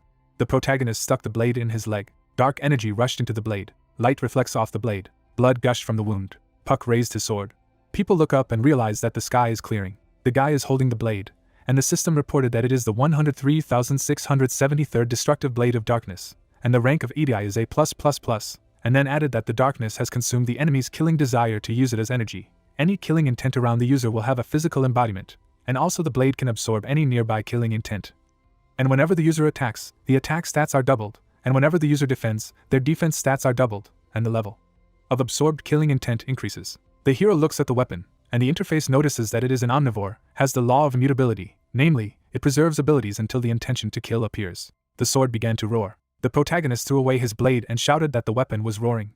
A dark ribbon rose from the sword, and Puck noticed that it had absorbed all the killing intent, and now something was emanating from it. Black lines spread across the battlefield. His hand touched the energy. The incarnation took on a sharp form, and the system reported that it was the 103,673rd all-devouring dark blade, an omnivorous that absorbed killing intent turns into spikes that increase attack power, and it can also attack all living beings except the user. The thorn pierced the bodies of his opponents. Dark tentacles kill people. The man raised his hand and shouted that he and Jack needed to get out of here. The hero holds a sword and assumes that he will do it himself, and then tries to figure out what is wrong with him, and later realizes that it is some kind of omnivorous ability. The protagonist looked at the blade and thought that he had a mind and a will and perhaps a part of his soul, which was quite funny, and said aloud that now he would be called an omnivore, and he was glad to meet him. The girl swung for a blow and shouted for the monster to die. Puck turned. The black spike blocked the attack. The young man raised his sword and praised his weapon. The blade began to rattle and the system reported that the blade could absorb killing intent. Whenever the user attacks, the attack stats are doubled, and whenever the user defends, the defense stat is doubled. The speed also increases with the level of the absorbed killing intent. The hero raised his sword and realized that the blade absorbed not only his death wish, but also the desire to kill all the madmen around him, which meant that there was no better weapon against them.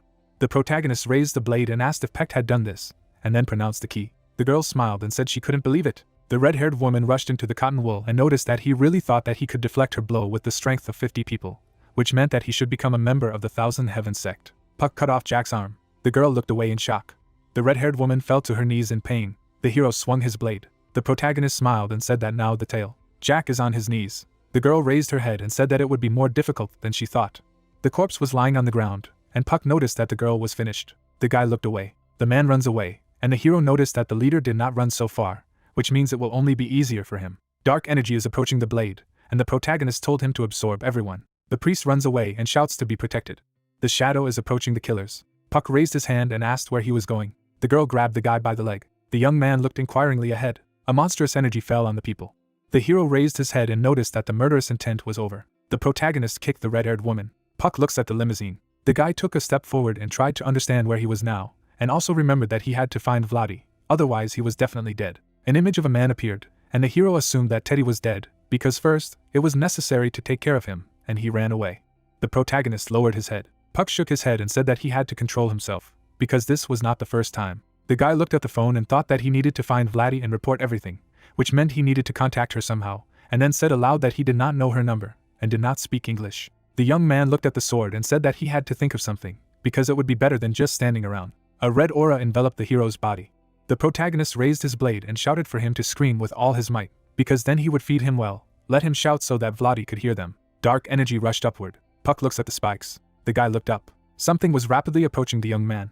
Bats surrounded the hero. A woman appeared in front of the protagonist. Vladi hugged Puck and said that it was good that he was alive. The vampire looked down and said that she was very sorry, because when she heard from the fourth squad got rid of him, she thought that he was already dead, because it seemed to her that everything happened through her fault. The guy raised his hand and replied that everything was fine, and he also needed to apologize, because he could not save the guys, and he missed the leader. The woman turned around and said that she had sent him herself when she let him go. She didn't have much expectation, she was just glad that he at least survived, and then noticed that his Idia was quite interesting, because it smelled of a strange premonition, but it was even cute. The hero raised his head and tried to find out what was going on with the airport. The vampire took a step to the side and replied that everything was not very good there. But now the most important thing was to stop the leader, because she was just going there, and they could talk on the way. Puck grabbed the girl's hand and wanted to know what she was talking about, and he thought that the leader of the Thousand Heavens sect had fled, losing many followers, but apparently he was up to something. Vladdy pulled her hand away and replied that his interpreter had come back alive and said that he had been attacked, and even described their plan in detail, and the young man clarified that she had just said it about Teddy. The hero stands against the background of a cunning man and understands that she wants to say that the user of an ordinary non-combat Idia was able to survive and even overheard the leader's plans. The vampire held out the ring and explained that the translator had given her this ring and also said that with it he would be able to talk to anyone without his help, and the system explained that it was the ring of a killer, a talented pervert, and also the user could talk to anyone. The ring also had an effect on people in the same field. The hero looked down and remembered that it used to look like a translation. The protagonist raised his head and asked where he was now, to which the girl replied that he and his friends were on their way to the prison on Lucas Island. Park stands in shock and realizes that if they are in prison, then it is very bad.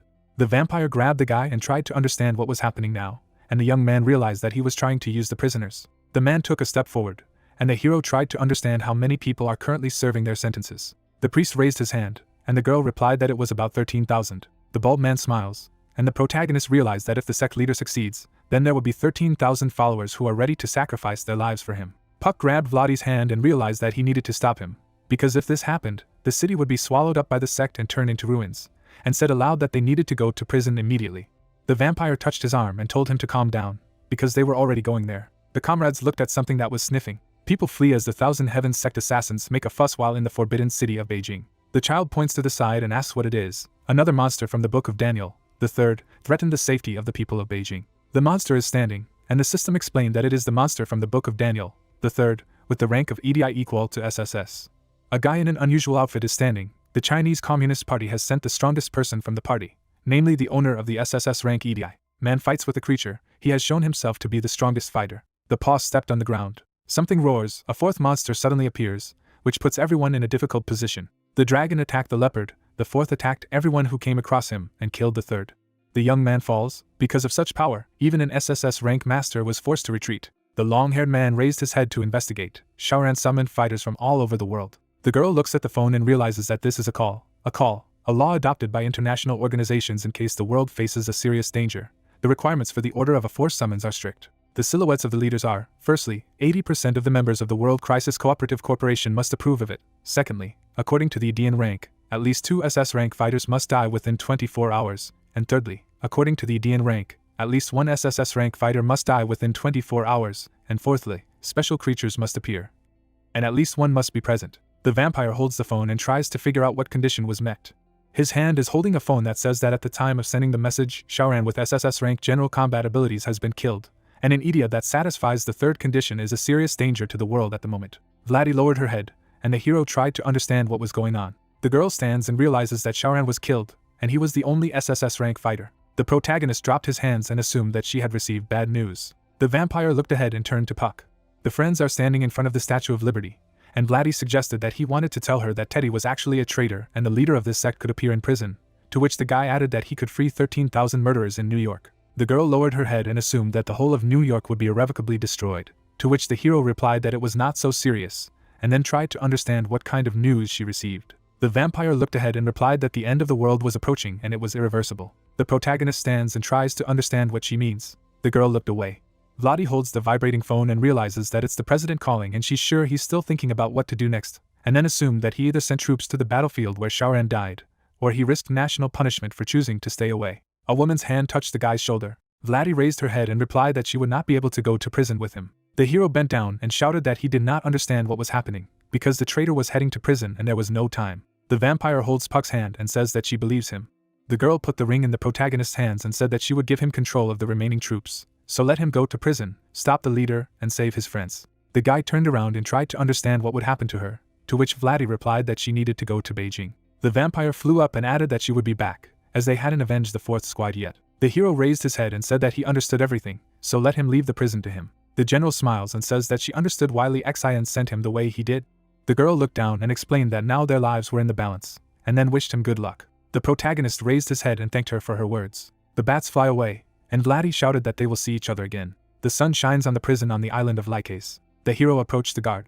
The man stood up and noticed the protagonist. The soldier turned and explained that Miss Vladdy had already told him everything, and Park said that he was glad to meet him and gave his name. The guy held out his hand, and the fighter said that he didn't know why, but she said to continue with the plan when he arrived, and the young man wanted to know what was happening now. The man pointed his finger at the monitors and said that it would be better if he looked at the recordings from the cameras himself. The hero looks ahead. The chapter is coming, and the protagonist realizes that the sect leader is already in prison. The prisoners are on their knees, and Park noticed that they have already been completely brainwashed, but it is not clear why they are praying. The guy looked away. The young man's friends are on their knees, and the hero said that even they began to pray. Teddy hugged Bun. The protagonist looks ahead in shock. Park turned around and said that he was going to jail and then asked what was the fastest way for him to get there. The headmaster approached and suggested that he had some kind of plan, since he had heard that the leader of the sect possessed an Idia capable of mind control. The man raised his hand and replied to the guy's words that he planned to come in himself, that even if it was Vladdy's order, it sounded too careless. The soldier tilted his head and reminded them that he was too young, and then asked how they could trust him. The hand grabbed the sword. Black spikes filled the room, and the hero explained that his friends were in danger, so he asked them not to interfere. The man stands there and realizes that it is a murderous intent coming from him. The protagonist looked ahead and stated that he wasn't smart enough to take the leader's place here, so he would leave everyone's roles up to them. The fighter furrowed his brows, and Park added that he asked for forgiveness, but he would act on his own. The guy is coming. The young man came to the door. There is a route that the wards use. This is a short path that leads to the hall of the first floor. The hero opened the door. A dark silhouette stands in the middle of the room. Teddy raised his hands and said it was him. The protagonist bent down and realized that it was Teddy in front of him. Puck looks down and notices that he can't lift his head. The man clapped his hands and said that he liked Koreans because they were so polite. An aura envelopes the guy's body, and the blonde noticed that he looked scary. The young man threw the object to the bearded man and thanked him for the ring. The ring is in Teddy's hand, and the hero called him John Wayne. The opponent smiled, and the system reported that it was the killer's ring, and the rank of Idia was B, and then explained that the killer John Wayne deceived the public with the help of volunteer events and clown disguise, because he usually targeted small children, and the interface explained that clown disguise is a skill thanks to which anyone who is younger than him is not able to subtract his identity. And the perverted killer does not allow him to who is younger than him raise his head. And the overall combat ability from D to A, optional. The hero stands and says that if it were not for the ring, then he would not understand anything, because this is a nasty ability. The man put on the ring and suggested that the ring was a mistake. The protagonist is holding a sword, and Teddy said that he had just decided that there was no need to hide anymore, because everything had already been decided. The blonde man looked away. The thorn attacked the enemy. The hero stands and says that he does not believe that everything has already been decided. The bearded man smiled and asked to wait, because he frightened him, and then added that he had prepared for his visit. The protagonist's friends took a step forward. Puck turned and realized that they were prisoners. The man raised his hands and replied that he just wanted to talk and resolve everything peacefully. The guy bent down and thought that he wanted to resolve everything peacefully, and he took his friends hostage. Puck raised his head and said that he was finished. The blonde man stands with his hands up and says that he just wanted to bring him personally to the leader. A red aura envelopes the body of the young man, who replied that he would find it himself if he died here. Teddy took a step back and asked him to wait. The blonde man showed a fac. The hero rushed to attack. The protagonist's comrades began to die. Dream tries to pierce himself with his blade. Puck looked to the side and realized that Teddy should not have the ability to control, which meant that the leader was watching them, and if this continued, they would be in danger. The guy lowered his blade and asked to be taken to the leader. The bearded man smiled. The blonde man touched Bun and said that they would see each other again. The man raised his hand and added that if he was really so worried about his friends, he should follow him, and the hero thought that he would not be able to stop him until he figured out the leader of the sect. The protagonist leaned over and thought that he didn't care about the lid, because she would take care of it. Puck goes forward. The guy shielded himself from the bright light. Light enters through the window. People are on their knees. The young man tilted his head and realized whose voice it was. The leader raised his hands and said he was glad to meet him, and then asked if he remembered what he had said to him in the slums. The hero took a step forward. Dark energy envelopes the protagonist, who tries to understand why he should remember this, to which the priest says that they just want to free people, because people are free to free themselves through the disclosure of their animal nature. The dream looked up, and the man added that in a healthy body, a healthy mind, because if he died, they would never come to this. The bald man smiled and said that even if not everything went smoothly, they finally got there. The hero raised the blade and asked to close it, because he was finished. The protagonist stands and says that he is confident that the prisoners will be released if he dies. Puck turned around and asked him to get ready, because he was getting a little angry. The leader turned around and remarked that he had no idea why he had chosen this place, to which the guy assumed that he had chosen it to recruit a horde of assassins. An aura of doubt envelopes the young man when the priest said that not everything is so simple, and the hero tried to understand why he was there. The protagonist gritted his teeth in anger, and the man decided to show why he was not afraid of that vampire. Green energy envelopes the antagonist, who declares that the ritual is beginning. A rainbow aura rushed in all directions. Blood drips down to the floor. The guy stands and tries to understand why. The prisoners kill each other, and the hero does not understand why they kill each other. The leader raised his hands and shouted that the killers must all be dead. Someone pushed Bun. The protagonist turned around and realized that he needed to save the guys. Puck stretched out his hand and called for his friend. The opponents surrounded the guy. The spikes protected the young man from blows. Tentacles kill people, and someone shouted that it was food. The hero holds a sword that screams that it is food, and the protagonist thanks him. Puck looks down and realizes that he can't lift his head again, so his vision is limited. The silhouette stands behind the guy, who says that Teddy is somewhere nearby. The killer smiles and thinks that he has been waiting for this moment for a long time, and the system has described his abilities, and the blonde man adds that he wanted to kill him from the first meeting at the airport, and then wanted to imagine what kind of face he would make when he broke his spine, as well as the way he would scream. The man grabbed the hero and said that he would not hesitate any longer, and would mock his body to his heart's content until only pieces remained. The hand accumulates energy. The protagonist grabbed Teddy. The man looked down in shock. Park twisted the killer's arm and assumed that he really wanted to die. The blonde man turned his head and said that the Idia was supposed to hide his presence. The bearded man began to fall. The hero plunged the blade into the killers and wanted to know what to do with him now. The protagonist pulled out a blade. The man knelt down and shouted that he had stabbed him. Puck stretched out his hand and remarked that this was not enough, because he would also need to add what he had done to his friends and to him. Something wounded Teddy. The tentacles lifted the blonde man. The spikes began to shred the killer. Blood flows down dark energy. The hero touched his neck and said that no one would die here except the two of them. The protagonist is holding a sword. Puck smiled and told the omnivore to eat to his heart's content. Spikes appeared on the tentacles. The guy is enveloped in huge black appendages, and the system has reported that the absorbed killing intent turns into spikes that increase the power of the attack. The leader smiled and noted that, as expected, there was plenty of killing intent, and all that remained was to unleash it. The hero raised his head and told the omnivore to subdue all the prisoners. The protagonist rushed forward. Friends fight each other. Puck looks ahead and realizes that they only got a couple of wounds. The guy stunned all his comrades and said that he was sorry, but he would have to turn them off for a while. The hero turned and thought that he would move them to the side just in case. The protagonist looked up and noticed that he was coping, and then suggested that it would hurt a little when they woke up, but it was better than dying. Prisoners lie on the ground. The priest bites his nails and tries to understand why it doesn't work. The hero began to tremble. The protagonist looks ahead in horror. Puck fell to the floor. The guy lies there and realizes that he has absorbed too much of the killing intent, because it's too much for him. The young man smiled mechanically. The hero covered his mouth with his hand. The protagonist stood up and mentally asked to control himself, because he needed to control it, concentrate, and also minimize the number of deaths. The man took a step forward and tried to understand why he wouldn't just kill them. The leader looked ahead and shouted that he had to free them. Park turned around and said that the madman was over and he had to surrender. Someone is standing behind the priest, and the bald man told Adam to come out. A massive foot stepped on the floor. The prisoner stands in front of the guy, and the head explained that he never showed why he brought him here, because this is also all part of the cult, and the hero tried to understand what it was all about, as well as what would happen to the prisoner killed. The protagonist stands and understands that some people will not be able to be brainwashed, which means that the murderous intent will be the starting point for the saint, and since it concerns Adam, then he has something to show. The prisoner rushed to attack. Puck drew his sword and spoke the key. The man swung for a blow. The guy intercepted the blade. A red aura envelopes the needles. The young man punched a hole in Adam's body and explained that it was an extension of the key. The hero looks through the hole.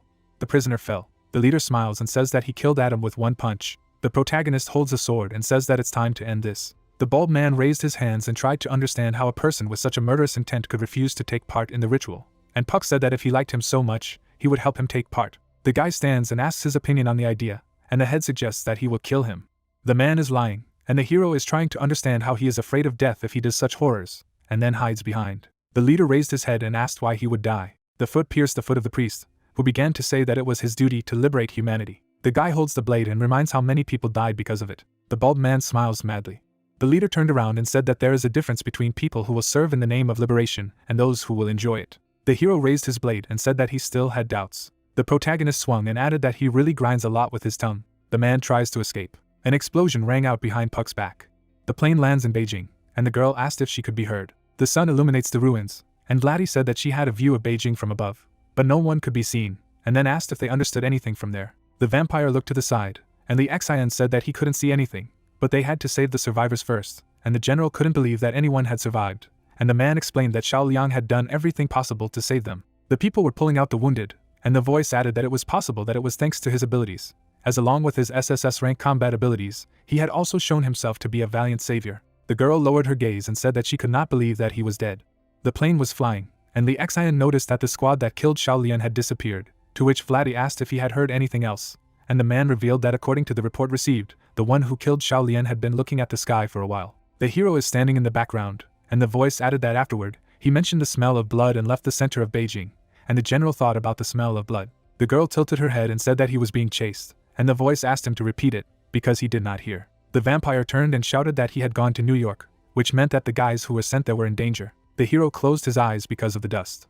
The protagonist turned around and tried to figure out what it was. The unknown entity looks down and says that he has a curious killing intention, and then asks that he didn't pay attention and continue, because if he doesn't continue, it will kill them all. The priest smiled and greeted the something, for he knew it was coming. The leader fell to his knees and said that everything happened exactly as he said, because murder is the only way to reunite with God. The man smiles and says that humanity will move to a new level. The bald man stretches out his hands and asks God to come here and give them enlightenment. The monster looked down. The paw reaches out to the priest, who shouts that he will move to a new level. The creature crushed the man. The hero looks at this scene in shock. The dragon turned and tried to understand that he was talking nonsense, because if he was not going to resort to violence, then these 4 would be enough, and the protagonist wanted to clarify about 4. Puck turned, and the 4th noticed his instant reaction and asked him to show him true cruelty. The creature bent down, and the guy said that he had already killed the first one, so he would rather get out and save his life. Something laughed and said that even though he was weak, there was no way he could have killed. The light illuminates the head of the creature who said that he was the 4th monster from the book of Daniel, namely the creature revered for cruelty, and if he really killed him, then let him prove it with his cruelty. The prisoners are lying on the floor, and the hero said that he has strength and cruelty. The protagonist raised his head and said that he was tired, so they had better endure it for another time. People stood in horror when the monster said that in this case they would have to finish off everyone. The claws slid along the wall, and the creature declared that they would have no future if they were unable to be violent. The prisoners escaped from the 4th. Puck looked up. The young man looked down at his fist and thought that he would still have to use his skills, because he had not found a chance to release his energy. The hero turned around and said that he refused, and then suggested that there should be another way out. The monster looked down. The creature raised its hands and declared that in this case, they would all be subjected to its cruelty. The 4th used the skill of soil movement. Park raised his head and shouted that he was crazy. The guy stuck his sword into the floor and shouted for the omnivore to devour everything and protect the people. The debris began to fall. Dark tentacles emerged from the blade. The hero looked down and thought that he would succeed. Dark tentacles destroy stones. Smoke enveloped the protagonist. Puck looked up. Corpses lie under the rubble. The light illuminates the crippled tentacles, and the guy said that he asked to cover all the prisoners. The young man collapsed to the floor. The hero wearily looks ahead and realizes that he does not have enough energy to support the Idia and the omnivorous, and also cannot stop him, because even after unleashing more killing intent, fighting in such a state is simply unrealistic. The protagonist raised his head and realized that he had saved his friends, but the others were dead. The monster looks down and notices that he resists his cruelty, which means he is not bad. Puck clutched his chest and said that it hurt terribly to breathe and assumed that it was the work of the creature. The 4th approached the hero and said that compared to that boy from China, he was still a child, but it was quite exciting to watch him. The monster looks ahead and says that as he grows up, he will cultivate even more cruelty. The creature turned around and stated that it would let him live, but there would be no mercy next time. The 4th looked down and told him that he would go where there was more cruelty, for he wanted to see the apogee of dishonor before meeting the Lord. The hero raised his head and realized that he was going to repeat all this. The protagonist got up and realized that the guys would not be able to cope with him, because he barely managed to save his friends. Puck looks at the departing enemy and thinks that all this cannot be left like this. His hand took out his phone, and the guy said that he was not a hero to save people. The protagonist put the phone to his ear. Puck looks down, and the voice on the phone wants to understand why he decided to call. The guy closed his eyes, and the interlocutor said that he would see when they would live in different continents, she would raise the children, and he would pay alimony. Tears flowed from the young man's eyes. The girl raised her hand. Kim stood up and tried to figure out what was wrong with him. The hero sits and says that he just wanted to hear her voice, and he himself noticed that after hearing her, he understood something. Kim closed her eyes and said that she felt like he had grown up a bit, but he thought she would turn a blind eye to the fact that he hadn't called her all this time. The protagonist smiled and realized that he didn't want to be a hero. Puck looked up and said that he understood something after hearing her voice. The girl looks away, and the guy realized that he just doesn't want to be someone who can't risk himself. The young man looked ahead and said that he was hanging up. The hand holds the phone, where the voice screams that it does not understand what it is about, but he must stay alive. Opponents look at each other. The monster looked down and realized that he wanted to use cruelty against him. The hero began to exude a colossal amount of aura. The monster leaned over and suggested that the man wanted to use cruelty against him. The protagonist looks up and mentally tells Kim that he needs to be at least at his level. Puck narrowed his eyes and realized that he could not miss him. Red energy filled the guy's eye sockets. A black aura exits the young man's body, and the system reported it to the SS rank self-destruct, and later added that the total combat skills of the abilities had risen to SS and SS plus ranks. The monster blew out red smoke and tried to understand how he managed to summon such soul power before him, because this smell is very familiar to him, because it is the aroma of cruelty. The hero smiled and assumed that they were friends with the dog he had killed, and then added that the creature did not have the strength to kill him. The antagonist leaned over for a roar, and the system reported that this is the fourth monster that reveres absolute cruelty to the point that he is willing to crush 3 other monsters in his path, as he can move freely where there is the most violence, and then added that the suppression skill is activated depending on the level of Idia, which means that souls below the rank cannot activate their Idia in his presence. And weaker creatures simply lose their strength, and the interface also showed that the opponent has the addition of Earth, which, depending on the strength, an area with a diameter of 666 meters folds in half and crushes everything inside, and then added that any creature capable of contemplating true power sees all physical indicators halved. The protagonist tilted his head. Puck smiled madly. The guy released a monstrous amount of aura and shouted that he was finally going to die. The opponent raised his head and noticed that this was cruelty mixed with madness, but he still preferred ordinary violence. The hero swung for a blow and asked to kill him as soon as possible. The tentacles attacked the monster. The creature spat out blood. The appendage began to bend questioningly. The protagonist unleashed many blows on the enemy and tried to understand why he was not doing anything, because he wanted him to kill him. Puck turned around and said that he was just a small dog who could not kill him. The guy made an attack. The young man smiles and remembers that his uncle said that the untalented are destined to die. Smoke spreads on the ground. The hero is standing, and the antagonist's voice has noticed that this is an amazing form of violence. A purple aura envelopes the paw, and the monster said that it was enough. The energy tends to the body of the being. The opponent began to raise his head and said that in terms of strength, he was not even close to him. The antagonist took up a combat stance, and the system reported that the overall combat abilities were now SSS rank. The protagonist smiled and tried to understand what he was saying. Fist approaches Puck, who yells that if he doesn't kill him, he will die himself. Appendages appeared in front of the guy. A series of blows fell on the tentacles.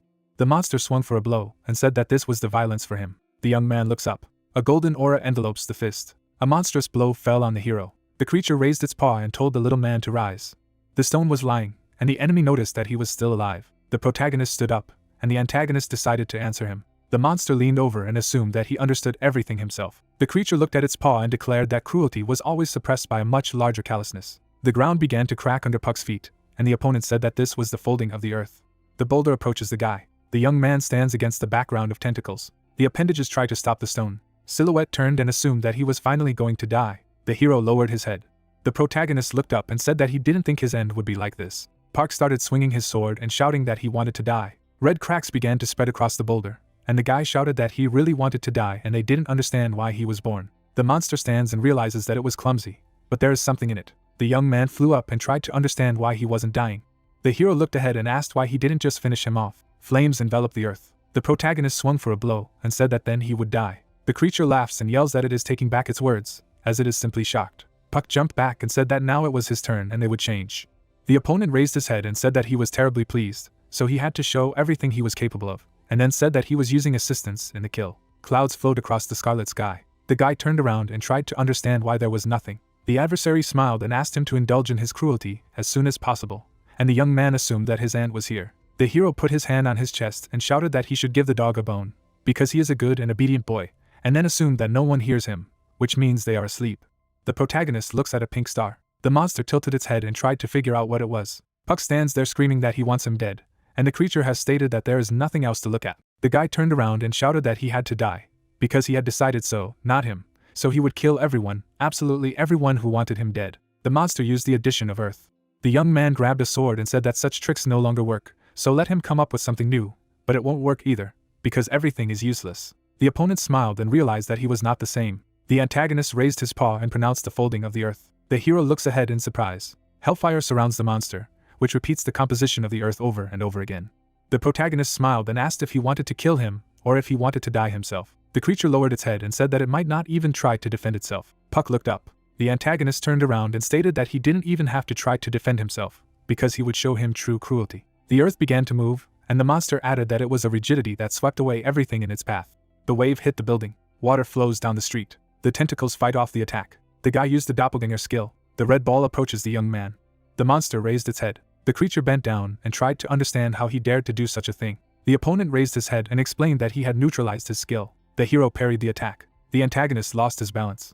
The monster looks ahead and tries to understand what is happening. The creature clenched its fist and assumed that all of its abilities had been sealed, and the system reported that it could not activate Idia and use some skills. The enemy knelt. The antagonist turned around and tried to find out what he had done to him. The protagonist put his hand on his chest and said that he did not want to die, and at the same time he wanted to. The monster looks away, And Puck explains that he will kill and be killed himself. The guy raised his head, and the system said that it was a self-destruct skill, a doppelganger that lifts the spirit, and more powerful than the skill user himself, to a similar level. And if the object is damaged, then the user takes the same damage, and then added that it is limited to 3 uses. The young man smiled and said that it was not bad. The creature looked down and realized that he had used violence against his ability. The opponent stands and says that this is amazing, but let him not think that he is able to change anything. The hero raised his hand and explained that violence is powerless in the face of even more violence, and then said that support for murder was needed. The blade began to emerge from the portal, and the system reported that it was a replica of the blade that sliced through demons, whose rank depended on the ability, as it could weaken an Idia above a rank, depending on the wielder's abilities. The hand grabbed the sword, and the interface explained that this sword belonged to General Kim Yu-sin, who played a significant role in the unification of the 3 kingdoms of the Korean peninsula, and this legendary item had survived the test of time. The protagonist swung his sword, and the system revealed that it was a self-destruct, namely a demon-slashing blade with the rank of SS Idia, as well as the SS overall combat abilities. The monster lowered his head and noticed that it was as if the whole world was on his side. The guy turned around and said that he had more, and the system, and the interface added that this blade increases the wearer's energy by 3 times, and the purpose of the enhancement is the intention to kill. The purple light unlocks the weapon. The young man held out a black sword. A white light envelopes the dark blade. The hero stands with 2 blades. The creature looked to the side and tried to understand what kind of monstrous sword it was, because it reeked of something familiar. His hand grips the hilt, and the protagonist notices that he has a good grip on himself. White and black tentacles rushed forward. The appendages grabbed the enemy. Wounds began to appear on Puck's body. The guy lifted his leg. The silhouette of a guy stands on a tentacle and offers to play and see who lasts longer. The young man swung and said that they were starting. The tentacle attacked the paw, and the hero decided to start with his feet. The protagonist leaned over in pain. Blood flows out of the shoe. The antagonist leaned over and realized that it was scarring in the same places as him. Puck lifted his leg and said that it hurt, and the monster asked that he had limited his strength, and now he thought he could win. The guy smiled and realized that the opponent was afraid, but he did not want to stop. The creature straightened up and shouted that trying to resist violence was also violence, so let him continue. The tentacles grabbed the antagonist, and the young man asked if it got better. Appendages enveloped the monster's legs. Singing a song, the hero strikes a lot of blows. Traces of blows appeared on the hand. Blood gushed from his leg. The protagonist swung. Puck spat out the blood. The guy stands in surprise. The monster leaned down and noticed that he was already on his feet. The young man smiled. The hero jumped and said that he was still quite holding on. The tentacles grabbed the owner's leg. The appendages lowered Puck. The protagonist looked to the side and asked why he wasn't helping. The dagger began to disappear from the hand of the guy, who said that he no longer needed it, and the system reminded him that this dagger allowed him to absorb blood from the target, allowing the user to move with effort, and if the minimum conditions were met, it could be used continuously. The hero swung for a blow. The blade stuck into the monster. The protagonist stands on the creature's face and says that it hurts. Park looks at the sword and says that he doesn't want to die yet. The enemy stared intently ahead. The guy stands in shock and tries to understand what he said. The antagonist laughed and called the young man a fool. The monster turned around and stated that there was no place for regret in violence, which meant, as expected, he still had a lot to learn, to which the hero realized that this was the moment of climax. The protagonist jumped away, and the creature said that it would survive if it stopped immediately. Puck swung and shouted that he would aim right at his heart. The guy hovered in the background of the sun, and the creature shouted that he was much more normal than it thought. The enemy looked up and hoped that they would meet again. A huge black tentacle struck the antagonist's chest, and the system explained that it was a blade that cuts demons, possessing a blow that splits mountains, and then added that he should split the mountain of evil and strike one by one, and again, because then all means of defense defined as demonic are ignored. The monster lowered his head and said goodbye. Blood gushed out of the hero's body.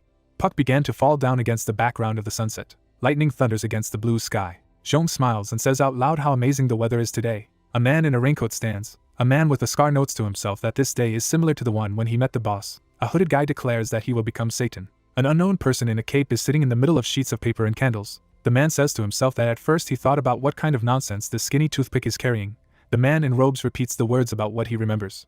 A man with a scar leans against the wall with a tray in his hands, says that then he caught the plague, after which he asks if he can eat. He makes a surprised face. An unknown person in a cloak is in the middle of a dark aura. Jeong mentions to himself that the atmosphere has changed. A sign is shown on which it is written about distorted enlightenment, as well as that it is possible to change the idea with the consent of the subject, but the elements related to the essence of the soul cannot be changed. The cloaked man takes Jeong's hand and declares that his name is Satan and adds that the beginning was pathetic but will still be ahead, then claims that he will turn this world upside down. The man with the scar walks with a smile on his face and reflects on the fact that it has been 15 years since everything was entrusted to him, then adds that he feels the promised time approaching. Satan in his garment turns around. His eyes glow golden. Many animals hide in the shadows. An unknown person stands in the middle of the red eyes of the beast in the darkness and declares that, from now on, the standards of good and evil will be reversed. He is in front of 3 huge monsters and adds that evil will become good, and vice versa.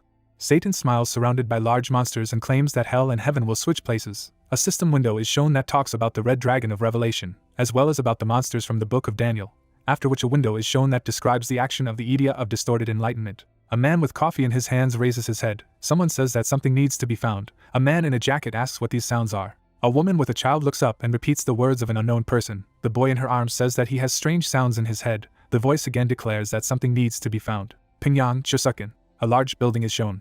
Satan stands in front of 3 huge monsters. The lion raises his head and regretfully declares that the second was cursed, the first monster, compassion. The 3-headed tiger furrows his brows and claims that it is time to rule and be ruled, then asks the Lord to grant him power. Dominant monster, 3rd. The big red beast looks down and asks to be quiet. The monster of violence, the 4th. The 2 monsters look at the cloaked figure. He says to himself that he was originally supposed to be discovered when the 4th arrives. But the second one disappeared and he missed everything, then adds that because of this, he failed to reveal all of his abilities. Satan grabs the cape, saying that the time has come. He removes his hood. Zhong bows to him and asks if he has arrived. The man with the scar raises his head with a smile. Satan calls him the first monster. The subordinate lowers his head and with a smile announces that he has gathered 2.5 villagers on order and adds that he is handing it over to the white-haired man. Satan strokes the head of his subordinate and tells him that his whole body will now turn into the first. Red symbols appear on any Zhong. They spread throughout his body. Behind the man with the scar, a burgundy haze appears. A window is shown that talks about the red dragon of Revelation. Satan turns around. The subordinate asks where the second monster went, to which the white-haired man replies that he does not know, then adds that it is closer to Zhong and has such a free spirit that he would not take part in anything. A lot of people clutch at their mouths. Satan adds that he does not exist at all. Black nails grow on his red feet. The white-haired man smiles and declares to the residents that the time has come. A lot of people look up in horror. A man with a cloak stands in front of them and claims that the city is now his holy abode.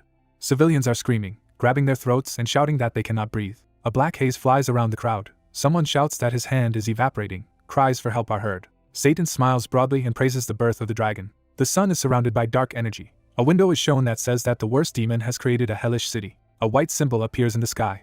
Monsters scream from their mouths. A window appears that says that all protected creatures will increase their combat strength with each step into the designated area. The giant lion looks at the tiger and asks the brothers if they feel this power, to which the yellow monster agrees and adds that it has been granted power. Satan raises his head to the white symbol in the sky and declares to the Almighty that it is time to start the second round, after which he clarifies that it is a Jade Emperor. The white-haired man opens his mouth wide and loudly declares that it's time to forget about the humiliating past, then adds that it's time to rebel. The monsters stand next to each other. Satan asks the monsters to protect the holy city, to which they agree in unison.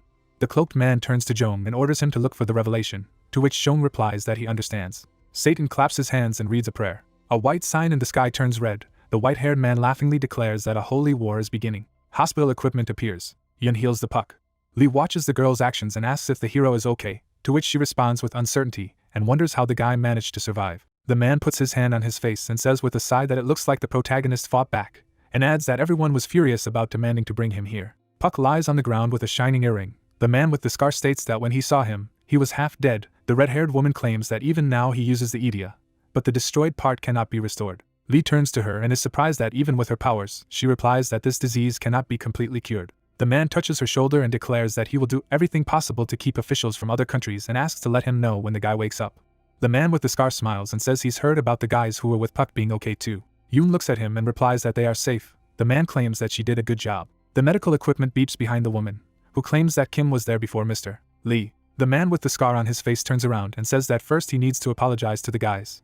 Puck grabs his arm. He claims that they are outside. Lee turns around in surprise. The hero looks at him and calls him by name, after which he declares that he will talk to them directly. The man with the scar raises his eyebrows in amazement and asks the protagonist if he recognizes him. The guy frowns and agrees, after which he calls Lee by name, to which he asks to be careful, because the young man is not in the best condition.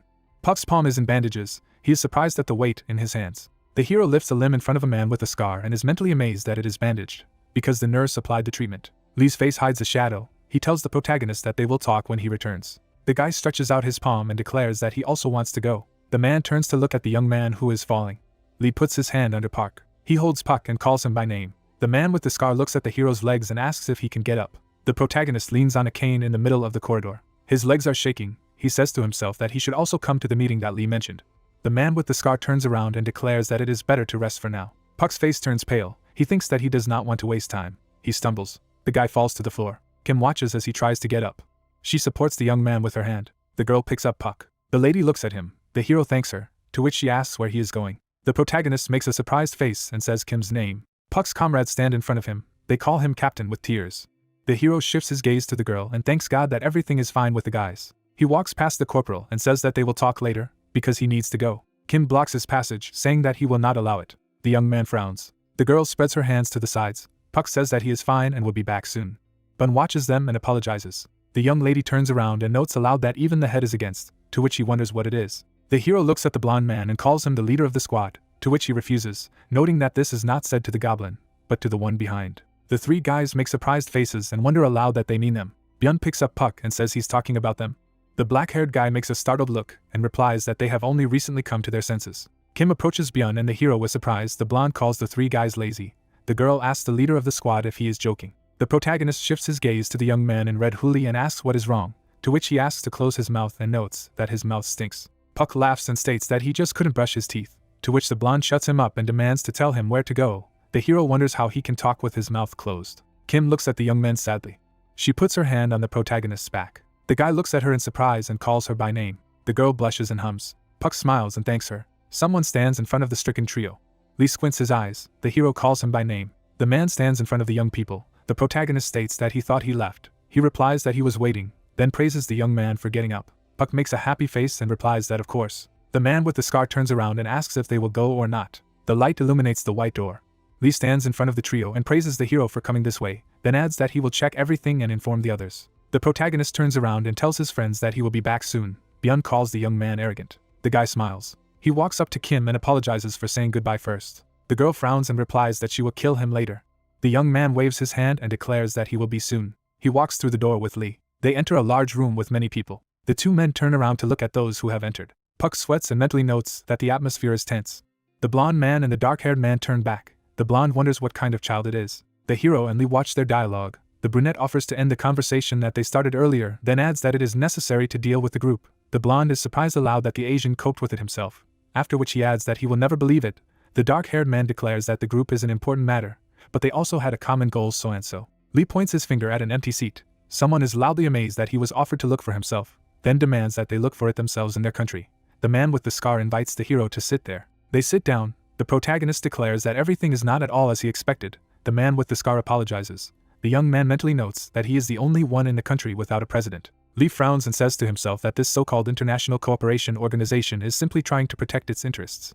The building is shown in flames. The man notes to himself that after Zhao's death, the events in Beijing began. A wave of water covers a high-rise building. A man with a scar thinks that after the strike on New York, the position of the United States of America has been shaken. People in jackets surround the land. Lee notes to himself that now is a rare opportunity to seize world domination. Someone taps their palm on the map and states that plague members scattered throughout the northern hemisphere are gathering in North Korea, then adds that they should launch a raid immediately. Puck raises his bandaged hand and apologizes.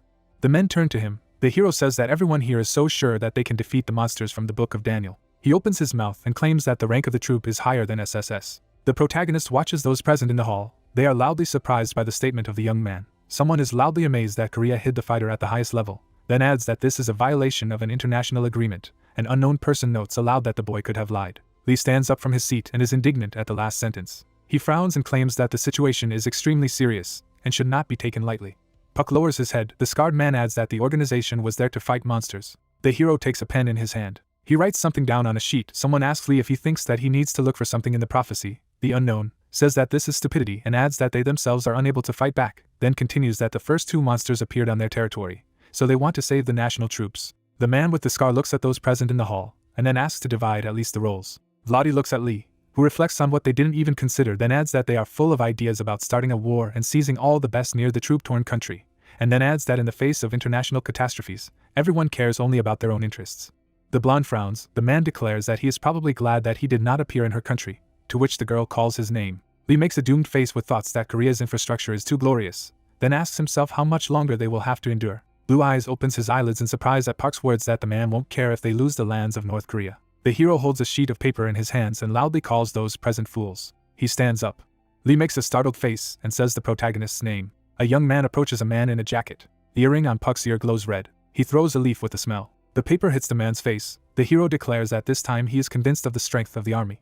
The protagonist shows the middle finger and asks to keep this in mind. The gray-haired man takes a leaf in his hand. He smirks and thanks him for the information he provided about the 4th. then says that, however, there is no place for children here. Park sighs with a smile. The man declares that Korea will pay for the fact that it suited the young man. The hero turns around, someone shouts that it is forbidden to use Idia in the conference room, then adds that Korea will be punished. The protagonist leaves, an unknown person asks where he is going, and then asks to look at this rude man. The guy turns around. He looks at those present. Park smiles and thanks them for attacking their country during the global crisis like a pack of wolves, then asks them to be careful during the attack on the plague, and asks them not to die there. The gray-haired man makes an indignant face and loudly asks what the hero has just said. Lee makes a surprised look and calls the protagonist by name. Vladdy with his hand to his mouth is amazed aloud. The young man closes the front door with the words that if they do not understand anything in Korean, then let them score in the interpreter, then he withdraws everyone. The scarred man furrows his brows next to the blonde and calls out to Puck. The hero turns around in fright and calls out to Mr. Lee. Blue-eyed catches up with the protagonist with a question about what he allows himself to leave. The protagonist lowers his head. The man declares that this is a very serious place, to which the young man apologizes and says that they laughed at them. Lee replies that he should not even think about doing it again. Park's face sweats. He reflects on the fact that he shouldn't have gone at all, but insisted and got permission, then adds that in the end he only caused problems. The hero opens his eyes in surprise at the man's words that, this time, it was awesome. The protagonist raises his head in amazement. The man with the scar makes a joyful face and says that this is what is needed. Vladdy claims that the young man is cool. The ceiling of the corridor is shown. Puck sits in front of the vampire and Lee, the blue-eyed man, states that they must have fully anticipated this situation after the incident with the CID. The man with the scar looks at the hero and reveals that they probably realized that he was a potential threat, then adds that those people simply could not ignore Korea anymore. The protagonist makes a surprised look and declares that they are just sneering. The man laughs. Lee frowns and says that this is a global crisis and an excellent chance to gain world domination. The flags of the countries are on the roofs of skyscrapers. The blue-eyed man says that even if those people decided that they could get rid of the amount by force, it would not be without losses, and they know this. Then he continues that the main thing is to get as much as possible with less damage, then claims that there is a real struggle to preserve talent in the war with the group. Lee kneels in front of the Pope and reveals that this time the squad will hear about his abilities. The hero turns away. Blue Eyes looks at him and declares that he doesn't have to tell everyone, only the squad. The protagonist closes his eyes, thinking about how to explain to him that his crazy Idia breeds in him the desire to kill, then notes that Mr. Lee also did not ask about all the details. The young man raises his head and says that he will tell so much that it is clear that he is able to withstand any battlefield. The man puts his hand on Puck's shoulder and replies that it must have been difficult to decide. The man with the scar stands up and adds that, to be honest, he was even a little sorry that the hero gave out information about the fourth, to which the protagonist claims that they can face each other 2 more times. Lee frowns at the boy's voice and wonders if he might die. The man puts his hand on the young man's hair. He agrees. The blue-eyed man says that it seems that Park was very lucky this time too. The man with the scar looks at him and advises him to take a break. The hero jumps up from his seat with the words that the first and fourth are still alive. Lee puts his hand in front of him and declares that it is enough. Blue Eyes puts his hand on the protagonist's shoulder again and reveals that he did everything he could and asks him to rest and recover. The young man looks indignant. The blonde says that she understands what he likes, then adds that fighting in such a state is just stupid. The vampire frowns and reveals that if he can't use all his power, he will simply become a burden to others and adds that they already appreciate his contribution. Vladdy touches Puck's face and claims that there is no need to take responsibility for everything. The hero's face turns red. The blonde flutters his hair and laughingly reveals that it is leaving, to which the protagonist agrees. The woman raises her hand from the young man's head and claims that America is not happy right now, after which she adds that they are going to learn more about sleep. The boy looks at the adults and asks what it is about, to which Lee replies that they mean a dream that says to find something. Then he asks the young man if he had it. He states that he did not dream anything. The man turns to Vladdy and asks if she has heard of similar cases, to which the girl says that there has been no similar information, then adds that it is quite interesting. The man in the shadows stands not far from the trio. The man with the scar says that the Secretary of State can deal with this. The vampire asks where such formalities come from, to which the blue-eyed man says that he wants to say something else. Lee furrows his brows and asks Park if he can train the people he wants to work with. The hero makes a surprised face with a question about whether he really needs to prepare a squad. The blue-eyed man and the blonde woman leave. The man replies that he already has a rough idea, but still asks to make a clear choice, then says goodbye. The protagonist stands silently in the middle of the corridor. He lowers his head. Kim opens her mouth and calls out to him. The young man looks up. He covers his face and asks the girl why she hasn't left yet, and where she came from so suddenly. The young lady looks at him and says that if it's so hard for him, then let him just cry, after which she asks him not to make a stone out of himself. The guy wipes away his tears and asks why he would cry. Kim grabs him by the cheeks. She hugs him. The girl hugs him and praises him for his good work. Moisture flows down the hero's face. They hug in the middle of the hallway. The protagonist reveals that the truth did his best and he tried very hard, to which Kim replies that she knows about it. The young man states that it is all in vain anyway. The young lady claims that everything is fine and she will listen to him. The plane flies through the blue sky. Park calls out to Ho and Sung. The hero smiles and asks them if they will join his squad. The guys look at him silently. Chubby makes a sad face and asks if they weren't already a team, then adds that hell makes you cry. The protagonist waves his hands and states that this is not the case, and he simply offered to go over to his side. Park smiles and adds that it is in order to work together. He is told that Kong will get angry. Hwa makes a satisfied face. The hero asks where this man went, to which the guy with the teddy bear on his chest replies that he went to train with all his might, then adds that he was a little angry that he was defeated. Dream laughs and says that he is flattered. Two guys look at the protagonist and declare that if they unite, it will definitely not be now. Park sadly lowers his eyes and says that he is sorry to hear this. The hero's friends smile. Hwa asks not to worry, as they will see each other often. Sun says that he will make sure to cross paths more often, then adds that he will get to such a level that he will be able to help the protagonist on his own. A dark-haired young man makes a startled face. He smiles broadly and tells the guy not to get lost there. The plane flies through the evening sky. Dream laughingly replies that Puck should take care of himself and not let them catch up with him. A week later, South Korea. A city street is shown. An old man in glasses picks up signs that say about faith and mana. He shouts to passersby that the world is being destroyed and only the worship of magic will save them. Men in uniform are running. A girl nearby says that everything has become sharply more expensive. A dark-haired guy replies that this is even worse than during the Great Depression. A man in uniform is running. A woman next to him says that it has not been safe on the street lately, and adds that a nearby store has been robbed and you need to be careful. Two schoolchildren look at the military in gear and say that it is scary to watch them go everywhere, and wonder aloud if the war could have begun. Park walks along with a satisfied Kim. The two guys add that they are still protected by a jade goblin and everything should be fine. The hero claims that they seem to want to ask for the support of the public. The girl replies that the citizens are worried, and they walk the streets and show that they can sleep peacefully. A young lady bows to a passerby who thanks her for her work, to which she greets him. Kim looks back at the hero and apologizes that everyone thinks that she was defeated by the infantry, and not the protagonist, to which he replies that it's okay. The guy sweats against the background of the news about the victory of a white jade goblin over a high-ranking monster, and states that he would also hardly believe that some loser high school student could defeat Pecht. He shifts his gaze to the interlocutor and asks where it is today, to which she says about the orphanage. The young man looks at the departing Kim, who tells him that it is not far from here, then demands to hurry up. Puck sighs. He runs after the girl and asks her to wait. A lot of children, running to the hero and the goblin, shout about the beautiful aunt and that they know her. A young lady sits in front of them. The boy asks if she was shown on TV and asks what she is doing here. The protagonist looks up at the building and says that he did not expect to be here again. The young guy looks at Puck and asks who this strange uncle is. The hero points his finger at himself in shock and asks again. Kim brushes the young man off with a smile, saying that the children are afraid of him and asks him to leave, to which the protagonist is surprised aloud. The girl stands up and asks the children if they want to play, to which they shout happily. Park makes a blank look and declares that he is not an uncle, because he is not even an adult yet. He watches Kim play with the children. Little girls and boys play with each other. System windows are shown, in which the children's orders are described. The hero smiles and declares in surprise that they are better than their soldiers. He lowers his head down on the top of someone's head. The girl stands in front of the protagonist and asks why he is standing there, then asks if he is a voyeur. The guy makes a startled face with a question about how she knows this word. Chin points his finger at himself and introduces himself. The dark-haired young man stretches out his hand and says his name, after which he says that he is glad to meet him, then asks why he thinks he has voyeurism. The girl walks past him with a sigh and states that it's because all he does is watch from the sidelines, to which Park replies that he does. The child sits down against the wall. The hero claims that he was just looking at them and adds that this is not voyeurism, to which she agrees and calls him a concerned uncle. The protagonist sits down next to her and wonders aloud at her words. They watch Kim play with the children. Puck makes an admiring face and says that the girl gets along well with the guys. Chin asks the anxious uncle what kind of relationship they have with the goblin.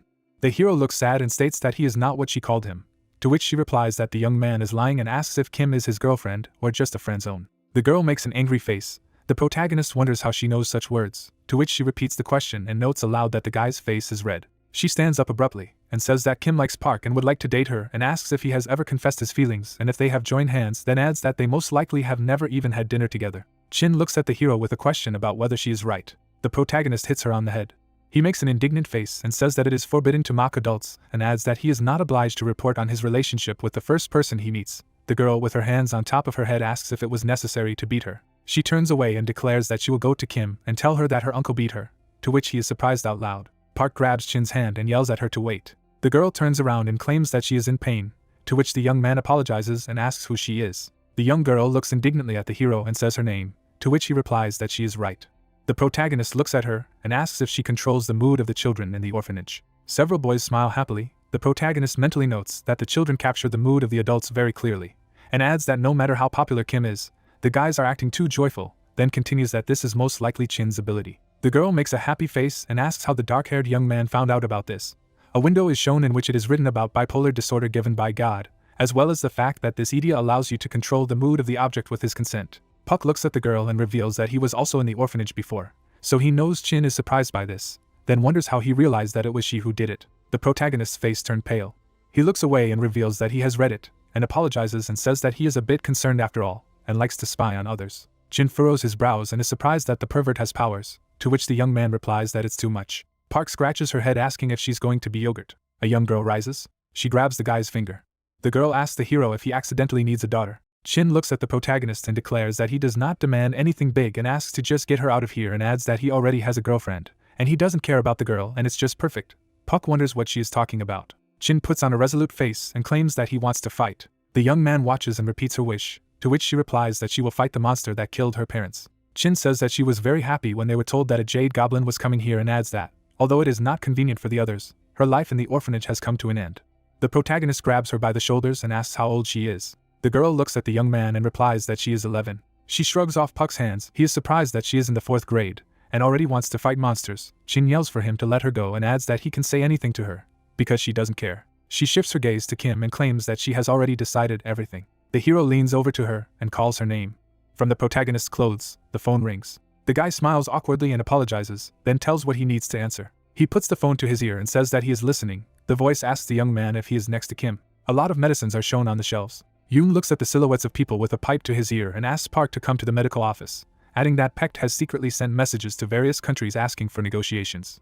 International Crisis Cooperation Agency. A man in a jacket frowns. The white-haired guy smiles and declares that he is glad to meet you. A lot of people in suits are sitting at the table. The man in the cloak smirks and introduces himself as Pecht. Images of politicians appeared on the screen with conversations about who was standing in front of them. The scaled monster smirked. He spread his arms to the side and said that he, as the head of the meeting of minded organizations, wanted to make people an offer. The negotiators, with their mouths open, said that they would not negotiate with the terrorist. The interlocutor, smiling, laughed. He froze in place with a grin. His image appeared on the other side of the screen. The monster's eyes flashed. He said that the humans were also supposed to receive a revelation. The silhouette of a man froze against the background of the screen. The man in the robes, with his mouth half open, declared that he was Lucifer, the morning star, Satan, the adversary, the red dragon, the old dragon, and the father of sin. The screen shows an image of people in costumes. Lucifer, frozen in front of the screen, said that he was an opponent of all the gods that people believe in. The man on the other side said that he was just sick. The white-haired dragon raised an eyebrow and explained that this was a threat disguised as a proposal to deny the revelation they had already received, so befitting the humans. The shadows of the negotiators that appeared on the screen say that Satan is crazy. He is indignant. He closed his eyes slightly. The old dragon flew up to the ground and added that something would have to be changed. Thousands of lights flashed on the ground. The Peck thought that he had to kill the god. A stone tower has grown from the ground. Kill the god, the red dragon of the apocalypse. The rank of the Idia and the overall combat ability are unknown. The Tower of Extinction summons extinct animals. A gray brick tower appeared in the middle of the street, summons extinct animals in order. After the death of the last creature, the tower acquires the absolute power of the deceased creature. Feathers protrude from the tower's windows, and anyone trapped in the tower is unable to escape until they die. The advisor runs to the president saying that something terrible is happening in Chile now. The screen shows several presidents of many countries, all of them talking about the fact that towers have appeared in many countries. Peck grinned. He stands in front of the monitor and says that this is just a threat.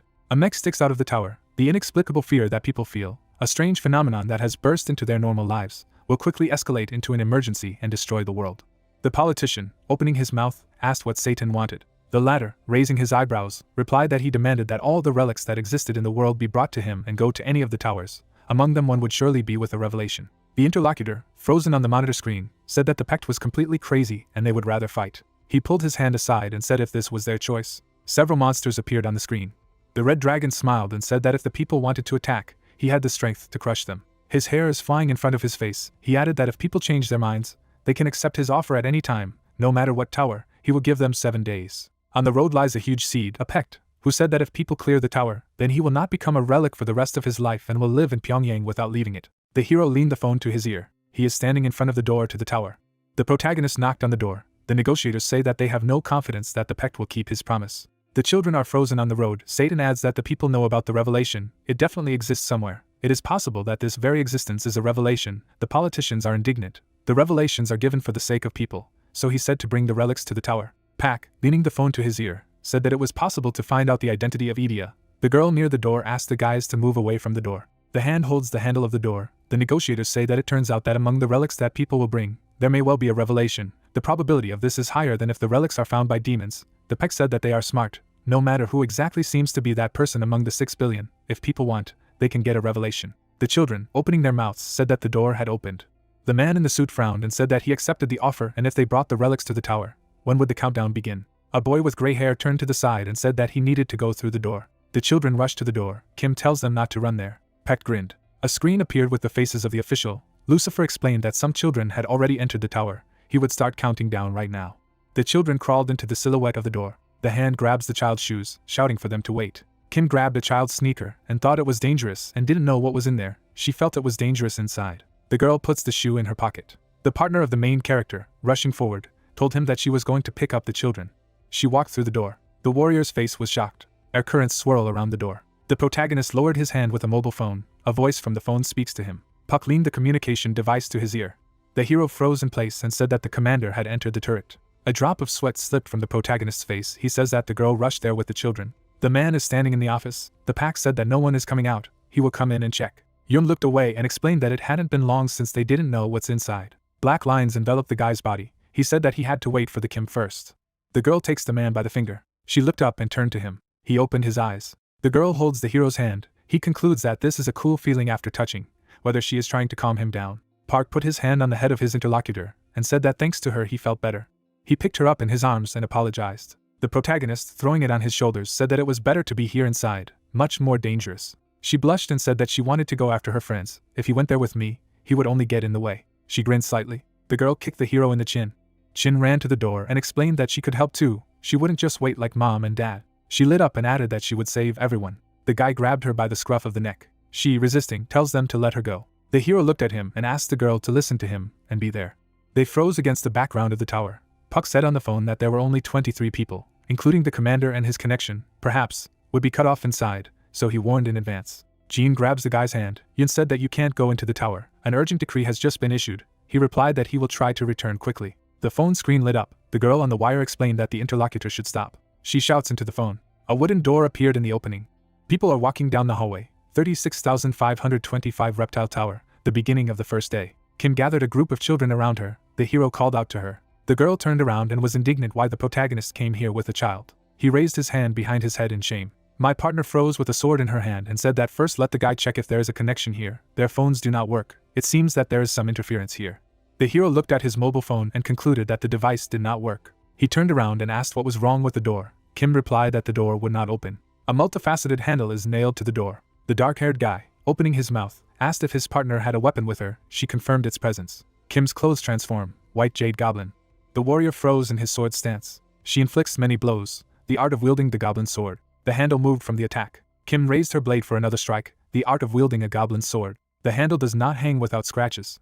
The white-haired warrior opened her mouth slightly, and was surprised that even an A+ rank attack didn't work on the door. She grabbed her sword and said that she would see who won. Kim grabbed the pen with her fingers and said that if she couldn't break it, then she would open it. The girl's eyes turned red, to Ashin mode. The protagonist's partner pulls the handle, White Jade Goblin, to Ashin mode.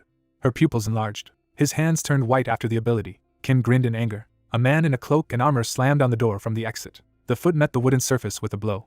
The girl tries to ram the door with screams. The hero stretched out his hand to her, and explained that enough was enough. The girl turned to him. The protagonist turned back. Shin looked away from the dark side of the tower. A large number of lizards appeared in the room.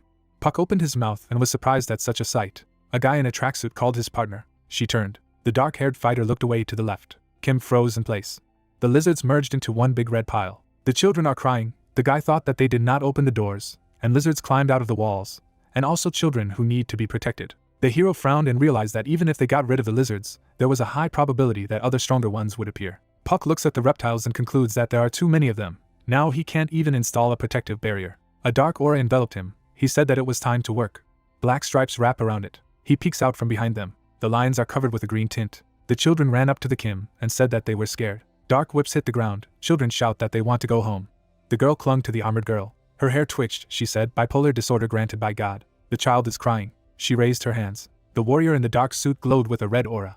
He smiled, and the girl called to him. She put her hand on his shoulder. The hero turned his head back and replied that he was on the phone with the young man, and they would take action. The children wipe away their tears. The protagonist said that he was uncomfortable in front of them. Maybe he should have destroyed all the lizards at once. Kim looked at the girl in yellow clothes and said that everything was fine and thanks to the rank, everyone calmed down. The girl raised her hand and said, Kim, "Hello, stepmother," she was indignant. The protagonist turned around. A child with abilities says that Pak is a perverted uncle, and now he has become a murderer. In general, this guy called her daughter. The hero grabbed her by the shoulders and asked what she was talking about. The Chin herself asked to make her his daughter. She replied that she did not even give her consent. The girl's eye lit up. She turned to her husband. A guy in a tracksuit fell to his knees and turned to the commander. She said that next time such important issues as adoption should be resolved after a conversation with his wife. Puck stood up and said that he understood everything. Kim smiled and said that they would try to get out of here. The walls are smeared with blood. The defender says that he saw all the reptiles in the crowd at once, iguanas of cobras. The crocodile opened its mouth. The Puck added that he had also seen a crocodile. The pressure on the protective barrier was growing more and more. The protagonist sweated and realized that the time had already passed 3 o'clock in the morning. Why no one came? The girl asked if it was possible to scare the lizards. A warrior in a tracksuit, opening his mouth, said that he had tried it, and it did not help. It was the first time he had applied such a skill to animals. The hands of the clock have moved. The guy thinks that there are 4 minutes left. The slash reached the monster, and the pack concluded that they had found out that the beasts continued to spawn non-stop for an hour, and then for 10 minutes they rolled back. The reptile comes out of the rays of light. The protagonist adds that then the reptiles begin to appear again, but this time more terrifying than the previous ones. Kim picked up the blade. Dark stripes levitate above the ground. The strength leaves the hero and he says in his head that it's good that there was a break, because he was already at the limit. He turned around and thought that the Yun must have some kind of problem. What to do if reinforcements did not arrive in time? Kim put her left hand to her waist. The protagonist realized that she looked tired and the guys were also exhausted. The guy smiled slightly. Dark whips rushed into the air. Puck wondered how long they could hold out in this tower, protecting the guys. The black stripes condensed into a cocoon. The black hill lit up. Puck sits on the stone floor. He picked up his mobile phone. His eyes closed with fatigue. The guy woke up. A man in a sweater rubs his eyes. Kim, kneeling, asked the guy if he was okay. Her partner stood up and spoke about the protective barrier. The girl grabbed him by the shoulder. She pointed her finger at herself and said that he had done a good job and now it was her turn to make an effort. Puck blushed. He stepped forward and said that he could still cope. The commander came up to him and said that they had to hold out until the support came. Now it was her turn to fight. She strokes his hair and tells him to go get some sleep after a hard day's work. He said he would only sleep for 1 hour. The white-haired girl pointed to her husband and asked one of the girls to give the hero a little fatigue. She agreed. He fell to the floor exhausted. Kim smiled. She approached the sleeping warrior. The woman kissed the guy on the cheek. A green aura enveloped her. A worker in a helmet shouts that all the towers have been destroyed. The soldier runs forward. The man in front of him thinks that a whole day has passed. He needs to go as soon as possible and save the protagonist and the others. All human resources have already been spent on protecting the territories and destroying the towers. A woman gets into a white car. A guy in a mask concludes that for people it is possible joy, but for the hero it can be a living hell. The door opened ajar. The soldier in uniform froze with his hands behind his back and asked if everyone was there. The short-haired guy opened his mouth and said that he needed to go quickly to save the commander, together with the zombies. They could be useful to him. Another soldier from the crowd, rubbing his forehead, told him to shut up and not interfere. The soldier girl raised one of her eyebrows and explained that the others were too noisy. Yoon, opening her mouth, said that she was grateful to everyone who gladly agreed to help. She froze in front of the crowd of fighters and asked what they knew about the towers. A soldier with gray hair, looking ahead, replied that nothing was known until no one had returned from there. The red-haired woman looked down and said that from the information they had just been given, all the search parties that had been sent by different countries were completely dead. Bird claws stick out of the tower. An employee of the military unit adds that there are countries that have lost about 80% of their troops, and this is only within a day after the appearance of the towers, which means that the task is very dangerous, and there is very little information. The tower breaks out of the ground. The employee says that they know that the tower gets higher when some time passes. These intervals do not exceed 1 hour. The woman put her hand on the victim. Yun says that most likely whoever is inside is dying. The tower shrinking to its original size. A soldier with short hair, raising his hand, says how much the tower that the Puck entered has grown. The girl in the jacket, lowering her head down, replied that from 30 to 40 floors approximately. The guy standing next to the speaker says that the hero is one of them. The red-haired employee, looking ahead, said that the guys could refuse the task. The place where they had to go was deadly. A guy in a sports uniform, opening his mouth, declares that they have gathered here, knowing about the risks. The interlocutor replied that the warrior can still change his mind. The military boot bangs on the floor. The Yun explains that it was decided from above to define the bashing as Idia of the level of natural disasters. They are more dangerous even than the SSS rank. The fighter stepped forward. He looked up and said that there were many who had lost their families. A girl from the crowd raised her hand and said that when the lions were hovering over the city, there was one schoolboy who looked like a soldier from the battalion, thanks to whom their families were kept alive. Yun leaned forward and replied that she understood their feelings, but it was really dangerous in the towers. The guy in the middle of the line, folding his hands behind his back, said that they no longer want to lose loved ones. They are going there, not to die, but to save their families. A bright light enveloped the soldier. He turned around and said that they would start preparing with the advance. The woman in the suit clenched her fist and thought that everything would be fine. She had already said a word in another place. Everything must be fine. A crowd of people is walking towards cars. One of the warriors turned to a guy with black hair. He turned around and replied that they needed to join forces, not just tried to hurt him. The interlocutor asked why the other did not come. The dark-haired soldier turned around and said that their operation was not carried out only in their battalion. The blonde man, throwing his hand behind his neck, said that he had asked the song to call them. The hero sleeps on the floor. Chin cries and asks the guy to get up. The latter, getting to his feet, asks how much he has slept. The girl wipes away her tears and tells the protagonist to forgive her. Puck opened his eyes completely. He threw his hands to his sides and asked why everyone was crying. Chin, opening his mouth, says that his mother asked not to wake him. He replied that it is better to tell everything, and not apologize. The hero staggered. Kim said that her daughter was not to blame for anything, since she herself asked not to wake up her husband. The commander sits on the corpse of a lizard and says that if the guy scolds the child, then he is finished. He looked up and turned to the girl. She froze with her sword in her hand, and the Puck asked how many hours he had slept. The phone shows the time of 6 a.m. The hero, frozen in place, concluded that Kim had been protecting them for 10 hours straight. His gaze swept forward. The protagonist hugged Kim. The girl's hand lies on the guy's clothes. He opened his mouth and concluded that he had slept too long. Kim, slightly closing her eyelids, replied that the Puck did not need to look at her with such eyes. She put her hand on the Puck's chest and explained that she had asked him to entrust her protection so that he could sleep. His partner replied that he needed to wake him up. Kim closed her eyes. The guy said that it was necessary to wake him up before it was too late. She asked him to be quiet, as it was already hard for her. The guy holds the protector in his arms and says that he does not swear. The girl says that she wants to rest. The children crowded around them. She lost consciousness. My partner is lying on the brick floor. The lizard's foot stepped on the ground. The big dinosaur roared. Puck was shrouded in black stripes. The lizard's tail cuts through the air. The whip parried the blow. Tyrannosaurus Rex opened its mouth. The hero has closed in with his ability. The protective dome is damaged. The protagonist says that half of his strength was spent on maintaining the wounded body, so he can no longer attack. He leaned forward and addressed the girl. Chin was embarrassed and crossed her fingers. The hero's hair moved slightly. He asked the girl to change his mood to extreme discontent. A dark aura covered the Puck. The monster struck the dome several times. The guy opened his mouth. The girl put her hand forward and asked the guy if everything would be fine. He was a pervert. He said that everything would be fine. The girl's palm lit up. The hero sits in a black substance. He resists her. The guy's silhouette froze in place. Chin touches the boy's shoulder. He grabbed her hand. The protagonist, without taking his hand off the child, told her to do everything in one jerk. She agreed. Dark waves of energy burst out of the pack. His face is covered with a shadow. The hero's eye flashed red. Emptiness appeared. Hair is flying on the guy's head. His eyes were running. He thought that everything was quiet inside, as if his soul and body were separated. Red stripes cover the space. A warrior in a tracksuit looks at them and concludes that this is an unpleasant sight. He stretched out his fingers towards the red energy. The man clenched his fist and said that he was by everything. Industrial murder, the rank of Idia SS+++.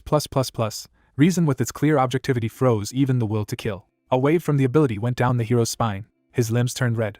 The girl pulled her hand away from him and said that he was very cold. Black particles come out of the guy's mouth. The soldier bent down. His eyes turned red. The protagonist, putting his hand on the child, thanked her. The guy put his hand to the wall. Dinosaur bites the dome. The monster bares its fangs. The spikes grow abruptly out of the protective cover. They pierce the reptile, the kraken mode, the attribute of cold. The black whips disbanded. The children, raising their eyebrows, asked if the monster was dead. The hero answered, looked to the side and thought that if the tower was also an Idia. A window appeared with information that the tower summons reptiles in order, starting with recently extinct species. Chin stretched out her hand to the fighter and asked if this was the same person. He thought that there were 13 times left to reach the top, at least 2 hours, and maximum 13. Dark streak stopped near the owner of the ability. He turned back. Kim is lying on the floor. The child looks at the guy who is leaving. The protagonist, looking ahead, orders the whips to guard the children and the commander. Several bones grow from the ground. The warrior says, help in killing. A web of bone chains. A mountain of bones appear near the hero. A web of bone chains, the king of all ghosts, a barrier of Bihenran bones, restricting and restraining the movements of all creatures except the skill owner. The guy grabs one of the bones. He pulls a rib out of the ground. One of the many ribs of the king of all ghosts becomes 2 times sharper when hit, becomes 2 times harder when defending. The fighter pointed the bone in the direction of the wall. His hair was closed, hanging down to eye level. The hero strikes numerous blows on the tower. The guy froze in place. A crack has formed on the wall of the tower. The breach in the wall is growing. Premeditated murder. I see you. The wounds that the owner is looking at do not heal and become wider. The tail wraps around the surface of the tower. A purple glow covered the inside of the building. Half of the monster's face appeared from the wall. Puck swung the bone and ordered the monster not to approach. The severed head lies in front of the hero's feet. The walls are covered in blood. 13 reptiles remain to the top. The bricks shimmer with a black and red hue. There are 8 left to the top. The boots stepped on the severed limb of the lizard. 5 remain to the top. The protagonist, lowering the weapon down, tells the tower to surrender. Pointing the bone blade forward, he thought that the building would give away the key. Industrial killing, all physical abilities changing according to the killing lust. Clothing hinders the movements of the fighter. The tip of the weapon has become sharpened. The protagonist mentally says that with the help of a web of bone chains, acceleration is doubled. With the help of an edge, the force of the blow is doubled. The guy's eyes lit up. He said that he would definitely get out of here. The shockwave spreads from the walls of the tower. The man grabbed the wrist of one of the soldiers. A guy in a bulletproof vest grabs his comrade. He advised him to go in for sports. The girl in glasses, opening it, said that everyone needed to look where she was. The blonde guy raised an eyebrow and asked what kind of shitty tower it was. A soldier with gray hair, carrying a young man on his shoulders, is perplexed by the appearance of the tower. The structure is covered with scales and yellow eyes. One of the fighters said, "Is this really the last stage?" Gritting her teeth, the girl asked if Park had already reached the stage of cleansing, to which the young man asked what she was talking about. Looking at the structure, she thought that the towers that had appeared in other countries and reached such a level had returned to their original state. No one had ever managed to survive in them. Lowering her gaze, Yun said that she had to hurry. It could speed up twice. Seonho looked at her and replied approvingly. People went forward. The guy froze when he heard that he was there, near the tower. He pursed his lips. Turning around, the young man asked that it was him. Blue particles appeared in the air. The hero stretched his hand forward. He looked up, hearing that it was not clear why he was here. The man was going down the stairs. As he walked forward, the knight said that he could not understand. Looking at him, the protagonist turned. He began to scan the knight. Looking around, the man said that the location was unknown, to which the MC appealed. Standing in front of him, he asked that he was the top of this tower. A web of bone chains appeared around Isaac. He looked away. A spider's web bound his body. He heard that these bones he knew. Looking at him, Puck heard that he wanted to know the place. Let him tell him. Putting his hand to his face, he asked what the place was. Why should someone who was about to die know the place? Holding the weapon in his hands, the hero added that let him grab it. Suddenly he took a step forward. The protagonist jumped up and shouted that he should die. He swung his weapon sharply. A blow flew to the knight's head. MC's eyes widened in surprise. Looking at him, Isaac said that he was not dying. Puck gritted his teeth when he heard this. Stretching out his hand forward, he addressed the omnivorous. Clenching his fist, the hero added that let him connect. The bones began to break. Bends appeared on them. The knight stood still. Waving his hand, the protagonist said that he should wrap it. Tentacles flew around the bones. A black sting appeared. Holding the weapon in his hands, the MC exclaimed. He swung his sword and cast the ability. The sting suddenly stopped, and it sounded that the man was incredible. Looking straight ahead, Isaac said that he admitted. A glow appeared on his body and he added that however. Suddenly the knight repelled all the attacks. The bones fell to the floor. A phrase flashed by that this was the end. He would not die. Looking straight ahead, the armored king said that he should tell me the place. Puck raised his eyebrows and thought that he was ignoring physical damage. He was used to putting pressure on his opponent in battle, and then said that he knew it. A memory from past events appeared. Smiling broadly, the hero thought that thanks to this he managed to make calculations. Standing in front of him, the knight asked why he was smiling. The protagonist's eyes lit up and he wondered what a brutal murder was planned, and then replied that yes, if there was time, there was no one in his path that he could not kill. The armored king stared at him silently. Stretching out his hand forward, he turned. Isaac looked at me angrily and said that he remembered. Standing in front of him, the MC heard that these bones, he knows, he took the bones, he locked them, to which he replied that it was not his, he borrowed. The boss's eyes lit up and he said that he was very angry. Bright particles appeared around it. It was heard that they had been expelled. Pieces of cloth were flying in the air. The knight stood at attention, and a notice of a change in temperature appeared. Puck shuddered when he heard that it was pain. Let him feel it too. Frowning, he activated the skill. Raising his hand up, the boss said that he would not allow it. The hero opened his eyes in amazement. A bright glow appeared in front of him. Suddenly he jumped up.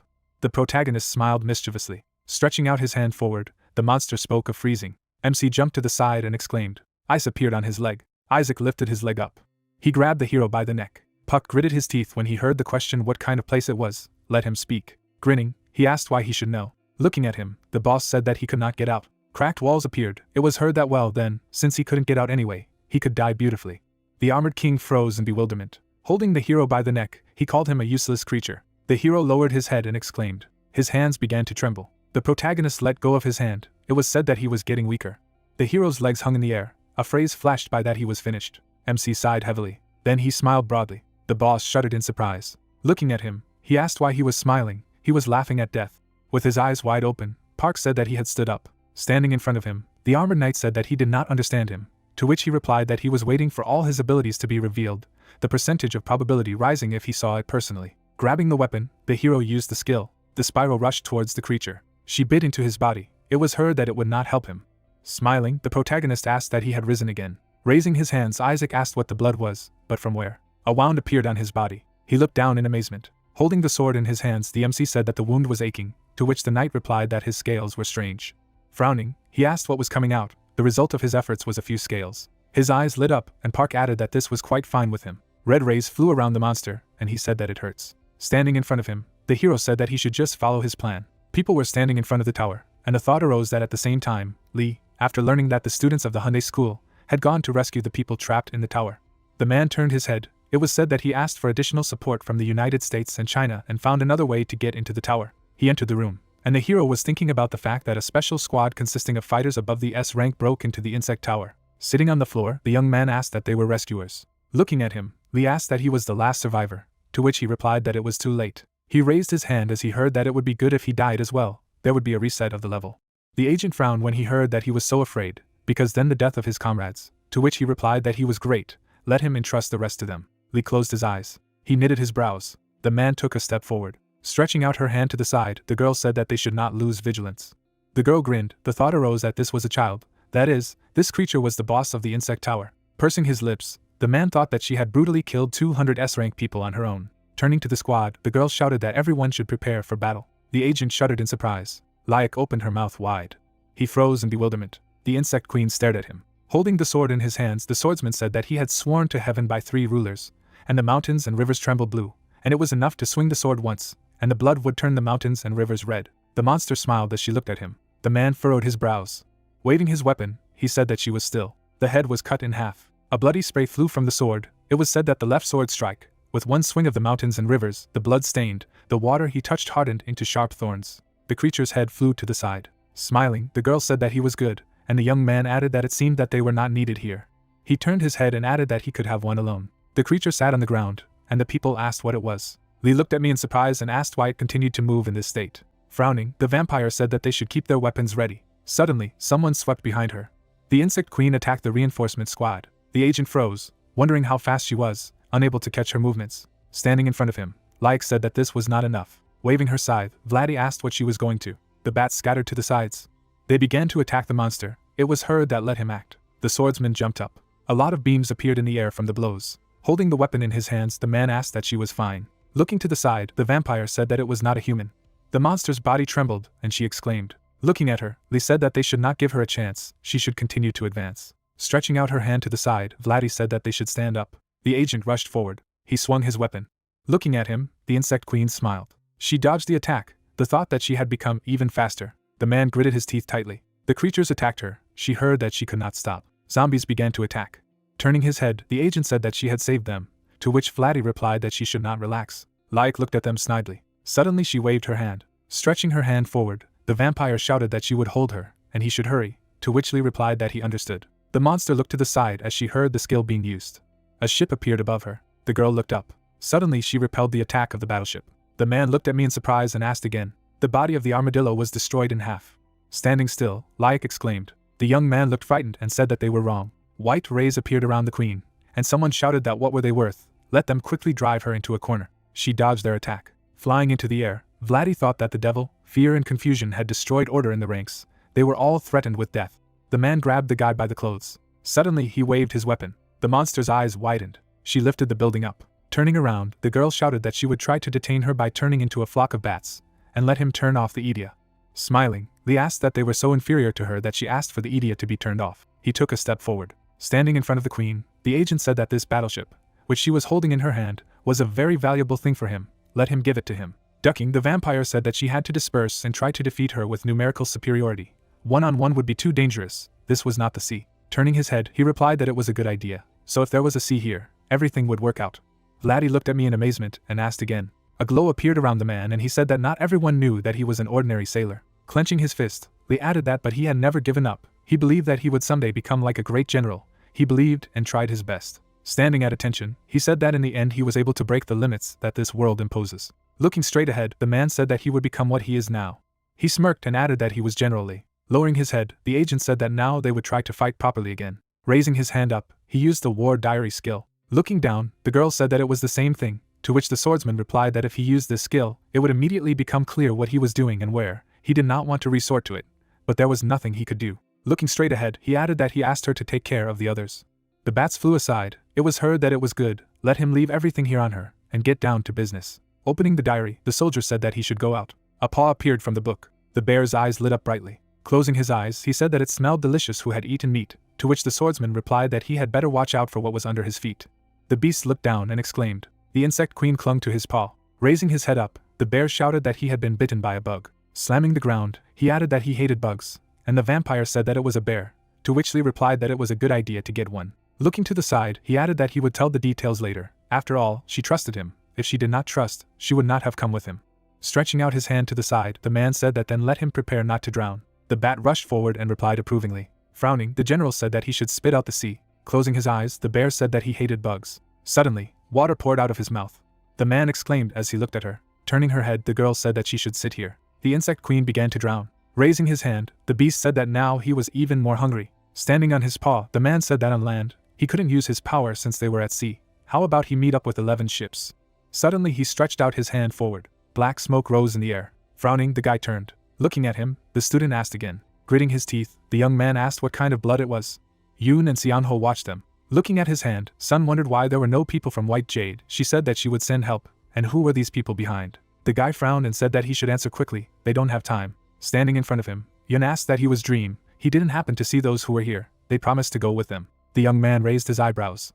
The corpses lay on the ground. Closing his eyes, the disciple said that he had killed them all. Looking at him, Bun asked when they had last seen each other. He took a step forward, hearing that why he was looking so frightening, to which he replied that he should speak vividly. Holding the object behind his back, the young man said that today was the first time since America. The guy looked at me in surprise and asked again. He froze in bewilderment when he heard that they had not seen each other for a long time. Glad to meet him. To which he replied that they had seen each other 3 days ago. Standing in front of him, Bun shouted who he was, that he was quiet. Smiling, Sun replied that it was like that. Well, they would see each other inside. The young man looked angrily and shouted that they should seize this freak. The detachment rushed forward sharply. The insect queen exclaimed in amazement. The ships were heading in her direction. A cannon could be seen from the ship. Suddenly, a shot rang out on command. A crushing explosion thundered. Like was in the midst of the flames. Gray smoke was flying in the air. Waving her hand, the monster screamed. Stretching out his hand, the general shouted that they should continue firing until all the sea water was dry. Flames broke out near the ship. The creature was lying on the ground. She rested her face on the floor and wheezed. Looking at her, the man said that her end would be like a fiery moth. The ship was approaching towards the monster. The weapon headed in her direction. Lee flinched when he was asked that he didn't feel sorry for this little girl. The man grinned and turned around. The bats rushed forward. It was heard that he should leave it to her, and take care of the insects himself. The squad rushed forward on command, to which the monster said that there were also bats. Suddenly he jumped up. Turning his head, the guy said that since so many insects were dying, the symbols were flying around the animal, and it seemed that they had no particular reason to fly here. The young man looked at his hand in amazement, and asked again. Suddenly the ship stopped in place. Raising his head up, the bear said that the body was strange. Red rays flew around the battleship. Looking up, the man turned to the beast. The beast waved its hand, and a question was heard as to what was happening. A blow flew to the ground. The vampire jumped to the side, thinking that he had really got super skills, and someone shouted that why Idia was attacking him, could not control. Landing on the ground, the girl shouted that they should block the Idia. Suddenly someone kicked her. Standing behind her, Jong said that they had a hard time because of these creatures. It is such a deceptive force that people cannot kill them. Smiling broadly, he added that he should crawl in front of him. The thought arose that after the appearance of this strange creature, she had ceased to control her Idia. The people behind him were fighting. I heard why he was attacking him. The ships flew up, and someone shouted that it was not him, it was himself. Gritting his teeth, the general said that this would not work. Frowning, he added that let the bear go back, and the armadillo too. The diary suddenly closed.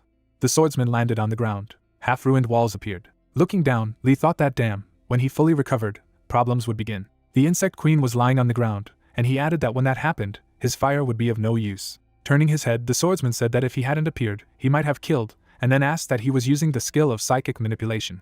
Putting his hands behind his back, the head of the terrorist organization said that he was so impatient, we had not seen each other for a long time, he had come to talk to him, to which the general replied that he was always trying to prevent him. Was he really so eager for his own death? Smiling, he asked what he still felt like that. Lee gave him a vicious look and asked why he had decided to kill him, even tattooing himself all over his body. The guy looked away. The creature rose from the ground. The thought appeared that it seemed to be half restored.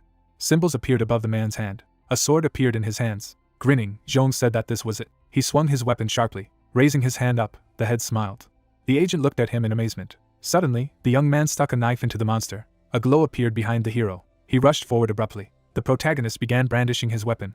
Beams from the blows appeared, and Isaac asked if he had anything to do with this field of bones. Smiling, the MC replied that he said he didn't. He frowned upon hearing that he was very similar, scared, but him off, to which Park asked what and what he was proposing. The tentacle wrapped around the sword, and someone said that he had caught it. The hero stretched his weapon forward. Suddenly the weapon broke. He heard that he was also him off. The protagonist froze, looking at the sword. He turned his head. Sitting on the ground, the girl turned. Looking straight ahead, the armored king asked what it was. He was hiding something. Frowning, the MC said that he wasn't hiding anything, to which he replied that he was weird because he didn't like people. Looking down, Park asked what the idiotic theories were. Did he know it? The boss's eyes lit up and he turned. The girl looked away when she heard that he would be sad if they died. The hero opened his eyes wide and said that he would die anyway. Wouldn't it be better to die faster? Looking at him, the armored king replied that he was infuriating. He checked everything. The child looked frightened. Suddenly the knight rushed forward and said that these would be killed. The protagonist lifted his leg up. Gritting his teeth, he said that he was a freak. MC kicked the ground. Bones arose from the ground. Looking straight ahead, the boss said that he forbids it. The children opened their eyes in fright. Stretching out his hand to the side, Park shouted for support for the killing. Suddenly, a cloak appeared in front of the knight. Looking at him, he said that it was the same. Clenching his fist, the boy asked what it was, to which he was told that he did not know, but it seemed to protect them. Standing in front of the cloak, the monster said that he had seen it. Stretching out his hand, he added that he remembered. Suddenly, a lightning strike flew through his arm. Isaac froze and shouted that nothing was working. Blood dripped onto the floor. Standing behind the boss, the hero said that he should shut up. Lightning flew around his arm.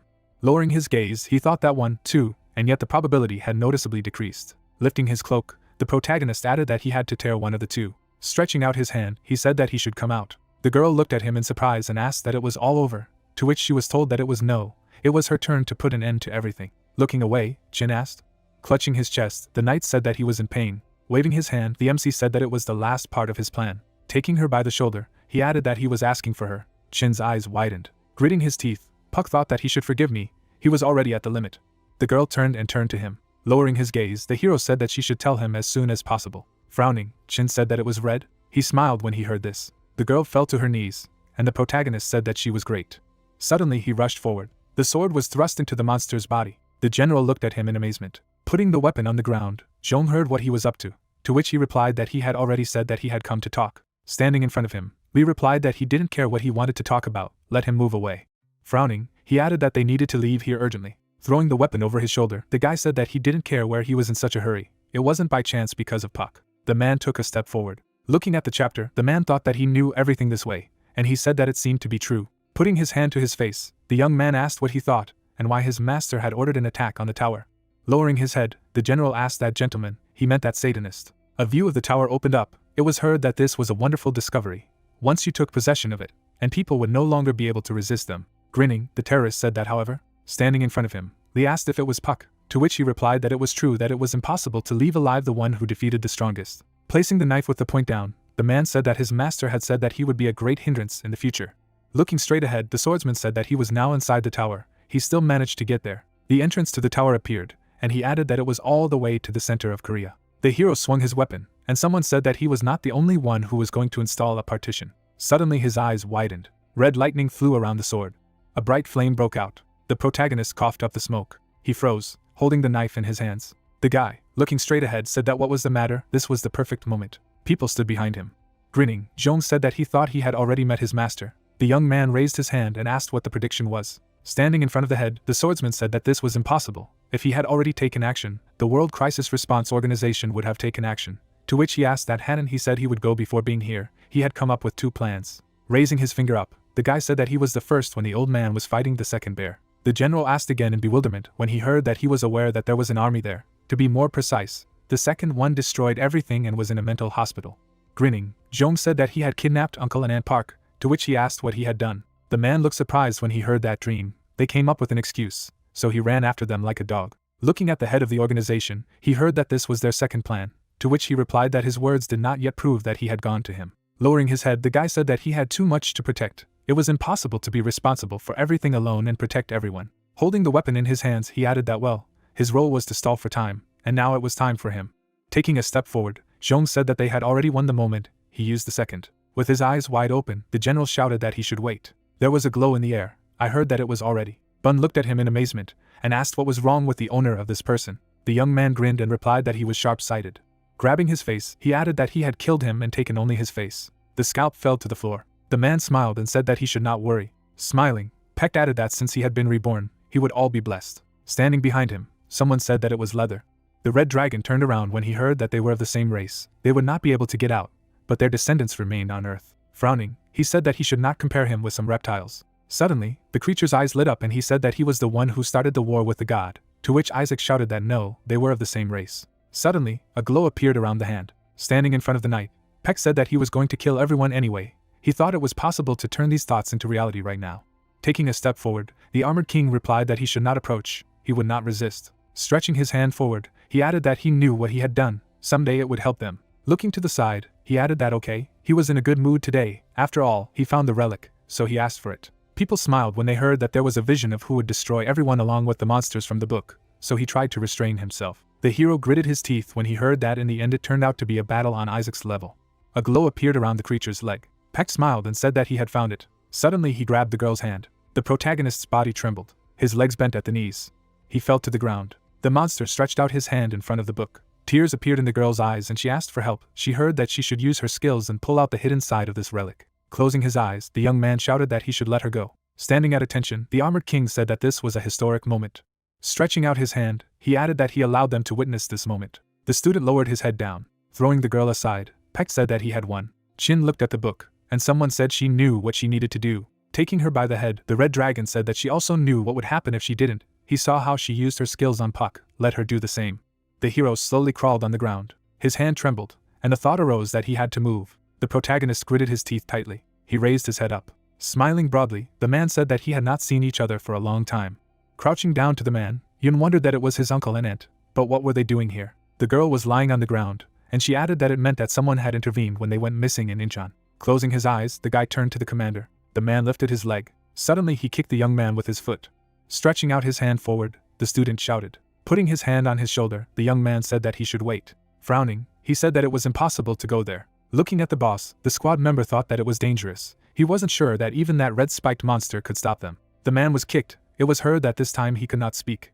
Smiling broadly, the woman said that their son could not get up. Looking at the hero, the man said that he remembered the moment when his son broke his ankle. The protagonist looked at them in amazement. Stretching her hand forward, Chin shouted that she had stopped hitting him. Tears flowed from her eyes.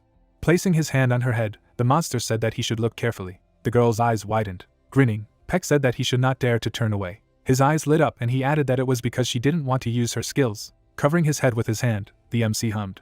Chin looked at him. Sitting on the ground, the red dragon said that it was all because of her stupidity. The hero was hit by a kick. Wiping away her tears, the girl turned to her, to which she was asked what was wrong. Gritting his teeth, the guy said that damn, and someone asked why he had such a face. Turning his head, the student turned to the commander, and Seonho apologized, to which Park asked what to forgive for what. Frowning, Kim shouted that who they were, she wouldn't just let them go. It was heard that he shouldn't look, he didn't want her to see him like this. Why should his friends, who were not guilty of anything, apologize? Gritting his teeth, the hero asked why he had to endure all this. His eyes lit up and he added what kind of feeling it was. The protagonist lowered his head and thought that he did not know, however. Grabbing the rope, he added that it was illogical. MC held the dagger in his hands. He looked to the side and said that enough was enough, he would let him go. Smirking, Park added that it would be the end of his confrontation with his killing lust. He let go of the rope. The hero began to fall down. Holding a knife in his hands, he said that he wanted to kill everyone. The protagonist grinned mischievously. When kicking, the man said that their son was smiling, then they had to press harder until the smile disappeared from his face. The woman lowered her head and shouted about her leg. The girl looked at her in surprise and said that it was so, and Kim shouted that she was not. MC's eyes lit up. Isaac looked to the side and said that it was the image. Suddenly he jumped up and asked what he was doing here. Puck suddenly turned to look at him. Waving his hand, the armored king shouted that he should die, they remember. Suddenly, a blow flew to him. The hero smiled broadly. The monster's head began to fall to the ground. Frowning, the young man thought that this was their chance. A red glow appeared around the person. Stretching out his hand, Seonho said that he had a hard time. Let him come here, he would heal him. The protagonist waved his hand and laughed. The guy looked at him in amazement. Standing behind him, Yun shouted that he was dangerous now. Wide-eyed, she added that this way. Suddenly the girl grabbed the young man's hand. Healing him, Yun said that he should get up. A member of the squad closed his eyes and turned. MC stood still, and it was heard that he was now attacking the sergeant, almost hurting his head. Jin looked at her in surprise and said that the outside of the tower had disappeared. Frowning, the red dragon said that the first beast comes when it hears a sound, to which Shong replied that he had finally summoned it. Puck stared at them silently. Grinning, the guy said that he had not seen each other for a long time. Pointing to the side, he asked what he had done, had become dumb until he saw him. It was the Lord who had done it to him. The hero was smiling, standing in front of him. He took a step forward. Peck looked at him in surprise. Stretching out his hand, he shouted that they should kill him as soon as possible, and then set everything on fire. Swinging his bat, the man shouted that he would rather die like his parents, and Zhong asked if he really thought so. Xianho looked at him angrily and shouted that he should not let the past take possession of him. Suddenly, the MC began to brandish a dagger. It was said that the killing wish had become a habitual state, the source of the killing wish and the cause of this feeling. People were hit. A bright glow appeared around him. Frowning, the young man shouted that he was a bastard. He raised his hand up and used the skill. Comets began to fly from the sky, and the girl shouted that they should find a place to hide, deploy a protective Idia. Several explosions thundered in the city. An inverted cross appeared in the air. The members of the squad crouched in pain. Standing in front of the hero, Zhong turned. The protagonist smirked when he heard that he should tell me who he was. Placing his hand on the boy's shoulder, the red dragon said that he had studied all the information that existed to become Satan. However, he had never seen anyone like him. MC tilted his head to the side. Lowering his head, Peck asked what you mean. He would not speak. Okay, it doesn't matter. The young man looked up in fright. Stretching out his arms to the sides, the demon said that he had won anyway. The inverted cross lit up brightly. The monster smirked slightly. The beast suddenly rushed forward. It was heard that the monster from the book was summoned. The creature's eyes lit up. Looking down, the first monster of compassion said that we hadn't seen each other for a long time, even a pity. Standing in front of the hero, he added that he had reached a stage with which it was no longer possible to agree. Suddenly the beast stamped his foot. Raising his hand, Park exclaimed. Looking at the creature, the beast said that he had taken the position of master, that he was messing with some kind of ant there, to which he replied that he should seal it as soon as possible. The hero opened his eyes wide. Suddenly, a blow flew to the ground. Watching what was happening, the red dragon spoke of a revelation. Taking the girl by the hand, he added that it was all because of her. Burning houses appeared, and it was heard that a fiery rain had fallen from behind it. The creature looked angrily, and the demon said that the monster had appeared, people were dying because of it, and now let him try to use his ability. He pushed the girl in front of him. Chin closed her eyes and turned to her uncle. Red particles appeared around the leg. The guy looked away in surprise. Standing behind the demon, he said that he had to do it. Peck turned his head silently. As he sat behind her, he wondered that revelation must voluntarily affect the Old Testament in order to prevent future interventions by the deity. Lowering his head, the red dragon said that it was excellent. The beast looked away in surprise. The demon smiled, looking straight ahead. Suddenly, the creature screamed loudly. The girl clutched her head. She suddenly froze and turned. Chin fell to her knees. Peck began to cast a spell on her. Stretching her hand forward, the girl said that heaven and hell. She froze before the Old Testament. Pages were turned on the book. The girl looked up. The thought arose that the inside and outer shell of the book were turning over. The monster smiled and said that she was finally perfect. An image of a dragon appeared on the book. Suddenly it opened up in the middle. The devil took the book in his hand. Looking straight ahead, he said that he had finally got everything. Stretching out his arms to the sides, the red dragon said that he had now become a perfect devil. No one on earth could compare to him. The creature's eyes lit up. He was standing behind the devil. Getting down on one knee, Abaddon said that he recognized him as the master. The devil smirked when he heard that, however, to which he said that he should speak. The creature's eyes lit up, and the question was heard that he had brought these savages with him. The cavalry moved forward. Turning his head, the Locust King said that they were disorderly scum with no leader. The rider looked away. Looking at the monster, Abaddon asked what he was doing there. Lowering his head, the dragon said that he would be useful to them now, and he had better call his subordinates here. Looking up, the creature asked why they should do this. The monster looked at him angrily and asked him that he wanted to die. Let him bring them here as soon as possible. Suddenly a blow flew to the ground. The beast took a step forward. He gritted his teeth tightly and exclaimed. Suddenly, the hero flew up. He landed on the monster's body. The protagonist rushed forward abruptly. Stretching out his hand in front of him, Abaddon said that he should protect his master. MC was rapidly approaching him. Suddenly he struck, and someone shouted that they were worth something. Let them gather in the center. The devil looked angrily. The creature lowered its head, hearing that if there were no notes, he could start leaving them right away. Let him write down his appearance, to which he replied approvingly. The subordinates rushed towards the hero. Holding the book in his hands, Peck said that now he would begin to check everyone who was on this earth. A glow appeared around the book. Looking at her, the devil said that they would judge themselves. In the middle of the city, a bright beam suddenly struck. A glow appeared on the planet. It was heard that there were no exceptions. All life on Earth would go to hell. The guy opened his eyes wide and shouted. Pink particles appeared on the book. The red dragon furrowed his brows. Puck stretched out his hand in front of the glow and shouted. Suddenly, his body began to disappear. The devil, looking at him, said that he wished for a pleasant journey. The man was holding a weapon in his hands. The swordsman stood in front of the elf. It was said that a long time ago, there was someone who was born a mutant and killed devils and villains. He absorbed their power and became stronger. It was the 103rd god of darkness. He was the demon king. The bones were lying on the ground. The thought arose that he had killed even someone who was half human, half demon. He was fearful and dangerous. The people looked frightened when they heard that he was dead. The one who protected them was dead. They would be next, because he would kill them all. A phrase flashed by that they fled out of fear, becoming his target. Raising his leg, the child turned. Sitting on a rock, he asked why they had to run away all the time, why everyone hated them. The boy furrowed his brows when he heard that he had killed bad people before, to which he asked that killing villains was not a good thing. Putting his hand on his head, the swordsman replied that everyone was afraid that he too would be killed, and so it was with villains. The vampire smirked when he heard that he couldn't understand why villains were walking everywhere, and they had to run away. With his eyes wide open, the child said that he was the apostle of justice. It was said that those who were afraid of him decided to set a trap for the god of darkness, and he was the bait in this trap. Tears poured from his eyes. The thought arose that the fruit of the love of the god of darkness and man, the child of a demon. Stretching out his hand, the devil shouted that they had finally managed to get rid of the monster. Sitting in the bushes, the boy asked how it was. It was heard that there was no justice in this world. The one who survived by killing another became right. The man stretched out his hand forward. A phrase flashed through his mind that the death of his father had caused that child to want to kill. With his eyes wide open, the demon child said that then he would kill everyone and stay alive. Looking to the side, the creature shouted in fright. It was said that in the grip of murder, it had destroyed 80% of the people. The devil waved his weapon, hearing that he should not kill him. A phrase flashed by that the armored king Isaac, Lyak and even those who occupied the upper positions were in the dungeon. He took a step forward, and the hero thought that the child had always grown up in fear of death, but he was called the demon of death. Standing on one knee, the angel said that she could no longer look at this. The thought arose that it would not be enough for him to rule on earth, and he began to look at heaven. The man scratched his beard. A phrase flashed through his mind that when the Jade Emperor found out about this, he directly called him the source of his death wish. A red glow appeared around the devil, and the protagonist reflected on what made him the #1 murder weapon. This is the record of the devil of death, which was erased from this world. The man took a step forward. MC looked frightened and thought that he had been in this hell for 1,000 hours.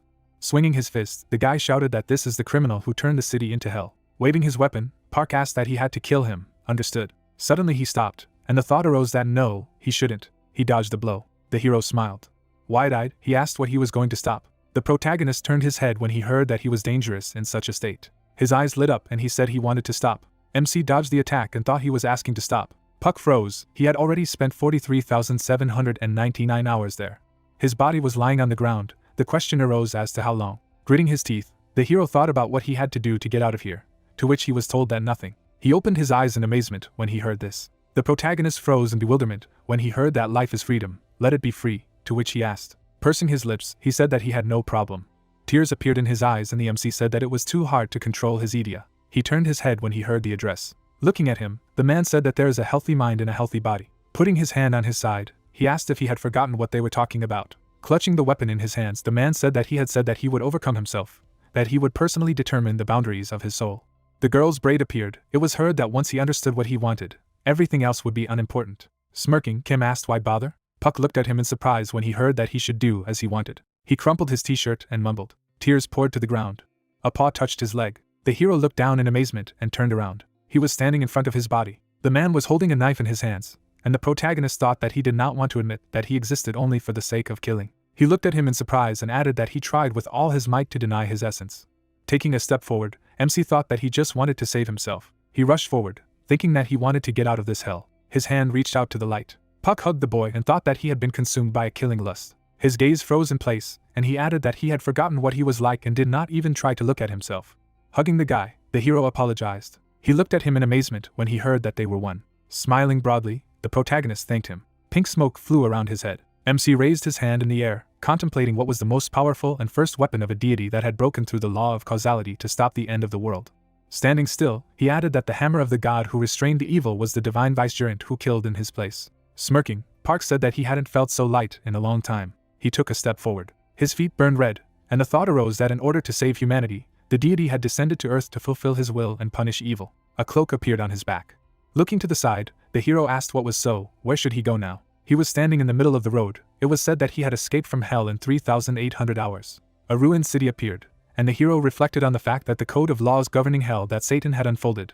After all mankind had disappeared because of the code, the earth was defiled with inexhaustible filth and fire. The guy looked at the monster in fright, and he added that when the first person who managed to get out of hell returned to earth, the planet had already been taken over by creatures that had mutated due to pollution. The creature crawled on the ground. The thought arose that despite the fact that most people returned from hell within a year. Turning his head, the protagonist asked what had happened here. It felt like he was still in hell. Holding the jacket in his hands, he added what and where all the people had gone. Looking to the side, the MC said that there were traces of human haste, but there was not a soul in the area. He turned around when he heard a strange sound. The creature flew forward. On his knees, the guy exclaimed, to which Park shouted that there was a person there. Looking at him, the hero asked that he was fine. Looking at his wounds, he wondered what had happened to him. There were huge holes all over his body. He didn't know what it was, but it seemed that he was left alive on purpose to suffer. Putting his hand on the hero's shoulder, the young man said that these are freaks. He frowned and added that the bank. Closing his eyes, the man said that his wife should not leave. Sitting next to him, the hero turned and then asked what happened here while he was in hell. A view of the building opened. The girl ran swiftly forward. She landed abruptly on the ground. The girl struck a blow at the man. The animals raised their heads up and shouted. She fell to her knees when she heard that this time the victory was hers again. Stretching out his hand to the side, the rat said that since they were asking for it, he would show them how tenacious humans could be. The creatures looked at me happily, shouting that he should start quickly. The girl lowered her head when she heard that she should get up. Standing in front of the cage, the rat said that only today. Drool was flowing from the man's mouth. It was heard that their owner had brought a man who was under the influence of drugs. Suddenly the bars opened. The man shouted furiously. The girl cried when she heard that, so let them make their bets, whether he could resist the girl and stay alive. To which she replied that she didn't want to anymore. Looking at her, the beast asked again. Kicking her, he said that he should get up. Raising her head up, the fighter said that she could no longer fight. Smiling, the rat asked that it was all because of her husband, that he had run away. She knew. She clenched her teeth tightly when she heard that the master was very angry. Raising his leg up, the beast said that so, what they were all waiting for. Holding the microphone in his hands, he shouted that the show was starting. Looking at him, the protagonist asked that he should wait. This one is definitely here. Turning his head, the host asked again. The creatures looked sadly when they heard that it was all monsters, some even in the tales of Idia. They also served the devil. Rat clenched his fist, hearing that they were not monsters, to which he asked who he was. This time he was chosen as a victim or something. The man looked at him in bewilderment. Frowning, the MC asked what they had done to the person. Swinging his fist, the fighter exclaimed. Smirking, Park said that he should back him up. Suddenly he stopped the man's blow. Tentacles wrapped around his arm. The presenter looked at him in amazement, and asked that he had stopped him with one hand. The hero frowned when he heard that it was Cool, who was fighting with whom today, and what was it that came out of his ears? The tentacles of an octopus. He needed to make new bets. His eyes suddenly lit up. Looking to the side, he said that he would also fight. Let him introduce himself, to which the rat asked that his master had really sent him. Giving a thumbs up, the protagonist replied that of course, to which the beast said that okay, he thinks there will be no problems. Smiling, he shouted that today they had prepared a surprise for them. Probably their owner decided to surprise him, and so, they would make new bets. Let them start. Looking at the hero, the girl thought who he was. Suddenly, the man rushed forward with a shout. MC dodged his blow. His eyes lit up and he apologized. Suddenly, Puck struck with his fist. Black tentacles appeared around the arm. The soldier spat out the blood and wheezed. A red glow appeared around the hero. He looked away. The creature's eyes lit up. The protagonist turned towards the girl. Looking at her, he said that everything was fine, let him run, to which she asked what he had learned from. Stretching out his hand to the side, the MC said that he could use Idia. Grinning, he added that everything was fine. The fighter began to cry. She clenched her fist tightly. Rushing forward, the girl shouted that he should forgive her. She began to run around the hero. Turning his head, Puck heard that this is what he understands, the champion, he is finished. Looking at him, the lady apologized. A dark-haired girl looks ahead. The main character caught up with the girl. A young woman runs forward and thinks who this person is. The protagonist runs next to him and says that she is very fast, and the girl argues that the guy is not inferior to the champion. The lady turns her head back and says that she is still faster. Park looks at her and asks why. If she's so fast, she's living locked up. The girl raises her hand and says that as soon as she tries to get out of here or destroy the barrier, her body stops, and the main character clarifies that, if this is all because of the abilities of the organizer, the interlocutor confirms what she said. The monsters look away, and the protagonist asks if there are many other people here. The dark-haired girl replies that she doesn't know for sure, and if she is not mistaken, there were several dozen people in Isamboshi's room, and the guy asks again who she is talking about, and the girl continues that she is talking about a monster who is almost the owner of this place, keeping them here with the help of Idia or some spells. Puck looks at her interlocutor and asks if there are monsters in this place. The young woman turns her head and asks where he came from. The monster turns its head and says that it bet on it. The second replies that nothing can be seen here, but it only relies on the guy. Puck runs next to the girl and says that this speed is enough for a start. The protagonist gives a finger up and says that as soon as he counts to 10, she should tear down the bars at speed, and clarifies that she understands this. The rat is holding a walkie-talkie in his hand, and Puck is surprised that even rats are using walkie-talkies now. The girl lowers her gaze and says that they can't get out of here and can only fight. The rat looks up, and the protagonist muses that he sees another beast, and it is Isamboshi, and the monster asks if the man who came here himself is fighting. The dark-haired girl opened her eyes wide. The guy runs quickly, and the rat continues that because of him, you will have to kill another one. Park shifts his gaze to the girl and asks her if she is ready to kill. The young lady speeds up, and the main character begins the countdown. A woman clenches her teeth. The protagonist opens his mouth wide and commands to start. The monster's eyes widened. The dark-haired girl withdraws her hand. She looks forward. The monster looks at the girl and says that the grate is destroyed and they escaped, and muses that this is also some kind of event from Isamboshi. The girl's footsteps on the ground. The monster is looking from above. A young woman pushes the bars with her foot and asks if the monsters were having fun. She breaks the bars. A dark-haired girl makes a jump. A young lady lands on the ground. The woman tilts her body forward. The rat leaves. The girl turns around sharply. She is rapidly approaching her opponent. The palm rushes into the rodent's face. Isamboshi raises his head and orders him to stop. The rat looks at the girl's hand. The young lady's eyes widened. She glances at the rat mana and says that she will kill him. The monster squints his eyes and asks the main character who he is, and Puck clarifies who the interlocutor is addressing. The rat angrily opens its mouth, and replies that it addresses him, because there is no one else nearby. Isomboshi stares at the protagonist, and he replies that his opponent will believe that he is a secret inspector sent by the god himself. Rat pokes a stick at the protagonist, and says that he is talking nonsense, and Park replies that he understands that it sounds strange, but it is true. The head of the monster's eyes narrowed and he said that he would straighten the guy's brains. The rat snaps his fingers. The dark-haired man clenched his fists. The girl looks ahead in amazement. A tear runs down her cheek. The monster approaches her. The young lady stands still. Puck lowers his head.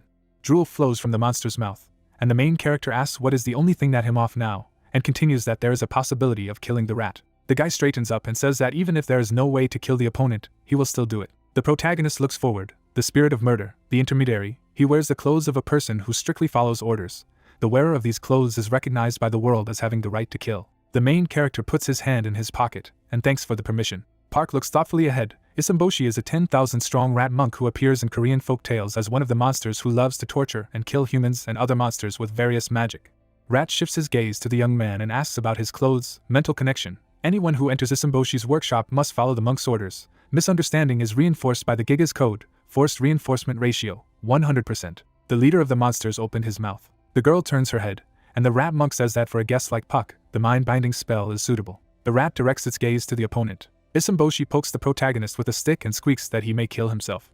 The main character lowers his head, and the monster continues that he uses his body for experiments. A tear rolls down the cheek of the dark-haired girl. Isomboshi raises his hand and shouts that he is the god here. The rat opens its mouth, and Park says that even he has not yet seen the face of the god. The guy shifts his gaze to the monsters and casts a spell. Magic ropes rush towards rivals. Ropes bind monsters. They wrap around the arms of a dark-haired man. Isomboshi looks around in bewilderment. The rods are lying on the floor, and the rat monk discusses what is the reason why the spell does not work. The main character hits himself in the face with his hand, and the rat conjures him to hit himself in the face until he dies. The monster leader opened his mouth wide and chanted spells several times. A dark-haired girl looks at the protagonist and thinks why the Isomboshi technique doesn't work on him. The protagonist raised his hand and said that all this is useless. The spirit of killing, against all kinds of killing, ignores the mental attacks of those who possess a lower-rank killing spirit. The leader of the monsters raised his hands and said why he didn't obey his orders. The main character raised his hand. The monster stands in a stance and says that the opponent should not approach. The guy is holding a stick in his hand. He looks at the rat and wonders if he remembers who he is. The opponent bares his teeth and says that the opponent is talking nonsense. The protagonist looks away and asks if he remembers who he was before he became Isomboshi, and adds that the other monsters remember what happened to them before they became like this. The monster opens its mouth wide. The leader of the monsters puts his hand forward and says that he has no memory of what he did 10,000 years ago. Isomboshi is currently strengthened by the Giga's code. The coefficient of forced reinforcement is 100%. Puck looks up and says that they weren't always like this, and speculates that Satan probably forcibly gave them Idia, though it's unclear how he did it. The rat opens its mouth and shouts so that the guy does not make him laugh. He waves a stick and remarks that he is Isomboshi himself, who has been a monster for 10,000 years. The main character looks up and says that the opponent is just a mean rat, and they are all just pathetic animals. The monster opens its mouth and yells that they are much stronger. The protagonist closes his eyes and thinks that if there are so many anomalous beasts here, then Satan is able to reach different corners of the earth, and continues that there are enough problems without him now. The main character directs his gaze to the monsters. Rat turns his head, and Puck says that the visible problems need to be solved first, and thinks that the enemy looks dangerous, and it is better to get out of here as soon as possible. The noose wraps around the monster's hand. Isomboshi raises his hand. The rat looks attentively at the guy, and he asks if it is possible to return those whom they have drunk with poison to their previous state. The monster squints his eyes and says that he doesn't see anything wrong with the fact that they used humans for experiments. The protagonist lowers his gaze thoughtfully. Tears roll down the face of the dark-haired girl, and the main character continues to say that he understands that there is no way to return people to their previous state. The rat jerks his hand and replies that it is. Puck grabs the enemy's clothes. The guy lowers his head and says that in this case he will be retribution for him. The cloak flutters in the wind. Isomboshi looks ahead. He opens his mouth and shouts for him not to dig in, because they may die. The main character unfolds. The rat looks away. A huge paw treads on the ground. The monster turns its head. Tigroster is a giant monster from the cat family. Lures children with a human voice and devours them. The more it eats, the larger it becomes. The guy is standing in front of the monster. He carefully examines the fangs of the monster. The wounds on his body bleed, and the protagonist remembers that he realized where the wound came from a man he met on the way to the bank. The main character looks at the tiger and asks what, after all, it was he who bit the man. Isomboshi raises her head and says that the guy is finished. The monster opens its mouth, and the rat says that this guy has never missed his prey. The guy is standing in front of the monster. The monster closes its mouth.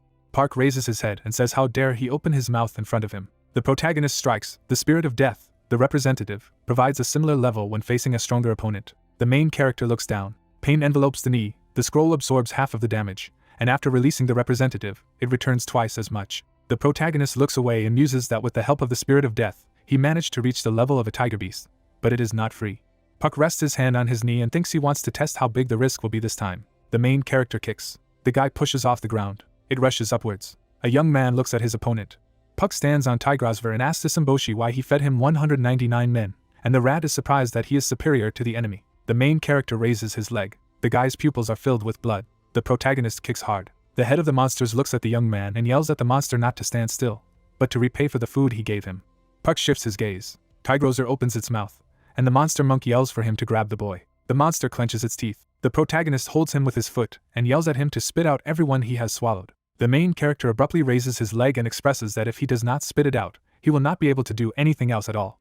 He strikes. The guy's leg hits the opponent. Tigrosver opened its mouth. The guy is standing in front of a defeated opponent. The bell falls to the floor. Isamboshi looks up in surprise. The protagonist pushes off the ground with his foot and says that it is his turn. He goes to the monster. A finger drags an unknown person by the ring, and someone asks him to let him go. The hero leads the creature behind him and asks him to shut up. The protagonist stopped. The girl turned around and tried to figure out who he was and where he came from, and then wanted to know how he had managed to capture the Isamboshi. Park tilted his head and asked if she was there with her husband, because she should have brown hair, drooping corners of her eyes, and he thought that this was not the wife he was talking about. Darklova smiled and replied that it was her, which meant that he was her husband's. The creatures fly around the guy and try to find out why Isamboshi does not resist, and someone also added that the Tigerswell is dead. Now it's their turn. The young man looked ahead. The hero clenched his fist. The monster began to fidget and shout for him to let them go, because they were only to blame for just watching from the sidelines. The tentacles gripped the monsters, and the protagonist said that they were not just watching. Shadows fall on the bird. The appendages tore the creature. The crack creeps across the floor. Puck stands there and realizes that there are no corpses left of them. His hand was holding a mouse, and the guy thought he would find out later. The woman was standing, and the young man ordered Isamboshi to remove the spell at her, who asked why he should do this. The hero looked away. The protagonist turned and recalled that she had asked how he had known about her husband. Park lowered his gaze and revealed that he had met him at a nearby mall and his entire body was injured. The girl stood in shock when the guy noticed that he was torn up, as if he had been bitten by a tiger. His wife lowered her head and said that she would kill him. The young man stretched out his hand and said that he would help take revenge. The young man picked up the dark-haired woman. Bare feet step on the floor, and the creature tries to understand what it is doing. The monster turned around and asked where he was dragging him. The hero opened the door and noticed that his tricks only worked in the bank, and the rat tried to understand how he knew. The protagonist smiles, and the system explains that Isamboshi is a mind-binding technique, and a person who falls under the influence of this technique unconditionally follows all commands. The creature began to fall. Puck put the girl on her feet. The woman clenched her fists. The monster looks at the guy who said he had to go back.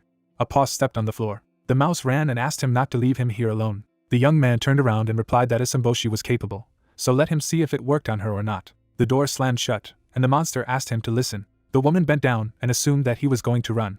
Violet energy enveloped his wife's legs. Tears poured from the eyes of the dark-haired woman, who shouted that she would not forgive Isamboshi. The hero leaned against the wall. The protagonist sits and realizes that he is a little tired. Puck lowered his head and thought that he had behaved too emotionally, and then added that it was not worth forcibly increasing the strength of the tiger beast.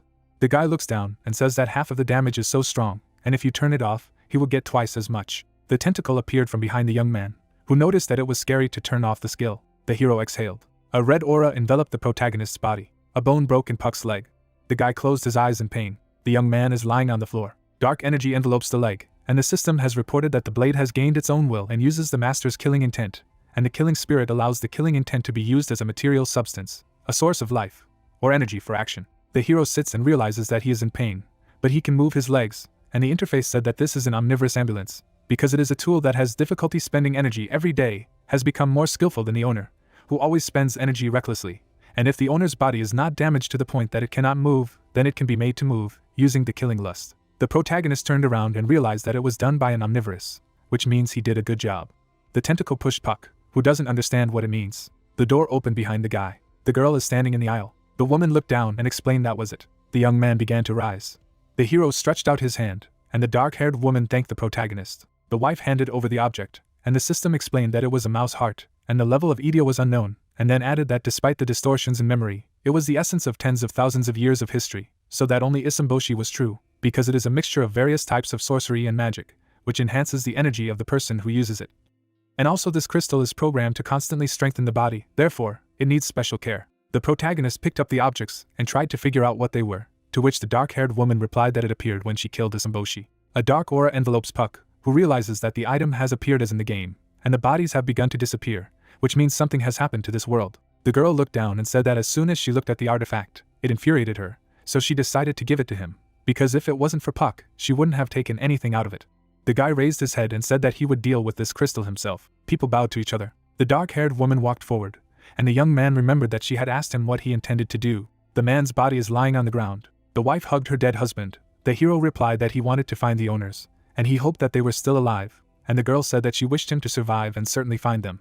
Heavy boots tread on the ground. The protagonist looks at the map and remembers the woman's words to go to the cricket hunter zone, because there are many different people there, and for this he must follow the sewer drain to the south. Puck looked to the side and tried to understand how the sewers could be cleaner than the earth, and then realized that the world was heading for destruction. The arrow points to the exit, and the guy assumed that according to this scheme, he should go straight. The young man goes and says that he was surprised that all the ranks were being checked, and the rank of the Idia had suddenly changed. An image of the system of angelic ranks appeared, and the hero tried to understand what this title was, because there was a feeling that he was reading a holy book. The protagonist sniffed and noticed that there was no smell of sewage at all. Puck looked to the side and realized that it was even cleaner than on the surface. Water burst out of the ceiling, and the guy said that the water seems to be clean. His hand touched the waterfall.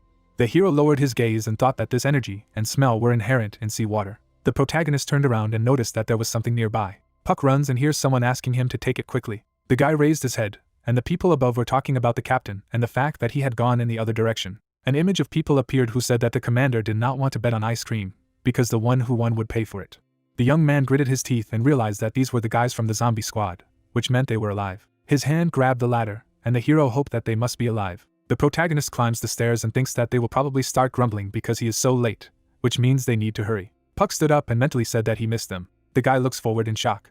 The creatures are standing, and the system said that they are Abaddon's locusts from the ground messenger system, whose class is equal to archangels of the 8th rank, with a total combat ability of 100A, and it is also a locust army under the command of the Yellow Beetle King Abaddon, and then added that they do not have other abilities, and the more they number, the stronger the fighting skills.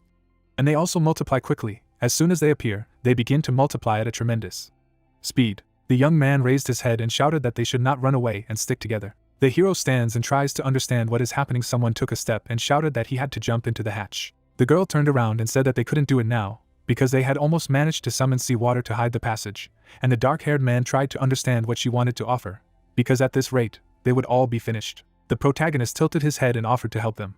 Mac looked at Puck and assumed that he had been sent by the commander. The hero is standing, and the guy explained that he came out of the sewers. The soldiers looked at him in shock. The monster smiled. The warrior looked up and realized that they had been spotted, which meant that the sewers were now under threat, and the girl said that they had been so careful. The protagonist scratched his face and assumed that he had made a mistake. The hand grabbed the sword. A colossal amount of red aura enveloped Puck, who did not know what was what, but he thought that it was enough just to pay back the debt. The creature is looking down. The protagonist jumped up. The protagonist flies and says that he has not seen them for a long time, and he does not even know those who were born recently, because they also reproduce. The opponents pounced on the hero. The foot pushed off the tentacle. The protagonist swung and said that this was too simple an attack. Puck swung his blade. The guy landed on the ground. Blood flows out of a barely alive firefly. The hero tilted his head and suggested that it was too weak. The monsters look around in surprise. The protagonist raised his head. The creatures attacked a person who noticed that some locusts had used a combat strategy. Puck leaned over. The guy killed a bunch of opponents, and explained that it did not work on him. Blood rushed to the ground. The maniac smiles madly. The hero swung for a blow. The protagonist attacks. Puck raised his blade in the air. His foot pushed off the ground. The guy rushed forward. Red energy surrounds the young man. The maniac rushed forward. The hero smiles madly and understands that the opponent considers this a chance. The protagonist made a cut. The body fell to the ground. Puck looked up. Puck stands in front of a horde of creatures. The guy got up and assumed that they were running away. The young man looked down and said that they were not going anywhere. Someone goes to the maniac, who added that they will all die right here. The enemy is standing, and the system said that it was the Locust of Abaddon, a centurion from the ground messenger system, whose class is equal to an archangel of the 8th rank, with a total combat ability of 250A, and then added that the centurion, who leads a locust army of 100 warriors, is much stronger and smarter than the rest of the locusts. And the combat ability of all 100 warriors, including the centurion himself, increases. The hero exhaled. The locust saluted the centurion. The protagonist straightened his finger and realized that they were sending a signal for reinforcements, so they were finished. The red beam incinerated the enemy, and Puck said that no matter how strong he was, he could not cope with the water. People are shocked. The guy turned around and told him to stop playing tricks and attacking. The monster gritted his teeth in anger. the creature took off. The centurion swung for a blow. The young man smiled and realized that an instant acceleration was needed. The silhouette of the hero dissolved. The opponent is shocked. The locust squad began to die. The corpse fell to the ground. The protagonist destroys a bunch of enemies. Puck brandishes his blade, and the system says that it is the spirit of killing, the prototype of all kills, instant acceleration, and according to the level of the rank system of Earth messengers, it is level 9 English, and then added that the wielder absorbs the spirit of killing and is able to use instant speed. Sweat runs down the monster's face. The creature raised its hand. The boot broke through the asphalt. The guy soared into the air. The young man swung and asked where they were going. The hero killed the enemy and shouted that he was using instant acceleration on both hands. People stand in shock and understand that he is winning. The protagonist smiles madly. The centurion soared into the air. Puck tilted his head and said that he was the only one left. Blood is spreading on the ground, and someone has noticed that he has destroyed an entire army of crickets. The man raised his head and tried to understand where he came from. The guy turned and asked him to listen. The young man stands and asks if they have a place to wash, to which the warrior wanted to say that they have a lack of water. But the girl interrupted him and shouted that they had enough. People raised their fingers up and said, "Of course, there is a place to wash." The man turned and asked to follow them. Darkness fills the tunnel. The hero goes and tries to understand why they are all in such a hurry to leave here. The protagonist tilts his head and thinks that he does not know the way, and if he hesitates, he risks staying. The group is standing, and Park understands that he needs to stay closer. The guy raised his hand and wanted to ask something, but someone replied that they would come to the place soon. The young man looks at the violet energy and replies that he is not talking about that. A white sphere is flying, and the hero noticed that it looks like fireflies. Pink particles surround the protagonist. The orbs fly towards the squad. The group ran and called the commanders, who tried to understand if everyone survived. The Puck is standing. The man tilted his head, and the guy realized that this person was Kong. Ho approached, and when asked by his friend who this guy in the suit was, he assumed that it was Park. The young man runs to his friend and shouts his name. The blonde man hugged his comrade and said that he thought he was dead. The hero raised his head and said that he had nothing to breathe, and the guy said that he was very happy and tried to understand why he had come only now. The man looks ahead. The protagonist turned around and assumed that Kong was the commander of the sewers, to which someone asked the young man to let him go. The fighter stretched out his hand and said that he had been informed that he had saved his guys, so he expressed his gratitude. Puck shook hands and replied that he was just passing by and it just happened. The black-headed man twisted his face and tried to understand why he was passing by and why now, to which the hero replied that he had heard that there were a lot of people in this direction, so he came. The man tilted his head and asked what he was doing before. The guy put his hands on the protagonist's shoulders and said that he was very kind, and he also helped him back in New York, and Park wanted to know why he looked at him like that. Kong leaned over and explained that 5 years had passed, so they couldn't trust everyone anymore, and the young man said that it was their Puck. The commander turned around and maliciously stated that their Park was in Houndy's squad, and suddenly he was still under the command of that freak from Houndy's squad, who lowered his head guiltily. The hero looks ahead and asks what's wrong with their director, and then adds that he's still alive too. The guy smiles and realizes that the protagonist is not aware, which means he is definitely not one of them. The commander closed his eyes and assumed that he did not remember how much damage this freak had caused them. The man holds out his hand. The former commander of the Houndy Special Division, the current commander of the Houndy Special Division, he returned to Earth earlier and became the leader of the community of returnees. With the help of his past experience, this community grew quickly and boasted a strong cohesion. The skull lies on the ground. As a result of the limited resources they have accumulated in the conditions of pollution, those who were not members of this organization suffered. Banji clenches his fist and says that he is grateful that he saved his people, but he needs to verify his identity. The hero scratched his face and said that he had recently returned to Earth, so there was no need to worry about it. The commander laughed and asked what he wanted him to believe, because there was not a single person who would return after a year spent there. The protagonist closed his eyes and tried to understand why no one believed him. Even that girl from the bank also said so, and Kong clarified that he was in the bank. The guy shakes Puck and says that there is an Isamboshi and a tiger there, and in this place people disappear under the influence of magic and become slaves. The hero put his hand in his pocket and asked him to stop shaking him. The protagonist picked up a red stone and asked to look at it. The commander raised his hand and tried to figure out what the crystal was, and Puck explained that he had received it when he killed the Isamboshi. The black man lowered his head and said that he couldn't believe it, because this rat was not affected by a physical attack, and was said that Park couldn't lie. The commander put a stone in his hand and assumed that he had been gone for 5 years, and now he had returned and killed the Isamboshi first, and the hero replied that to be more precise, he had only killed the tiger, and the Isamboshi had been killed by the girl who was there with him. Khan raised his head and realized that it was the winner of the competition. The black-headed man looked thoughtfully to the side. A gloved hand grabbed the hero. The commander dragged the protagonist with him, and explained that he would have to go somewhere with him. My feet are rapidly stepping on the ground, and the protagonist is trying to understand why he is in such a hurry. The little man held out his backpack and told him what they should take before his director guessed anything, and this would be useful to him.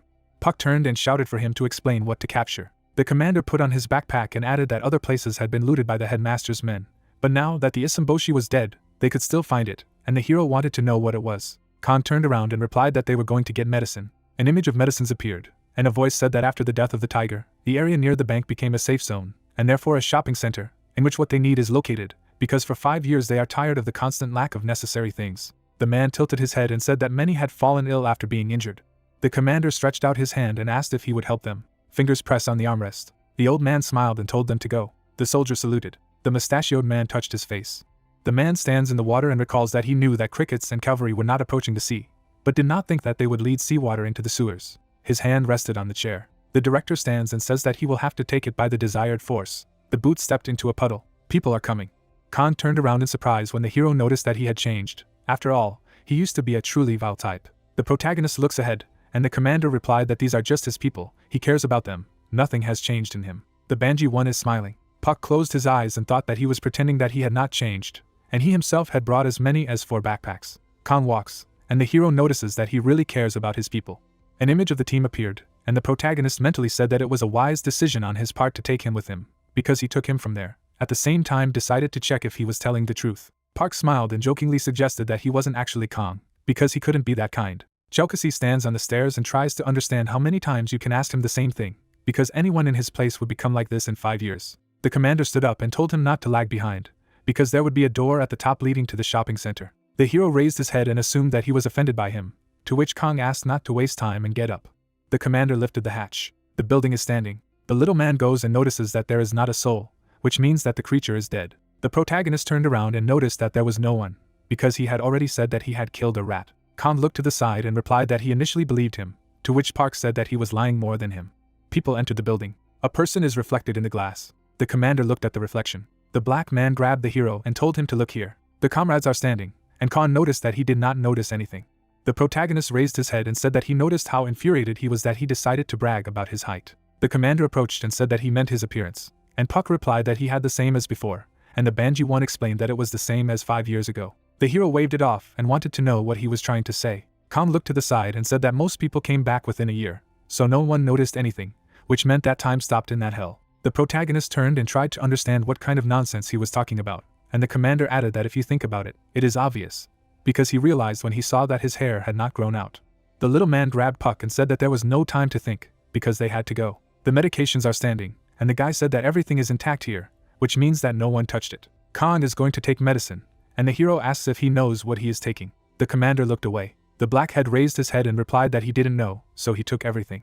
A hand grabbed the jars. Someone collects costumes. The guy stands and notices that it was a good harvest, and the protagonist adds that he will have to come here again. Khan looked away. The commander looks intently ahead.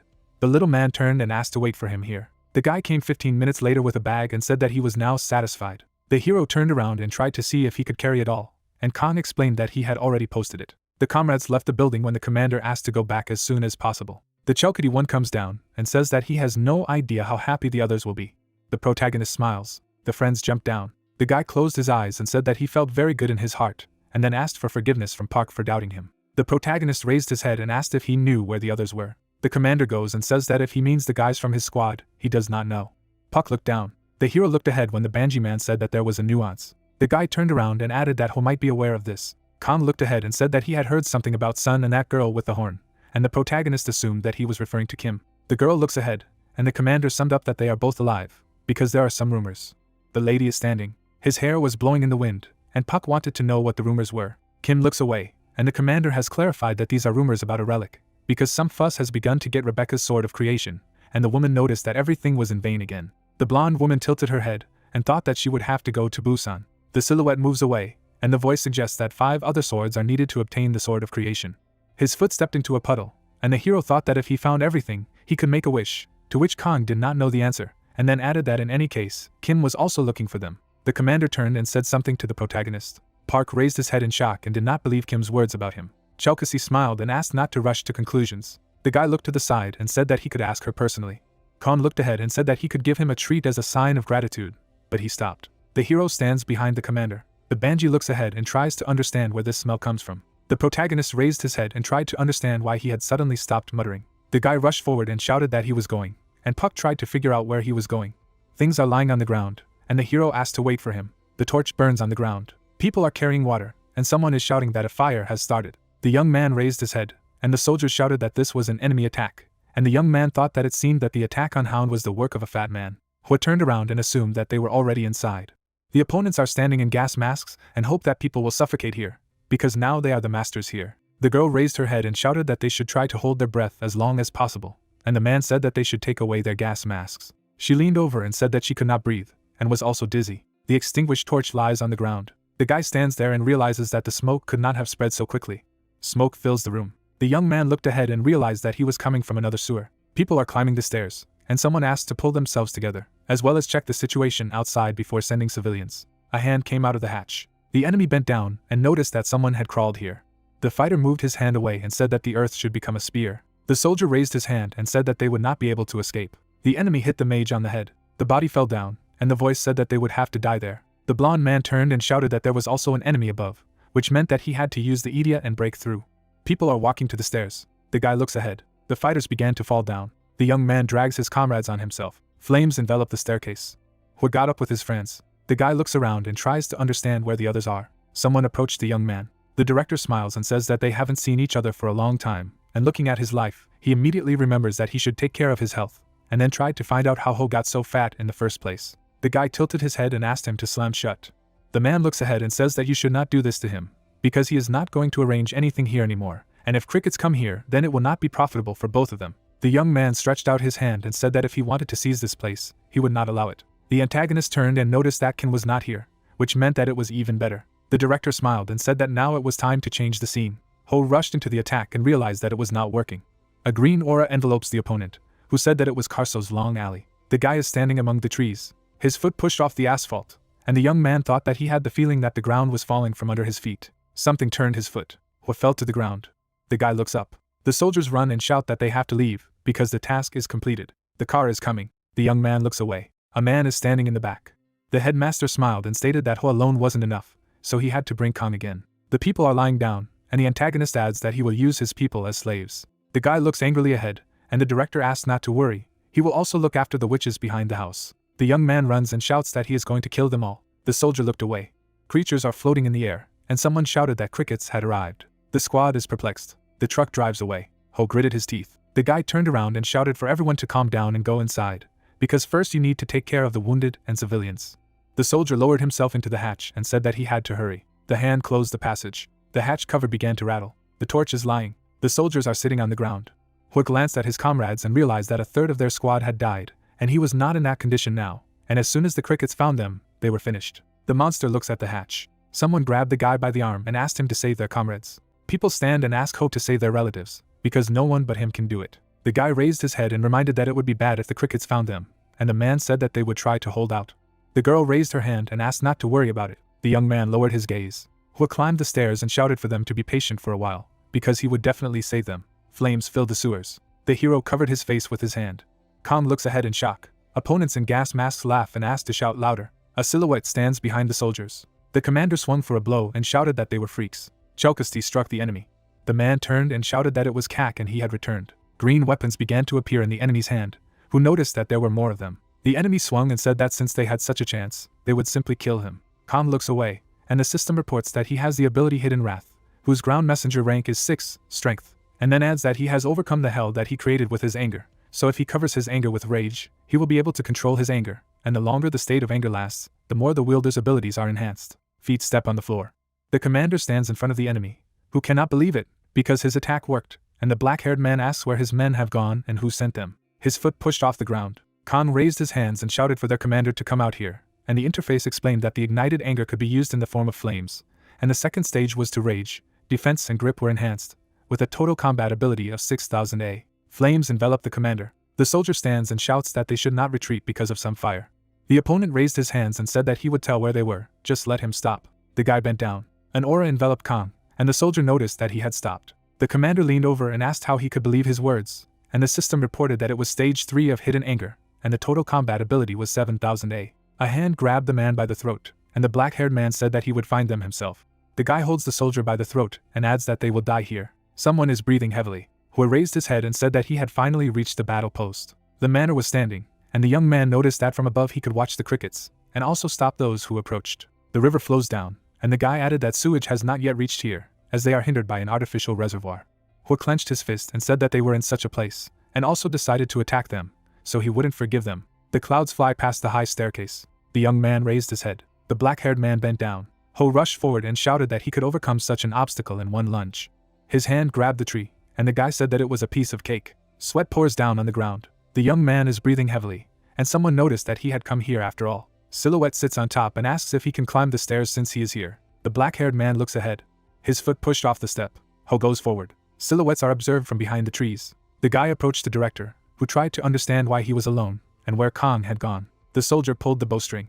The young man looked around and noticed that there were a lot of them. The man raised his hands and replied that he was wrong, because it was he who came to his house. The gray-haired man bent down and asked if they had such a beautiful fortress, then why did they need them? To which the mustachioed man stated that he was just expanding the boundaries in advance, and there were not underground seawater paths everywhere, and who asked for the return of those they had captured. Opponents stand opposite each other. The man smiled and asked what if he didn't want to. The guy turned around and said that in this case, he would show why he had come here. The director laughed and said that he liked his attitude, so he could forget about the cricket hunters, and suggested that he would agree to work for him. The young man bowed his head and said that he did not understand something. His foot stepped on the ground, and the black-haired man said that if he ordered him to bring Kin here, it was for that reason that he was somehow offended. The ground cracks under Hua, and the system explained that this skill is not only me a heavyweight, whose rank of ground messenger is 7, and the total combat ability is 500A, but also increases his own weight, or the weight of the specified target, and the guy replied that he is the same cricket hunter. The man smiles. The director leaned over and said that he was sorry because he could use his abilities. The young man looks around. The gray-haired man bent down and noticed that it was mean. The mustachioed man raised his hand and replied that he could begin. The soldiers rushed to attack. Ho looks ahead. The man swung for a blow. The opponent made a lunge. The man looks at the smoke and assumes that it has been destroyed. The director turned around and realized that he had died too easily. The mustachioed man turned and added that they should throw the body down, or leave it to rot like this. People fly in different directions. The man looked to the side. A green aura envelopes Hua, and the system has reported that not only the skill I heavyweight has increased the rank, and the total combat ability is now equal to 7000A, also now it burns all the unnecessary fat and converts it into an effective body environment, while increasing the body's regenerative ability, and the duration is proportional to the amount of fat burned. The increased physical ability gradually returns to its original state. The guy stands there and says he's just a lottery. The enemy raised his head and shouted to attack him. The soldiers surround the young man and say that it is necessary to beat him. The blades approach the gray-haired man. The weapon crumbles from the body. Ho stands and notices that it's all useless. The opponent holds the bats and tries to understand what is happening. The weapon lies on the ground. The soldier looks ahead and realizes that this cannot be. A hand grabbed the man by the throat. The guy threw out his opponent. The fighter fell to the ground. The young man turned around and realized that this was a twofold increase in strength. The soldier runs and shouts that they should not stand, but attack, and the second replied that it does not make sense, because their blows do not affect him. Hua began to inhale the air. The muscles increase on the guy's body. The aura fills the leg with muscle mass. The young man stretched his shoulder and noticed that this time he had increased his strength 20 times, and the system reported that it was a lottery ticket skill that had not yet been erased, whose temporary doping was 20 and the rank of ground messenger was 5, with a total combat ability of 11,000A, and then added that it gave a load on the body that led to explosive muscle tension for a short period of time. The gray-haired man lifted his leg. Hua slammed the ground. The ground has disappeared from under the feet of the soldiers. The guy swung. The young man attacked the enemy. The man turned and tried to figure out what kind of impenetrable monster it was. The blade pierced the gray-haired man's body. Hua turned around and asked him to remember it properly. The leg turned, and the guy explained that he was a hero who would deal with a pack of crickets. The young man swung for a blow. The gray-haired man grabbed the soldier's head and explained that he was Hua. His hand pressed the soldier's head into the ground. An aura envelopes the cricket hunter, and the man remembered that he had been told that the hunter was a muscular man, and he thought it was Kong. Ho looks ahead. His foot stepped on the ground. The director raised his hand and said that it was surprising, because it turned out that it was necessary to catch him. The guy tilted his head and replied that he could say the same thing, because he had to catch him, Mr. Director. Mustachioed smiled and said that now he was the commander of the Primorsky Liberation Detachment, and then asked again if the young man wanted to work for him. The man leaned over and explained that if he agreed, then he would release the prisoners. An aura envelopes the gray-haired man, who refuses and claims that he will save them himself. Hua rushed forward. The director smiled and asked not to waste so much energy. The fist approaches the antagonist's face, and the guy thinks that he only needs to touch him, and he can defeat him. The man looks at his fist. Mustachioed stands and says that otherwise you can die prematurely, just like now, and the guy thought that he was in the access zone. The man raised his head and said that he was using an infinite alley, and the system said that this skill infinitely increases the distance between the wearer and the target, which cannot be touched by the wearer. But the wearer can touch the target. That is, in fact, the distance does not change, and the wearer cannot leave his place while the Idia is activated. Hua looks at the silhouette in shock and realizes that this is another technique. The guy tilted his head. The ground cracks under the young man's feet. The hunter made a dash and shouted that in the face of such an ability, he would not give up anyway. The director smiles and says that no matter how hard he tries, he will not succeed. The man smiled at the attack and explained that now the distance between them is constantly increasing. The fist approaches the face of the antagonist, who asks him to give up this idea. He will never get to him. Chains envelop Ho, who says he won't give up. The guy was shackled. The young man looked to the side. The soldiers turned and shouted for them to pull now. His foot pushed off the ground. An aura envelopes the hunter's body. Ho broke the chains and shouted for them to get away from him. Feet step on the ground. The guy is breathing heavily. The man smiles and notices that he lasted longer than he thought. Blood drips from the youth's wound, and the headmaster suggests that from the look of it, he can't do it anymore. The soldiers looked ahead, and the mustachioed man said that they still had strength. Ho smiled and said that he had tried so hard. The guy turned around, and the antagonist said that he did everything he could. The shadows of the weapon loom over the young man, and the headmaster said goodbye to Ho. A red aura rises from the passage, and the hero tries to understand what goodbye means, because the conversation is not over yet. People raise their heads and try to understand what it was. The guy looks at the red tentacles. The young man smiles and understands that this is his skill. The hunter closed his eyes. Ho sat down, and Kak shouted his name. The commander bent down. The black-haired man put his hand on his friend's shoulder, and Ho apologized. An aura envelopes the body of the protagonist, who has said that he can no longer look at it. The energy envelopes the tentacles. Puck turned and asked if he thought the same. Khan looks away and realizes that he has an incredible killing lust, and then tries to understand if an ordinary person can have such a strong feeling. The hero began to laugh. The protagonist turned around and suggested that those who had been captured should first be rescued, and Ho revealed that the director was not affected by a physical attack. Puck looked down and noticed that he looked better when he lost weight. The guy looks forward in shock. Khan picked up his comrade and said that he could rely on him. The hero goes and tells them to leave the director to him, because he hasn't posted a complaint for a long time. The protagonist smiled and said that the director was still the same scum. The man stands and tries to figure out if this is the same F-rank Puck, to which the maniac replied positively, and then assumed that he would find the hostages a little further. The mustachioed man closed his eyes and asked how he managed to become so strong. Something is reflected in the director's eyes. The hero missed the attack. The man took a step back. The protagonist raised his head and realized that this was an alley. With the help of instant acceleration, Puck tried to attack the antagonist. The director looks ahead in horror. The mustachioed man smiled. The man laughed and explained that no one was able to overcome this distance. The hero landed and replied that they did not know this. The man tilted his head and said that he did not think that he would return alive from hell, but tried to understand who this Idia was, because before he only had a dagger, and how he summoned such creatures. The tentacles rise up, and the protagonist asked not to try, because it will not be possible to find the answer anyway. Park smiled and said that Mr. Director could not escape from him. A purple aura envelopes the antagonist, who notices that there is an insurmountable distance between them, and there is no creature in the world that could overcome it. An aura envelopes the blade, and the hero said that it is not worth talking about someone who has been to that world. The protagonist stretched out his hand and asked for the omnivore's opinion, and the system said that it was the spirit of death, and the rank of the ground messenger was equal to the 9th rank of an angel, and the father of the spirit of death, an all-consuming sword that belonged to the 103,673rd spirit of darkness, with the help of which the master's bloodlust could resist a creature that did not have a certain form, and also the sword had a will of its own and used the master's bloodlust. The man tilted his head and said that even if he changed his weapon from a dagger to a sword, he would not be able to reach it. The hero raised his blade and declared that he could. The protagonist confidently looks ahead. The toe outlines the line. The director dodged the attack. The sword stopped near the antagonist's head. Opponents stand opposite each other. The mustachioed man smiled. The handle hit the man on the head, who wanted to say that nothing worked. The director lies on the ground and tries to understand what is happening. The protagonist raised his leg and asked him to hold his jokes in the future. Green energy envelopes the hand. Mustachio tried to use the endless alley. Puck covered his face. The hero stands and addresses the antagonist. The blade slices through the ground, and the protagonist explains that no matter how hard he tries, nothing will work. Puck swung. A red slit approaches the man. The director sits and realizes that the Idia has turned off. The maniac smiles. The director's body trembles. The mustachioed man raised his hands and asked not to approach. The hero grabbed the antagonist by the throat. A hand squeezes the man's throat. The protagonist approached and noticed that he had gained a lot of excess weight, which meant that there was a lot of blood on his hands since he had grown so fat. The mustachioed man raised his head and said that he had prepared a place for him, and the hero replied that he did not need it. The protagonist looked to the side when someone called out to him. Comrades are coming. Puck smiled and assumed that they had saved all the prisoners. Kong raised his head and shouted for him to be careful. The antagonist hit the hero in the head. The man began to run away. The headmaster touched his throat and shouted for them to listen carefully and move on to Plan C. The soldiers stood there, and the voice shouted for them to leave immediately. People lit torches and realized that Plan C is to burn everything. The torch is lying. Flames envelop the estate.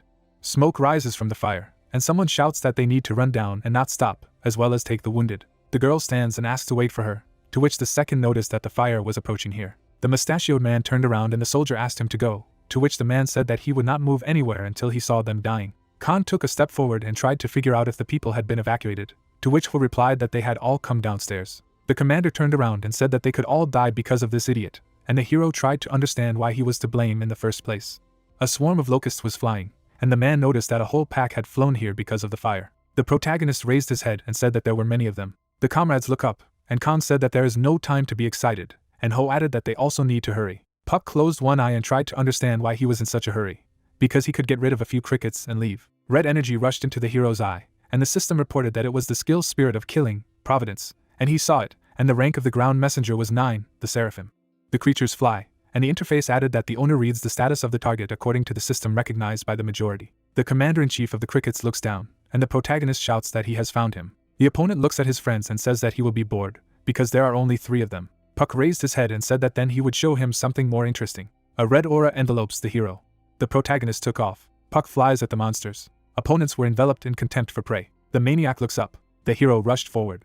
The creature turned and tried to understand what was happening. The protagonist smiled and said goodbye to his opponent. Tentacles destroy locusts. Puck landed on the ground. The maniac turned and assumed that he had coped with it. Khan looks at the man and says that this is where he was hiding. The director turned and asked them to calm down and talk. His hand grabbed the mustachioed man by the scruff of the neck. The antagonist collapsed and asked Khan to wait. The commander threw the man down. The body falls down. The monster smiles. Blood gushed onto the wall. Burnt trees are standing. Chalkesty raised his head and said that the fire had been extinguished, and the people who were taken hostage were now safe, to which the hero noted that he said that everything would be fine, and the commander tried to remember when he said this. The protagonist looked to the side and stated that he was hungry, and Khan asked not to change the topic. Ho jumped up and shouted that Park looked very tired, so he had better go rest. The commander turned around and said that they could go and taste what they had dared, and the guy invited the hero to lean on him, calling him a brother. The protagonist closed his eyes and tried to understand what kind of brother he was. Puck bent down and realized that Byun was there, and the hunter added that the school nurse was also there. The hero raised his head and asked why they were here. Because it was too dangerous in the north, but it should be safe in Busan in the south. The commander closed his eyes and said that this was the only place where sewage was not contaminated, so they wanted to send there, but there the cavalry troops took up positions, and it was too dangerous to go through that area with civilians. The blackhead smiled and asked his friend if he had heard the main news, and the guy assumed that he was talking about Kim. The hero stood up and shouted that she was looking for the Sword of Creation. Hu showed his finger and revealed that there were now 5 swords in Busan, and there were rumors that one of the combo swords had appeared, which meant that Kim would also appear in Busan soon. The protagonist looked to the side when someone noticed that the 3rd squad would not stand aside. Puck stands and shouts that we have to go. The guy grabbed his comrade by the shoulders and explained that there was a battle going on there with might and main, because every day there was a serious fight. The hero gritted his teeth and said that he had to go there, because they were waiting for them there. People are standing. The young man lowered his head and asked the protagonist to be careful. The building is standing. Park looks at the system that reported that the fishery, he sees it, contempt for prey has a recovery period of 10 hours, and understands why his legs began to hurt, and the effect of the omnivore's treatment has already passed. The hero looks away and tries to understand whether that champion has left. The girl took a step to the side and assumed that he was talking about her.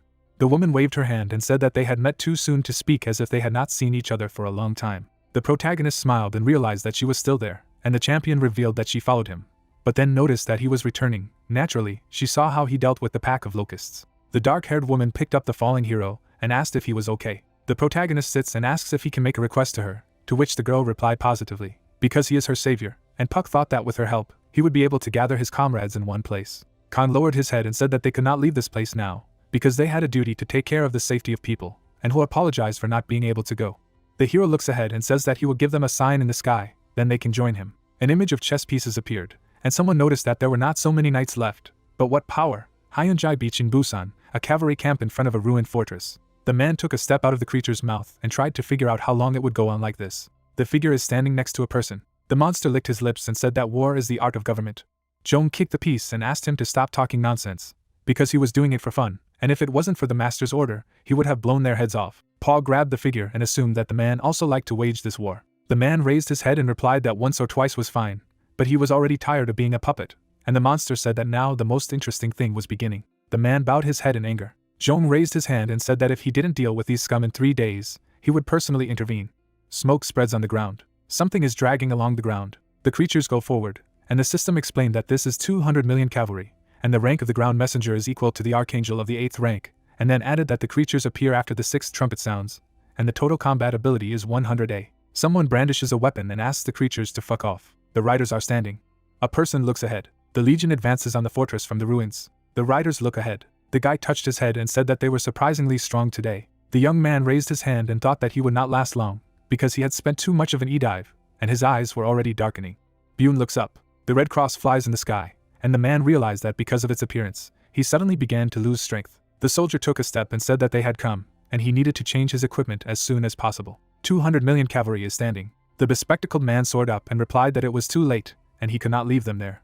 A golden glow envelopes the objects, and Bun explained that it was just an esper. The blonde picked up the wreckage, and the system reported that it was a simple esper who picked up stuck objects without physical body interaction, and its range was limited to 15 meters, shook a huge amount of intelligence, and the total combat ability was 12,000 A. The mage unleashed an attack on his opponent, and shouted for them to die. Objects hit targets. The man clutched his head.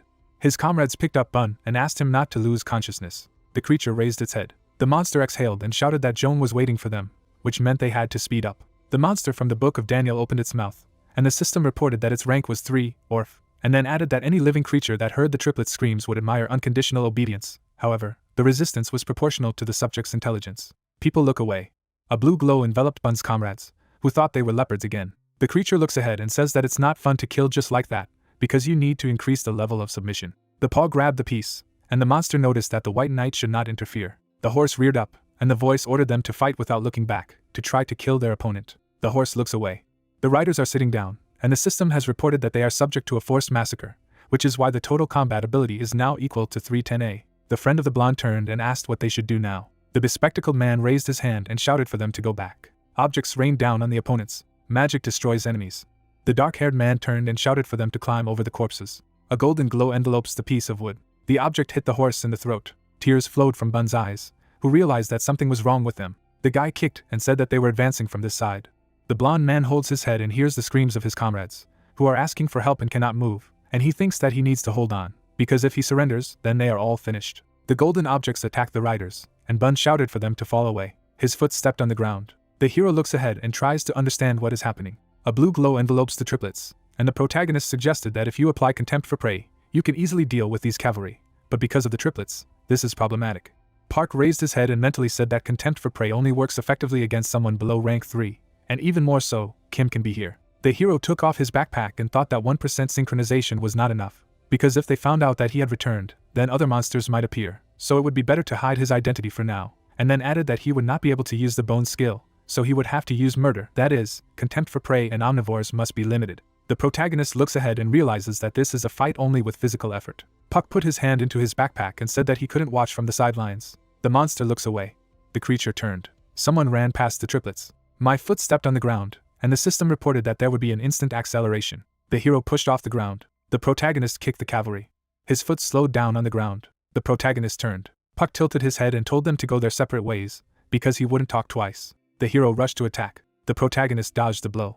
Puck struck his opponent. The horse reared up. The guy runs and notices that you can also fight well with your bare hands. The triplets look forward. The monster bent down and noticed that the ruler was very lucky, because someone joined at just such a moment.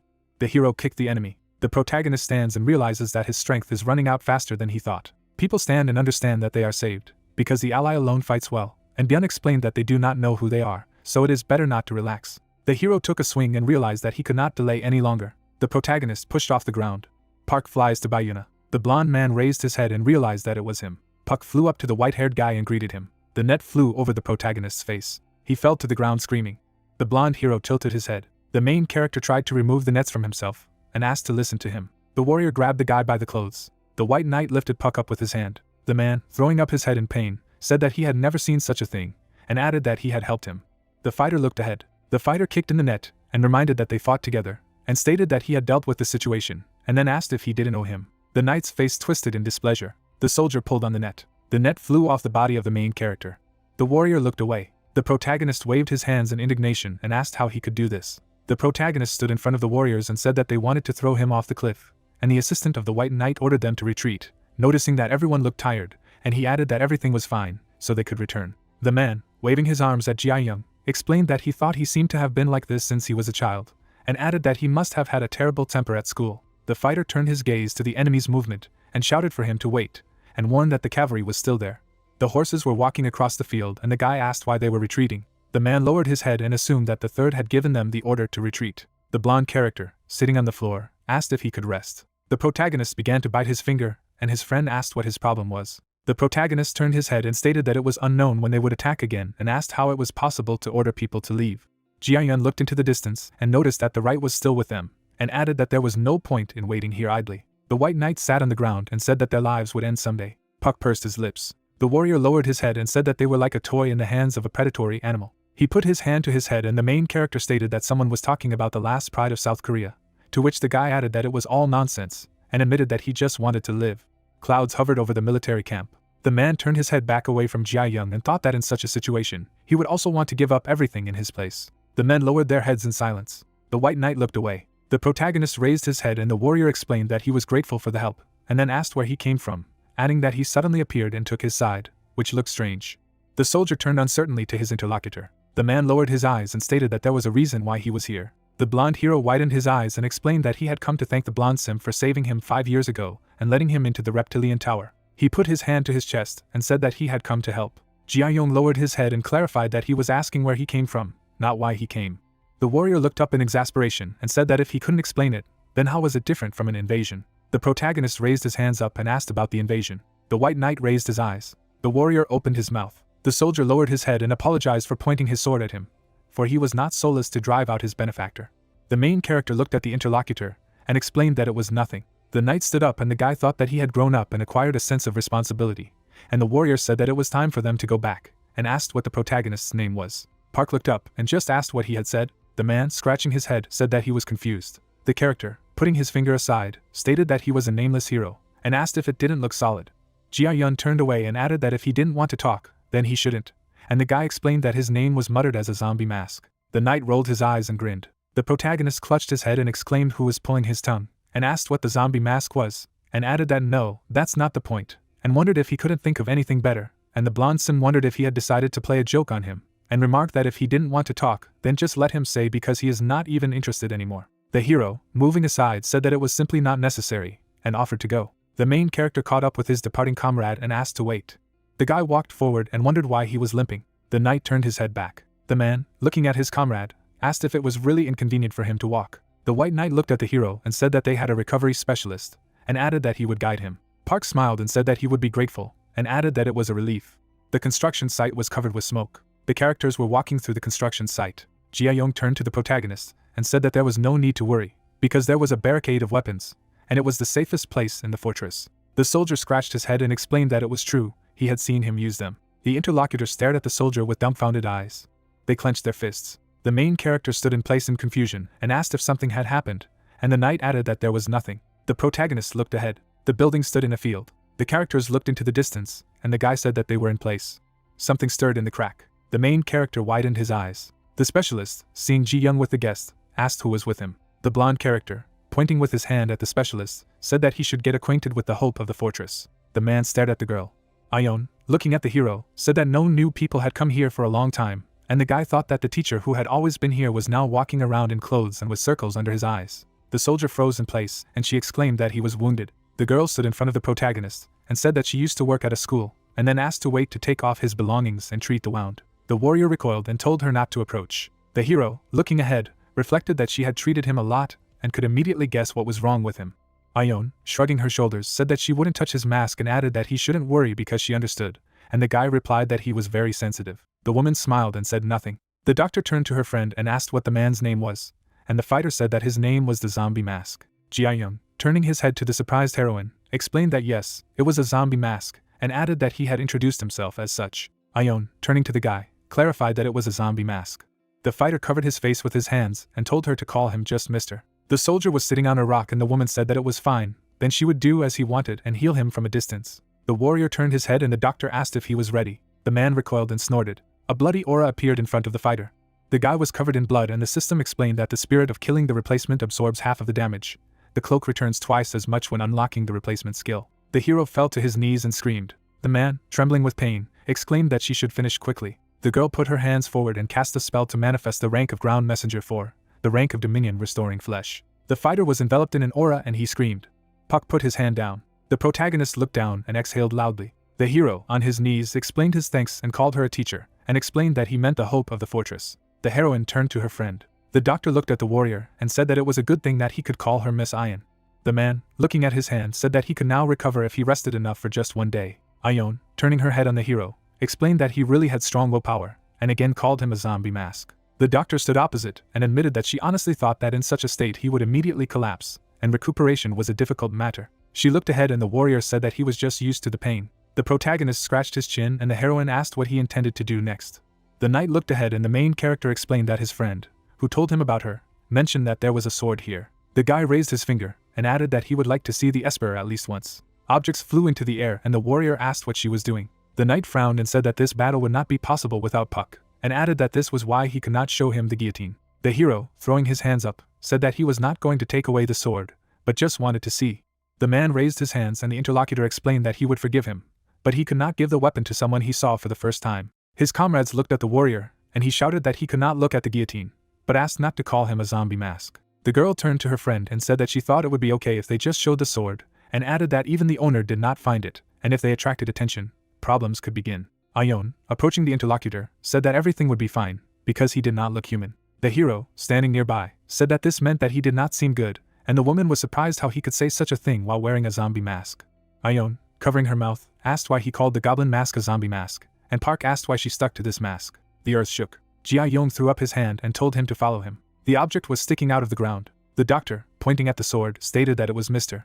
Zombie Mask Sword the Guillotine, the rank of Ground Messenger 3, the rank Ophanim, which embodies the desire to attack the world, designed to eliminate the habitat from the earth, summons the guillotine to execute the target. The hero, admiring the sword, exclaimed that it exceeded all expectations, and added that with such a thing, you don't even need to use other skills, because the handle is in the ground, and it looks like a razor. The guy touched the weapon and thought that it exceeded all expectations. The protagonist put his hand to the weapon and the knight explained that this was all. The soldier pointed to the main character and added that it was better for him not to touch the sword.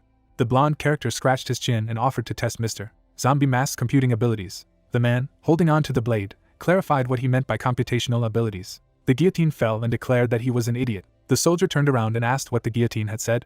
His hand was trembling. The guy pulled his hand away and screamed. The soldier looked at the weapon and declared that the guillotine was returning. The fighter turned around and the knight said that it was a pity, but he was also not the master that the guillotine wanted to meet. The protagonist turned to his comrades and the girl asked what was the voice he had just heard.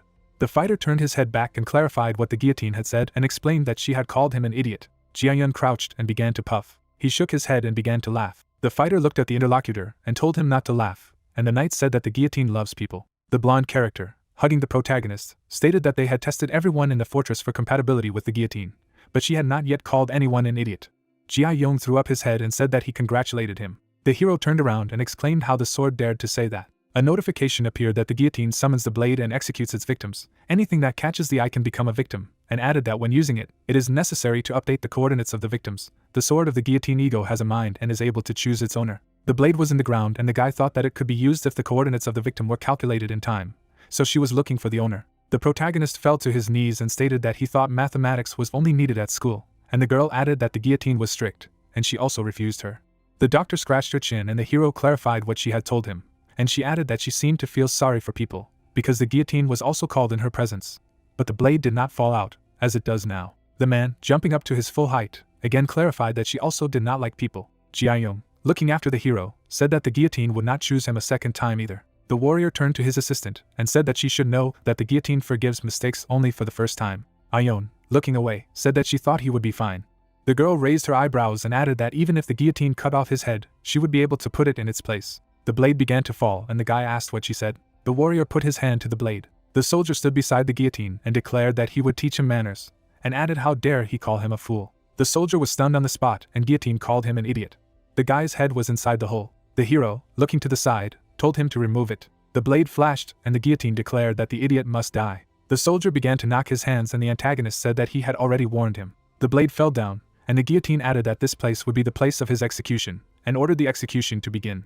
The knight looked in front of him. The guy raised his hand and exclaimed that it was a zombie mask. The fighter, conjuring his hands, said that it was for self-defense. The aura covered the guillotine. The guy added that the guillotine was the first to start. The warrior threw his head up. The blade wobbled and he explained that the guillotine was shaking. The man, his eyes flashing, exclaimed that he had declared to remove it. Puck grabbed onto the killer and thought that the guillotine was not going to be removed. The fence disappeared in front of the hero. The guillotine stood beside the hero and again called him an idiot and added that he was terrible. The soldier grabbed his weapon.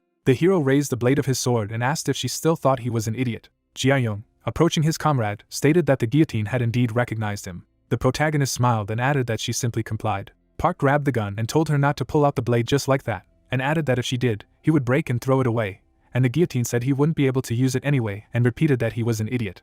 The warrior twirled his sword in his hands, and the guillotine called him an idiot again. The guy hit the girl with his shoulder. The doctor leaned over and asked how he managed to make sure that the blade did not appear again. The girl was glowing with happiness, and noticed that she had never seen such properties of a sword. The white knight looked at the warrior and explained that they needed to see what he was capable of. The soldier smiled and the guillotine said that he was an idiot. The fighter stood with a sword in his hands, and the knight urged him to do something quickly. The soldier pursed his lips. He pointed his blade at the stone. The guillotine shook and the guy summoned a sword. The hero threw his gun forward and shouted about the sentence. The guillotine, glowing red, again stated that she had said that he was an idiot, and added that the coordinates of the idiots could not be calculated. The protagonist looked ahead and asked what that meant. The blade stuck out of the ground. Jia-young, putting his hand to his mouth, explained that this could also be called progress, and the fighter added that thanks to the hero, it was now possible to move the guillotine, but apologized that his words did not help in the least. The man gathered himself and asked how the guillotine had managed to get here. Ayon, looking to the side, stated that she had sailed by sea, but added that attacks had become more frequent since her appearance, and no one knew how the third person knew about it. An image of a memory appeared and the doctor said that a fog suddenly appeared in the sky, and added that it was impossible not to notice it here. The girl raised her hand and asked if he had seen the sea on the way here. The hero, looking at the ship, said that there was something like a ship, and she said that it was not like, but a ship. The protagonist looked up and clarified what it was. Jia-yun waved his hand and stated that this was their hope, and added that once the ship was ready, they would leave here, and the guy thought that in order to build a ship, it was necessary to use the wreckage that supports the fortress. The soldier looked ahead dumbfounded, saying that he wasn't sure if they would succeed, because there was no rubble left even for battle, and added that he would have to hold on until they finished building. The guy looked after the departing warriors and asked what they intended to do with this leopard. The doctor turned around and said that there was nothing they could do about him, and added that they were now acting without the help of a third. The cavalry would not reach the sea, and he thought that it would not be so there. The protagonist looked ahead with disappointed eyes. The leopard was sitting at sea and the hero explained that the third now did not see the need to do anything, but when the cavalry was immobilized, he would not stand aside. Ayon and his comrade walked forward, and the warrior declared that he did not think they did not understand this, or that they were so indifferent that they did not pay attention. The soldier bowed his head and exclaimed that it was he. Here he was. The inhabitant of the fortress, looking ahead, declared that he was a hero, and wondered how he managed to bring the cavalry here, and added that he had repulsed the attack on the fortress. The knight stood behind and said that the rumors were spreading, and added that he had come to help them. The resident of the fortress, standing next to his comrades, again stated that a man had come here, and they were alive thanks to him, and the blonde character suggested that they should not stand here, but go get food. The resident looked at the soldier and said that they would treat the hero, and asked not to refuse dinner. People clung to the protagonist from all sides and announced that they would have a feast for their zombie masked hero, and the guy clarified what Jia-young had done. A bowl of borscht was on the table. The soldier glanced at the modest treat, and explained that it was just a bowl of porridge and added that the others had smaller portions. The man put his hand on his shoulder and said that everyone had already heard, but he would say again that this man had defended the ruins of their fortress. The knight raised his hand and said that they thanked the zombie mask for his feat and courage, and added that they would party all night. A resident of the fortress, leaning over to the guy, said that he was grateful for coming to the rescue. The resident smiled and told the hero to eat and not be shy, and added that this was all they could treat their savior to. The guy was sitting with a spoon in his hand and the soldier shouted that thanks to him they had hope. The warrior stared at his plate. The character sat among the residents and thanked for the treat. The warrior exhaled steam. The soldier sat by the stone and said that he was relieved. The knight crept up to the hero and asked him what it was like to be a hero. Park turned to him and said that it was too much, and he could no longer use the guillotine. Jia-young, looking at the protagonist, explained that it was enough to talk about the guillotine, and added that he already had a headache, and it was better to tell where it came from. The hero, looking ahead, explained that his friend had asked him. The blonde character, sitting next to him, clarified what his friend had asked for, and added that squishy Yuk Dong-ho was still alive. The sea was lapping into the sand and the warrior said that it was good that he did not come here himself, and added that he would remember it, and it was Yuk Dong-ho who told about the situation here. The sky was covered with clouds. The fighter looked at the sky and clarified that a cross also surfaces at night. The knight raised his head and clattered. The fighter put his fingers to his forehead and stated that he was constantly lacking strength because of Yuk Dong-ho, and added that after the appearance of the third one, his abilities decreased, and the warrior asked why the hero kept clicking his tongue.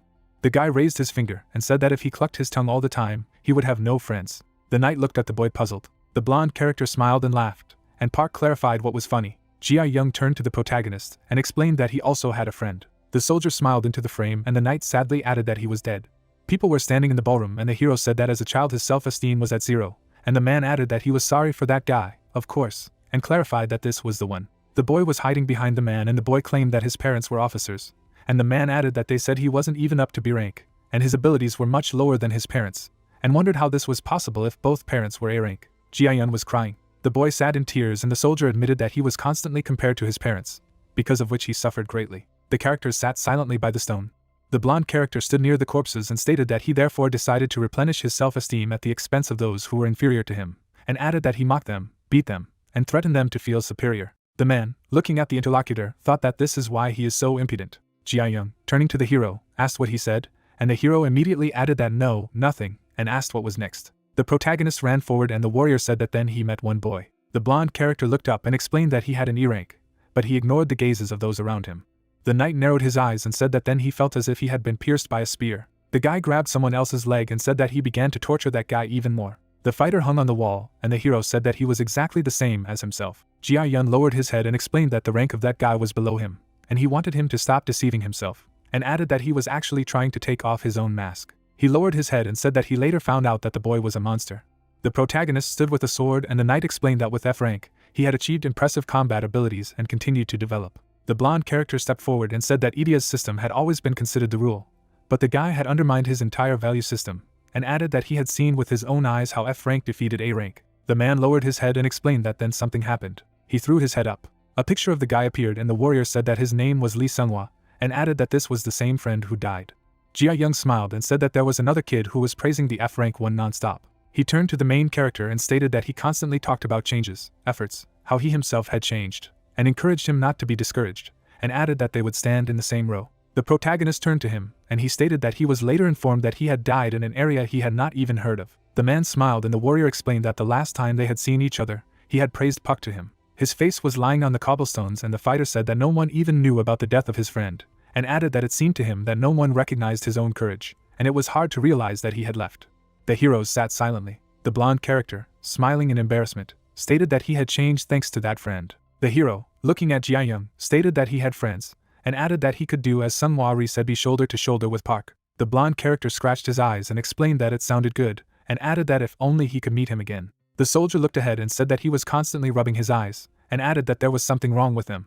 The fighter, leaning his head on a stone, said that the more debris needed, the more workers were needed, and added that even the chief of staff did not know the exact number. A drop fell to the ground. The soldier raised his head and exclaimed that it was raining. The guy grabbed his friend's hand and said that he needed to go inside, and the protagonist added that he wanted to ask something. The man, looking at Jiayun, wondered how it was that he began to participate in the construction of the fortress. The man looked down and stated that they were trying to contact the Illuminati, and the guy clarified what it was. The blonde character, looking at the warrior, stated that the Illuminati are so-called people from the world, and added that there are several reptilians among them. He turned away from the hero and stated that he didn't know anything at all, and added that reptilians were half humans or even more than half humans. An image of creatures appeared, and the fighter explained that in simple words they are reptiles who pretend to be people, and added that they are part of an organization that has power and authority, although they do not show themselves in public. The protagonist, looking ahead, said that this was some kind of nonsense, and added that although he had already seen talking rats, but that the world was made up of reptiles. The hooded soldier looked up, and the soldier stated that the Illuminati had first offered to meet on Houndy, and added that was why he had gone there. The warriors walked around the field, and the hero said that when he arrived, there was no one there, and added that the hero should have fled too, because the Illuminati merged when they heard that the third was moving south, and then it was no longer the time, and they realized it too late. Jiayun, covering his face, explained that it was not the time then, and they realized it too late, and added that it was not so easy to track their movements now, because they got the hang of it. The sea was agitated, and the guy clarified whether their country was really in Maginot mode. The drops fell to the ground, and the man said that yes, at least as far as he knows, they are the last in the corners of the country, and added that there are many people, but they support the activities of such a group. The soldier raised his finger and clarified that there were people like the adjutant, and said that he did not think that he could not return from hell. The blonde character, turning to the protagonist, said that if the hero asks about Lee Xian, then he is now busy with something else. The earth shook. The rain was falling, and the soldier exclaimed that an attack had begun, and added that it was cavalry, and ordered everyone to take up their positions. Jiayun, looking at the threat, exclaimed that damn, it was already the third level, and the guy clarified what it meant. The knight looked to the side and stated that the first level was the formation of the cavalry and the start of the battle, while the third level meant that the fortress wall had been destroyed, and added that the second front line was along the outer wall of the fortress. The main character ran and explained that this had never happened before. He looked sharply to the side. The leopard lunged at him and declared that it was time for them to rule, and added that they were using their queen, and suggested that they try to stop them. Fragments were lying in the ground. The pole struck sharply. The impact occurred on the ground. The knight strode forward. The warrior stood on the wall and shouted. The enemy, clutching the remote control, said that it was easy. The loaf was lying on the ground. A blonde character, standing near the hero, called out to him and said zombie mask. The hero rolled up his sleeves and told him to climb the wall and deal with those who had infiltrated, and added that he would take care of those outside, to which the knight objected. Garbage was lying on the ground and the warrior explained that there was a lot of garbage and shrapnel here. The blocks fell down. The soldier looked up and the guy stated that he was even more so as to be able to pull out a stuck trash can for the toilet, and added that his fighting abilities were Zua, group combat limited to the streets, ignoring superiority. Materials were falling down. There was an explosion. An aura enveloped the wall. The man, looking at Jia Yung's problems, said that there was clearly something wrong with his eyes. Jia Yung, gritting his teeth at the protagonist, said that instead of worrying about his eyes, it was better for the hero to smash the pillars of these cavalry, and added that he could do it. Puck looked at him and said that he would be back soon. He rushed forward abruptly. The guy raised his hand and told him not to think of dying. The ground trembled. The man, looking for favor with his eyes, said that he needed to see where the third was. The leopard looked ahead. The fighter stood in front of the monster and declared that it was there, and added that he did not even dare to look in its direction. The protagonist reached for the mask and explained that there was a nurse, so he would immediately make every effort. The bottle fell down. The hero, looking at the opponents, said that there were 3 on the right. The warrior looked around and realized that there were 2 on the left. The warrior took off. The knight stood in the distance. The club shook on his helmet. The soldier struck. The character, standing over the corpse of the enemy, said that -1. The man, looking at the columns, decided that it was probably not worth breaking this pillar, and added that it would be better to lower it down. The warrior took the column in his hands. The soldier smirked and thought that he should take the materials at the same time. The girl looked up and exclaimed that it was a zombie mask. The soldier landed on the floor. Ayon applied healing with her hands, and the protagonist thanked her. The guy jumped up and explained that he would lower the poles, but added that he should wait, as he was not yet fully healed. The hero set up a second column and said that this was the second pillar. He omitted another one and said that it was the third. The soldier held the column with his hands and reported that it was the fourth. People raised their fists and exclaimed that now they could stop the attack. Ayon, holding out her magic hands, said that Mr. Zombie Mask should wait a while. The man, standing in front of the doctor, said that she would forgive him, since there was one more pillar left. The guy jumped and said that he would be back soon. He landed on the ground and reported that it would be 5. The protagonist turned his head and said that the army was defeated, and added that he thought it was time for the hero to crawl out. The leopard walked towards the warrior. The beast struck the ground with its paw. A third, turning to the hero, asked how he could be a man. He leaned over and declared that such a body contained a power comparable to his own, and added that he would make the hero his queen. The horses were marching after the creature, and the man thought that the cavalry had also come with the hero, and added that there was no point in fighting them, so he would have to trust the team. The main character threw his glance at the opponent, and said that that cat was talking some nonsense, but added that it was even better.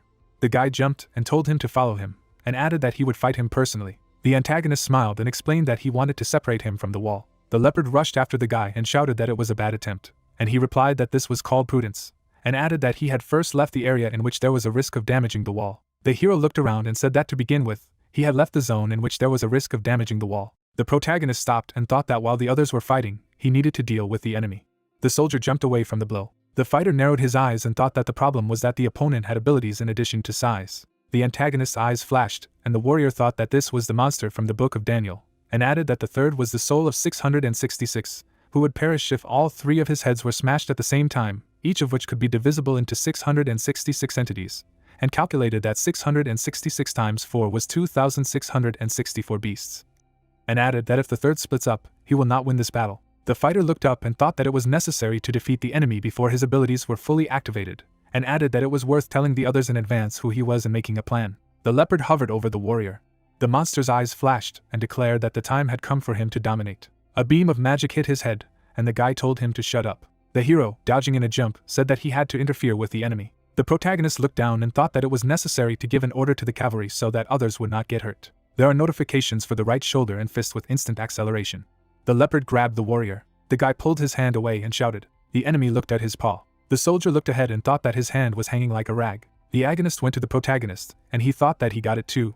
The man dodging said that if damage was inflicted on him, then it was only to his advantage. A notification appeared, which explained that the spirit of killing is reprisal, and added that it sees the enemy, and the wounds inflicted by the skill do not heal and continue to expand, and the longer the battle lasts, the better the skill detects the enemy's movements. The enemy rushed at the hero and asked where he learned such words. The hero, jumping on his opponent, said that he offered him to become queen, but he did not intend to play chess with him. Blood gushed out of the enemy's head. The fighter, having struck the enemy, said that he would not allow him to continue roaring. The warrior turned. The leopard looked ahead and the soldier warned that the head was attacking from behind. The warrior landed on the ground and declared that it was the only one who did not roar. The soldier turned his head and added that it meant something important. The protagonist smiled and exclaimed that this was it. The man, jumping to the fourth head, said that she, apparently, behaves quietly, she is special. The fighter swung and said that she was in charge. The enemy looked ahead and noticed that Park was attentive. The hero was flying down. The enemy attacked the protagonist from his mouth. The guy collapsed to the ground. The warrior looked ahead and asked where he was hiding. He gritted his teeth and said that he understood where he was. The warrior, standing in the leopard's mouth, explained that he had decided to take a nap. He smiled and added that there was such a fuss about it. The man turned to 3 and asked if he was confident that he could handle it, and the head added that it was hard for her to fight while she was covering him. The man flashed his eye and told him not to forget why they were here. A third, lowering his head, declared that he was right, and added that he understood. The man jumped out of hiding and said that if he understood, then he needed to move forward. The antagonist turned to 3 and explained that he should fight this bastard. The monster from the book let out a black aura and replied that it was good. The leopards rushed forward. They flew to the fortress. The soldier knelt down and shouted that they had to stop. A man fell down next to him and ordered them to stand. He smiled and said that he remembered one guy in a mask, and offered to see who was under the mask. The protagonist looked to the side and cursed. Leopards flew around the fortress, and the warrior reported that the fortress of Houndy was in danger of being captured. Bun looks at the leopard army and curses aloud. Doors with wings fly above people. The blonde looks at them and notes to himself that they are small but still part of the third, then wonders to himself that he hid his ability to separate. The guy in glasses makes a doomed face with the thought that with such a skill the beast would have defeated it long ago. He gritted his teeth and said to himself that the monster had been playing with them all along. Bun sends shells with the words that the leopard should come out to fight fairly. The attack is hit by a swarm of clones. One of the monsters attacks the blonde. The young man parries the blow. The beast rests its paws on Bun's weapon and declares what a pity it is, because he wanted to test his power against him a little more. The young man in glasses opens his mouth wide and demands to remove his paws from his sword. He pushes the clone away, screaming for him to die. The blonde man turns to ask what is going on inside. A leopard rushes next to a guy with a metal object in his teeth. Bun makes a shocked face with the thought that it was the guillotine. An army of identical beasts follows the leader. The blonde notes to himself that the distracted gather around the one who bit the weapon, then adds that they are all gathering. The guy makes an amazed face with the words that this cannot be. He turns to his ally and orders him to run inside, to which he asks what about the defense. Bureau's face freezes. He says that it doesn't matter now. A huge leopard soars in the air above the young man. The blonde looks up and curses. An explosion thunders. A guy in glasses is lying on the sand. He tries to stand up with the words that he has had enough. Green energy appears around his body. Someone is talking about help. Bun turns his head to the south and calls her a medic. The girl covers one eye and says that she is glad that the young man is alive, then asks what happened here. The blonde man frowns and reveals that the third one made it to the guillotine, after which he declares that it doesn't matter now. He looks at the girl and asks her to forget about the other wounded for the time being and save her Idia for him, to which she agrees. The guy with glasses shifts his gaze. The red-haired woman asks what he is going to do, to which he replies that he needs to buy time. He holds out his hand. Sand pillars rise into the air in front of the young man. The leopards' heads make fierce faces. He reports that he hoped that Byun would last a little longer. Huge shells fly at it. One of them hits the beast's head. Behind the yellow stripes is a blonde. He holds his hands up, and the monster states that it was a white knight. The monster deflects attacks with its wings. He bares his face and states that, as expected, the young man's power is impressive, but still far from his. A man in glasses furiously washes his mouth and shouts for him to close his mouth, then claims that a leopard is worse than garbage. He lifts several sand pillars into the air. Cylinders hang over the beast. They fall on him. Projectiles explode on impact with the monster. The guy stretches out his hands in the direction of the flashes and loudly asks the leopard how he is doing. The young man smiles and says that he needs it to buy some more time. He makes a surprised face. A huge monster with wings rises in front of him. Bun grits his teeth and says that the third is incredibly strong and tenacious. Steam comes out of the leopard's mouth. He calls the young man a white knight. The monster looks at him with red eyes and informs him that he would love to check again whose power is stronger, but unfortunately, he can't waste any more time. The monster opens its mouth and screams for the guy to kill himself. The blonde clutches at his throat. He grits his teeth. Park dodges Young's punches. The man smiles and declares that the hero is dodging like a rat.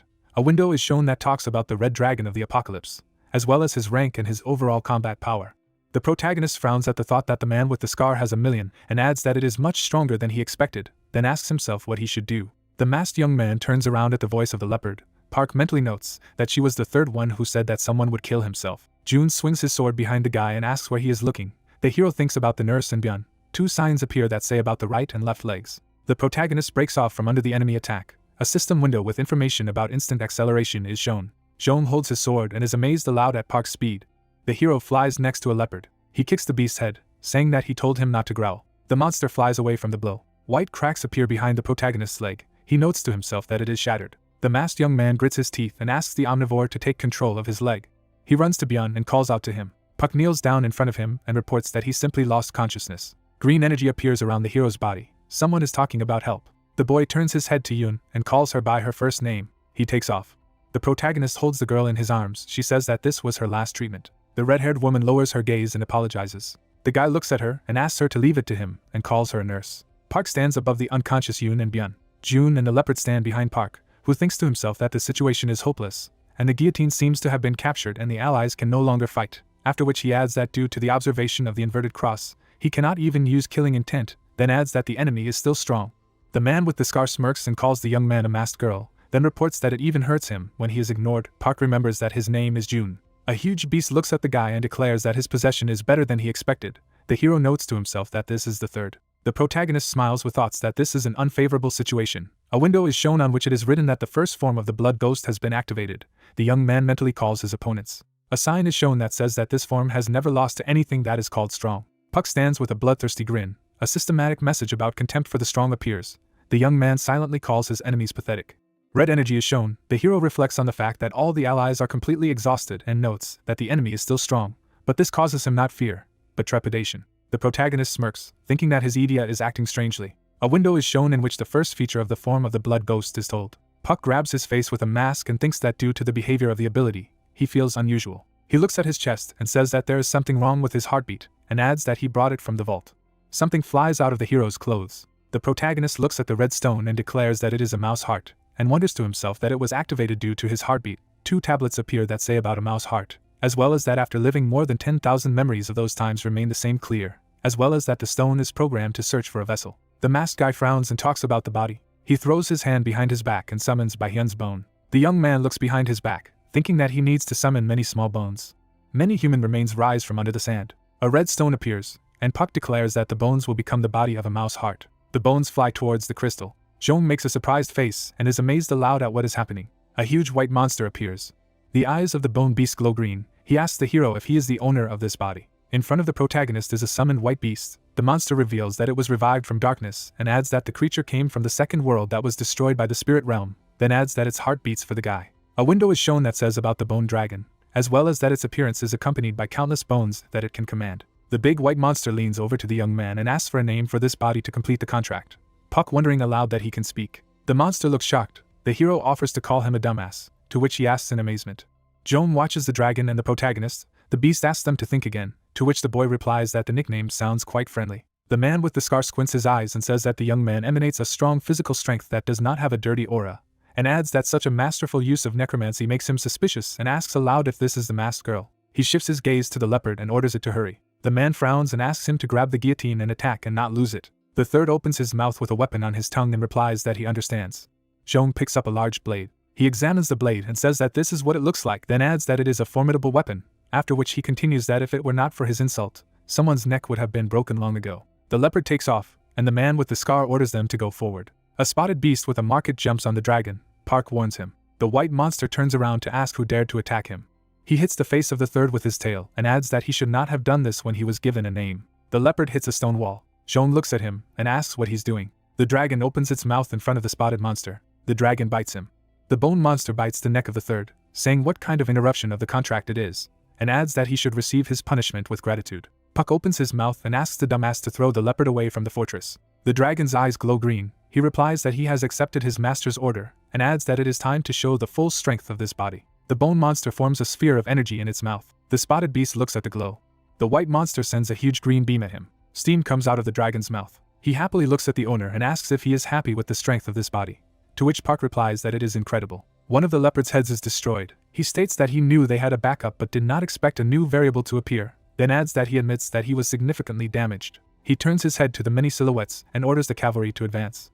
A lot of knights are moving through the desert. The hero sighs with a smile and orders the stupid woman to burn from. The dragon leans over to him and informs him that he used all the dark breath, so he is tired, to which the protagonist is surprised aloud. The bone monster adds that this beam cannot be used several times a day, to which the guy replies that he used a different technique. Puck turns his head and says that if the cavalry attacks, they will not be able to fight back. The white monster asks not to worry. The dullard opens its mouth with a green haze and orders the immortals to rise.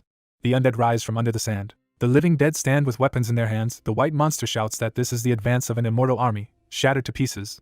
A window is shown in which the army of skeletons of the bone dragon is described. A lot of summoned corpses attack the cavalry. Leopard looks shocked and wonders aloud that they have also summoned soldiers, then adds that this is another move after which he cannot obey. He opens his mouth and shouts at the undead to obey him. A white haze surrounds the skeletons. The eyes of one of them glow green. Summoned corpses attack the cavalry. The dragon laughingly declares that it will not work. The third makes a surprised face and says that this cannot be. Zhong rises from the rubble and asks what happened. He stands next to the leopard and reports that the spotted roar did not work and wonders where the undead came from. The man with the scar raises his hand with a red haze. He declares that he is left with no choice. A man stretches out a shining hand and talks about the curse of the world. A sign is shown on which it is written that the designated target will hear all the curses that have ever existed. Burgundy energy surrounds skeletons. They lower their heads. The dragon roars. The white beast falls to the ground next to Puck. Zhong approaches the hero and addresses him as a fellow necromancer. The man with the scar makes a crazy smile and declares that the bones he was proud of have fallen. The protagonist sighs and notes aloud what he was called. He touches the dragon's palm and asks what the man's words mean. A window is shown that says that the form of the bloody fight gives immunity to psychic attacks. A red haze surrounds the bone monster. Burgundy energy moves through it. The monster's green eyes glow behind the guy, who declares that he will continue to fight. Zhong looks shocked and wonders aloud that it is moving. He dodges the attack of the monster's paw. The man furrows his brows and notes out loud that Puck ignored his Idia, then asks what he is. The dragon laughs and says that their bodies have risen from the darkness. The hero reveals that his summoned creature is a bonehead, and he himself is a zombie mask. Servant Pecta stands up and asks if they have lost their minds, then adds that they dared to mock the first beast. He makes an angry face and reveals that he backed down because he was curious to know the protagonist, then adds that he won't hold back now. He raises his palm and claims that he will wipe it off the face of the earth. A tablet is shown that describes the Armageddon ability of the first beast. The young man makes a surprised face with the thought that his enemy has decided to use this skill. Puck jumps from his seat. June blocks the hero's kick, who yells at him to stop. The man with the scar laughs and declares that it is too late. He squints his eyes and adds that the rain of fire will continue even if he is stopped. The protagonist opens his eyes in amazement. He turns and orders the dragon to protect the humans. The leopard attacks a bone monster that wanted to say that he understood the order. The third holds the guy summoned by the monster and declares that even if he breaks him, he will not retreat. The young man looks up with thoughts of what has begun. A lot of bright flashes light up the sky. Park mentally says that this is Armageddon. Blocks of fire fall from under the clouds. The leopard restrains the dragon and reveals that it is checkmate. Zhong smirks and tells the necromancer that if he has some trump card left, then it's time to get it. The protagonist makes a discouraged face with the thought that he could stop it with the help of an omnivore, but then he will reveal his identity, and they will summon Satan or a third person. Yun and Byun lie unconsciously on the ground, the masked youth silently pondering what will happen at this rate to those who have fallen. Puck lowers his eyes. He sits next to the blonde. The hero stands on a white background and reflects on the fact that he has no choice. The protagonist raises his hand and silently declares that he must do everything in his power, and calls out loud for the omnivore. He turns his head in surprise. A sandstorm is shown. The young man is amazed aloud at its appearance. The wind is blowing.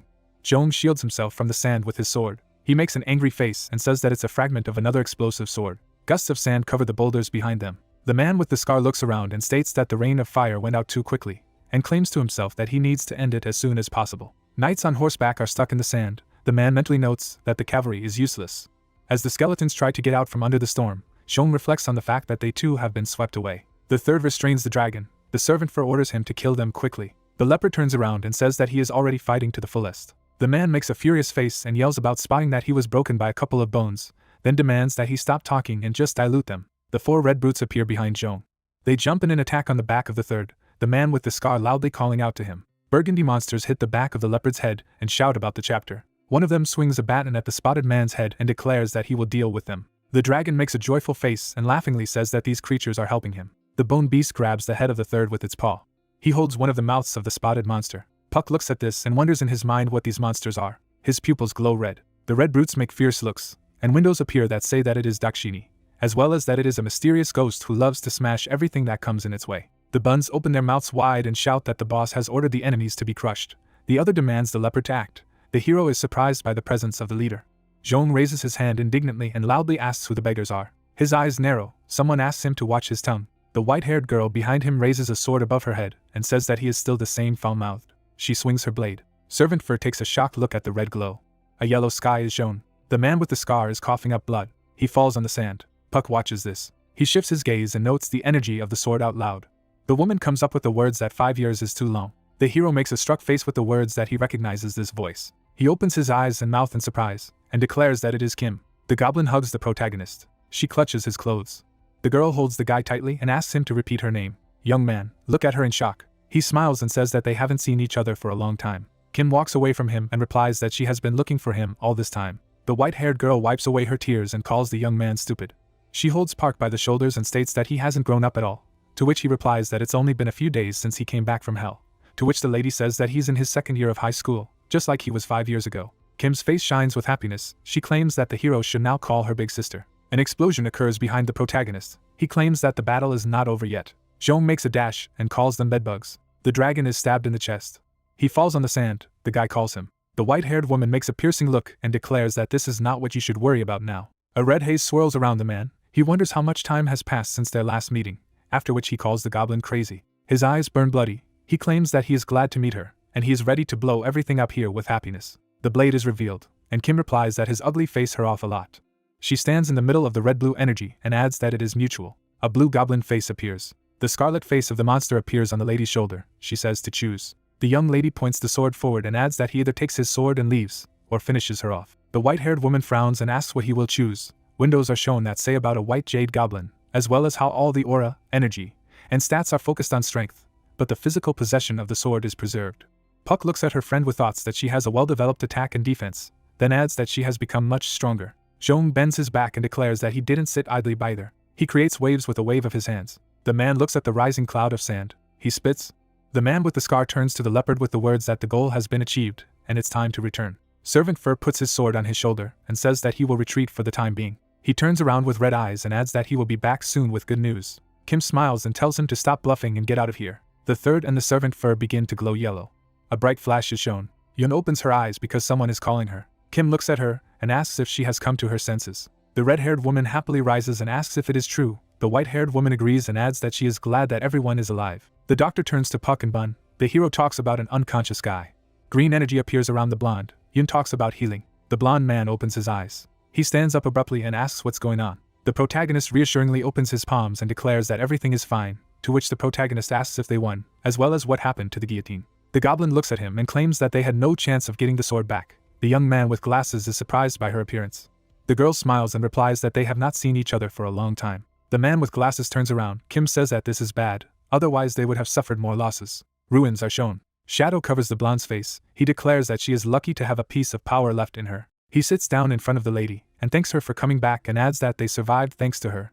Kim smirks and notes out loud how he has grown, that he even thanks her, to which he asks her to be quiet. The group sits on the ground. Byun asks with the third in June. Park reveals that they forced them to retreat. The blonde man rises and claims that they can return and adds that it is time for them to leave. The protagonist asks where, to which the blonde reveals that he will try to hide on the nearest island. The goblin looks at the head and suggests that he go west, as there are many more small islands. Bun closes his eyes and says that he would like it himself, after which he adds that he cannot go that far with so many people. Kim turns to Yoon and asks if she has any bag. She replies that she will bring it now. The goblin brings the blade to her hair, and adds that there is no sword anyway. She cuts off the locks and continues that a monster like the third one won't be able to track them. Behind the lady, 3 brutes appear. A guy in glasses wonders aloud who it is. The monsters ask him for food, who replies blonde that it is Dakshini. Redskins take a hair. The girl says that they usually suffer from headaches, but eating parts of her body softens it. The brutes make satisfied faces. One of them declares that it is delicious. Longhair stuffs her hair into her bag and asks to take the chapter with her, and adds that it will work if you give it to her. The monster approaches in surprise and asks the boss if she wants to leave them, who replies that they should just help until everything settles down. Kim stands in front of Dakshini and tells her that when she returns, she will grow hair and nails that they can eat, to which she replies that she will help as much as she can. The goblin raises his hand and tells his teammates to leave as soon as possible before Jong and third return. Yoon nods, Byun agrees, and the red-haired woman asks if they should say goodbye to the zombie mask. Rai makes a surprised face. He opens his eyes with thoughts that he has understood something. The protagonist kicks the leopard. He thinks about what will happen if he takes off his robe. White stripes appear around the guy's leg. He thinks that all the suppressed shocks will pile up with all the force, and he will be unconscious for several days. The masked youth lowers his eyes and thinks about the commander and the doctor. Red Hair and Bayun approach him. Yun asks Park about his fear of pain. The blonde man says that the doctor will cover for him, so he can take it off, to which the hero sharply replies that this is understandable. The protagonist smiles and says goodbye. The red-haired woman and the young man in glasses make surprised faces at the guy's words. Blonde blushes and says it's embarrassing. Yum claims that they will definitely meet. Puck bends his knees with a smile and informs the red-haired man that he's hoping for her, to which she says she'll do her best. The robe begins to move. The hero orders to take it off, and silently hopes that he will not die of shock. The protagonist makes a startled face. Bun calls it a zombie mask. He falls on the young man in glasses with his gold. He thanks Puck. The cloak disappears from the hero. The blonde adds that they will meet again and calls him garbage. Blood flows down the protagonist's smile. A gray sky appears, a young man in a mask silently answers the head positively. A huge building appeared, the Presidium of Pyongyang. Several animals lie in the cave. The lion raised his head. He got up on his paws and said that the third one was coming back before they had agreed. The Beast King's eye lit up. On a stone pedestal lies a monster with several heads. The first monster of compassion adds that it is difficult to sympathize with such a species. The man froze at the sight of the animal. It said that it looked like something bad had happened. The man in white clothes, opening his mouth, said that he really needed to report everything to the interlocutor. Let him shut up. The man who picked up the cleaver said that he needed a lord to stop talking. Peck froze in the air and said that he was already there. The red dragon, going downstairs, said that it seemed to have something to tell him. He grabbed his cloak and assumed that there must have been a variable in the fight that made the fight more difficult. Peck stood on a pedestal and ordered the beast to report on the situation. The boots stomped on the ground. The dragon explained that week the first beast had recovered the guillotine, a fragment of a sword in South Korea, and presented it to his master. A man presents a weapon to his lord. Satan's eye shone yellow, and he said that the guillotine, this fragment really suits him, but the shape is quite bulky. A huge cleaver lit up in the mercenary's hands. The weapon turns into particles. The servant of the Peck is indignant. The blade transformed into a small wand. The lord said that it was predictable because he was Satan. He looked at the stick and said that the weapon fit perfectly in his hand. The servant, sitting down, reported that he had urgent news. In the process of capturing the guillotine, there was an obstacle because of the Idia. The red dragon, turning his gaze to the man, was indignant. The scarred man frowned and said that he had mistaken the threat for the protagonist at first, but it wasn't his energy. The crystal heart hovered in the air. The servant adds that the hero was strong even alone and summoned bones, controlled the giant bone dragon and bone soldiers. He is a necromancer. The interlocutors turned back. The lion asked if the guy really controlled the bones. They confirmed. The monster, bearing its fangs, explained that when he fought him, he summoned a huge bone. The king of beasts lies under the weight of a bone structure. Dark energy flows from the protagonist. The first monster of compassion said that this power allows him to appropriate the soul with weapons. He must have become much stronger after gaining this ability. The man in white, turning around, clarified so it was a puck. Peck approached the servant and told him that the hero's Idia had intensified after returning from hell. The interlocutor replied that he was too careless and could not catch his aura. The red dragon looked ahead. The man ended up in the guillotine. A huge guillotine appeared. Satan said that weapons work just like that. The mercenary, putting his hand on his knee, asked if he was no longer needed. Why get rid of him like this? The master waved his wand and explained that he just wanted to test the weapon. He wouldn't be so stupid to eliminate his slave with his own hands. The wand flashed in the hands of the master, who said that the servant had a lot to do. The man, opening his mouth, said that this time the Peck was able to use the weapon. The red dragon turned to the lion and said that now his interlocutor would go to Kim Il-jun instead of the third. Lev lowered his head and said that he would gladly sympathize. Waves crash against rocks, west coast. The hero woke up. Kim, opening her mouth, asked if the puck had woken up. She is carrying a guy. He quickly jumped away from her. He clenched his fists and asked why she was carrying him, if it was normal for princesses. My partner smiled. She put her hand to her ear and explained that in order to bring out the emotions of the puck after so many years of separation, she could not get enough of it. The man grabbed his face and asked where his mask was. The cover attribute levitates. The hero grabbed his thing and asked if it was the sand that gave him the mask. He holds the mask in his hands and thinks that this mask was temporary to hide his identity. However, the mask may have even figured out his identity. The hero looked down.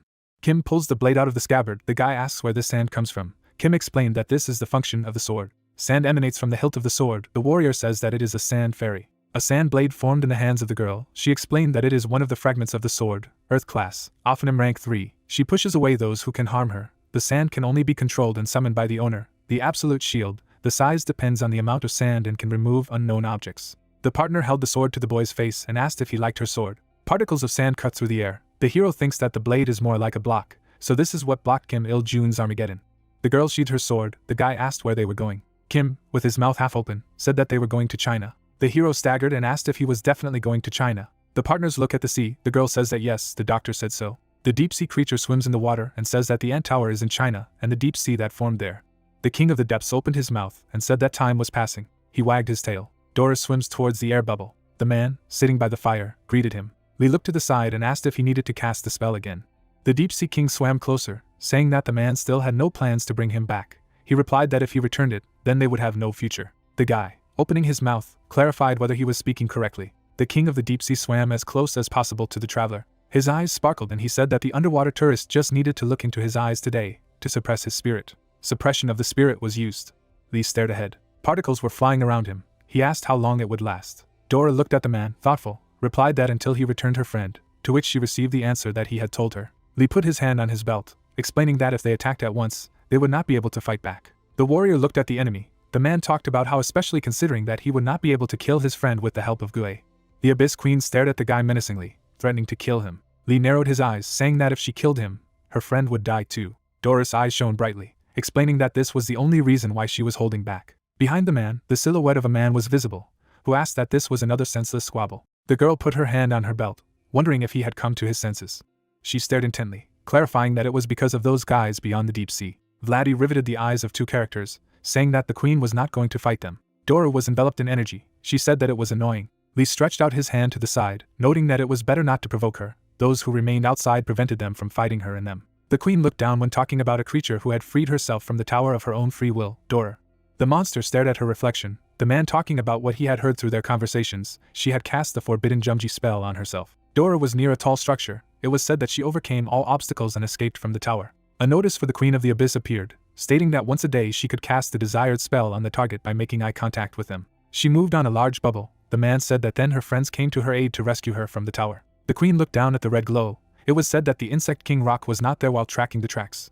Lee looked at Dora, remembering that they had run into him right after he returned from prison. The warrior brandished his swords against the background of the explosion. It was said that the man managed to take off half of Dora's body with the help of Gui.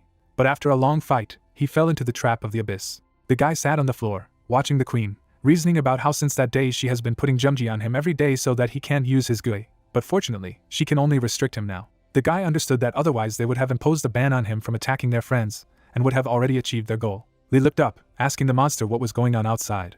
The queen looked attentively, answering that everything was as she had said before. Vladdy held out her hand, wondering if there was no one there, and she was lying to avoid a fight. Couldn't they verify her words? And how could they trust her? The monster replied how infuriating she was. Her eyes filled with magic as she declared that there was no need to talk to her. The girl turned her back, noting how harmful she was. Vladdy looked in the other direction, reasoning that the guy knows that there are still enemies outside. He just does not understand what to do next.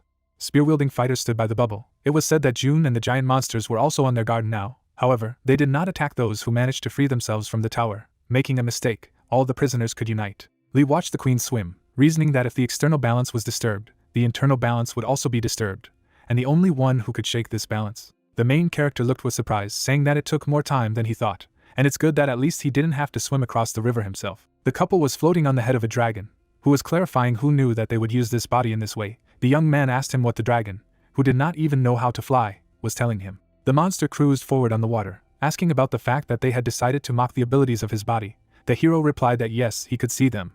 Park turned to the girl, asking about the fact that she had been traveling alone all this time. Kim clenched her fists in anticipation, wondering if she wanted to hear the story of how she was looking for her silly hubby. Replied that sometime later. They looked at each other when the protagonist asked if she had met Sun or the zombies. The girl lowered her head, replying that to be honest, she didn't know where they were. The last time she saw Sun and the zombies was 3 years ago, hearing that they had moved to Kanwon-do. The young man was stunned by what he heard, wondering why they had gone north.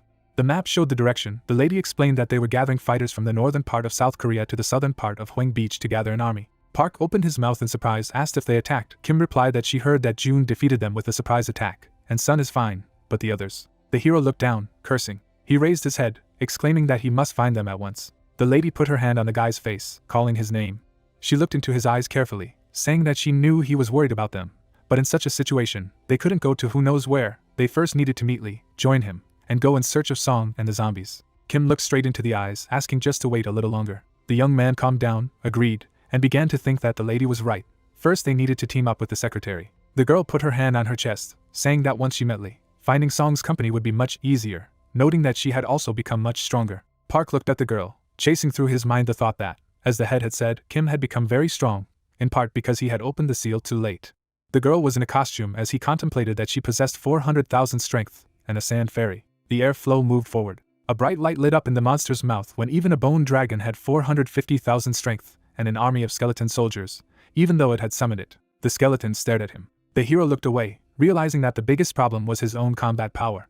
A notification appeared about Salgviti, a ghost-killing fetus. The young man noticed that it controlled the intent to kill, but did not break the mad ghost habit, and thought that if the synchronization rate reached 100%, he would have enough power to rid the higher beings of the seal, and with the first awakening stat, it had only increased by 1% and was now 11%. Puck clutched his chin as he looked at the message window, realizing that even if he used the scroll to match his opponent's strength, his body wouldn't be able to do it, and the funny thing was that the part was his idea. However, there were some points he still couldn't understand. A notification popped up about the initial intent to kill. The guy thought that the future representative, or assistant of the killer, was a version of the Jade Emperor. Drops of sweat appeared on the hero's cheek as he wondered that the use of the assassin's assistant required the permission of the world and God, and whether the future representative was somehow connected with the confidant. As it was generally understood, June was the only one, whether it was true.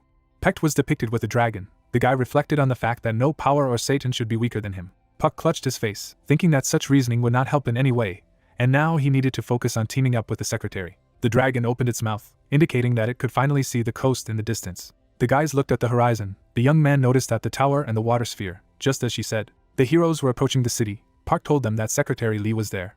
Two stood in the hallway, greeting. Jong smiled, asking if he remembered the people he had caught a year ago. The servant replied that they had been transported here. The scoundrel asked to bring them to him. The man looked at the cage where people were asking to kill him. He realized that they were too weak-willed to be useful. Jong gritted his teeth as he said that he had gone mad with just a few sips. The robed boy pointed the way with his hand.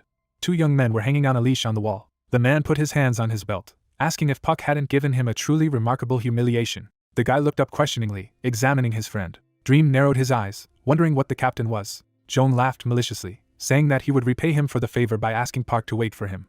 The lion monster towered over the fighters. The couple turned around when the hero said that it seemed that they had been figured out, and only in this place you could not use teleportation. Kim looked back menacingly, suggesting that he come back later. The young man froze, looked around, wondered if the two of them could not cope with the first one. The monster was looking up. There was a notification about the first monster, as the only one among creatures with a human heart, which is capable of unconditional empathy for humans. The silhouettes of the couple reflected on the bubble as they talked about how they didn't know what was inside this sphere, so there was no need to waste their strength. The girl did not take her eyes off the monster, asking that suddenly, they would use them inside, and other monsters would come to the rescue. The hero looked at the lady, realizing that Kim was right, asking himself that it was all because of the difference in experience after the opening of the seal. Wasn't she? She said that they could control their forces, could increase the number in just a couple of days, offering to watch them and enter there when they left. The young man agreed. The tower could be seen behind the sphere. A powerful flow of energy appeared at the body of the first monster. Jong appeared right in front of him. The lion tilted his head, asking that he had come. The man asked for a long time if there were any more snots here. The creature laughed, saying that he had prepared something funny. The scoundrel looked away, wondering if the first one was also in anticipation, wasn't he? Wondering how they would react to his gift, ordering the cavalry to line up. Kim was worried, looking at the guy, suggesting that he wait. Puck clenched his teeth, shrouded in magic. The girl turned to the side, wondering what was going on. The enemy was looking at the two guys who were hanging on the cross, calling them zombies. The lady abruptly turned in the other direction, realizing that she was wrong. Jong knew that they would come to him soon, and that Park would not leave if he saw a zombie, and started shouting something. Next to Kim, a beam of energy headed forward. The man raised his head, seeing a silhouette in front of him, asked what it was. The monster realized what it meant that he could not restrain himself. Puck landed next to them. He clenched his teeth as he called out to Jong. Jong put his hands on his waist, asking the lion if he was there, and the lion replied that he had been hanging around the corner for 30 minutes. The protagonist was shrouded in magic, talking about what it meant they had already noticed him, and now he had no reason to hide. The energy came from the young man. Jong smiled, exclaiming that he had not seen each other for a long time, paying attention to the deadly aura. The monster added that it was a complete misfortune. The hero narrowed his eyes, thinking that he would finish them off before reinforcements arrived. Puck spread his arms to his sides, shouting for the bone man to come out.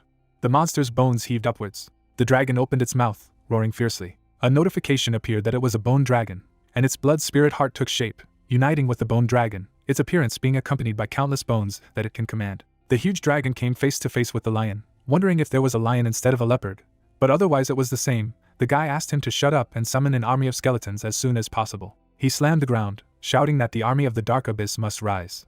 Skeletons appeared in front of them, glowing with green magic. The young man looked away, shouting about Wolverine, Kraken mode. The main character took the sword in his hand, illuminated in red. Kim was running behind, telling the guy that he couldn't fight them now. The young man turned to the girl, who tried to calm down. Park rushed to attack, apologizing. He called a bone Wolverine to follow him, which did not lag behind. The dragon was overtaking the lion. The young man was flying. I pounced on the enemy. The villain smiled, saying that he wanted to create a touching moment, but in response he received only hatred, and did it seem unfair to him. The guy swung his sword in mid-flight when a pink beam of energy appeared. The man looked around, saying that he was so upset that he was going to have fun with that girl. Puck gritted his teeth, not understanding if he was running away and what he was up to, realizing that he needed to save the zombie team now. Even if it hurt them, they would save them and come back later. The guy stood at the crosses, asking if everything was all right. Two recognized him as the captain. The young man cut the ropes, apologizing for being so late. He hugged the young people who stated that they had not seen each other for a long time, apologized, offering to talk later. The guy looked away, saying that he had to go to a safer place first. His saliva flowed. The young men's eyes shone brightly when one told the captain that they had not seen each other for a long time. The other added that it had been so long that he wanted to stick a knife in him. Danger awaited them from the outside. Puck grabbed the tentacles, saying that the Wolverine should not touch them. Blood spurted from his mouth. Two were swinging weapons. The young guy clarified that he had just met with them, and already turned the family. Sun noted that he just wanted to stab him with a knife. Kim was in a panic, shouting his name. Jong ran towards the girl, calling her a goblin. He pointed his finger at himself, asking if she should play with him. The lady flashed with two colors, asking to the scoundrel. Jong looked at her, saying that he would allow him to return to Huende. The scoundrel opened his mouth, exclaiming that he would teach her a lesson in manners first. A notification for the first beast popped up, where the designated target would hear all the curses that had ever existed. The girl looked at what was happening with frightened eyes. She fell to her knees, calling for Park. The man asked not to worry, and it would be over soon. Kim looked at the villain, against the background of the sphere. A beam of energy rushed into the ground. Puck was wounded, bleeding, and thought that this guy was finally there. The fourth monster stood in the dust, beginning to understand where they were. A huge monster stood in front of them, claiming to have found the main character. Blood flowed from the guy's mouth as he realized that he had finally come. The creature looked at the hero attentively. A notification popped up that it was a force capable of trampling on 3 other monsters. He wondered about a million. The bone dragon announced after looking at the lion that he was in danger. The monster attacked, asking to get out of the way. Lev smiled, calling this movement predictable. The fourth looked at the bone, wondering if he was Puck's new sweetheart. The dragon replied that his bones were filled with sheer darkness. The monster swung, striking a blow, asking him to shut up. Kostiana moved back. A ball caught fire in the monster's mouth after he threatened that his opponent would pay for it. The dragon attacked with the green energy of the opponent. The energy blow was directed towards the fourth.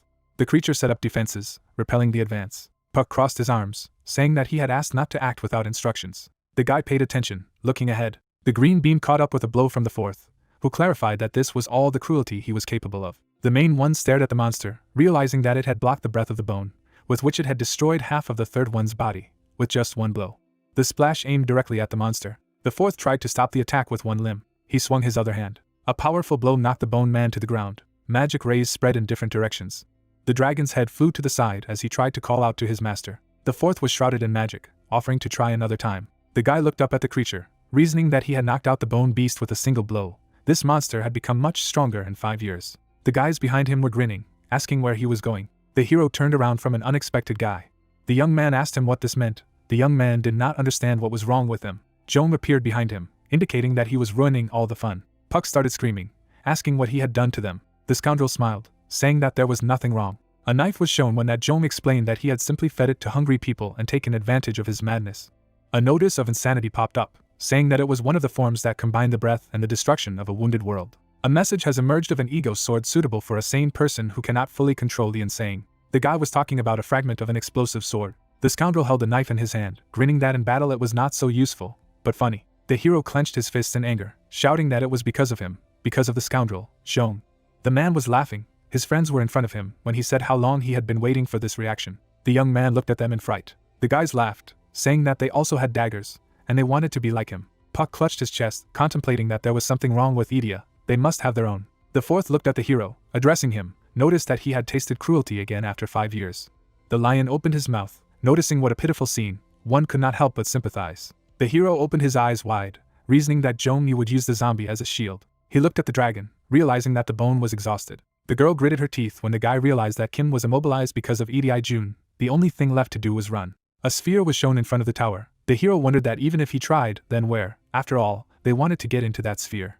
The armored knight was shown when he thought that there was one of the highest ranks of the tower inside it. The young man wondered if he could get out if he used the scroll by copying the physical power of the force.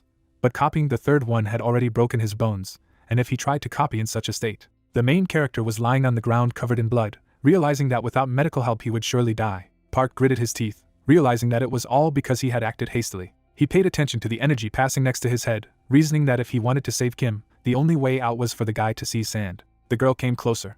She was heading towards him, calling him a bore, hubby. Joan looked at the lady, asking if she was still alive. The scoundrel smiled, remarking that she had always been like this, acknowledging her endurance. Kim bowed her head to the guy. The man said that he was giving her time to say goodbye. Park apologized, saying that if he could have saved her. The girl lifted the hero's chin with her hand, asking if Cinderella felt so interesting. The hero was stunned by what he heard. Kim shed tears, talking about how she had been desperately trying to find him for 4 years. But it seemed that her time was up. Puck stared intently, asking what she was talking about. The lady kissed the main character. A bright light shone around them as they looked at each other. The girl pressed against his chest as he called out to her. She abruptly thrust the weapon into his body. Small energy scattered to the sides as he looked at what was happening. Puck opened his eyes wide, not believing what was happening. The young man stretched his hand forward as the sand took him whole. Kim smiled. The girl shed tears, confessing her love to him. The sand took away the hero, who began to shed tears from what he heard. The girl looked at a large lump of sand. Jong stretched out his hand forward, not understanding what she was doing, ordered the first one to stop her. The lion rushed forward, clenching his teeth. The water appeared in drops. Kim did not move, watched the whirlpool that formed, thinking that she loved very much. Stretching out his hand forward, the hero shouted that he was not. The girl grinned slightly. She began to cry, saying that she loved him. The protagonist's eyes widened. Kim stared at the orb in silence. Frowning, the man shouted that this girl should stop her now.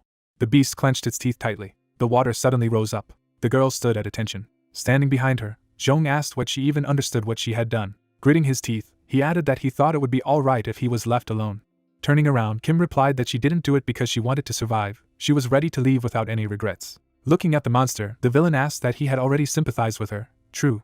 To which he replied that he could only sympathize with actions born out of malice. The creature kicked the ground and said that this time he would destroy everything completely. He clenched his fist tightly and added that cruelty was the invariable answer to any question. Looking at him, the man shouted that it was enough to repeat how many times. Turning around, the monster asked that he wanted to die. Let him not dare to control him. With a smirk, Kim asked what it meant. He didn't want that bubble to burst. Standing in front of her, Jong replied that he wanted to say that they couldn't even handle one. To which she said that if they could do it, they would have already done it without anyone's help. Frowning, she said that he must have heard that the advisor was also there. But he couldn't be contacted, right? Looking down, he replied that he should continue. Looking at him, Kim said that because he could team up with others against them. Taking out a knife, the man said that she was so smart, that time he had learned one lesson. The girl shuddered when she heard why he had to adapt to the enemy. Handing her the knife, he shouted that he could force him to conform to him instead. She looked in surprise when she heard that she should kill him. Her gaze froze on the spot. The sphere grew, and a loud cry was heard. Closing his eyes, the hero thought that no, he was too arrogant. When he returned from hell, he won all the time. Tentacles flew around the monster. The dragon looked at the hero. The thought arose that he was mistaken. Thinking that the form of the savage is omnipotent, he repents. The image of a girl appeared, and the protagonist thought that he did not want her to die. MC gritted his teeth tightly. He opened his eyes wide and thought that he had stopped. Looking down, Park asked that it was not water. Standing in the middle of the void, he said that it was so dark that he could not see anything. The hero looked at him in amazement, and said that there was something like a wall here. It seemed to have been created with the help of Idia. Standing up, he shouted that now was not the time to sit idly by. He didn't know which part of the sphere he was in, but if he could break through it, he would get out. The protagonist stretched out his hand to the side and used the skill. He froze when he heard that the aura knew so. Turning around, the MC asked who was there, to which the creature asked that he couldn't see her. He shielded his face from the bright light. Suddenly Puck looked at him in surprise. Dora stared at him in silence. Looking at her, the hero asked that she was the one who locked him here, to which the Abyss Queen replied that she would not allow him to meet Lee. Looking down, he wondered what the counselor really meant here, but now, raising his hand, the protagonist asked that she did not want their meeting to take place, then she could send him back, and then thought that if she returned now, the chance of salvation would not be lost. Looking at him, the mermaid replied that in his current form, he wouldn't be able to save them. With her eyes wide open, she added that she had watched, he had become weak, in the form of a savage. The Queen of the Abyss looked at her maliciously and said that the savage, this form is hardly suitable for humans. He came to catch her with this. Putting his hand to his chest, the MC said that yes, this was his Idia, but he did not take its form. Dora asked again, surprised. Stretching out his arms to the sides, Park asked what and who she was, to which she introduced herself. Creatures appeared. It was heard that she also did not like what was happening outside, but she did not like them. They were enemies. Smiling, the hero said that if she allowed him to meet with the advisor, he would help her if they took care of those outside. Looking down, the mermaid replied that no, she couldn't. Standing in front of her, the protagonist asked why, to which she said that he was holding her friend. Stretching her arms to her sides, the Abyss Queen said that Lee didn't want to return it, so she had to close it. A huge sphere appeared. The thought arose that if he and his friend were of the same shape, he understood what was going on. Looking down, Dora said that if the strength of his savage form grew and his team teamed up with Lee, she would lose. Clenching his fist, the MC shouted that it wasn't going to happen, to which the mermaid asked why she should believe him. He froze, thinking that why surely, they had just met. Puck looked down. Frowning, the hero thought to hell, and then shouted that he should be his friend. The Queen of the Abyss lowered her head and asked again. Looking at her, the protagonist said that he knew it was quite sudden and his Idia was dangerous to her. Opening her eyes wide, Dora asked what her friend was, to which he wondered what was wrong with her. Grinning, she added that she would be her friend. MC froze in disbelief, thinking that she was very happy. He stretched his hand forward after hearing that she didn't like the form of a savage, but now he was her friend, to which Puck replied that she could trust him now. Closing her eyes, the mermaid said that it was good, she would trust him, and he thought that everything went much better than he suspected. Frowning, the protagonist said that he should take him to the advisor then, he should hurry. Suddenly, blood flew out of his mouth. The Abyss Queen looked at him in surprise and asked if he was okay, to which he thought that the wounds he was holding back, if he came out outside with such wounds, they would only get deeper. Lowering his head, the MC asked what the sand fairy was. Suddenly his outfit began to change. The girl walked forward, the thought arose that this form, Kim's aura. Puck opened his eyes in amazement. He clenched his fist tightly and thought that let him wait for him, he would get out soon. Flying near him, the mermaid said that she should not worry. Looking at him, she added that if he was trapped by Lee and his friends, she would help him, they wouldn't let them out of here, and the hero thought that the forbidden spell definitely had great power. If she wasn't lying, they would join forces and the chances of winning would increase. Lowering his head, he said that yes, he understood, and then thought that it made him angry. The protagonist clenched his fist tightly and added that he was angry at having to rely on others because of his own weakness. The Abyss Queen opened her eyes in surprise. She turned around, to which the MC asked what was wrong. He gritted his teeth when he heard that someone had entered her abyss, to which he asked if shown where the power was, and she added that no, it was not a living being. Suddenly, a bright beam rushed in their direction. Looking to the side, Puck exclaimed. He raised his head when he heard that he could smell it, the sweetest aroma. The dagger flew forward rapidly, and it was heard that the fragment of the sword that Jong had. The hero froze when he heard that he was the madness of this world, and he would get him. The blade flew down quickly. It was heard that he felt sorry for that girl, but he would not let him go. The protagonist looked at him in surprise and asked again. Suddenly he caught the blade. MC looked at the weapon. A glow appeared on it. Puck opened his eyes in surprise. Looking at him, the creature asked what he had caught. He was caught. He would kill him and force him to confess himself. The hero furrowed his brows. Holding a dagger in his hands, he asked what the girl he had mentioned he meant Kim. The blade turned purple. I heard why it didn't touch him in any way. Why was he okay inside the maelstrom of madness? The protagonist's eyes lit up and he said that he was not interested in this pathetic noise. He wondered if he meant her. Standing at attention, he added that he should answer. The lady grabbed her blade. She gritted her teeth when she heard that he would kill her and force her to confess. Jong smiled and said that there was no point in trying to free herself even if she wanted to, she couldn't, right? Lowering his gaze, he added that there was madness that was spreading everywhere. Standing behind the girl, people said that they would go crazy together, she would immediately feel better. Smiling, Kim asked if it was true. It would be easier if she went crazy. They smiled broadly when they heard the laughter. The girl raised her head up and laughed. Turning around, the villain said that it seemed to be finished. Looking at the monster, he asked what he thought. Funny, right? To which the beast replied, which was expected of him. Looking at the creatures, the man heard that it was a pity. They could have subdued them with cruelty. It was a pity that he could not sympathize. Frowning, the beast said that they could develop this situation. Suddenly he opened his eyes in surprise and said that they should stop this sound. Kim laughed loudly. She gripped the weapon tightly in her hands. Turning his head, the beast shouted that she had deceived him. She had not gone mad. The lady looked at me angrily and replied that it was too late. Suddenly, the blade rushed into the air.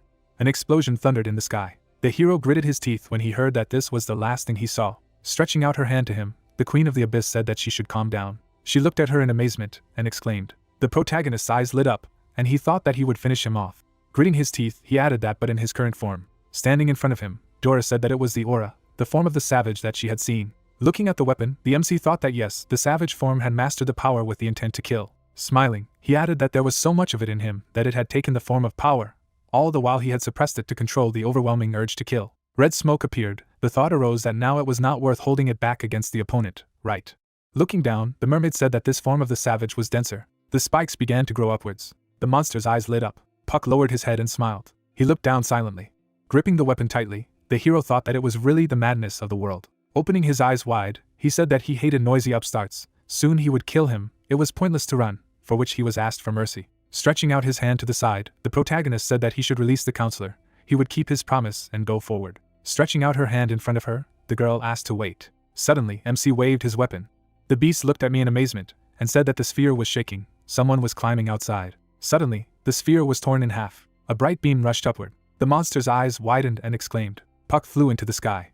He descended to the ground. Smiling, the creature said that he had changed since he entered it. His gaze froze and he added that he couldn't sympathize with him, and then asked what was wrong with his aura. Gritting his teeth, the beast shouted that he should let him feel. The hero looked at him. Frowning, he said that he should shut up. Suddenly, the protagonist struck several blows at the monster. The lion opened his eyes wide and shouted that it could not be. MC swung his weapon. The mermaid was swimming under the water. Raising his head, the guy said that she had come earlier than usual. Looking at him, Dora turned. Frowning, the young man asked what was the matter. They finally attacked. With her eyes wide open, the Abyss Queen replied that yes, they had come. It seemed that everything was much worse than they thought. Lee looked at me in bewilderment and asked what was much worse and what had happened. The beast's body was covered in blood. He lowered his head and growled. The monster looked at me angrily and said that he couldn't feel it. Suddenly, the hero struck him on the head. Raising his leg, he asked why he was alone.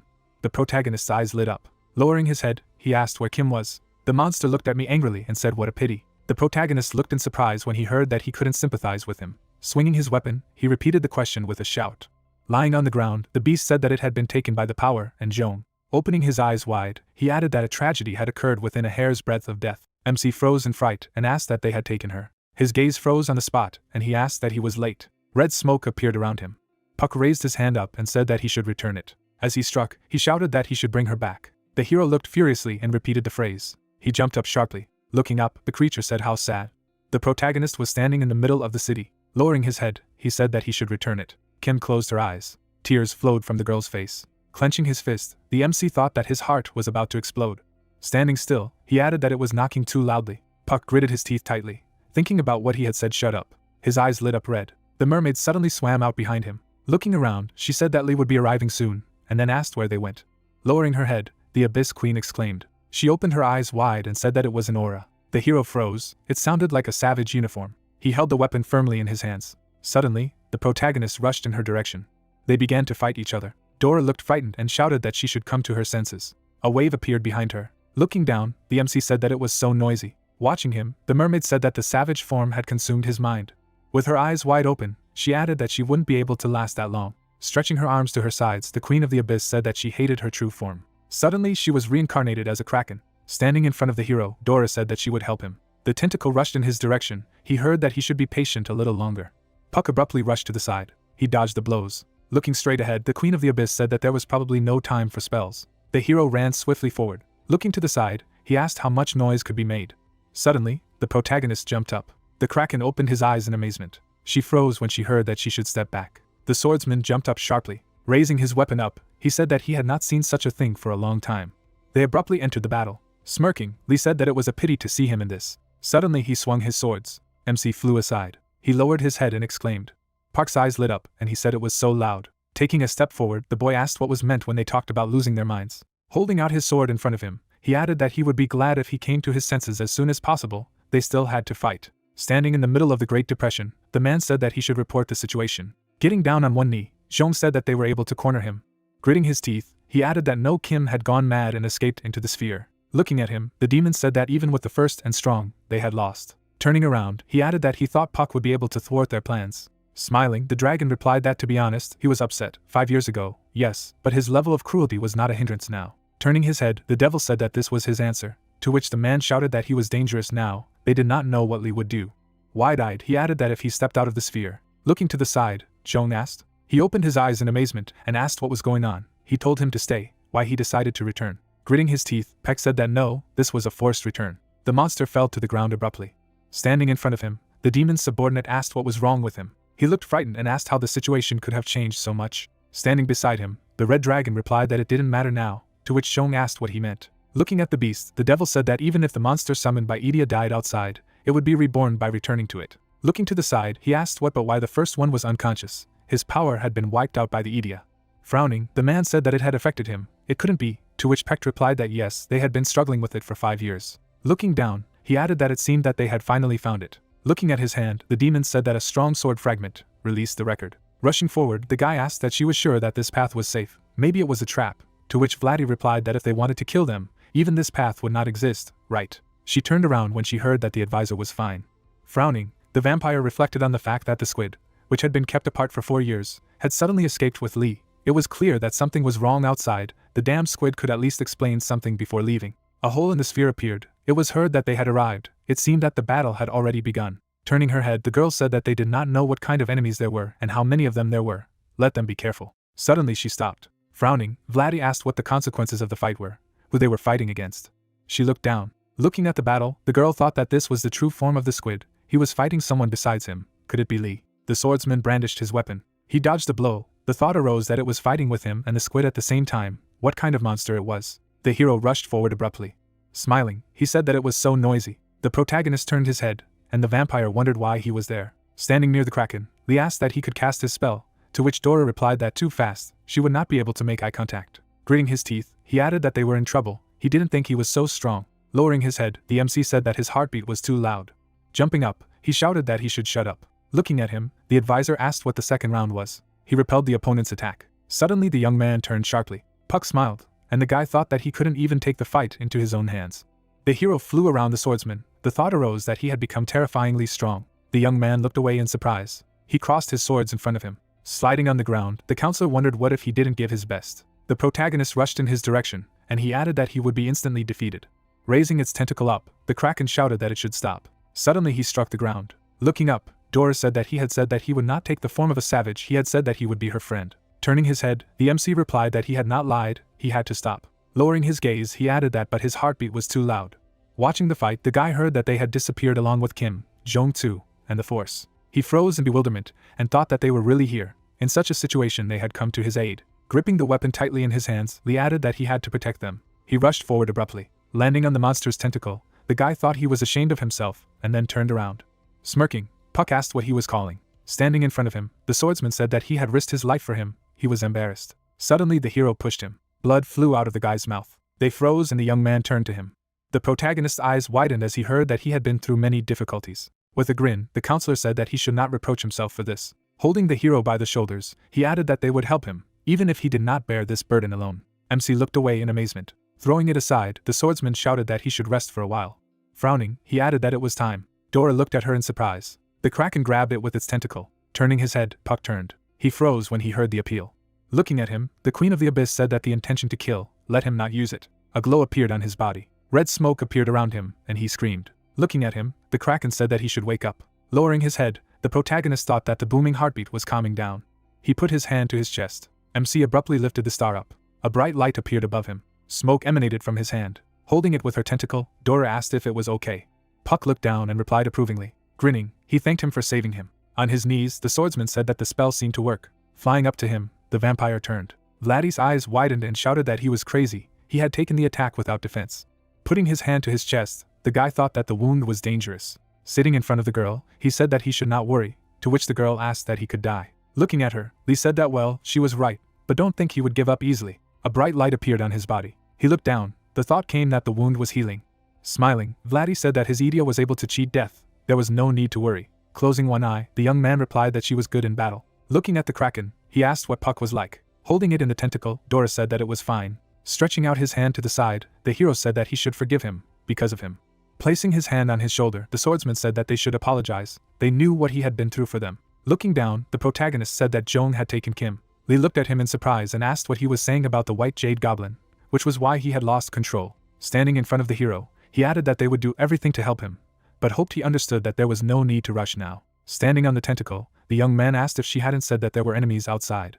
Looking straight ahead, the Queen of the Abyss said that before she left, a friend had dealt with the Reaper. The soldiers stood in front of the creature. The thought arose that the monster named was the first to cause chaos in Korea, and someone asked what about the rest. Raising the tentacle up, Dora said that they could move freely as long as this cross was active. Putting his hand to his face, the advisor said that it had only been 5 years, and he had no idea what was going on in the world, which meant that the enemies outside had retreated. Looking at the kraken, he asked that now, she had banned them from the bottom of the sea again. Looking at them, the Abyss Queen replied that she would not lock them. Waving her limb, she added that she had made a promise to a friend. The hero raised his eyebrows when he heard that they would unite. The swordsman was standing in front of the monster. It sounded that it was a shame. Did she know, in the past 4 years she had not made friends with him. If he had let her friend out, she would not have locked him up. Lowering his gaze, the guy thought that everything was really so simple. The protagonist raised his tentacle, and he added that no, desperation must have resonated with her. He did well. Putting his hands on his side, Lee said that since she had made him a promise, he would believe her, to which Dora asked that he would then let her friend go. Looking at the star, he added that but first they should go somewhere else, because anyone can come out of that soaring cross. Suddenly the guy looked in surprise. A creature appeared in the air. The thought that the fourth monster appeared. People jumped up sharply. The swordsman rushed forward. MC turned his head and addressed the queen. The monster struck her. His eyes lit up and he asked that he had just come out, and the cruelty had already dried up. How boring. The kraken looked at him in surprise and exclaimed. The dragon smiled and said that it was a pity. Suddenly he struck with his fist. People were watching them. Frowning, Puck said that he couldn't muster his strength because of the payback, and then thought that just like during the fight with the third, he should use the scroll without the intention of killing. Looking at him, Lee said that he shouldn't. He said that they would help him. The vampire furrowed her brows when she heard that she should take him to a safer place, to which she replied approvingly. Standing in front of the sphere, she shouted that they should leave this place, the final gathering point on the east coast. Looking at her, the agents replied approvingly. Lowering his head, the monster asked that he was retreating. He would not let him escape. Looking to the side, he added that he would not be able to cope with his cruelty. Dora looked at him angrily and said that he should not dare touch her friend. Standing behind her, the guy said that she should not worry, she was not alone. He narrowed his eyes and used his skill. Suddenly, a ship appeared behind him. Looking at the ships, the dragon said that this cruelty, Holding his swords in his hands, the admiral asked what he was saying. It was strength. Excellent. Grinning, he introduced himself and said that he was the commander-in-chief of the South Korean Navy. Standing in front of the ships, the young man said that he would have to deal with him before meeting with Puck. He looked at the Kraken and asked what he wanted to ask about the ban. Lee lowered his gaze. It was heard that he had freed himself from it, activating his ability. He smiled when he heard that if such a thing was possible, why was he locked up? To which he replied that this ability had certain conditions. Standing in front of the monster, the admiral asked that she should focus on the enemy now, right? Raising his head, the dragon replied that he should get out of the way, or he wanted to die from his cruelty. Holding the swords in his hands, the guy replied that he should not talk nonsense. He wanted him to destroy it with one glance. Narrowing his eyes, he added what was expected of his strength. Standing in front of him, the creature replied that he might look intimidating to Zhong, but in the end, they all met the same end. Smiling broadly, he added that they had no future. He would personally appreciate his cruelty, so let him show him everything he could. Raising his hand in the air, the swordsman replied that he should not regret his words. The ships rushed forward.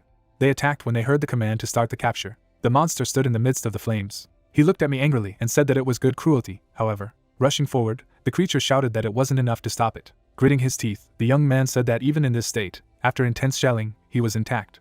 Looking to the side, he added that he wasn't that smart, though. The monster looked at him in bewilderment and asked again. Suddenly, a blow flew to him. The water spilled in front of him. Lowering its head, the monster wheezed.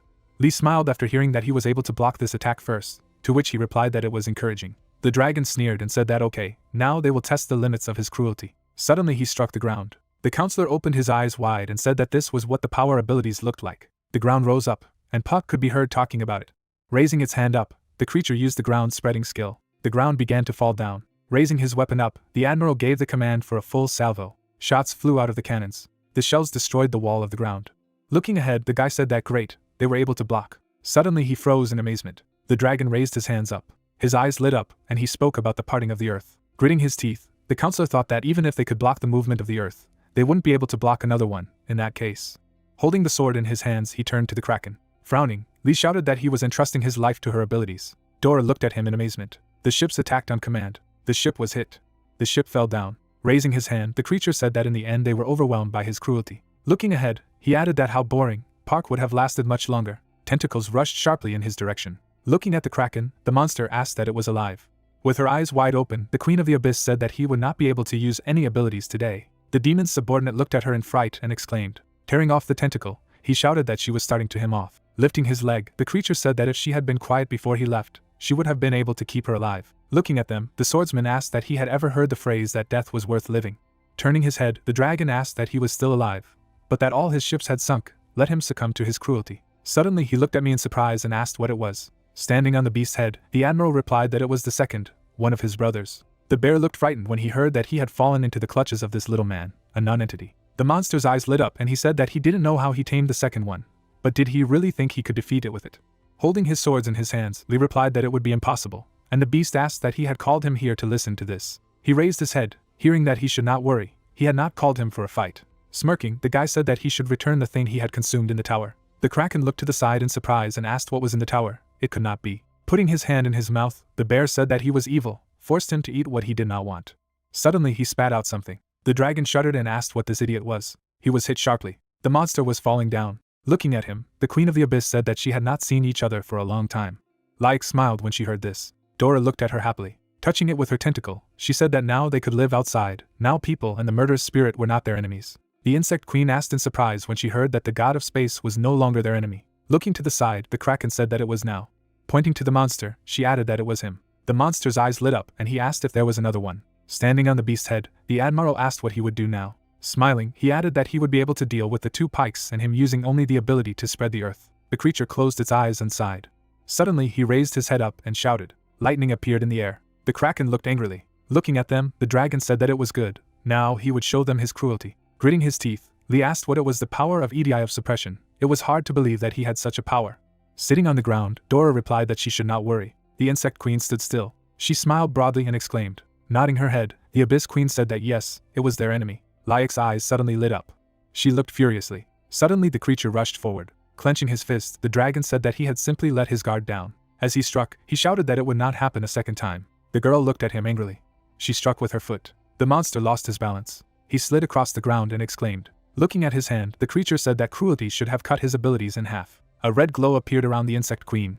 Standing in front of her, the monster said that it was interesting. Stretching out his hands to the sides, he shouted that he should continue to amuse him. A view of the city opened. Walking among the ruins, the vampire said that she thought they were safe. Holding the hero's hand, she added that she should rest until all the other members of the team gathered. Looking to the side, the hero said that there was waiting there, sir. Lowering her gaze, Vladdy said that she understood what it was like for him. His body was very exhausted. The protagonist gritted his teeth when he heard that it wasn't hard for him to even stand. People looked at him angrily. The swordsman brandished his weapon. The thought arose that the wound he had received earlier, the load on his body during the rampage, and the prohibition that prevented him from using the intention to kill, could not be gotten rid of. Standing next to him, the girl said that as he understood, even her strength would hardly be able to help them in any way. Looking at her, the MC thought that her Idia was almost unstoppable in fighting humans. But against other creatures, especially the Force, it was useless. Lowering his head, he thought that Sir had been trapped for 4 whole years. It must have been much more difficult for him. Flying into the air, the vampire said that she would bring the others, and let him rest for a while. Puck froze and replied approvingly. The girl was standing in front of the sphere, and he thought that because of his rashness, he put Kim in danger. The mermaid looked at him. The thought occurred to her that after convincing Dorora to join forces with her assistant to defeat her enemies, she could not even help them by losing control of the ability. Putting his hand to his chest, the hero thought about what if he could lift the ban. Gritting his teeth, he added that he could even heal himself and help them at least a little, if not for this prohibition. Suddenly, the protagonist opened his eyes in surprise. Looking at his hand, he asked that his killing intent had returned. Clenching his fists, the MC added that could the ban really be lifted so easily? But it was very strong, it just couldn't be. Frowning, he said that there was only one option. It must be that the killing spirit ability, which he didn't know about, had lifted the ban. Yes, his Idia wasn't just about using killing intent as a source of energy. Images of people appeared, and Park said that it was like Mrs. Vladdy, who has the abilities of a legendary vampire, or an assistant who personifies the status of a general. Looking at his hands, he added that his Idia was bloodthirsty as well. The man swung his weapon, and it was heard that after he had discovered the second stat, thanks to his innate foresight ability, his synchronization speed instantly jumped from 11% to 50%, if it was so strong even at 50%. Looking at the city, the hero said that it was not enough against force. Narrowing his eyes, he added that if he could figure out exactly what characteristic of his inner strength had awakened, perhaps he could raise the percentage of synchronization. Removing his hand behind his back, the protagonist asked that he was always good at recognizing the abilities of other people, right? It was not all about the intention to kill, but about his hidden skills. Holding the dagger in his hands, he continued that the madness he had recently used had previously caused him a lot of pain due to the heightened sense that had raised the volume of his heartbeat. Looking at the blade, the MC said what if he took advantage of it to look inside himself. He clenched his teeth tightly in pain. Red rays appeared, and the thought arose that deeper, he would spread the intent to kill within himself and expand his senses so that he would not be swallowed up by Idia. Taking a step forward, the hero thought that he would be able to control himself, he would surpass himself. Suddenly he stepped on the grass. The protagonist exclaimed in bewilderment. Standing at attention, he asked where he was. MC looked at the surroundings. Leaves were flying in the air. Turning his head, Puck asked if it was the aftermath of his attempt to look inside himself to find a characteristic. It looked like a memory of a soul slayer. Standing in the middle of the field, he added that why it was empty. It was as unpleasant to be here as it was in the inner world. Taking a step forward, the hero asked if he had moved in the wrong direction, and how he could get out of here. Suddenly he opened his eyes in fright. The protagonist froze, thinking that he feels this on a subconscious level. Moving his foot forward, he continued the thought that when he took a step, 10 years passed. MC stopped, wondering what such a period of time had passed in an instant. He looked to the side, thinking that when he looked up, 100 had already passed. Puck looked at the creature from above and asked if it was a whale with horns. He flinched at the hiss. Looking at the snake, the hero asked again, and then said that each of them looked unusual. Standing at attention, he said that they were trying to say that he had a choice to make. Raising his hand up, the protagonist said that he believed that a whale was much better than a snake. Suddenly a snake coiled around his arm. MC looked at her in surprise and shouted that he didn't choose her. Let her go away. Suddenly he slipped. Lying on the ground, Puck asked what the hell was. Keith approached him, to which the hero thought what was happening. It seemed to him, or he looked at him with pity. Gritting his teeth, he said that he should move away from him. The snake suddenly hissed angrily. She crawled inside the hero, to which the protagonist shouted what the hell. A notification appeared next to it. Wide-eyed, the MC asked what was why. All of a sudden, a sign appeared stating that the current sync rate was 51%, to which he asked why the sync suddenly jumped so much. Puck opened his eyes in fright. His eyes lit up and he shouted loudly, thinking about the Soul Slayer fruit's synchronization frequency suddenly skyrocketing. Clutching his chest, he thought that he understood what was going on. This snake symbolized him. The demon swung his weapon, and he added that the memory of the Soul Slayer was strengthened by committing atrocities. It was trying to replay the recording. Lying on the ground, the protagonist thought that in this case it was a whale. Suddenly bright rays appeared.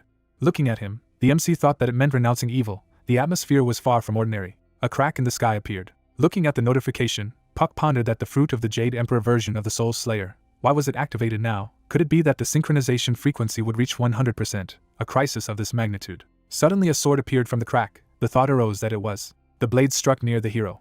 He looked at him in bewilderment, and asked if it was a sword. The weapon rushed sharply in his direction. It buried itself in his stomach. Getting up, the hero asked that it did not hurt him. On the contrary, it seemed to feel better. After looking at the message, he added that in addition, the synchronization frequency stopped at 99%. The snake rushed forward abruptly, to which the protagonist said that it was there. Looking at the creature, he said that now he finally understood if the snake meant the period that the soul exterminator had committed atrocities. Raising his head up, the MC said that this whale symbolizes goodness. It turns out that the fruit of the soul exterminator was purified by the god. Lowering his gaze, he said that in other words, this space and the animals were trying to convey to him that the events after the disappearance of the soul slayer had been erased from the realm of the dead before he woke up as its fruit. Stretching out his hand to the sword, Park said that in that case, it was a sword. Suddenly he grabbed it tightly. The hero furrowed his brows. Looking down, he said that he understood everything now, and then thought that how he had been able to break the forbidden spell with ease, how he had been able to see the rest of them. Taking the blade out of himself, the protagonist added that what had been erased by the fruit of the soul slayer. Looking at the weapon, he said that a person who had the ability to read and erase other people's records, erase a record, there was a notification about the deletion of the record. Covering one eye, the MC said that he was a sword, the deleted recording was related to his body. Smirking, he added that this was why no one had been able to find it. Unlike the rest of the swords that had appeared in the mortal realm after Satan had invaded it, this one had already been in the human body for a long time. Raising the weapon up, Puck said that with such an ability, then this is what he needed to do. Holding the sword above his head, he erased the record. Gray smoke appeared around him. Particles flew around him. The thought that he felt the damage on his body was being erased. Raising his head up, the hero said that with the help of this, the three characteristics of the soul slayer fruit appeared. He put on a mask. The thought arose that the characteristic is contempt for the strong, which never loses to a strong opponent. The protagonist stood still. The words were heard that the characteristic that emphasizes the true form of the fruit of the soul destroyer is the devouring of nature. Smoke was flying around the demon, and the MC was thinking that the stat that the god had cleansed and made his own weapon was erasing the record. Frowning, he said that he could fight with them. No, only erasing the record would be able to overcome them. Puck looked down. Images of monsters arose, and he wondered that thanks to the assistance of Idia and the record she regenerated even after destruction, Satan, who controlled all possible summoning type abilities, had an almost endless supply of energy. Pointing the weapon in his direction, the hero thought that erasing the record was exactly the same as the counter that could prevent these summoned creatures from being resurrected. Smiling, he said that yes, if he was defeated with it, he would surely die.